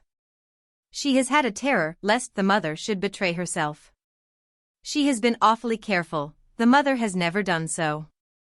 Yes, the mother has done so, said Isabel, who had listened to all this with a face more and more wan. She betrayed herself to me the other day, though I didn't recognize her. There appeared to have been a chance of Pansy's making a great marriage, and in her disappointment at its not coming off she almost dropped the mask. Ah, that's where she'd dish herself, cried the Countess. She has failed so dreadfully that she's determined her daughter shall make it up. Isabel started at the words her daughter, which her guest threw off so familiarly. It seems very wonderful, she murmured, and in this bewildering impression she had almost lost her sense of being personally touched by the story. Now don't go and turn against the poor innocent child, the Countess went on. She's very nice, in spite of her deplorable origin. I myself have liked Pansy, not, naturally, because she was hers, but because she had become yours. Yes, she has become mine. And how the poor woman must have suffered at seeing me dash. Isabel exclaimed while she flushed at the thought. I don't believe she has suffered, on the contrary, she has enjoyed. Osmond's marriage has given his daughter a great little lift. Before that she lived in a hole. And do you know what the mother thought? That you might take such a fancy to the child that you'd do something for her. Osmond, of course, could never give her a portion. Osmond was really extremely poor, but of course you know all about that. Ah, my dear, cried the Countess, why did you ever inherit money? She stopped a moment as if she saw something singular in Isabel's face. Don't tell me now that you'll give her a dot. You're capable of that, but I would refuse to believe it. Don't try to be too good. Be a little easy and natural and nasty, feel a little wicked, for the comfort of it, once in your life. It's very strange. I suppose I ought to know, but I'm sorry, Isabel said. I'm much obliged to you. Yes, you seem to be, cried the Countess with a mocking laugh. Perhaps you are, perhaps you're not. You don't take it as I should have thought. How should I take it? Isabel asked. Well, I should say as a woman who has been made use of. Isabel made no answer to this, she only listened, and the Countess went on. They've always been bound to each other, they remained so even after she broke off or he did. But he has always been more for her than she has been for him. When their little carnival was over, they made a bargain that each should give the other complete liberty, but that each should also do everything possible to help the other on. You may ask me how I know such a thing as that. I know it by the way they've behaved. Now see how much better women are than men. She has found a wife for Osmond, but Osmond has never lifted a little finger for her. She has worked for him, plotted for him, suffered for him. She has even more than once found money for him, and the end of it is that he's tired of her. She's an old habit. There are moments when he needs her, but on the whole he wouldn't miss her if she were removed. And, what's more, today she knows it. So you needn't be jealous, the Countess added humorously. Isabel rose from her sofa again. She felt bruised and scant of breath, her head was humming with new knowledge. I'm much obliged to you, she repeated. And then she added abruptly, in quite a different tone, how do you know all this? This inquiry appeared to ruffle the Countess more than Isabel's expression of gratitude pleased her. She gave her companion a bold stare, with which, let us assume that I've invented it, she cried. She too, however, suddenly changed her tone and, laying her hand on Isabel's arm, said with the penetration of her sharp bright smile, now will you give up your journey? Isabel started a little, she turned away. But she felt weak and in a moment had to lay her arm upon the mantelshelf for support. She stood a minute so, and then upon her arm she dropped her dizzy head, with closed eyes and pale lips. I've done wrong to speak. I've made you ill. The Countess cried. Ah, I must see Ralph. Isabel wailed, not in resentment, not in the quick passion her companion had looked for, but in a tone of far-reaching, infinite sadness. Chapter 52. There was a train for Turin and Paris that evening. And after the Countess had left her, Isabel had a rapid and decisive conference with her maid, who was discreet, devoted and active. After this she thought, except of her journey, only of one thing. She must go and see Pansy. From her she couldn't turn away. She had not seen her yet, as Osmond had given her to understand that it was too soon to begin. She drove at 5 o'clock to a high door in a narrow street in the quarter of the Piazza Navona, and was admitted by the portress of the convent, a genial and obsequious person. Isabel had been at this institution before. She had come with Pansy to see the sisters. She knew they were good women, and she saw that the large rooms were clean and cheerful and that the well-used garden had sun for winter and shade for spring. But she disliked the place, which affronted and almost frightened her. Not for the world would she have spent a night there. It produced today more than before the impression of a well-appointed prison. For it was not possible to pretend Pansy was free to leave it. This innocent creature had been presented to her in a new and violent light, but the secondary effect of the relation was to make her reach out a hand. The portress left her to wait in the parlor of the convent while she went to make it known that there was a visitor for the dear young lady. The parlor was a vast, cold apartment, with new-looking furniture. A large clean stove of white porcelain, unlighted, a collection of wax flowers under glass, and a series of engravings from religious pictures on the walls. On the other occasion Isabel had thought it less like Rome than like Philadelphia, but today she made no reflections. The apartment only seemed to her very empty and very soundless. The portress returned at the end of some 5 minutes, ushering in another person. Isabel got up, expecting to see one of the ladies of the sisterhood, but to her extreme surprise found herself confronted with Madame Merle. The effect was strange, for Madame Merle was already so present to her vision that her appearance in the flesh was like suddenly, and rather awfully, seeing a painted picture move. Isabel had been thinking all day of her falsity, her audacity, her ability, her probable suffering, and these dark things seemed to flash with a sudden light as she entered the room. Her being there at all had the character of ugly evidence, of handwritings, of profaned relics, of grim things produced in court. It made Isabel feel faint. If it had been necessary to speak on the spot, she would have been quite unable. But no such necessity was distinct to her. It seemed to her indeed that she had absolutely nothing to say to Madame Merle. In one's relations with this lady, however, there were never any absolute necessities. She had a manner which carried off not only her own deficiencies but those of other people. But she was different from usual. She came in slowly, behind the portress, and Isabel instantly perceived that she was not likely to depend upon her habitual resources. For her too the occasion was exceptional, and she had undertaken to treat it by the light of the moment. This gave her a peculiar gravity. She pretended not even to smile, and though Isabel saw that she was more than ever playing a part, it seemed to her that on the whole the wonderful woman had never been so natural. She looked at her young friend from head to foot, but not harshly nor defiantly, with a cold gentleness rather, and an absence of any air of allusion to their last meeting. It was as if she had wished to mark a distinction. She had been irritated then, she was reconciled now. "You can leave us alone," she said to the portress. "In 5 minutes this lady will ring for you." And then she turned to Isabel, who, after noting what has just been mentioned, had ceased to notice and had let her eyes wander as far as the limits of the room would allow. She wished never to look at Madame Merle again. "You're surprised to find me here, and I'm afraid you're not pleased," this lady went on. "You don't see why I should have come. It's as if I had anticipated you. I confess I've been rather indiscreet. I ought to have asked your permission."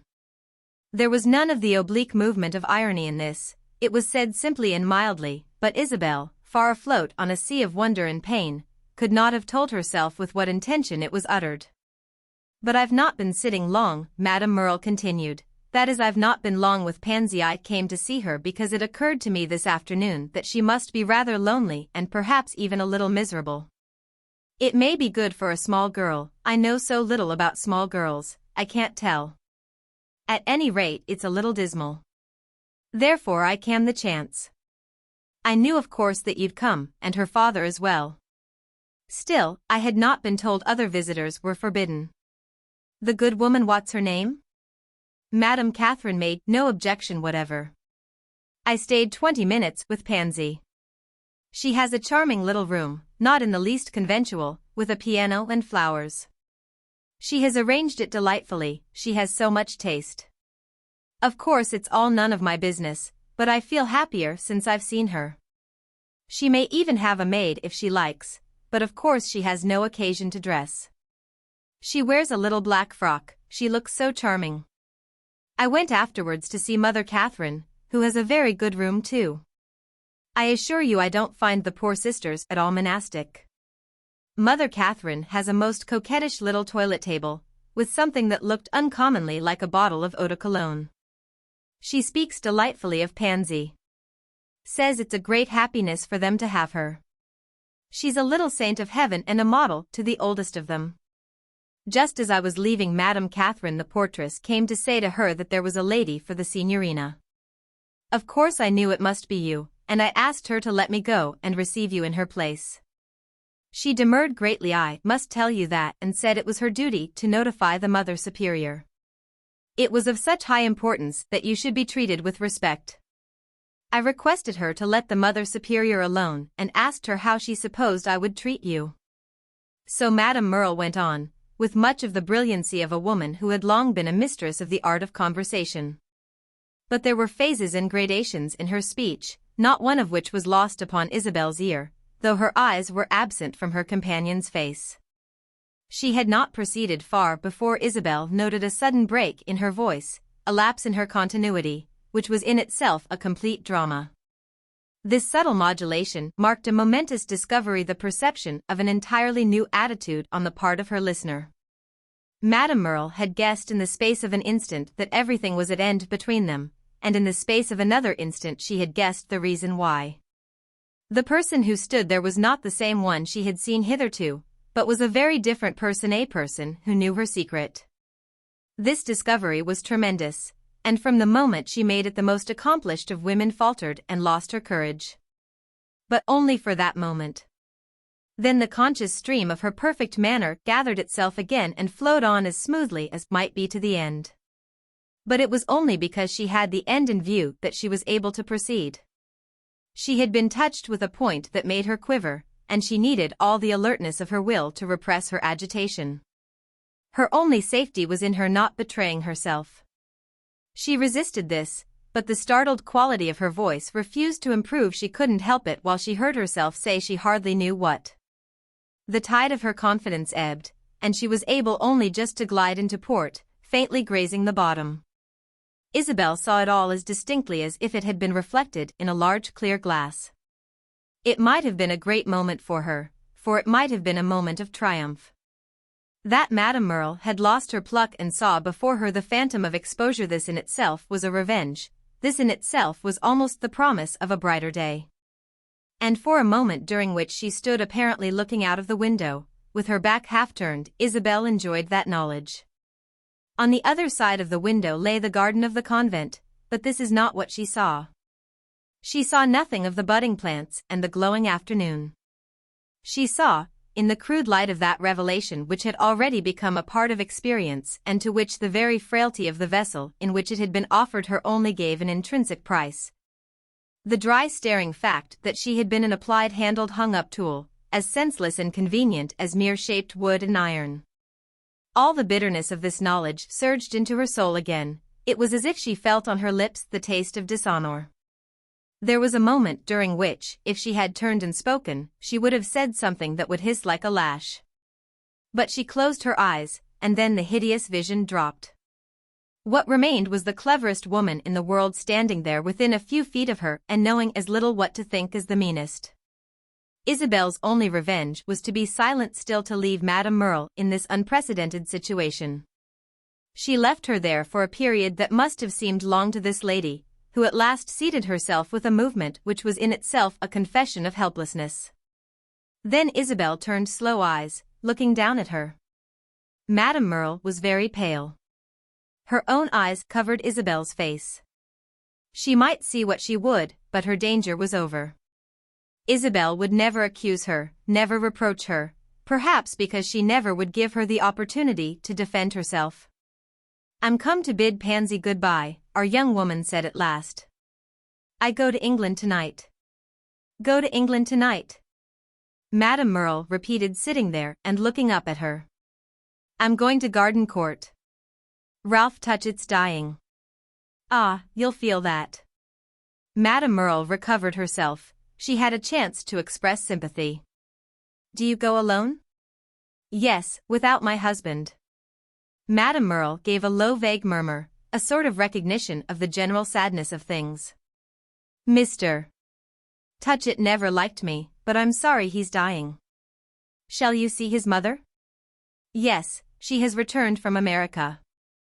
She used to be very kind to me, but she has changed." "Others too have changed," said Madame Merle with a quiet noble pathos. She paused a moment, then added, "And you'll see dear old Garden Court again." "I shall not enjoy it much," Isabel answered. "Naturally, in your grief. But it's on the whole, of all the houses I know, and I know many, the one I should have liked best to live in.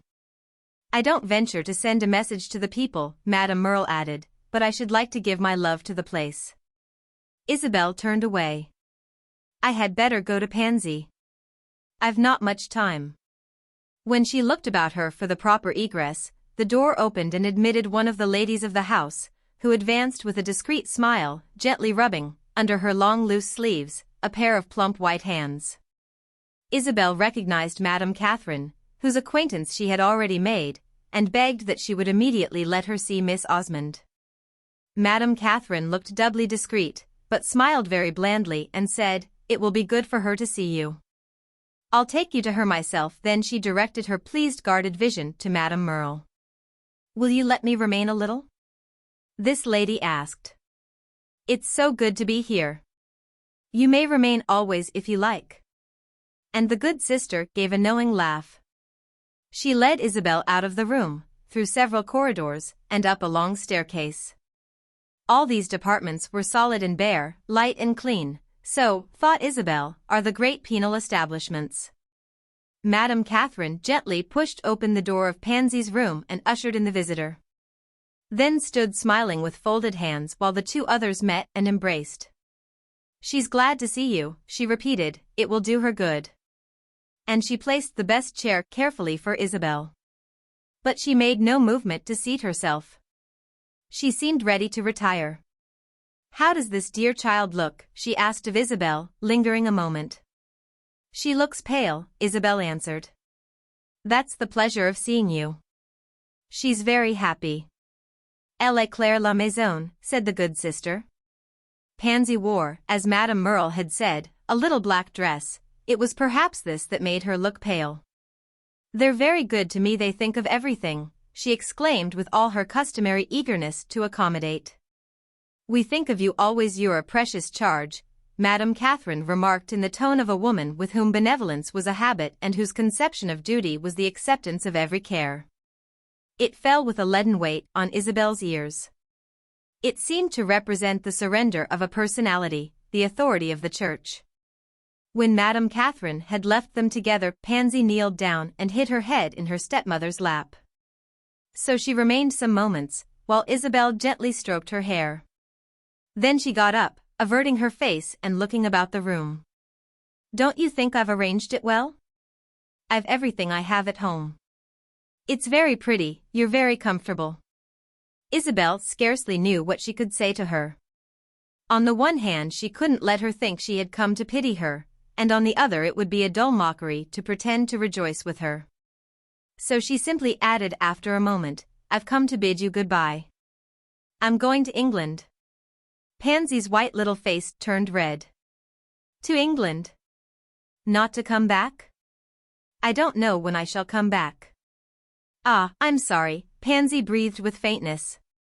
She spoke as if she had no right to criticize, but her tone expressed a depth of disappointment. My cousin, Mr. Touchett, is very ill, he'll probably die. I wish to see him, Isabel said. Ah yes, you told me he would die. Of course you must go. And will Papa go? No, I shall go alone. For a moment the girl said nothing. Isabel had often wondered what she thought of the apparent relations of her father with his wife. But never by a glance, by an intimation, had she let it be seen that she deemed them deficient in an air of intimacy. She made her reflections, Isabel was sure. And she must have had a conviction that there were husbands and wives who were more intimate than that. But Pansy was not indiscreet even in thought. She would as little have ventured to judge her gentle stepmother as to criticize her magnificent father. Her heart may have stood almost as still as it would have done had she seen two of the saints in the great picture in the convent chapel turn their painted heads and shake them at each other. But as in this latter case she would, for very solemnity's sake, never have mentioned the awful phenomenon, so she put away all knowledge of the secrets of larger lives than her own. You'll be very far away, she presently went on. Yes. I shall be far away. But it will scarcely matter, Isabel explained, since so long as you're here I can't be called near you. Yes, but you can come and see me, though you've not come very often. I've not come because your father forbade it. Today I bring nothing with me. I can't amuse you. I'm not to be amused. That's not what Papa wishes. Then it hardly matters whether I'm in Rome or in England. You're not happy, Mrs. Osmond, said Pansy. Not very. But it doesn't matter. That's what I say to myself. What does it matter? But I should like to come out. I wish indeed you might. Don't leave me here, Pansy went on gently. Isabel said nothing for a minute, her heart beat fast. Will you come away with me now? She asked. Pansy looked at her pleadingly. Did Papa tell you to bring me? No, it's my own proposal. I think I had better wait then. Did Papa send me no message? I don't think he knew I was coming. He thinks I've not had enough, said Pansy. But I have. The ladies are very kind to me and the little girls come to see me. There are some very little ones, such charming children. Then my room you can see for yourself. All that's very delightful. But I've had enough. Papa wished me to think a little and I've thought a great deal. What have you thought? Well, that I must never displease Papa. You knew that before. Yes, but I know it better. I'll do anything, said Pansy. Then, as she heard her own words, a deep, pure blush came into her face. Isabel read the meaning of it. She saw the poor girl had been vanquished. It was well that Mr. Edward Rosier had kept his enamels. Isabel looked into her eyes and saw there mainly a prayer to be treated easily. She laid her hand on Pansy's as if to let her know that her look conveyed diminution of esteem. For the collapse of the girl's momentary resistance, mute and modest thought it had been, seemed only her tribute to the truth of things. She didn't presume to judge others, but she had judged herself. She had seen the reality. She had no vocation for struggling with combinations. In the solemnity of sequestration there was something that overwhelmed her. She bowed her pretty head to authority and only asked of authority to be merciful. Yes. It was very well that Edward Rosier had reserved a few articles. Isabel got up. Her time was rapidly shortening. Goodbye then. I leave Rome tonight. Pansy took hold of her dress. There was a sudden change in the child's face. You look strange. You frighten me. Oh, I'm very harmless, said Isabel. Perhaps you won't come back? Perhaps not. I can't tell. Ah, Mrs. Osmond, you won't leave me. Isabel now saw she had guessed everything. My dear child, what can I do for you? She asked. I don't know, but I'm happier when I think of you. You can always think of me. Not when you're so far. I'm a little afraid, said Pansy. What are you afraid of? Of Papa Little. And of Madame Merle. She has just been to see me. You must not say that, Isabel observed. Oh, I'll do everything they want. Only if you're here I shall do it more easily. Isabel considered. I won't desert you, she said at last. Goodbye, my child. Then they held each other a moment in a silent embrace, like two sisters, and afterwards Pansy walked along the corridor with her visitor to the top of the staircase. Madame Merle has been here, she remarked as they went. And as Isabel answered nothing she added abruptly, I don't like Madame Merle. Isabel hesitated, then stopped. You must never say that you don't like Madame Merle. Pansy looked at her in wonder. But wonder with Pansy had never been a reason for non-compliance. I never will again, she said with exquisite gentleness. At the top of the staircase they had to separate, as it appeared to be part of the mild but very definite discipline under which Pansy lived that she should not go down. Isabel descended, and when she reached the bottom the girl was standing above. You'll come back, she called out in a voice that Isabel remembered afterwards. Yes, I'll come back. Madame Catherine met Mrs. Osmond below and conducted her to the door of the parlor, outside of which the two stood talking a minute. I won't go in, said the good sister. Madame Merle's waiting for you. At this announcement Isabel stiffened. She was on the point of asking if there were no other egress from the convent. But a moment's reflection assured her that she would do well not to betray to the worthy nun her desire to avoid Pansy's other friend. Her companion grasped her arm very gently and, fixing her a moment with wise, benevolent eyes, said in French and almost familiarly, Eh bien, chère madame, qu'en pensez-vous? About my stepdaughter? Oh, it would take long to tell you. We think it's enough, Madame Catherine distinctly observed. And she pushed open the door of the parlor. Madame Merle was sitting just as Isabel had left her, like a woman so absorbed in thought that she had not moved a little finger. As Madame Catherine closed the door she got up, and Isabel saw that she had been thinking to some purpose. She had recovered her balance, she was in full possession of her resources.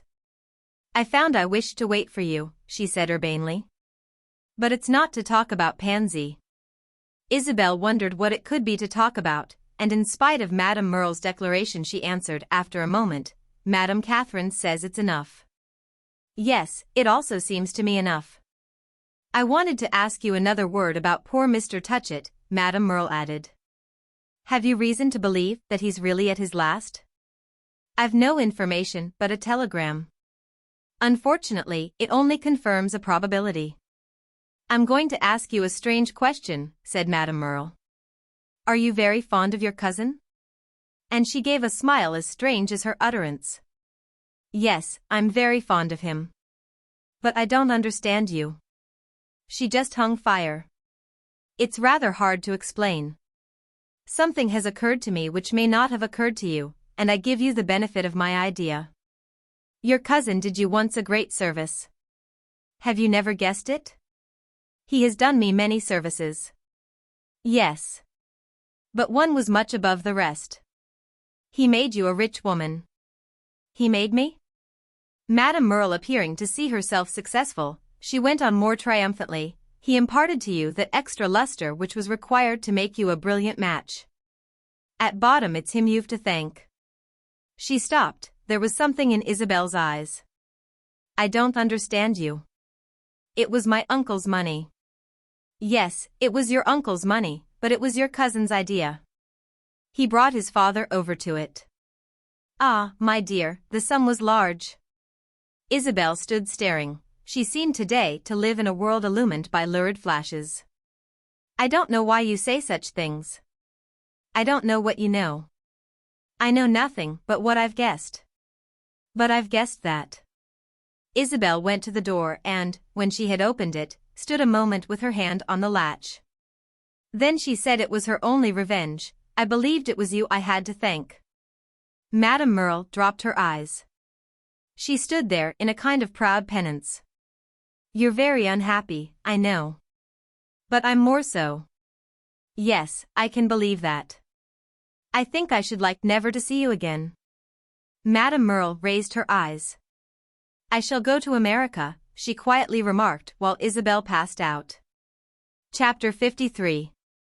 It was not with surprise, it was with a feeling which in other circumstances would have had much of the effect of joy, that as Isabel descended from the Paris mail at Charing Cross she stepped into the arms. As it were, or at any rate into the hands of Henrietta Stackpole. She had telegraphed to her friend from Turin, and though she had not definitely said to herself that Henrietta would meet her, she had felt her telegram would produce some helpful result. On her long journey from Rome her mind had been given up to vagueness, she was unable to question the future. She performed this journey with sightless eyes and took little pleasure in the countries she traversed, decked out though they were in the richest freshness of spring. Her thoughts followed their course through other countries, strange-looking, dimly lighted, pathless lands, in which there was no change of seasons, but only, as it seemed, a perpetual dreariness of winter. She had plenty to think about. But it was neither reflection nor conscious purpose that filled her mind. Disconnected visions passed through it, and sudden gleams of memory, of expectation. The past and the future came and went at their will, but she saw them only in fitful images, which rose and fell by a logic of their own. It was extraordinary the things she remembered. Now that she was in the secret, now that she knew something that so much concerned her and the eclipse of which had made life resemble an attempt to play whist with an imperfect pack of cards, the truth of things, their mutual relations. Their meaning, and for the most part their horror, rose before her with a kind of architectural vastness. She remembered 1,000 trifles. They started to life with the spontaneity of a shiver. She had thought them trifles at the time, now she saw that they had been weighted with lead. Yet even now they were trifles after all, for of what use was it to her to understand them? Nothing seemed of use to her today. All purpose, all intention, was suspended, all desire too save the single desire to reach her much-embracing refuge. Garden Court had been her starting point, and to those muffled chambers it was at least a temporary solution to return. She had gone forth in her strength. She would come back in her weakness, and if the place had been a rest to her before, it would be a sanctuary now. She envied Ralph his dying, for if one were thinking of rest that was the most perfect of all. To cease utterly, to give it all up and not know anything more, this idea was as sweet as the vision of a cool bath in a marble tank, in a darkened chamber, in a hot land. She had moments indeed in her journey from Rome which were almost as good as being dead. She sat in her corner, so motionless, so passive, simply with the sense of being carried, so detached from hope and regret, that she recalled to herself one of those Etruscan figures couched upon the receptacle of their ashes. There was nothing to regret now that was all over. Not only the time of her folly, but the time of her repentance was far. The only thing to regret was that Madame Merle had been so well, so unimaginable. Just here her intelligence dropped, from literal inability to say what it was that Madame Merle had been. Whatever it was for Madame Merle herself to regret it, and doubtless she would do so in America, where she had announced she was going. It concerned Isabel no more, she only had an impression that she should never again see Madame Merle. This impression carried her into the future, of which from time to time she had a mutilated glimpse. She saw herself, in the distant years, still in the attitude of a woman who had her life to live, and these intimations contradicted the spirit of the present hour. It might be desirable to get quite away, really away, further away than little grey-green England, but this privilege was evidently to be denied her. Deep in her soul, deeper than any appetite for renunciation, was the sense that life would be her business for a long time to come. And at moments there was something inspiring, almost enlivening, in the conviction. It was a proof of strength, it was a proof she should someday be happy again. It couldn't be she was to live only to suffer, she was still young, after all, and a great many things might happen to her yet. To live only to suffer, only to feel the injury of life repeated and enlarged, it seemed to her she was too valuable, too capable, for that. Then she wondered if it were vain and stupid to think so well of herself. When had it even been a guarantee to be valuable? Wasn't all history full of the destruction of precious things? Wasn't it much more probable that if one were fine one would suffer? It involved then perhaps an admission that one had a certain grossness, but Isabel recognized, as it passed before her eyes, the quick vague shadow of a long future. She should never escape, she should last to the end. Then the middle years wrapped her about again, and the grey curtain of her indifference closed her in. Henrietta kissed her, as Henrietta usually kissed, as if she were afraid she should be caught doing it. And then Isabel stood there in the crowd, looking about her, looking for her servant. She asked nothing, she wished to wait. She had a sudden perception that she should be helped. She rejoiced Henrietta had come. There was something terrible in an arrival in London. The dusky, smoky, far-arching vault of the station, the strange, livid light, the dense, dark, pushing crowd, filled her with a nervous fear and made her put her arm into her friend's. She remembered she had once liked these things, they seemed part of a mighty spectacle in which there was something that touched her. She remembered how she walked away from Euston, in the winter dusk, in the crowded streets, 5 years before. She could not have done that today, and the incident came before her as the deed of another person. "It's too beautiful that you should have come," said Henrietta, looking at her as if she thought Isabel might be prepared to challenge the proposition. If you hadn't. "Well, I don't know," remarked Miss Stackpole, hinting ominously at her powers of disapproval. Isabel looked about without seeing her maid.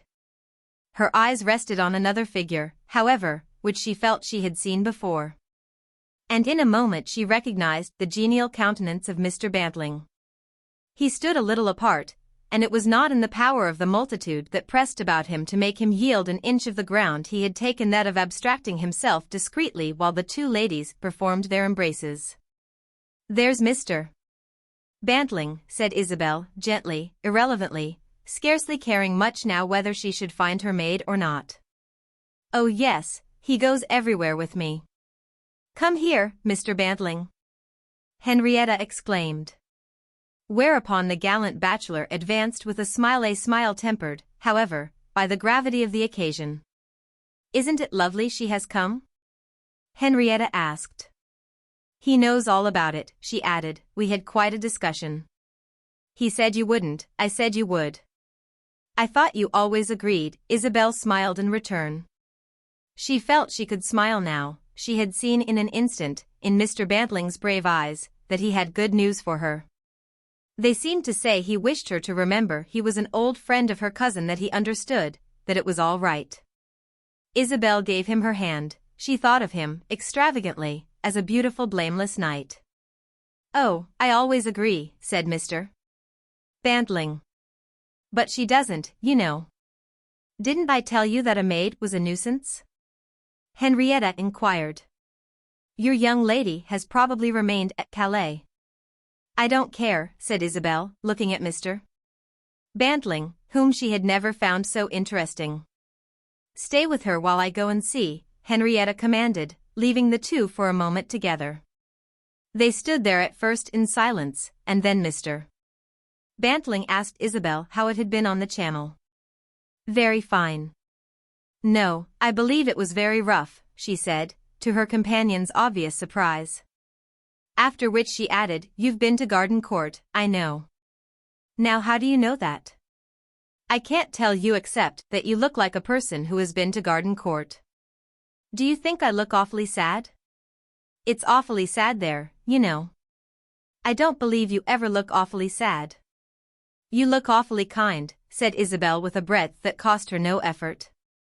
It seemed to her she should never again feel a superficial embarrassment. Poor Mr. Bantling, however, was still in this inferior stage. He blushed a good deal and laughed. He assured her that he was often very blue, and that when he was blue he was awfully fierce. You can ask Miss Stackpole, you know. I was at Garden Court 2 days ago. Did you see my cousin? Only for a little. But he had been seeing people. Warburton had been there the day before. Ralph was just the same as usual, except that he was in bed and that he looks tremendously ill and that he can't speak, Mr. Bantling pursued. He was awfully jolly and funny all the same. He was just as clever as ever.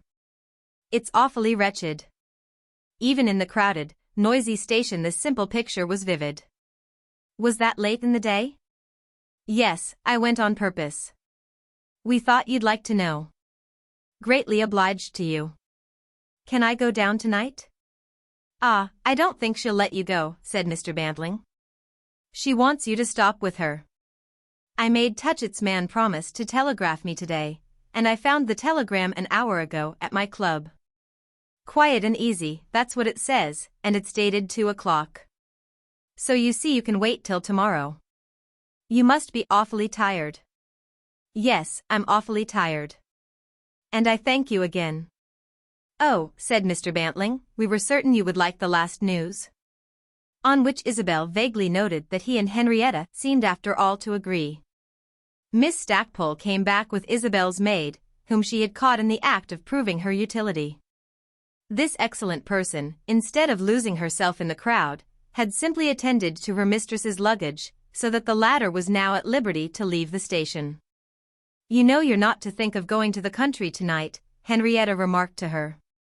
It doesn't matter whether there's a train or not. You're to come straight to me in Wimpole Street. There isn't a corner to be had in London, but I've got you one all the same. It isn't a Roman palace, but it will do for a night. I'll do whatever you wish, Isabel said. You'll come and answer a few questions, that's what I wish. She doesn't say anything about dinner, does she, Mrs. Osmond? Mr. Bantling inquired jocosely. Henrietta fixed him a moment with her speculative gaze. I see you're in a great hurry to get your own. You'll be at the Paddington station tomorrow morning at 10. Don't come for my sake, Mr. Bantling, said Isabel. He'll come for mine, Henrietta declared as she ushered her friend into a cab. And later, in a large dusky parlor in Wimpole Street, to do her justice, there had been dinner enough. She asked those questions to which she had alluded at the station. Did your husband make you a scene about your coming? That was Miss Stackpole's first inquiry. No, I can't say he made a scene. He didn't object then? Yes, he objected very much. But it was not what you'd call a scene. What was it then? It was a very quiet conversation. Henrietta for a moment regarded her guest. It must have been hellish, she then remarked. And Isabel didn't deny that it had been hellish. But she confined herself to answering Henrietta's questions, which was easy, as they were tolerably definite. For the present she offered her no new information. Well, said Miss Stackpole at last, I've only one criticism to make. I don't see why you promised little Miss Osmond to go back. I'm not sure I myself see now, Isabel replied. But I did then. If you've forgotten your reason, perhaps you won't return. Isabel waited a moment. Perhaps I shall find another. You'll certainly never find a good one. In default of a better, my having promised will do, Isabel suggested. Yes, that's why I hate it. Don't speak of it now. I've a little time. Coming away was a complication, but what will going back be? You must remember, after all, that he won't make you a scene, said Henrietta with much intention. He will, though, Isabel answered gravely. It won't be the scene of a moment, it will be a scene of the rest of my life. For some minutes the two women sat and considered this remainder, and then Miss Stackpole, to change the subject, as Isabel had requested, announced abruptly. I've been to stay with Lady Pencil. Ah, the invitation came at last. Yes. It took 5 years. But this time she wanted to see me. Naturally enough. It was more natural than I think you know, said Henrietta, who fixed her eyes on a distant point. And then she added, turning suddenly, Isabel Archer, I beg your pardon. You don't know why? Because I criticized you, and yet I've gone further than you. Mr. Osmond, at least, was born on the other side. It was a moment before Isabel grasped her meaning. This sense was so modestly, or at least so ingeniously, veiled. Isabel's mind was not possessed at present with the comicality of things, but she greeted with a quick laugh the image that her companion had raised. She immediately recovered herself, however, and with the right excess of intensity. Henrietta Stackpole, she asked, are you going to give up your country? Yes, my poor Isabel, I am. I won't pretend to deny it, I look the fact in the face. I'm going to marry Mr. Bantling and locate right here in London. It seems very strange, said Isabel, smiling now. Well, yes, I suppose it does. I've come to it little by little. I think I know what I'm doing, but I don't know as I can explain. One can't explain one's marriage, Isabel answered. And yours doesn't need to be explained. Mr. Bantling isn't a riddle. No, he isn't a bad pun or even a high flight of American humor. He has a beautiful nature, Henrietta went on. I've studied him for many years and I see right through him. He's as clear as the style of a good prospectus. He's not intellectual, but he appreciates intellect. On the other hand, he doesn't exaggerate its claims. I sometimes think we do in the United States. Ah, said Isabel, you're changed indeed. It's the first time I've ever heard you say anything against your native land. I only say that we're too infatuated with mere brainpower. That, after all, isn't a vulgar fault. But I am changed. A woman has to change a good deal to marry. I hope you'll be very happy. You will at last see something of the inner life. Henrietta gave a little significant sigh. That's the key to the mystery, I believe. I couldn't endure to be kept off. Now I've as good a right as anyone, she added with artless elation. Isabel was duly diverted, but there was a certain melancholy in her view. Henrietta, after all, had confessed herself human and feminine, Henrietta whom she had hitherto regarded as a light keen flame, a disembodied voice. It was a disappointment to find she had personal susceptibilities, that she was subject to common passions, and that her intimacy with Mr. Bantling had not been completely original. There was a want of originality in her marrying him. There was even a kind of stupidity, and for a moment, to Isabel's sense, the dreariness of the world took on a deeper tinge. A little later indeed she reflected that Mr. Bantling himself at least was original. But she didn't see how Henrietta could give up her country. She herself had relaxed her hold of it, but it had never been her country as it had been Henrietta's. She presently asked her if she had enjoyed her visit to Lady Pencil. Oh yes, said Henrietta, she didn't know what to make of me. And was that very enjoyable? Very much so, because she's supposed to be a mastermind. She thinks she knows everything, but she doesn't understand a woman of my modern type. It would be so much easier for her if I were only a little better or a little worse. She's so puzzled. I believe she thinks it's my duty to go and do something immoral. She thinks it's immoral that I should marry her brother, but, after all, that isn't immoral enough. And she'll never understand my mixture, never. She's not so intelligent as her brother then, said Isabel. He appears to have understood. Oh no, he hasn't, cried Miss Stackpole with decision. I really believe that's what he wants to marry me for, just to find out the mystery and the proportions of it. That's a fixed idea, a kind of fascination. It's very good in you to humor it.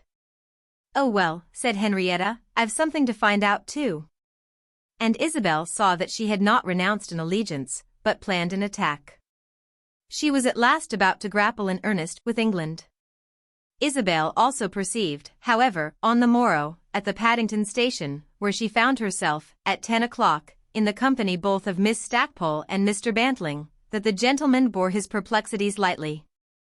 If he had not found out everything, he had found out at least the great point that Miss Stackpole would not be wanting in initiative. It was evident that in the selection of a wife he had been on his guard against this deficiency. Henrietta has told me, and I'm very glad, Isabel said as she gave him her hand. I dare say you think it awfully odd, Mr. Bantling replied, resting on his neat umbrella. Yes, I think it awfully odd.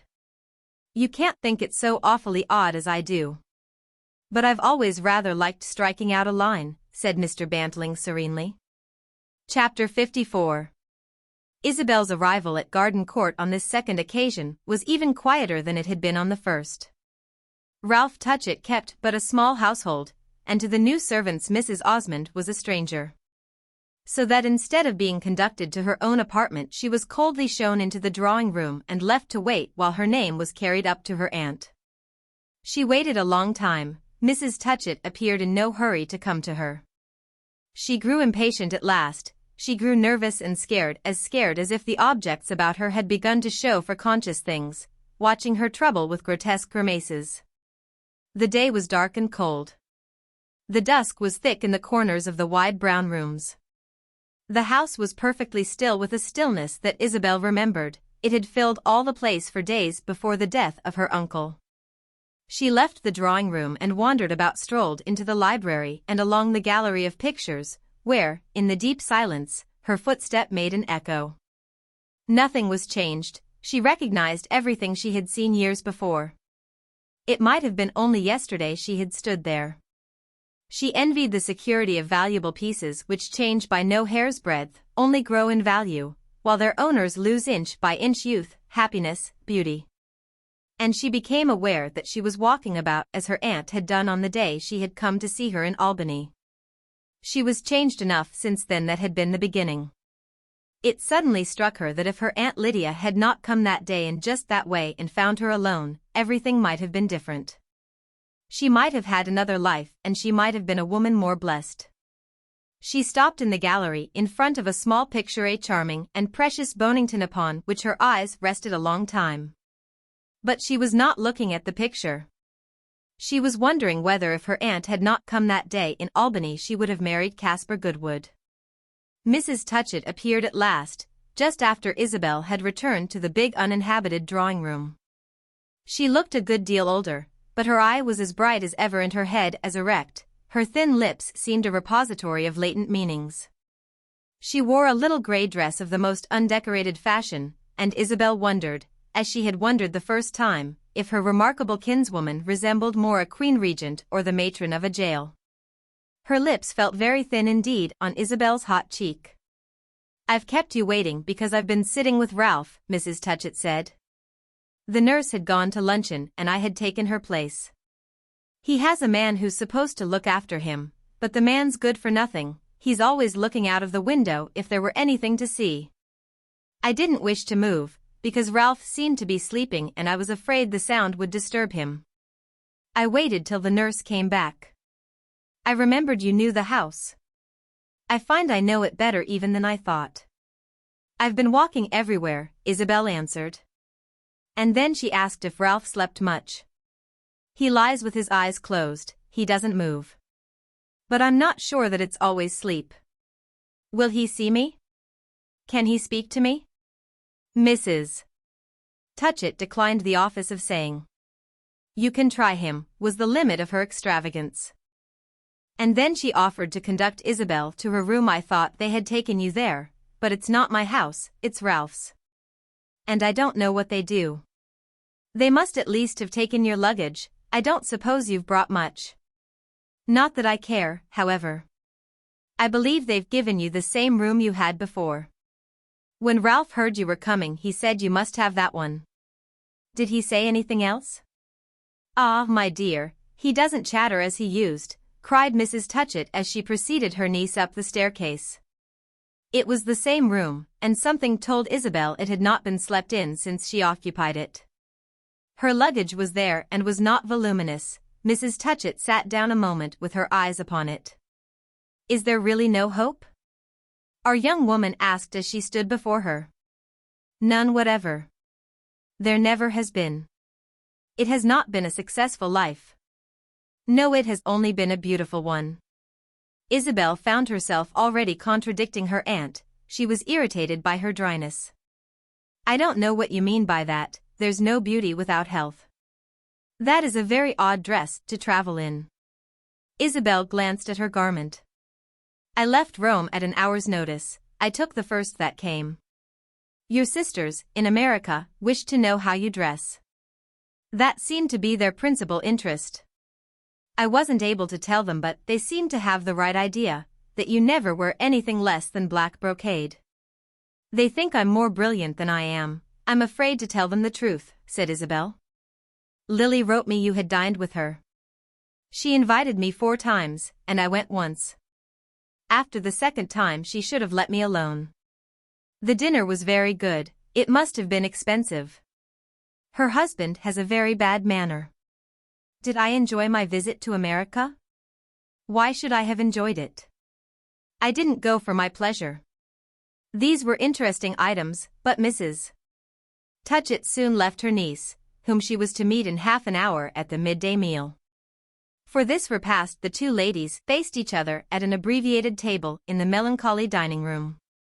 Here, after a little, Isabel saw her aunt not to be so dry as she appeared, and her old pity for the poor woman's inexpressiveness, her want of regret, of disappointment, came back to her. Unmistakably she would have found it a blessing today to be able to feel a defeat, a mistake, even a shame or two. She wondered if she were not even missing those enrichments of consciousness and privately reaching out for some aftertaste of life, dregs of the banquet, the testimony of pain or the cold recreation of remorse. On the other hand, perhaps she was afraid, if she should begin to know remorse at all, it might take her too far. Isabel could perceive, however, how it had come over her dimly that she had failed of something, that she saw herself in the future as an old woman without memories. Her little sharp face looked tragical. She told her niece that Ralph had as yet not moved, but that he probably would be able to see her before dinner. And then in a moment she added that he had seen Lord Warburton the day before. An announcement which startled Isabel a little, as it seemed an intimation that this personage was in the neighborhood and that an accident might bring them together. Such an accident would not be happy. She had not come to England to struggle again with Lord Warburton. She none the less presently said to her aunt that he had been very kind to Ralph. She had seen something of that in Rome. He has something else to think of now, Mrs. Touchett returned. And she paused with a gaze like a gimlet. Isabel saw she meant something, and instantly guessed what she meant. But her reply concealed her guess. Her heart beat faster and she wished to gain a moment. Ah yes, the House of Lords and all that. He's not thinking of the lords, he's thinking of the ladies. At least he's thinking of one of them. He told Ralph he's engaged to be married. Ah, to be married? Isabel mildly exclaimed. Unless he breaks it off. He seemed to think Ralph would like to know. Poor Ralph can't go to the wedding, though I believe it's to take place very soon. And who's the young lady? A member of the aristocracy. Lady Flora, Lady Felicia, something of that sort. I'm very glad, Isabel said. It must be a sudden decision. Sudden enough, I believe, a courtship of 3 weeks. It has only just been made public. I'm very glad, Isabel repeated with a larger emphasis. She knew her aunt was watching her, looking for the signs of some imputed soreness, and the desire to prevent her companion from seeing anything of this kind enabled her to speak in the tone of quick satisfaction, the tone almost of relief. Mrs. Touchett of course followed the tradition that ladies, even married ones, regard the marriage of their old lovers as an offense to themselves. Isabel's first care therefore was to show that however that might be in general she was not offended now. But meanwhile, as I say, her heart beat faster, and if she sat for some moments thoughtful she presently forgot Mrs. Touchett's observation. It was not because she had lost an admirer. Her imagination had traversed half Europe. It halted, panting, and even trembling a little, in the city of Rome.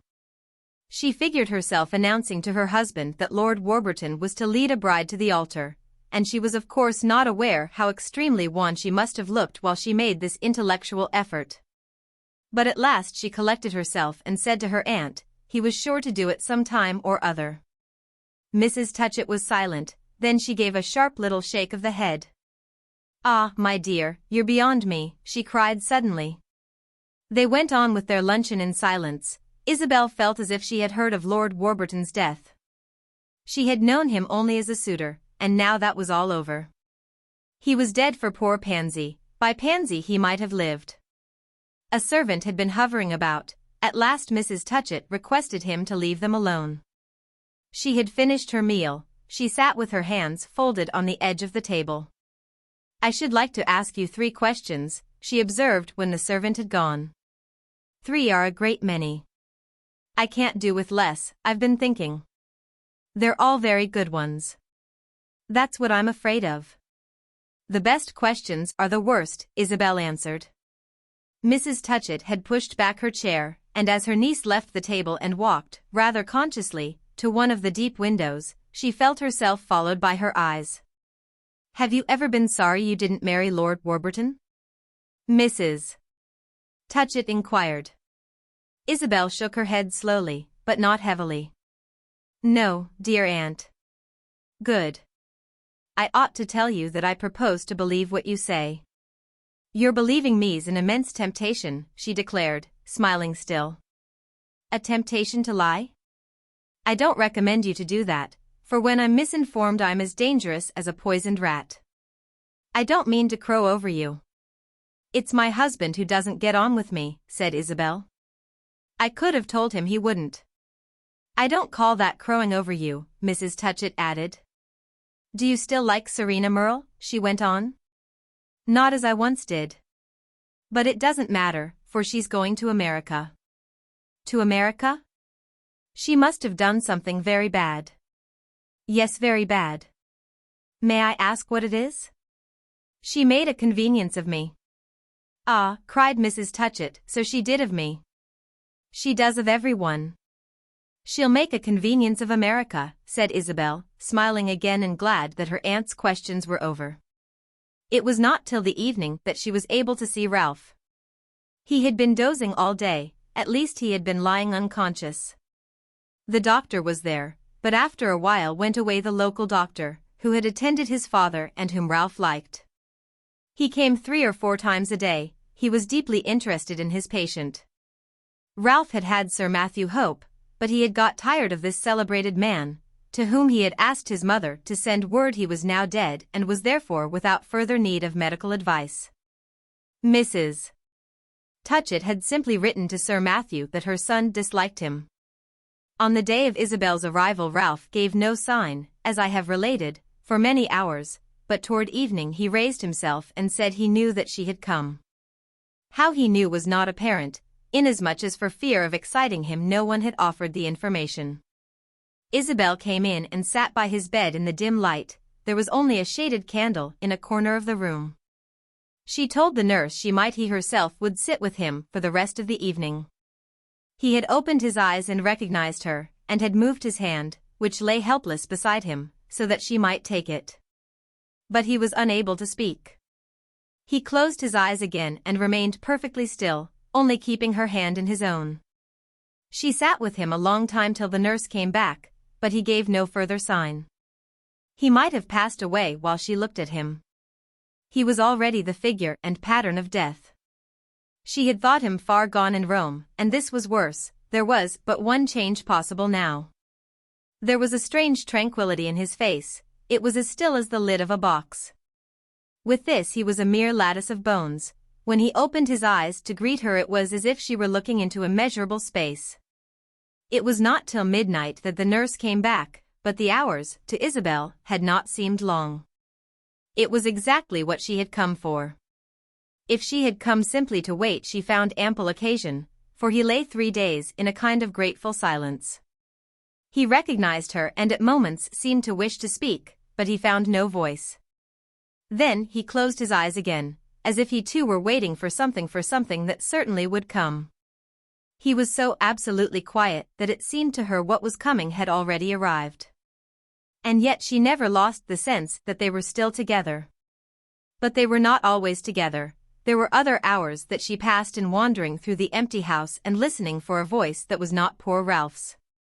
She had a constant fear. She thought it possible her husband would write to her.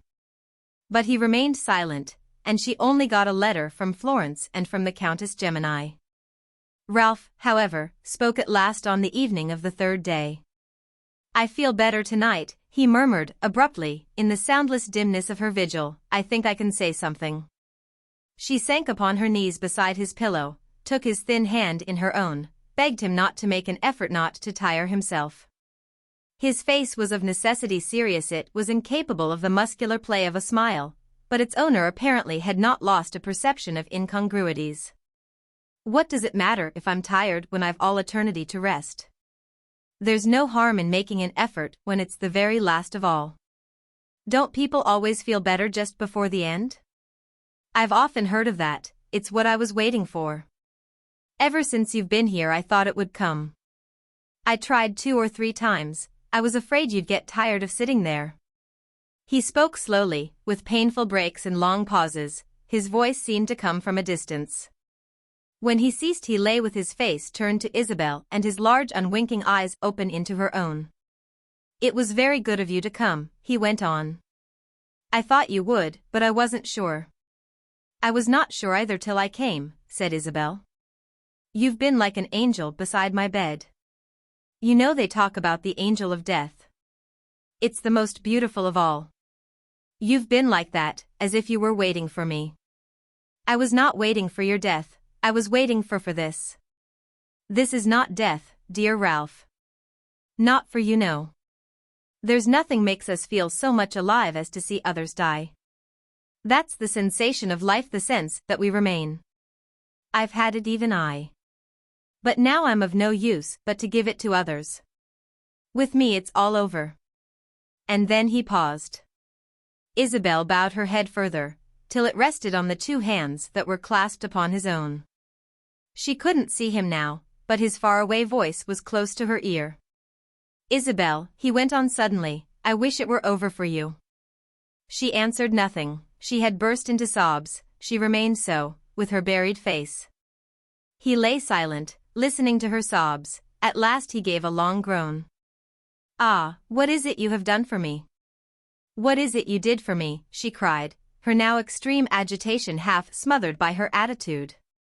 She had lost all her shame, all wish to hide things. Now he must know. She wished him to know, for it brought them supremely together, and he was beyond the reach of pain. "You did something once, you know it. Oh Ralph, you've been everything. What have I done for you? What can I do today? I would die if you could live. But I don't wish you to live. I would die myself, not to lose you." Her voice was as broken as his own and full of tears and anguish. "You won't lose me, you'll keep me. Keep me in your heart. I shall be nearer to you than I've ever been. Dear Isabel, life is better, for in life there's love. Death is good, but there's no love. I never thanked you, I never spoke, I never was what I should be." Isabel went on. She felt a passionate need to cry out and accuse herself, to let her sorrow possess her. All her troubles, for the moment, became single and melted together into this present pain. "What must you have thought of me? Yet how could I know?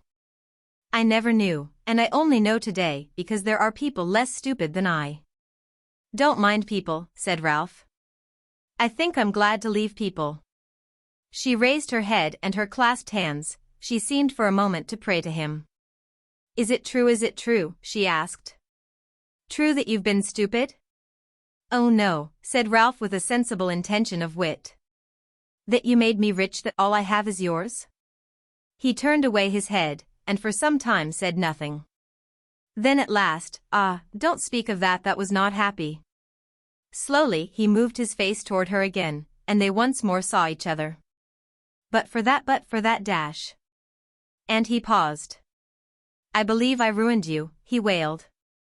She was full of the sense that he was beyond the reach of pain, he seemed already so little of this world. But even if she had not had it she would still have spoken, for nothing mattered now, but the only knowledge that was not pure anguish, the knowledge that they were looking at the truth together. He married me for the money, she said. She wished to say everything, she was afraid he might die before she had done so.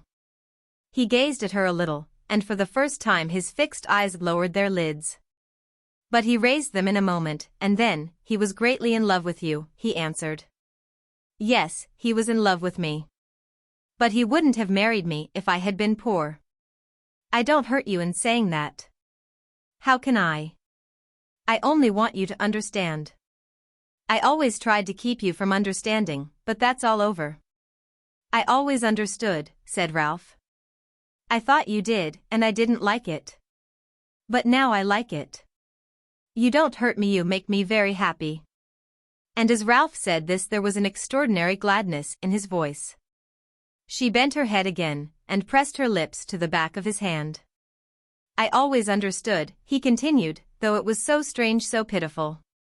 You wanted to look at life for yourself, but you were not allowed, you were punished for your wish. You were ground in the very mill of the conventional. Oh yes, I've been punished, Isabel sobbed. He listened to her a little, and then continued, was he very bad about your coming? He made it very hard for me. But I don't care. It is all over then, between you? Oh no, I don't think anything's over.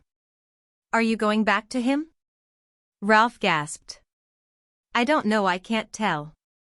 I shall stay here as long as I may. I don't want to think, I needn't think. I don't care for anything but you, and that's enough for the present. It will last a little yet. Here on my knees, with you dying in my arms, I'm happier than I have been for a long time. And I want you to be happy, not to think of anything sad, only to feel that I'm near you and I love you. Why should there be pain? In such hours as this, what have we to do with pain? That's not the deepest thing, there's something deeper. Ralph evidently found from moment to moment greater difficulty in speaking, he had to wait longer to collect himself. At first he appeared to make no response to these last words, he let a long time elapse. Then he murmured simply, you must stay here. I should like to stay as long as seems right. As seems right as seems right? He repeated her words. Yes, you think a great deal about that. Of course one must. You're very tired, said Isabel. I'm very tired. You said just now that pain's not the deepest thing. No. But it's very deep. If I could stay ... For me you'll always be here, she softly interrupted. It was easy to interrupt him. But he went on, after a moment, it passes, after all, it's passing now. But love remains. I don't know why we should suffer so much. Perhaps I shall find out. There are many things in life. You're very young. I feel very old, said Isabel. You'll grow young again. That's how I see you. I don't believe, but he stopped again, his strength failed him. She begged him to be quiet now. We needn't speak to understand each other, she said. I don't believe that such a generous mistake as yours can hurt you for more than a little. Oh Ralph, I'm very happy now, she cried through her tears. And remember this, he continued, that if you've been hated you've also been loved. Ah, but, Isabel adored, he just audibly and lingeringly breathed. Oh my brother, she cried with a movement of still deeper prostration. Chapter 55. He had told her, the first evening she ever spent at Garden Court, that if she should live to suffer enough she might someday see the ghost with which the old house was duly provided. She apparently had fulfilled the necessary condition. For the next morning, in the cold, faint dawn, she knew that a spirit was standing by her bed. She had lain down without undressing, it being her belief that Ralph would not outlast the night. She had no inclination to sleep. She was waiting, and such waiting was wakeful. But she closed her eyes. She believed that as the night wore on she should hear a knock at her door. She heard no knock, but at the time the darkness began vaguely to grow grey she started up from her pillow as abruptly as if she had received a summons. It seemed to her for an instant that he was standing there, a vague, hovering figure in the vagueness of the room. She stared a moment, she saw his white face, his kind eyes, then she saw there was nothing. She was not afraid, she was only sure. She quitted the place and in her certainty passed through dark corridors and down a flight of oaken steps that shone in the vague light of a hall window. Outside Ralph's door she stopped a moment, listening, but she seemed to hear only the hush that filled it. She opened the door with a hand as gentle as if she were lifting a veil from the face of the dead, and saw Mrs. Touchett sitting motionless and upright beside the couch of her son, with one of his hands in her own. The doctor was on the other side, with poor Ralph's further wrist resting in his professional fingers. The two nurses were at the foot between them. Mrs. Touchett took no notice of Isabel, but the doctor looked at her very hard, then he gently placed Ralph's hand in a proper position, close beside him. The nurse looked at her very hard too, and no one said a word, but Isabel only looked at what she had come to see. It was fairer than Ralph had ever been in life, and there was a strange resemblance to the face of his father, which, 6 years before, she had seen lying on the same pillow. She went to her aunt and put her arm around her, and Mrs. Touchett, who as a general thing neither invited nor enjoyed caresses, submitted for a moment to this one, rising, as might be, to take it. But she was stiff and dry-eyed, her acute white face was terrible. "Dear Aunt Lydia," Isabel murmured. "Go and thank God you've no child," said Mrs. Touchett, disengaging herself. 3 days after this a considerable number of people found time, at the height of the London season, to take a morning train down to a quiet station in Berkshire and spend half an hour in a small grey church which stood within an easy walk.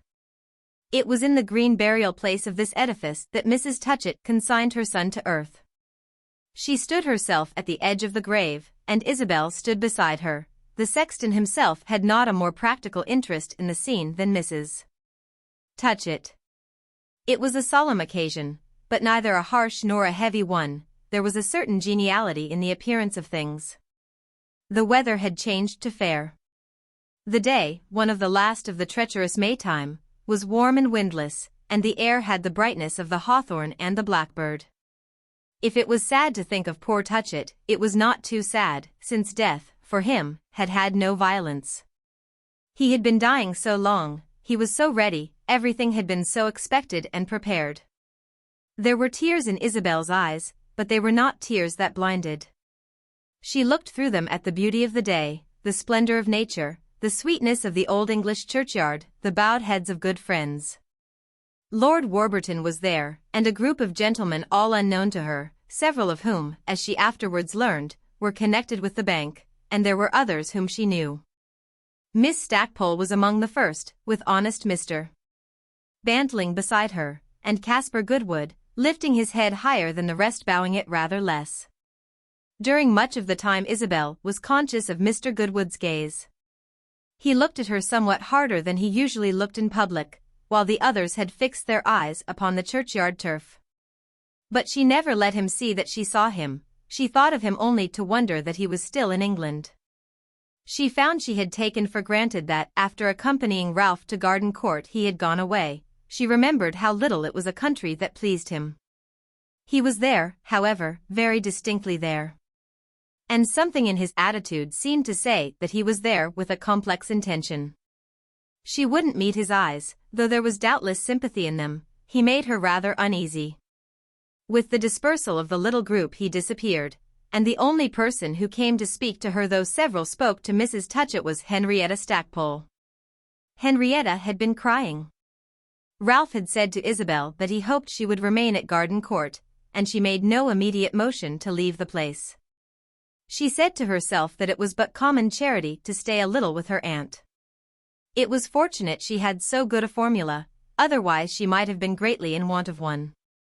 Her errand was over, she had done what she had left her husband to do. She had a husband in a foreign city, counting the hours of her absence. In such a case one needed an excellent motive.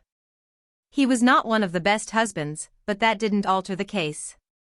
Certain obligations were involved in the very fact of marriage, and were quite independent of the quantity of enjoyment extracted from it. Isabel thought of her husband as little as might be. But now that she was at a distance, beyond its spell, she thought with a kind of spiritual shudder of Rome. There was a penetrating chill in the image, and she drew back into the deepest shade of Garden Court.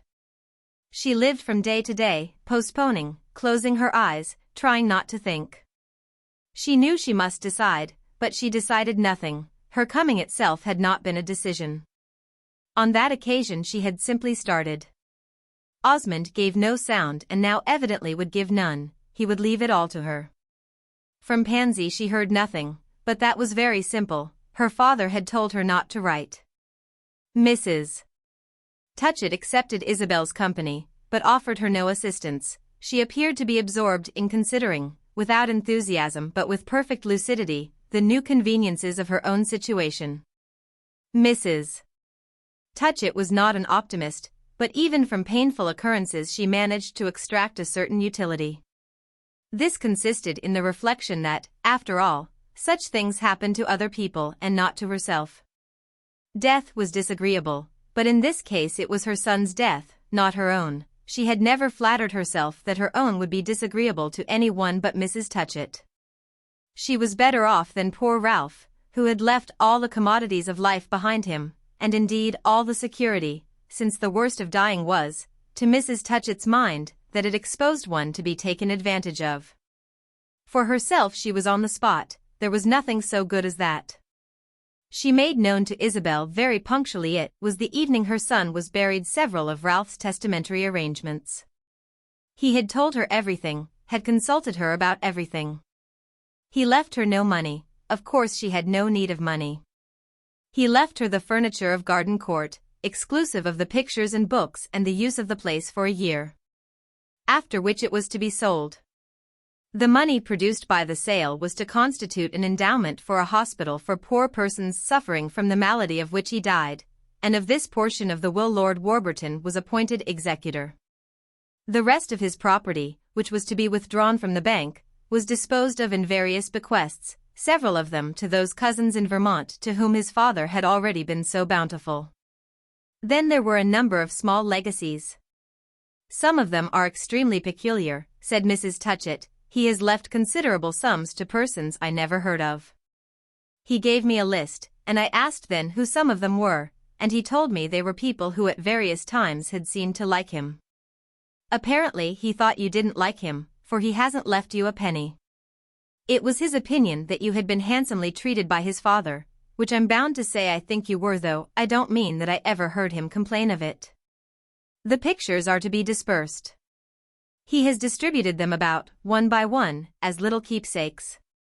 The most valuable of the collection goes to Lord Warburton. And what do you think he has done with his library? It sounds like a practical joke. He has left it to your friend Miss Stackpole in recognition of her services to literature. Does he mean her following him up from Rome? Was that a service to literature? It contains a great many rare and valuable books, and as she can't carry it about the world in her trunk he recommends her to sell it at auction. She will sell it of course at Christie's, and with the proceeds she'll set up a newspaper. Will that be a service to literature? This question Isabel forbore to answer, as it exceeded the little interrogatory to which she had deemed it necessary to submit on her arrival. Besides, she had never been less interested in literature than today, as she found when she occasionally took down from the shelf one of the rare and valuable volumes of which Mrs. Touchett had spoken. She was quite unable to read. Her attention had never been so little at her command. One afternoon, in the library, about a week after the ceremony in the churchyard, she was trying to fix it for an hour. But her eyes often wandered from the book in her hand to the open window, which looked down the long avenue. It was in this way that she saw a modest vehicle approach the door and perceived Lord Warburton sitting, in rather an uncomfortable attitude, in a corner of it. He had always had a high standard of courtesy, and it was therefore not remarkable, under the circumstances, that he should have taken the trouble to come down from London to call on Mrs. Touchett. It was of course Mrs. Touchett he had come to see, and not Mrs. Osmond, and to prove to herself the validity of this thesis Isabel presently stepped out of the house and wandered away into the park. Since her arrival at Garden Court she had been but little out of doors, the weather being unfavourable for visiting the grounds. This evening, however, was fine, and at first it struck her as a happy thought to have come out. The theory I have just mentioned was plausible enough, but it brought her little rest, and if you had seen her pacing about you would have said she had a bad conscience. She was not pacified when at the end of a quarter of an hour, finding herself in view of the house, she saw Mrs. Touchett emerge from the portico accompanied by her visitor. Her aunt had evidently proposed to Lord Warburton that they should come in search of her. She was in no humour for visitors and, if she had had a chance, would have drawn back behind one of the great trees. But she saw she had been seen and that nothing was left her but to advance. As the lawn at Garden Court was a vast expanse, this took some time, during which she observed that, as he walked beside his hostess, Lord Warburton kept his hands rather stiffly behind him and his eyes upon the ground. Both persons apparently were silent, but Mrs. Touchett's thin little glance, as she directed it toward Isabel, had even at a distance an expression. It seemed to say with cutting sharpness, "Here's the eminently amenable nobleman you might have married." When Lord Warburton lifted his own eyes, however, that was not what they said. They only said, "This is rather awkward, you know, and I depend upon you to help me." He was very grave, very proper and, for the first time since Isabel had known him, greeted her without a smile. Even in his days of distress he had always begun with a smile. He looked extremely self-conscious. "Lord Warburton has been so good as to come out to see me," said Mrs. Touchett. "He tells me he didn't know you were still here. I know he's an old friend of yours, and as I was told you were not in the house I brought him out to see for himself." "Oh, I saw there was a good train at 6:40, that would get me back in time for dinner," Mrs. Touchett's companion rather irrelevantly explained. "I'm so glad to find you've not gone." "I'm not here for long, you know," Isabel said with a certain eagerness. "I suppose not, but I hope it's for some weeks." "You came to England sooner than you thought?" "Yes, I came very suddenly." Mrs. Touchett turned away as if she was looking at the condition of the grounds, which indeed was not what it should be, while Lord Warburton hesitated a little. Isabel fancied he had been on the point of asking about her husband rather confusedly and then had checked himself. He continued immitigably grave either because he thought it becoming in a place over which death had just passed, or for more personal reasons. If he was conscious of personal reasons, it was very fortunate that he had the cover of the former motive. He could make the most of that. Isabel thought of all this. It was not that his face was sad, for that was another matter. But it was strangely inexpressive. "My sisters would have been so glad to come if they had known you were still here, if they had thought you would see them," Lord Warburton went on. "Do kindly let them see you before you leave England. It would give me great pleasure. I have such a friendly recollection of them. I don't know whether you would come to Lochley for a day or two? You know there's always that old promise." And his lordship coloured a little as he made this suggestion, which gave his face a somewhat more familiar air. "Perhaps I'm not right in saying that just now. Of course you're not thinking of visiting. But I meant what would hardly be a visit. My sisters are to be at Lochley at Whitsuntide for 5 days. And if you could come then, you say you're not to be very long in England, I would see that there should be literally no one else." Isabel wondered if not even the young lady he was to marry would be there with her mamma, but she did not express this idea. "Thank you extremely," she contented herself with saying. "I'm afraid I hardly know about Whitsuntide. But I have your promise, haven't I, for some other time?" There was an interrogation in this, but Isabel let it pass. She looked at her interlocutor a moment, and the result of her observation was that had happened before she felt sorry for him. "Take care you don't miss your train," she said. And then she added, "I wish you every happiness." He blushed again, more than before, and he looked at his watch. Ah yes, 6.40. I haven't much time, but I've a fly at the door. Thank you very much. It was not apparent whether the thanks applied to her having reminded him of his train or to the more sentimental remark. Goodbye, Mrs. Osmond, goodbye. He shook hands with her, without meeting her eyes, and then he turned to Mrs. Touchett, who had wandered back to them. With her his parting was equally brief, and in a moment the two ladies saw him move with long steps across the lawn. Are you very sure he's to be married? Isabel asked of her aunt. I can't be surer than he, but he seems sure. I congratulated him, and he accepted it. Ah, said Isabel, I give it up. While her aunt returned to the house and to those avocations which the visitor had interrupted. She gave it up, but she still thought of it while she strolled again under the great oaks whose shadows were long upon the acres of turf. At the end of a few minutes she found herself near a rustic bench, which, a moment after she had looked at it, struck her as an object recognized. It was not simply that she had seen it before, nor even that she had sat upon it.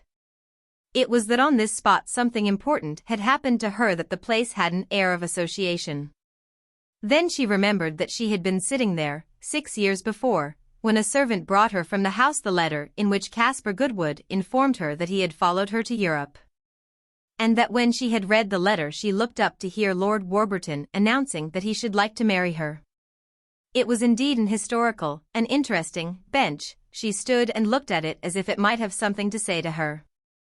She wouldn't sit down on it now, she felt rather afraid of it. She only stood before it, and while she stood the past came back to her in one of those rushing waves of emotion by which persons of sensibility are visited at odd hours. The effect of this agitation was a sudden sense of being very tired, under the influence of which she overcame her scruples and sank into the rustic seat. I have said that she was restless and unable to occupy herself. And whether or no, if you had seen her there, you would have admired the justice of the former epithet, you would at least have allowed that at this moment she was the image of a victim of idleness. Her attitude had a singular absence of purpose. Her hands, hanging at her sides, lost themselves in the folds of her black dress, her eyes gazed vaguely before her. There was nothing to recall her to the house. The two ladies, in their seclusion, dined early and had tea at an indefinite hour. How long she had sat in this position she could not have told you, but the twilight had grown thick when she became aware that she was not alone. She quickly straightened herself, glancing about, and then saw what had become of her solitude. She was sharing it with Caspar Goodwood, who stood looking at her a few yards off, and whose footfall on the unresonant turf, as he came near, she had not heard. It occurred to her in the midst of this that it was just so Lord Warburton had surprised her of old. She instantly rose, and as soon as Goodwood saw he was seen he started forward. She had had time only to rise when, with a motion that looked like violence, but felt like she knew not what, he grasped her by the wrist and made her sink again into the seat. She closed her eyes. He had not hurt her. It was only a touch, which she had obeyed. But there was something in his face that she wished not to see. That was the way he had looked at her the other day in the churchyard, only at present it was worse. He said nothing at first. She only felt him close to her beside her on the bench and pressingly turned to her. It almost seemed to her that no one had ever been so close to her as that. All this, however, took but an instant, at the end of which she had disengaged her wrist, turning her eyes upon her visitant. "You've frightened me," she said. "I didn't mean to," he answered, "but if I did a little, no matter. I came from London a while ago by the train, but I couldn't come here directly. There was a man at the station who got ahead of me. He took a fly that was there, and I heard him give the order to drive here. I don't know who he was, but I didn't want to come with him. I wanted to see you alone. So I've been waiting and walking about. I've walked all over, and I was just coming to the house when I saw you here. There was a keeper, or someone, who met me, but that was all right, because I had made his acquaintance when I came here with your cousin. Is that gentleman gone?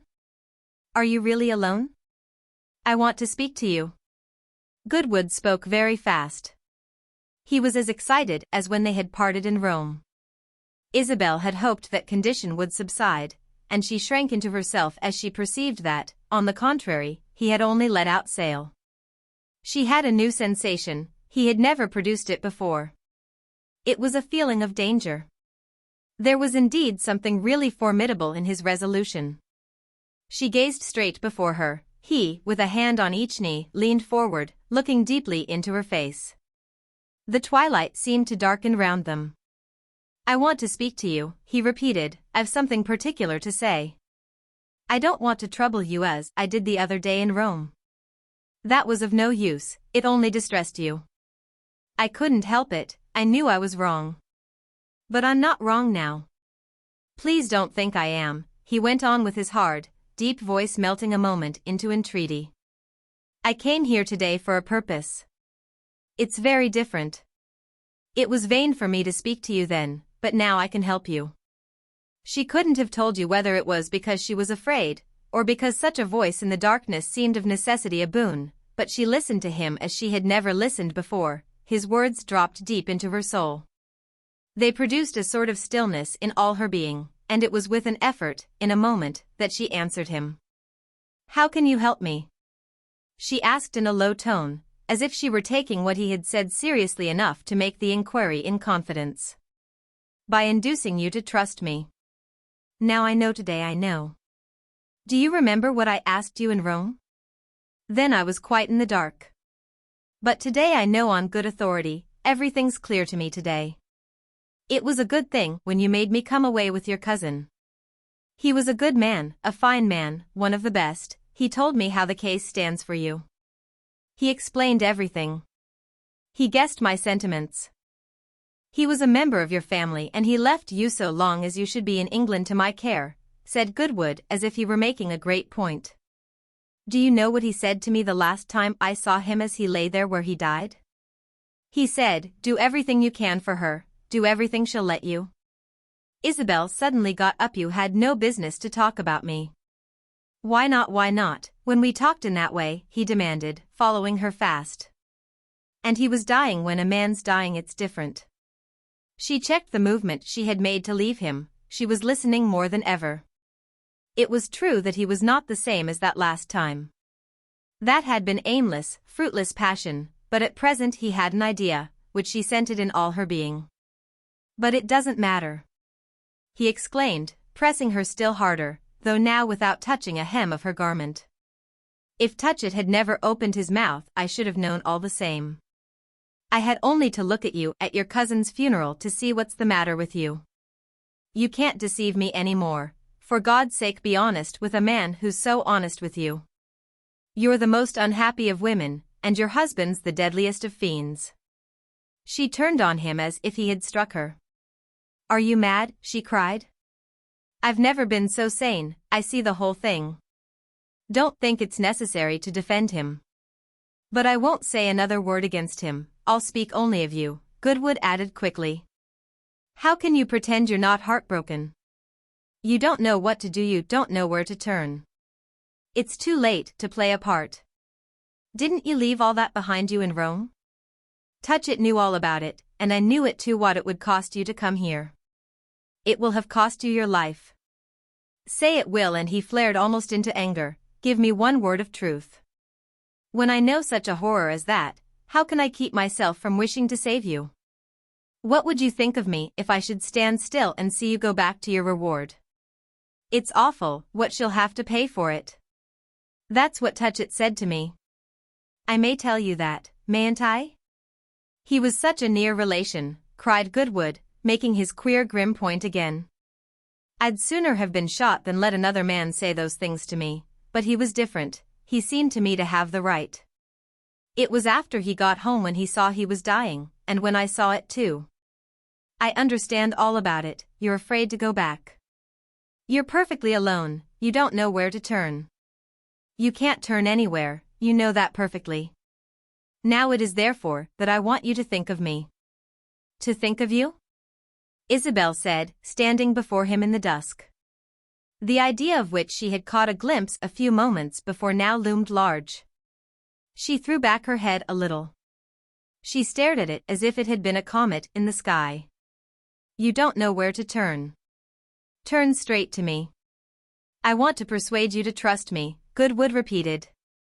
And then he paused with his shining eyes. Why should you go back? Why should you go through that ghastly form? To get away from you, she answered. But this expressed only a little of what she felt. The rest was that she had never been loved before. She had believed it, but this was different. This was the hot wind of the desert, at the approach of which the others dropped dead, like mere sweet airs of the garden. It wrapped her about. It lifted her off her feet, while the very taste of it, as of something potent, acrid and strange, forced open her set teeth. At first, in rejoinder to what she had said, it seemed to her that he would break out into greater violence. But after an instant he was perfectly quiet. He wished to prove he was sane, that he had reasoned it all out. I want to prevent that, and I think I may, if you'll only for once listen to me. It's too monstrous of you to think of sinking back into that misery, of going to open your mouth to that poisoned air. It's you that are out of your mind. Trust me as if I had the care of you. Why shouldn't we be happy when it's here before us, when it's so easy? I'm yours forever and ever. Here I stand, I'm as firm as a rock. What have you to care about? You've no children, that perhaps would be an obstacle. As it is, you've nothing to consider. You must save what you can of your life, you mustn't lose it all simply because you've lost a part. It would be an insult to you to assume that you care for the look of the thing, for what people will say, for the bottomless idiocy of the world. We've nothing to do with all that, we're quite out of it, we look at things as they are. You took the great step in coming away, the next is nothing, it's the natural one. I swear, as I stand here, that a woman deliberately made to suffer is justified in anything in life, in going down into the streets if that will help her. I know how you suffer, and that's why I'm here. We can do absolutely as we please. To whom under the sun do we owe anything? What is it that holds us? What is it that has the smallest right to interfere in such a question as this? Such a question is between ourselves, and to say that is to settle it. Were we born to rot in our misery? Were we born to be afraid? I never knew you afraid. If you'll only trust me, how little you will be disappointed. The world's all before us, and the world's very big. I know something about that. Isabel gave a long murmur, like a creature in pain. It was as if he were pressing something that hurt her. The world's very small, she said at random. She had an immense desire to appear to resist.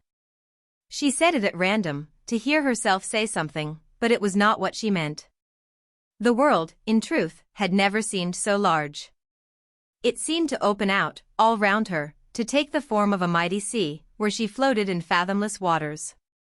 She had wanted help, and here was help, it had come in a rushing torrent. I know not whether she believed everything he said. But she believed just then that to let him take her in his arms would be the next best thing to her dying. This belief, for a moment, was a kind of rapture, in which she felt herself sink and sink.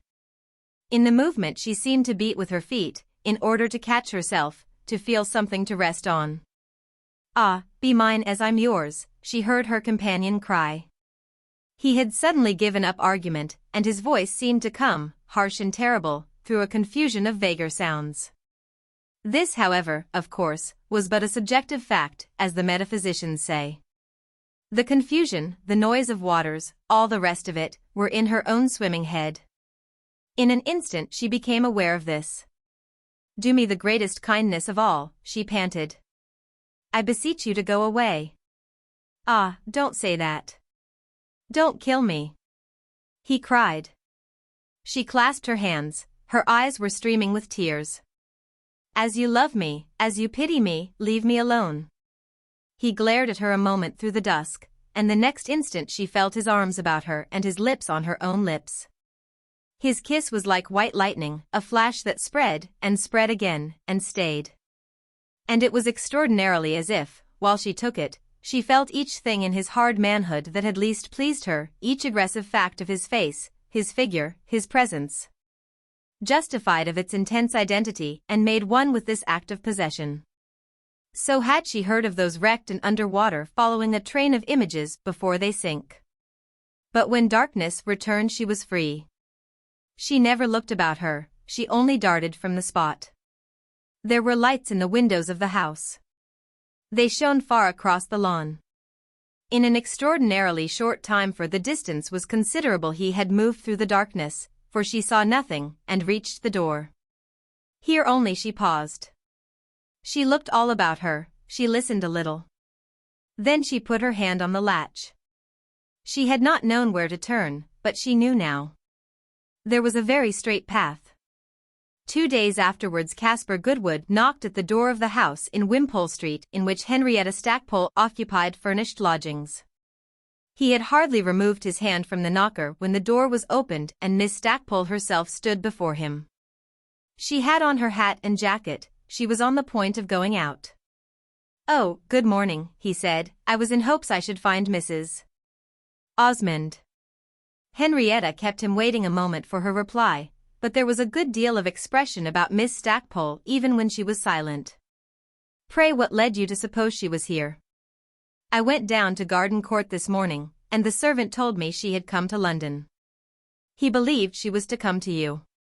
Again Miss Stackpole held him with an intention of perfect kindness in suspense. "She came here yesterday, and spent the night. But this morning she started for Rome." Caspar Goodwood was not looking at her, his eyes were fastened on the doorstep. "Oh, she started he stammered. And without finishing his phrase or looking up he stiffly averted himself. But he couldn't otherwise move. Henrietta had come out, closing the door behind her, and now she put out her hand and grasped his arm. "Look here, Mr. Goodwood," she said. "Just you wait." On which he looked up at her, but only to guess, from her face, with a revulsion, that she simply meant he was young. She stood shining at him with that cheap comfort, and it added, on the spot, 30 years to his life. She walked him away with her, however, as if she had given him now the key to patience.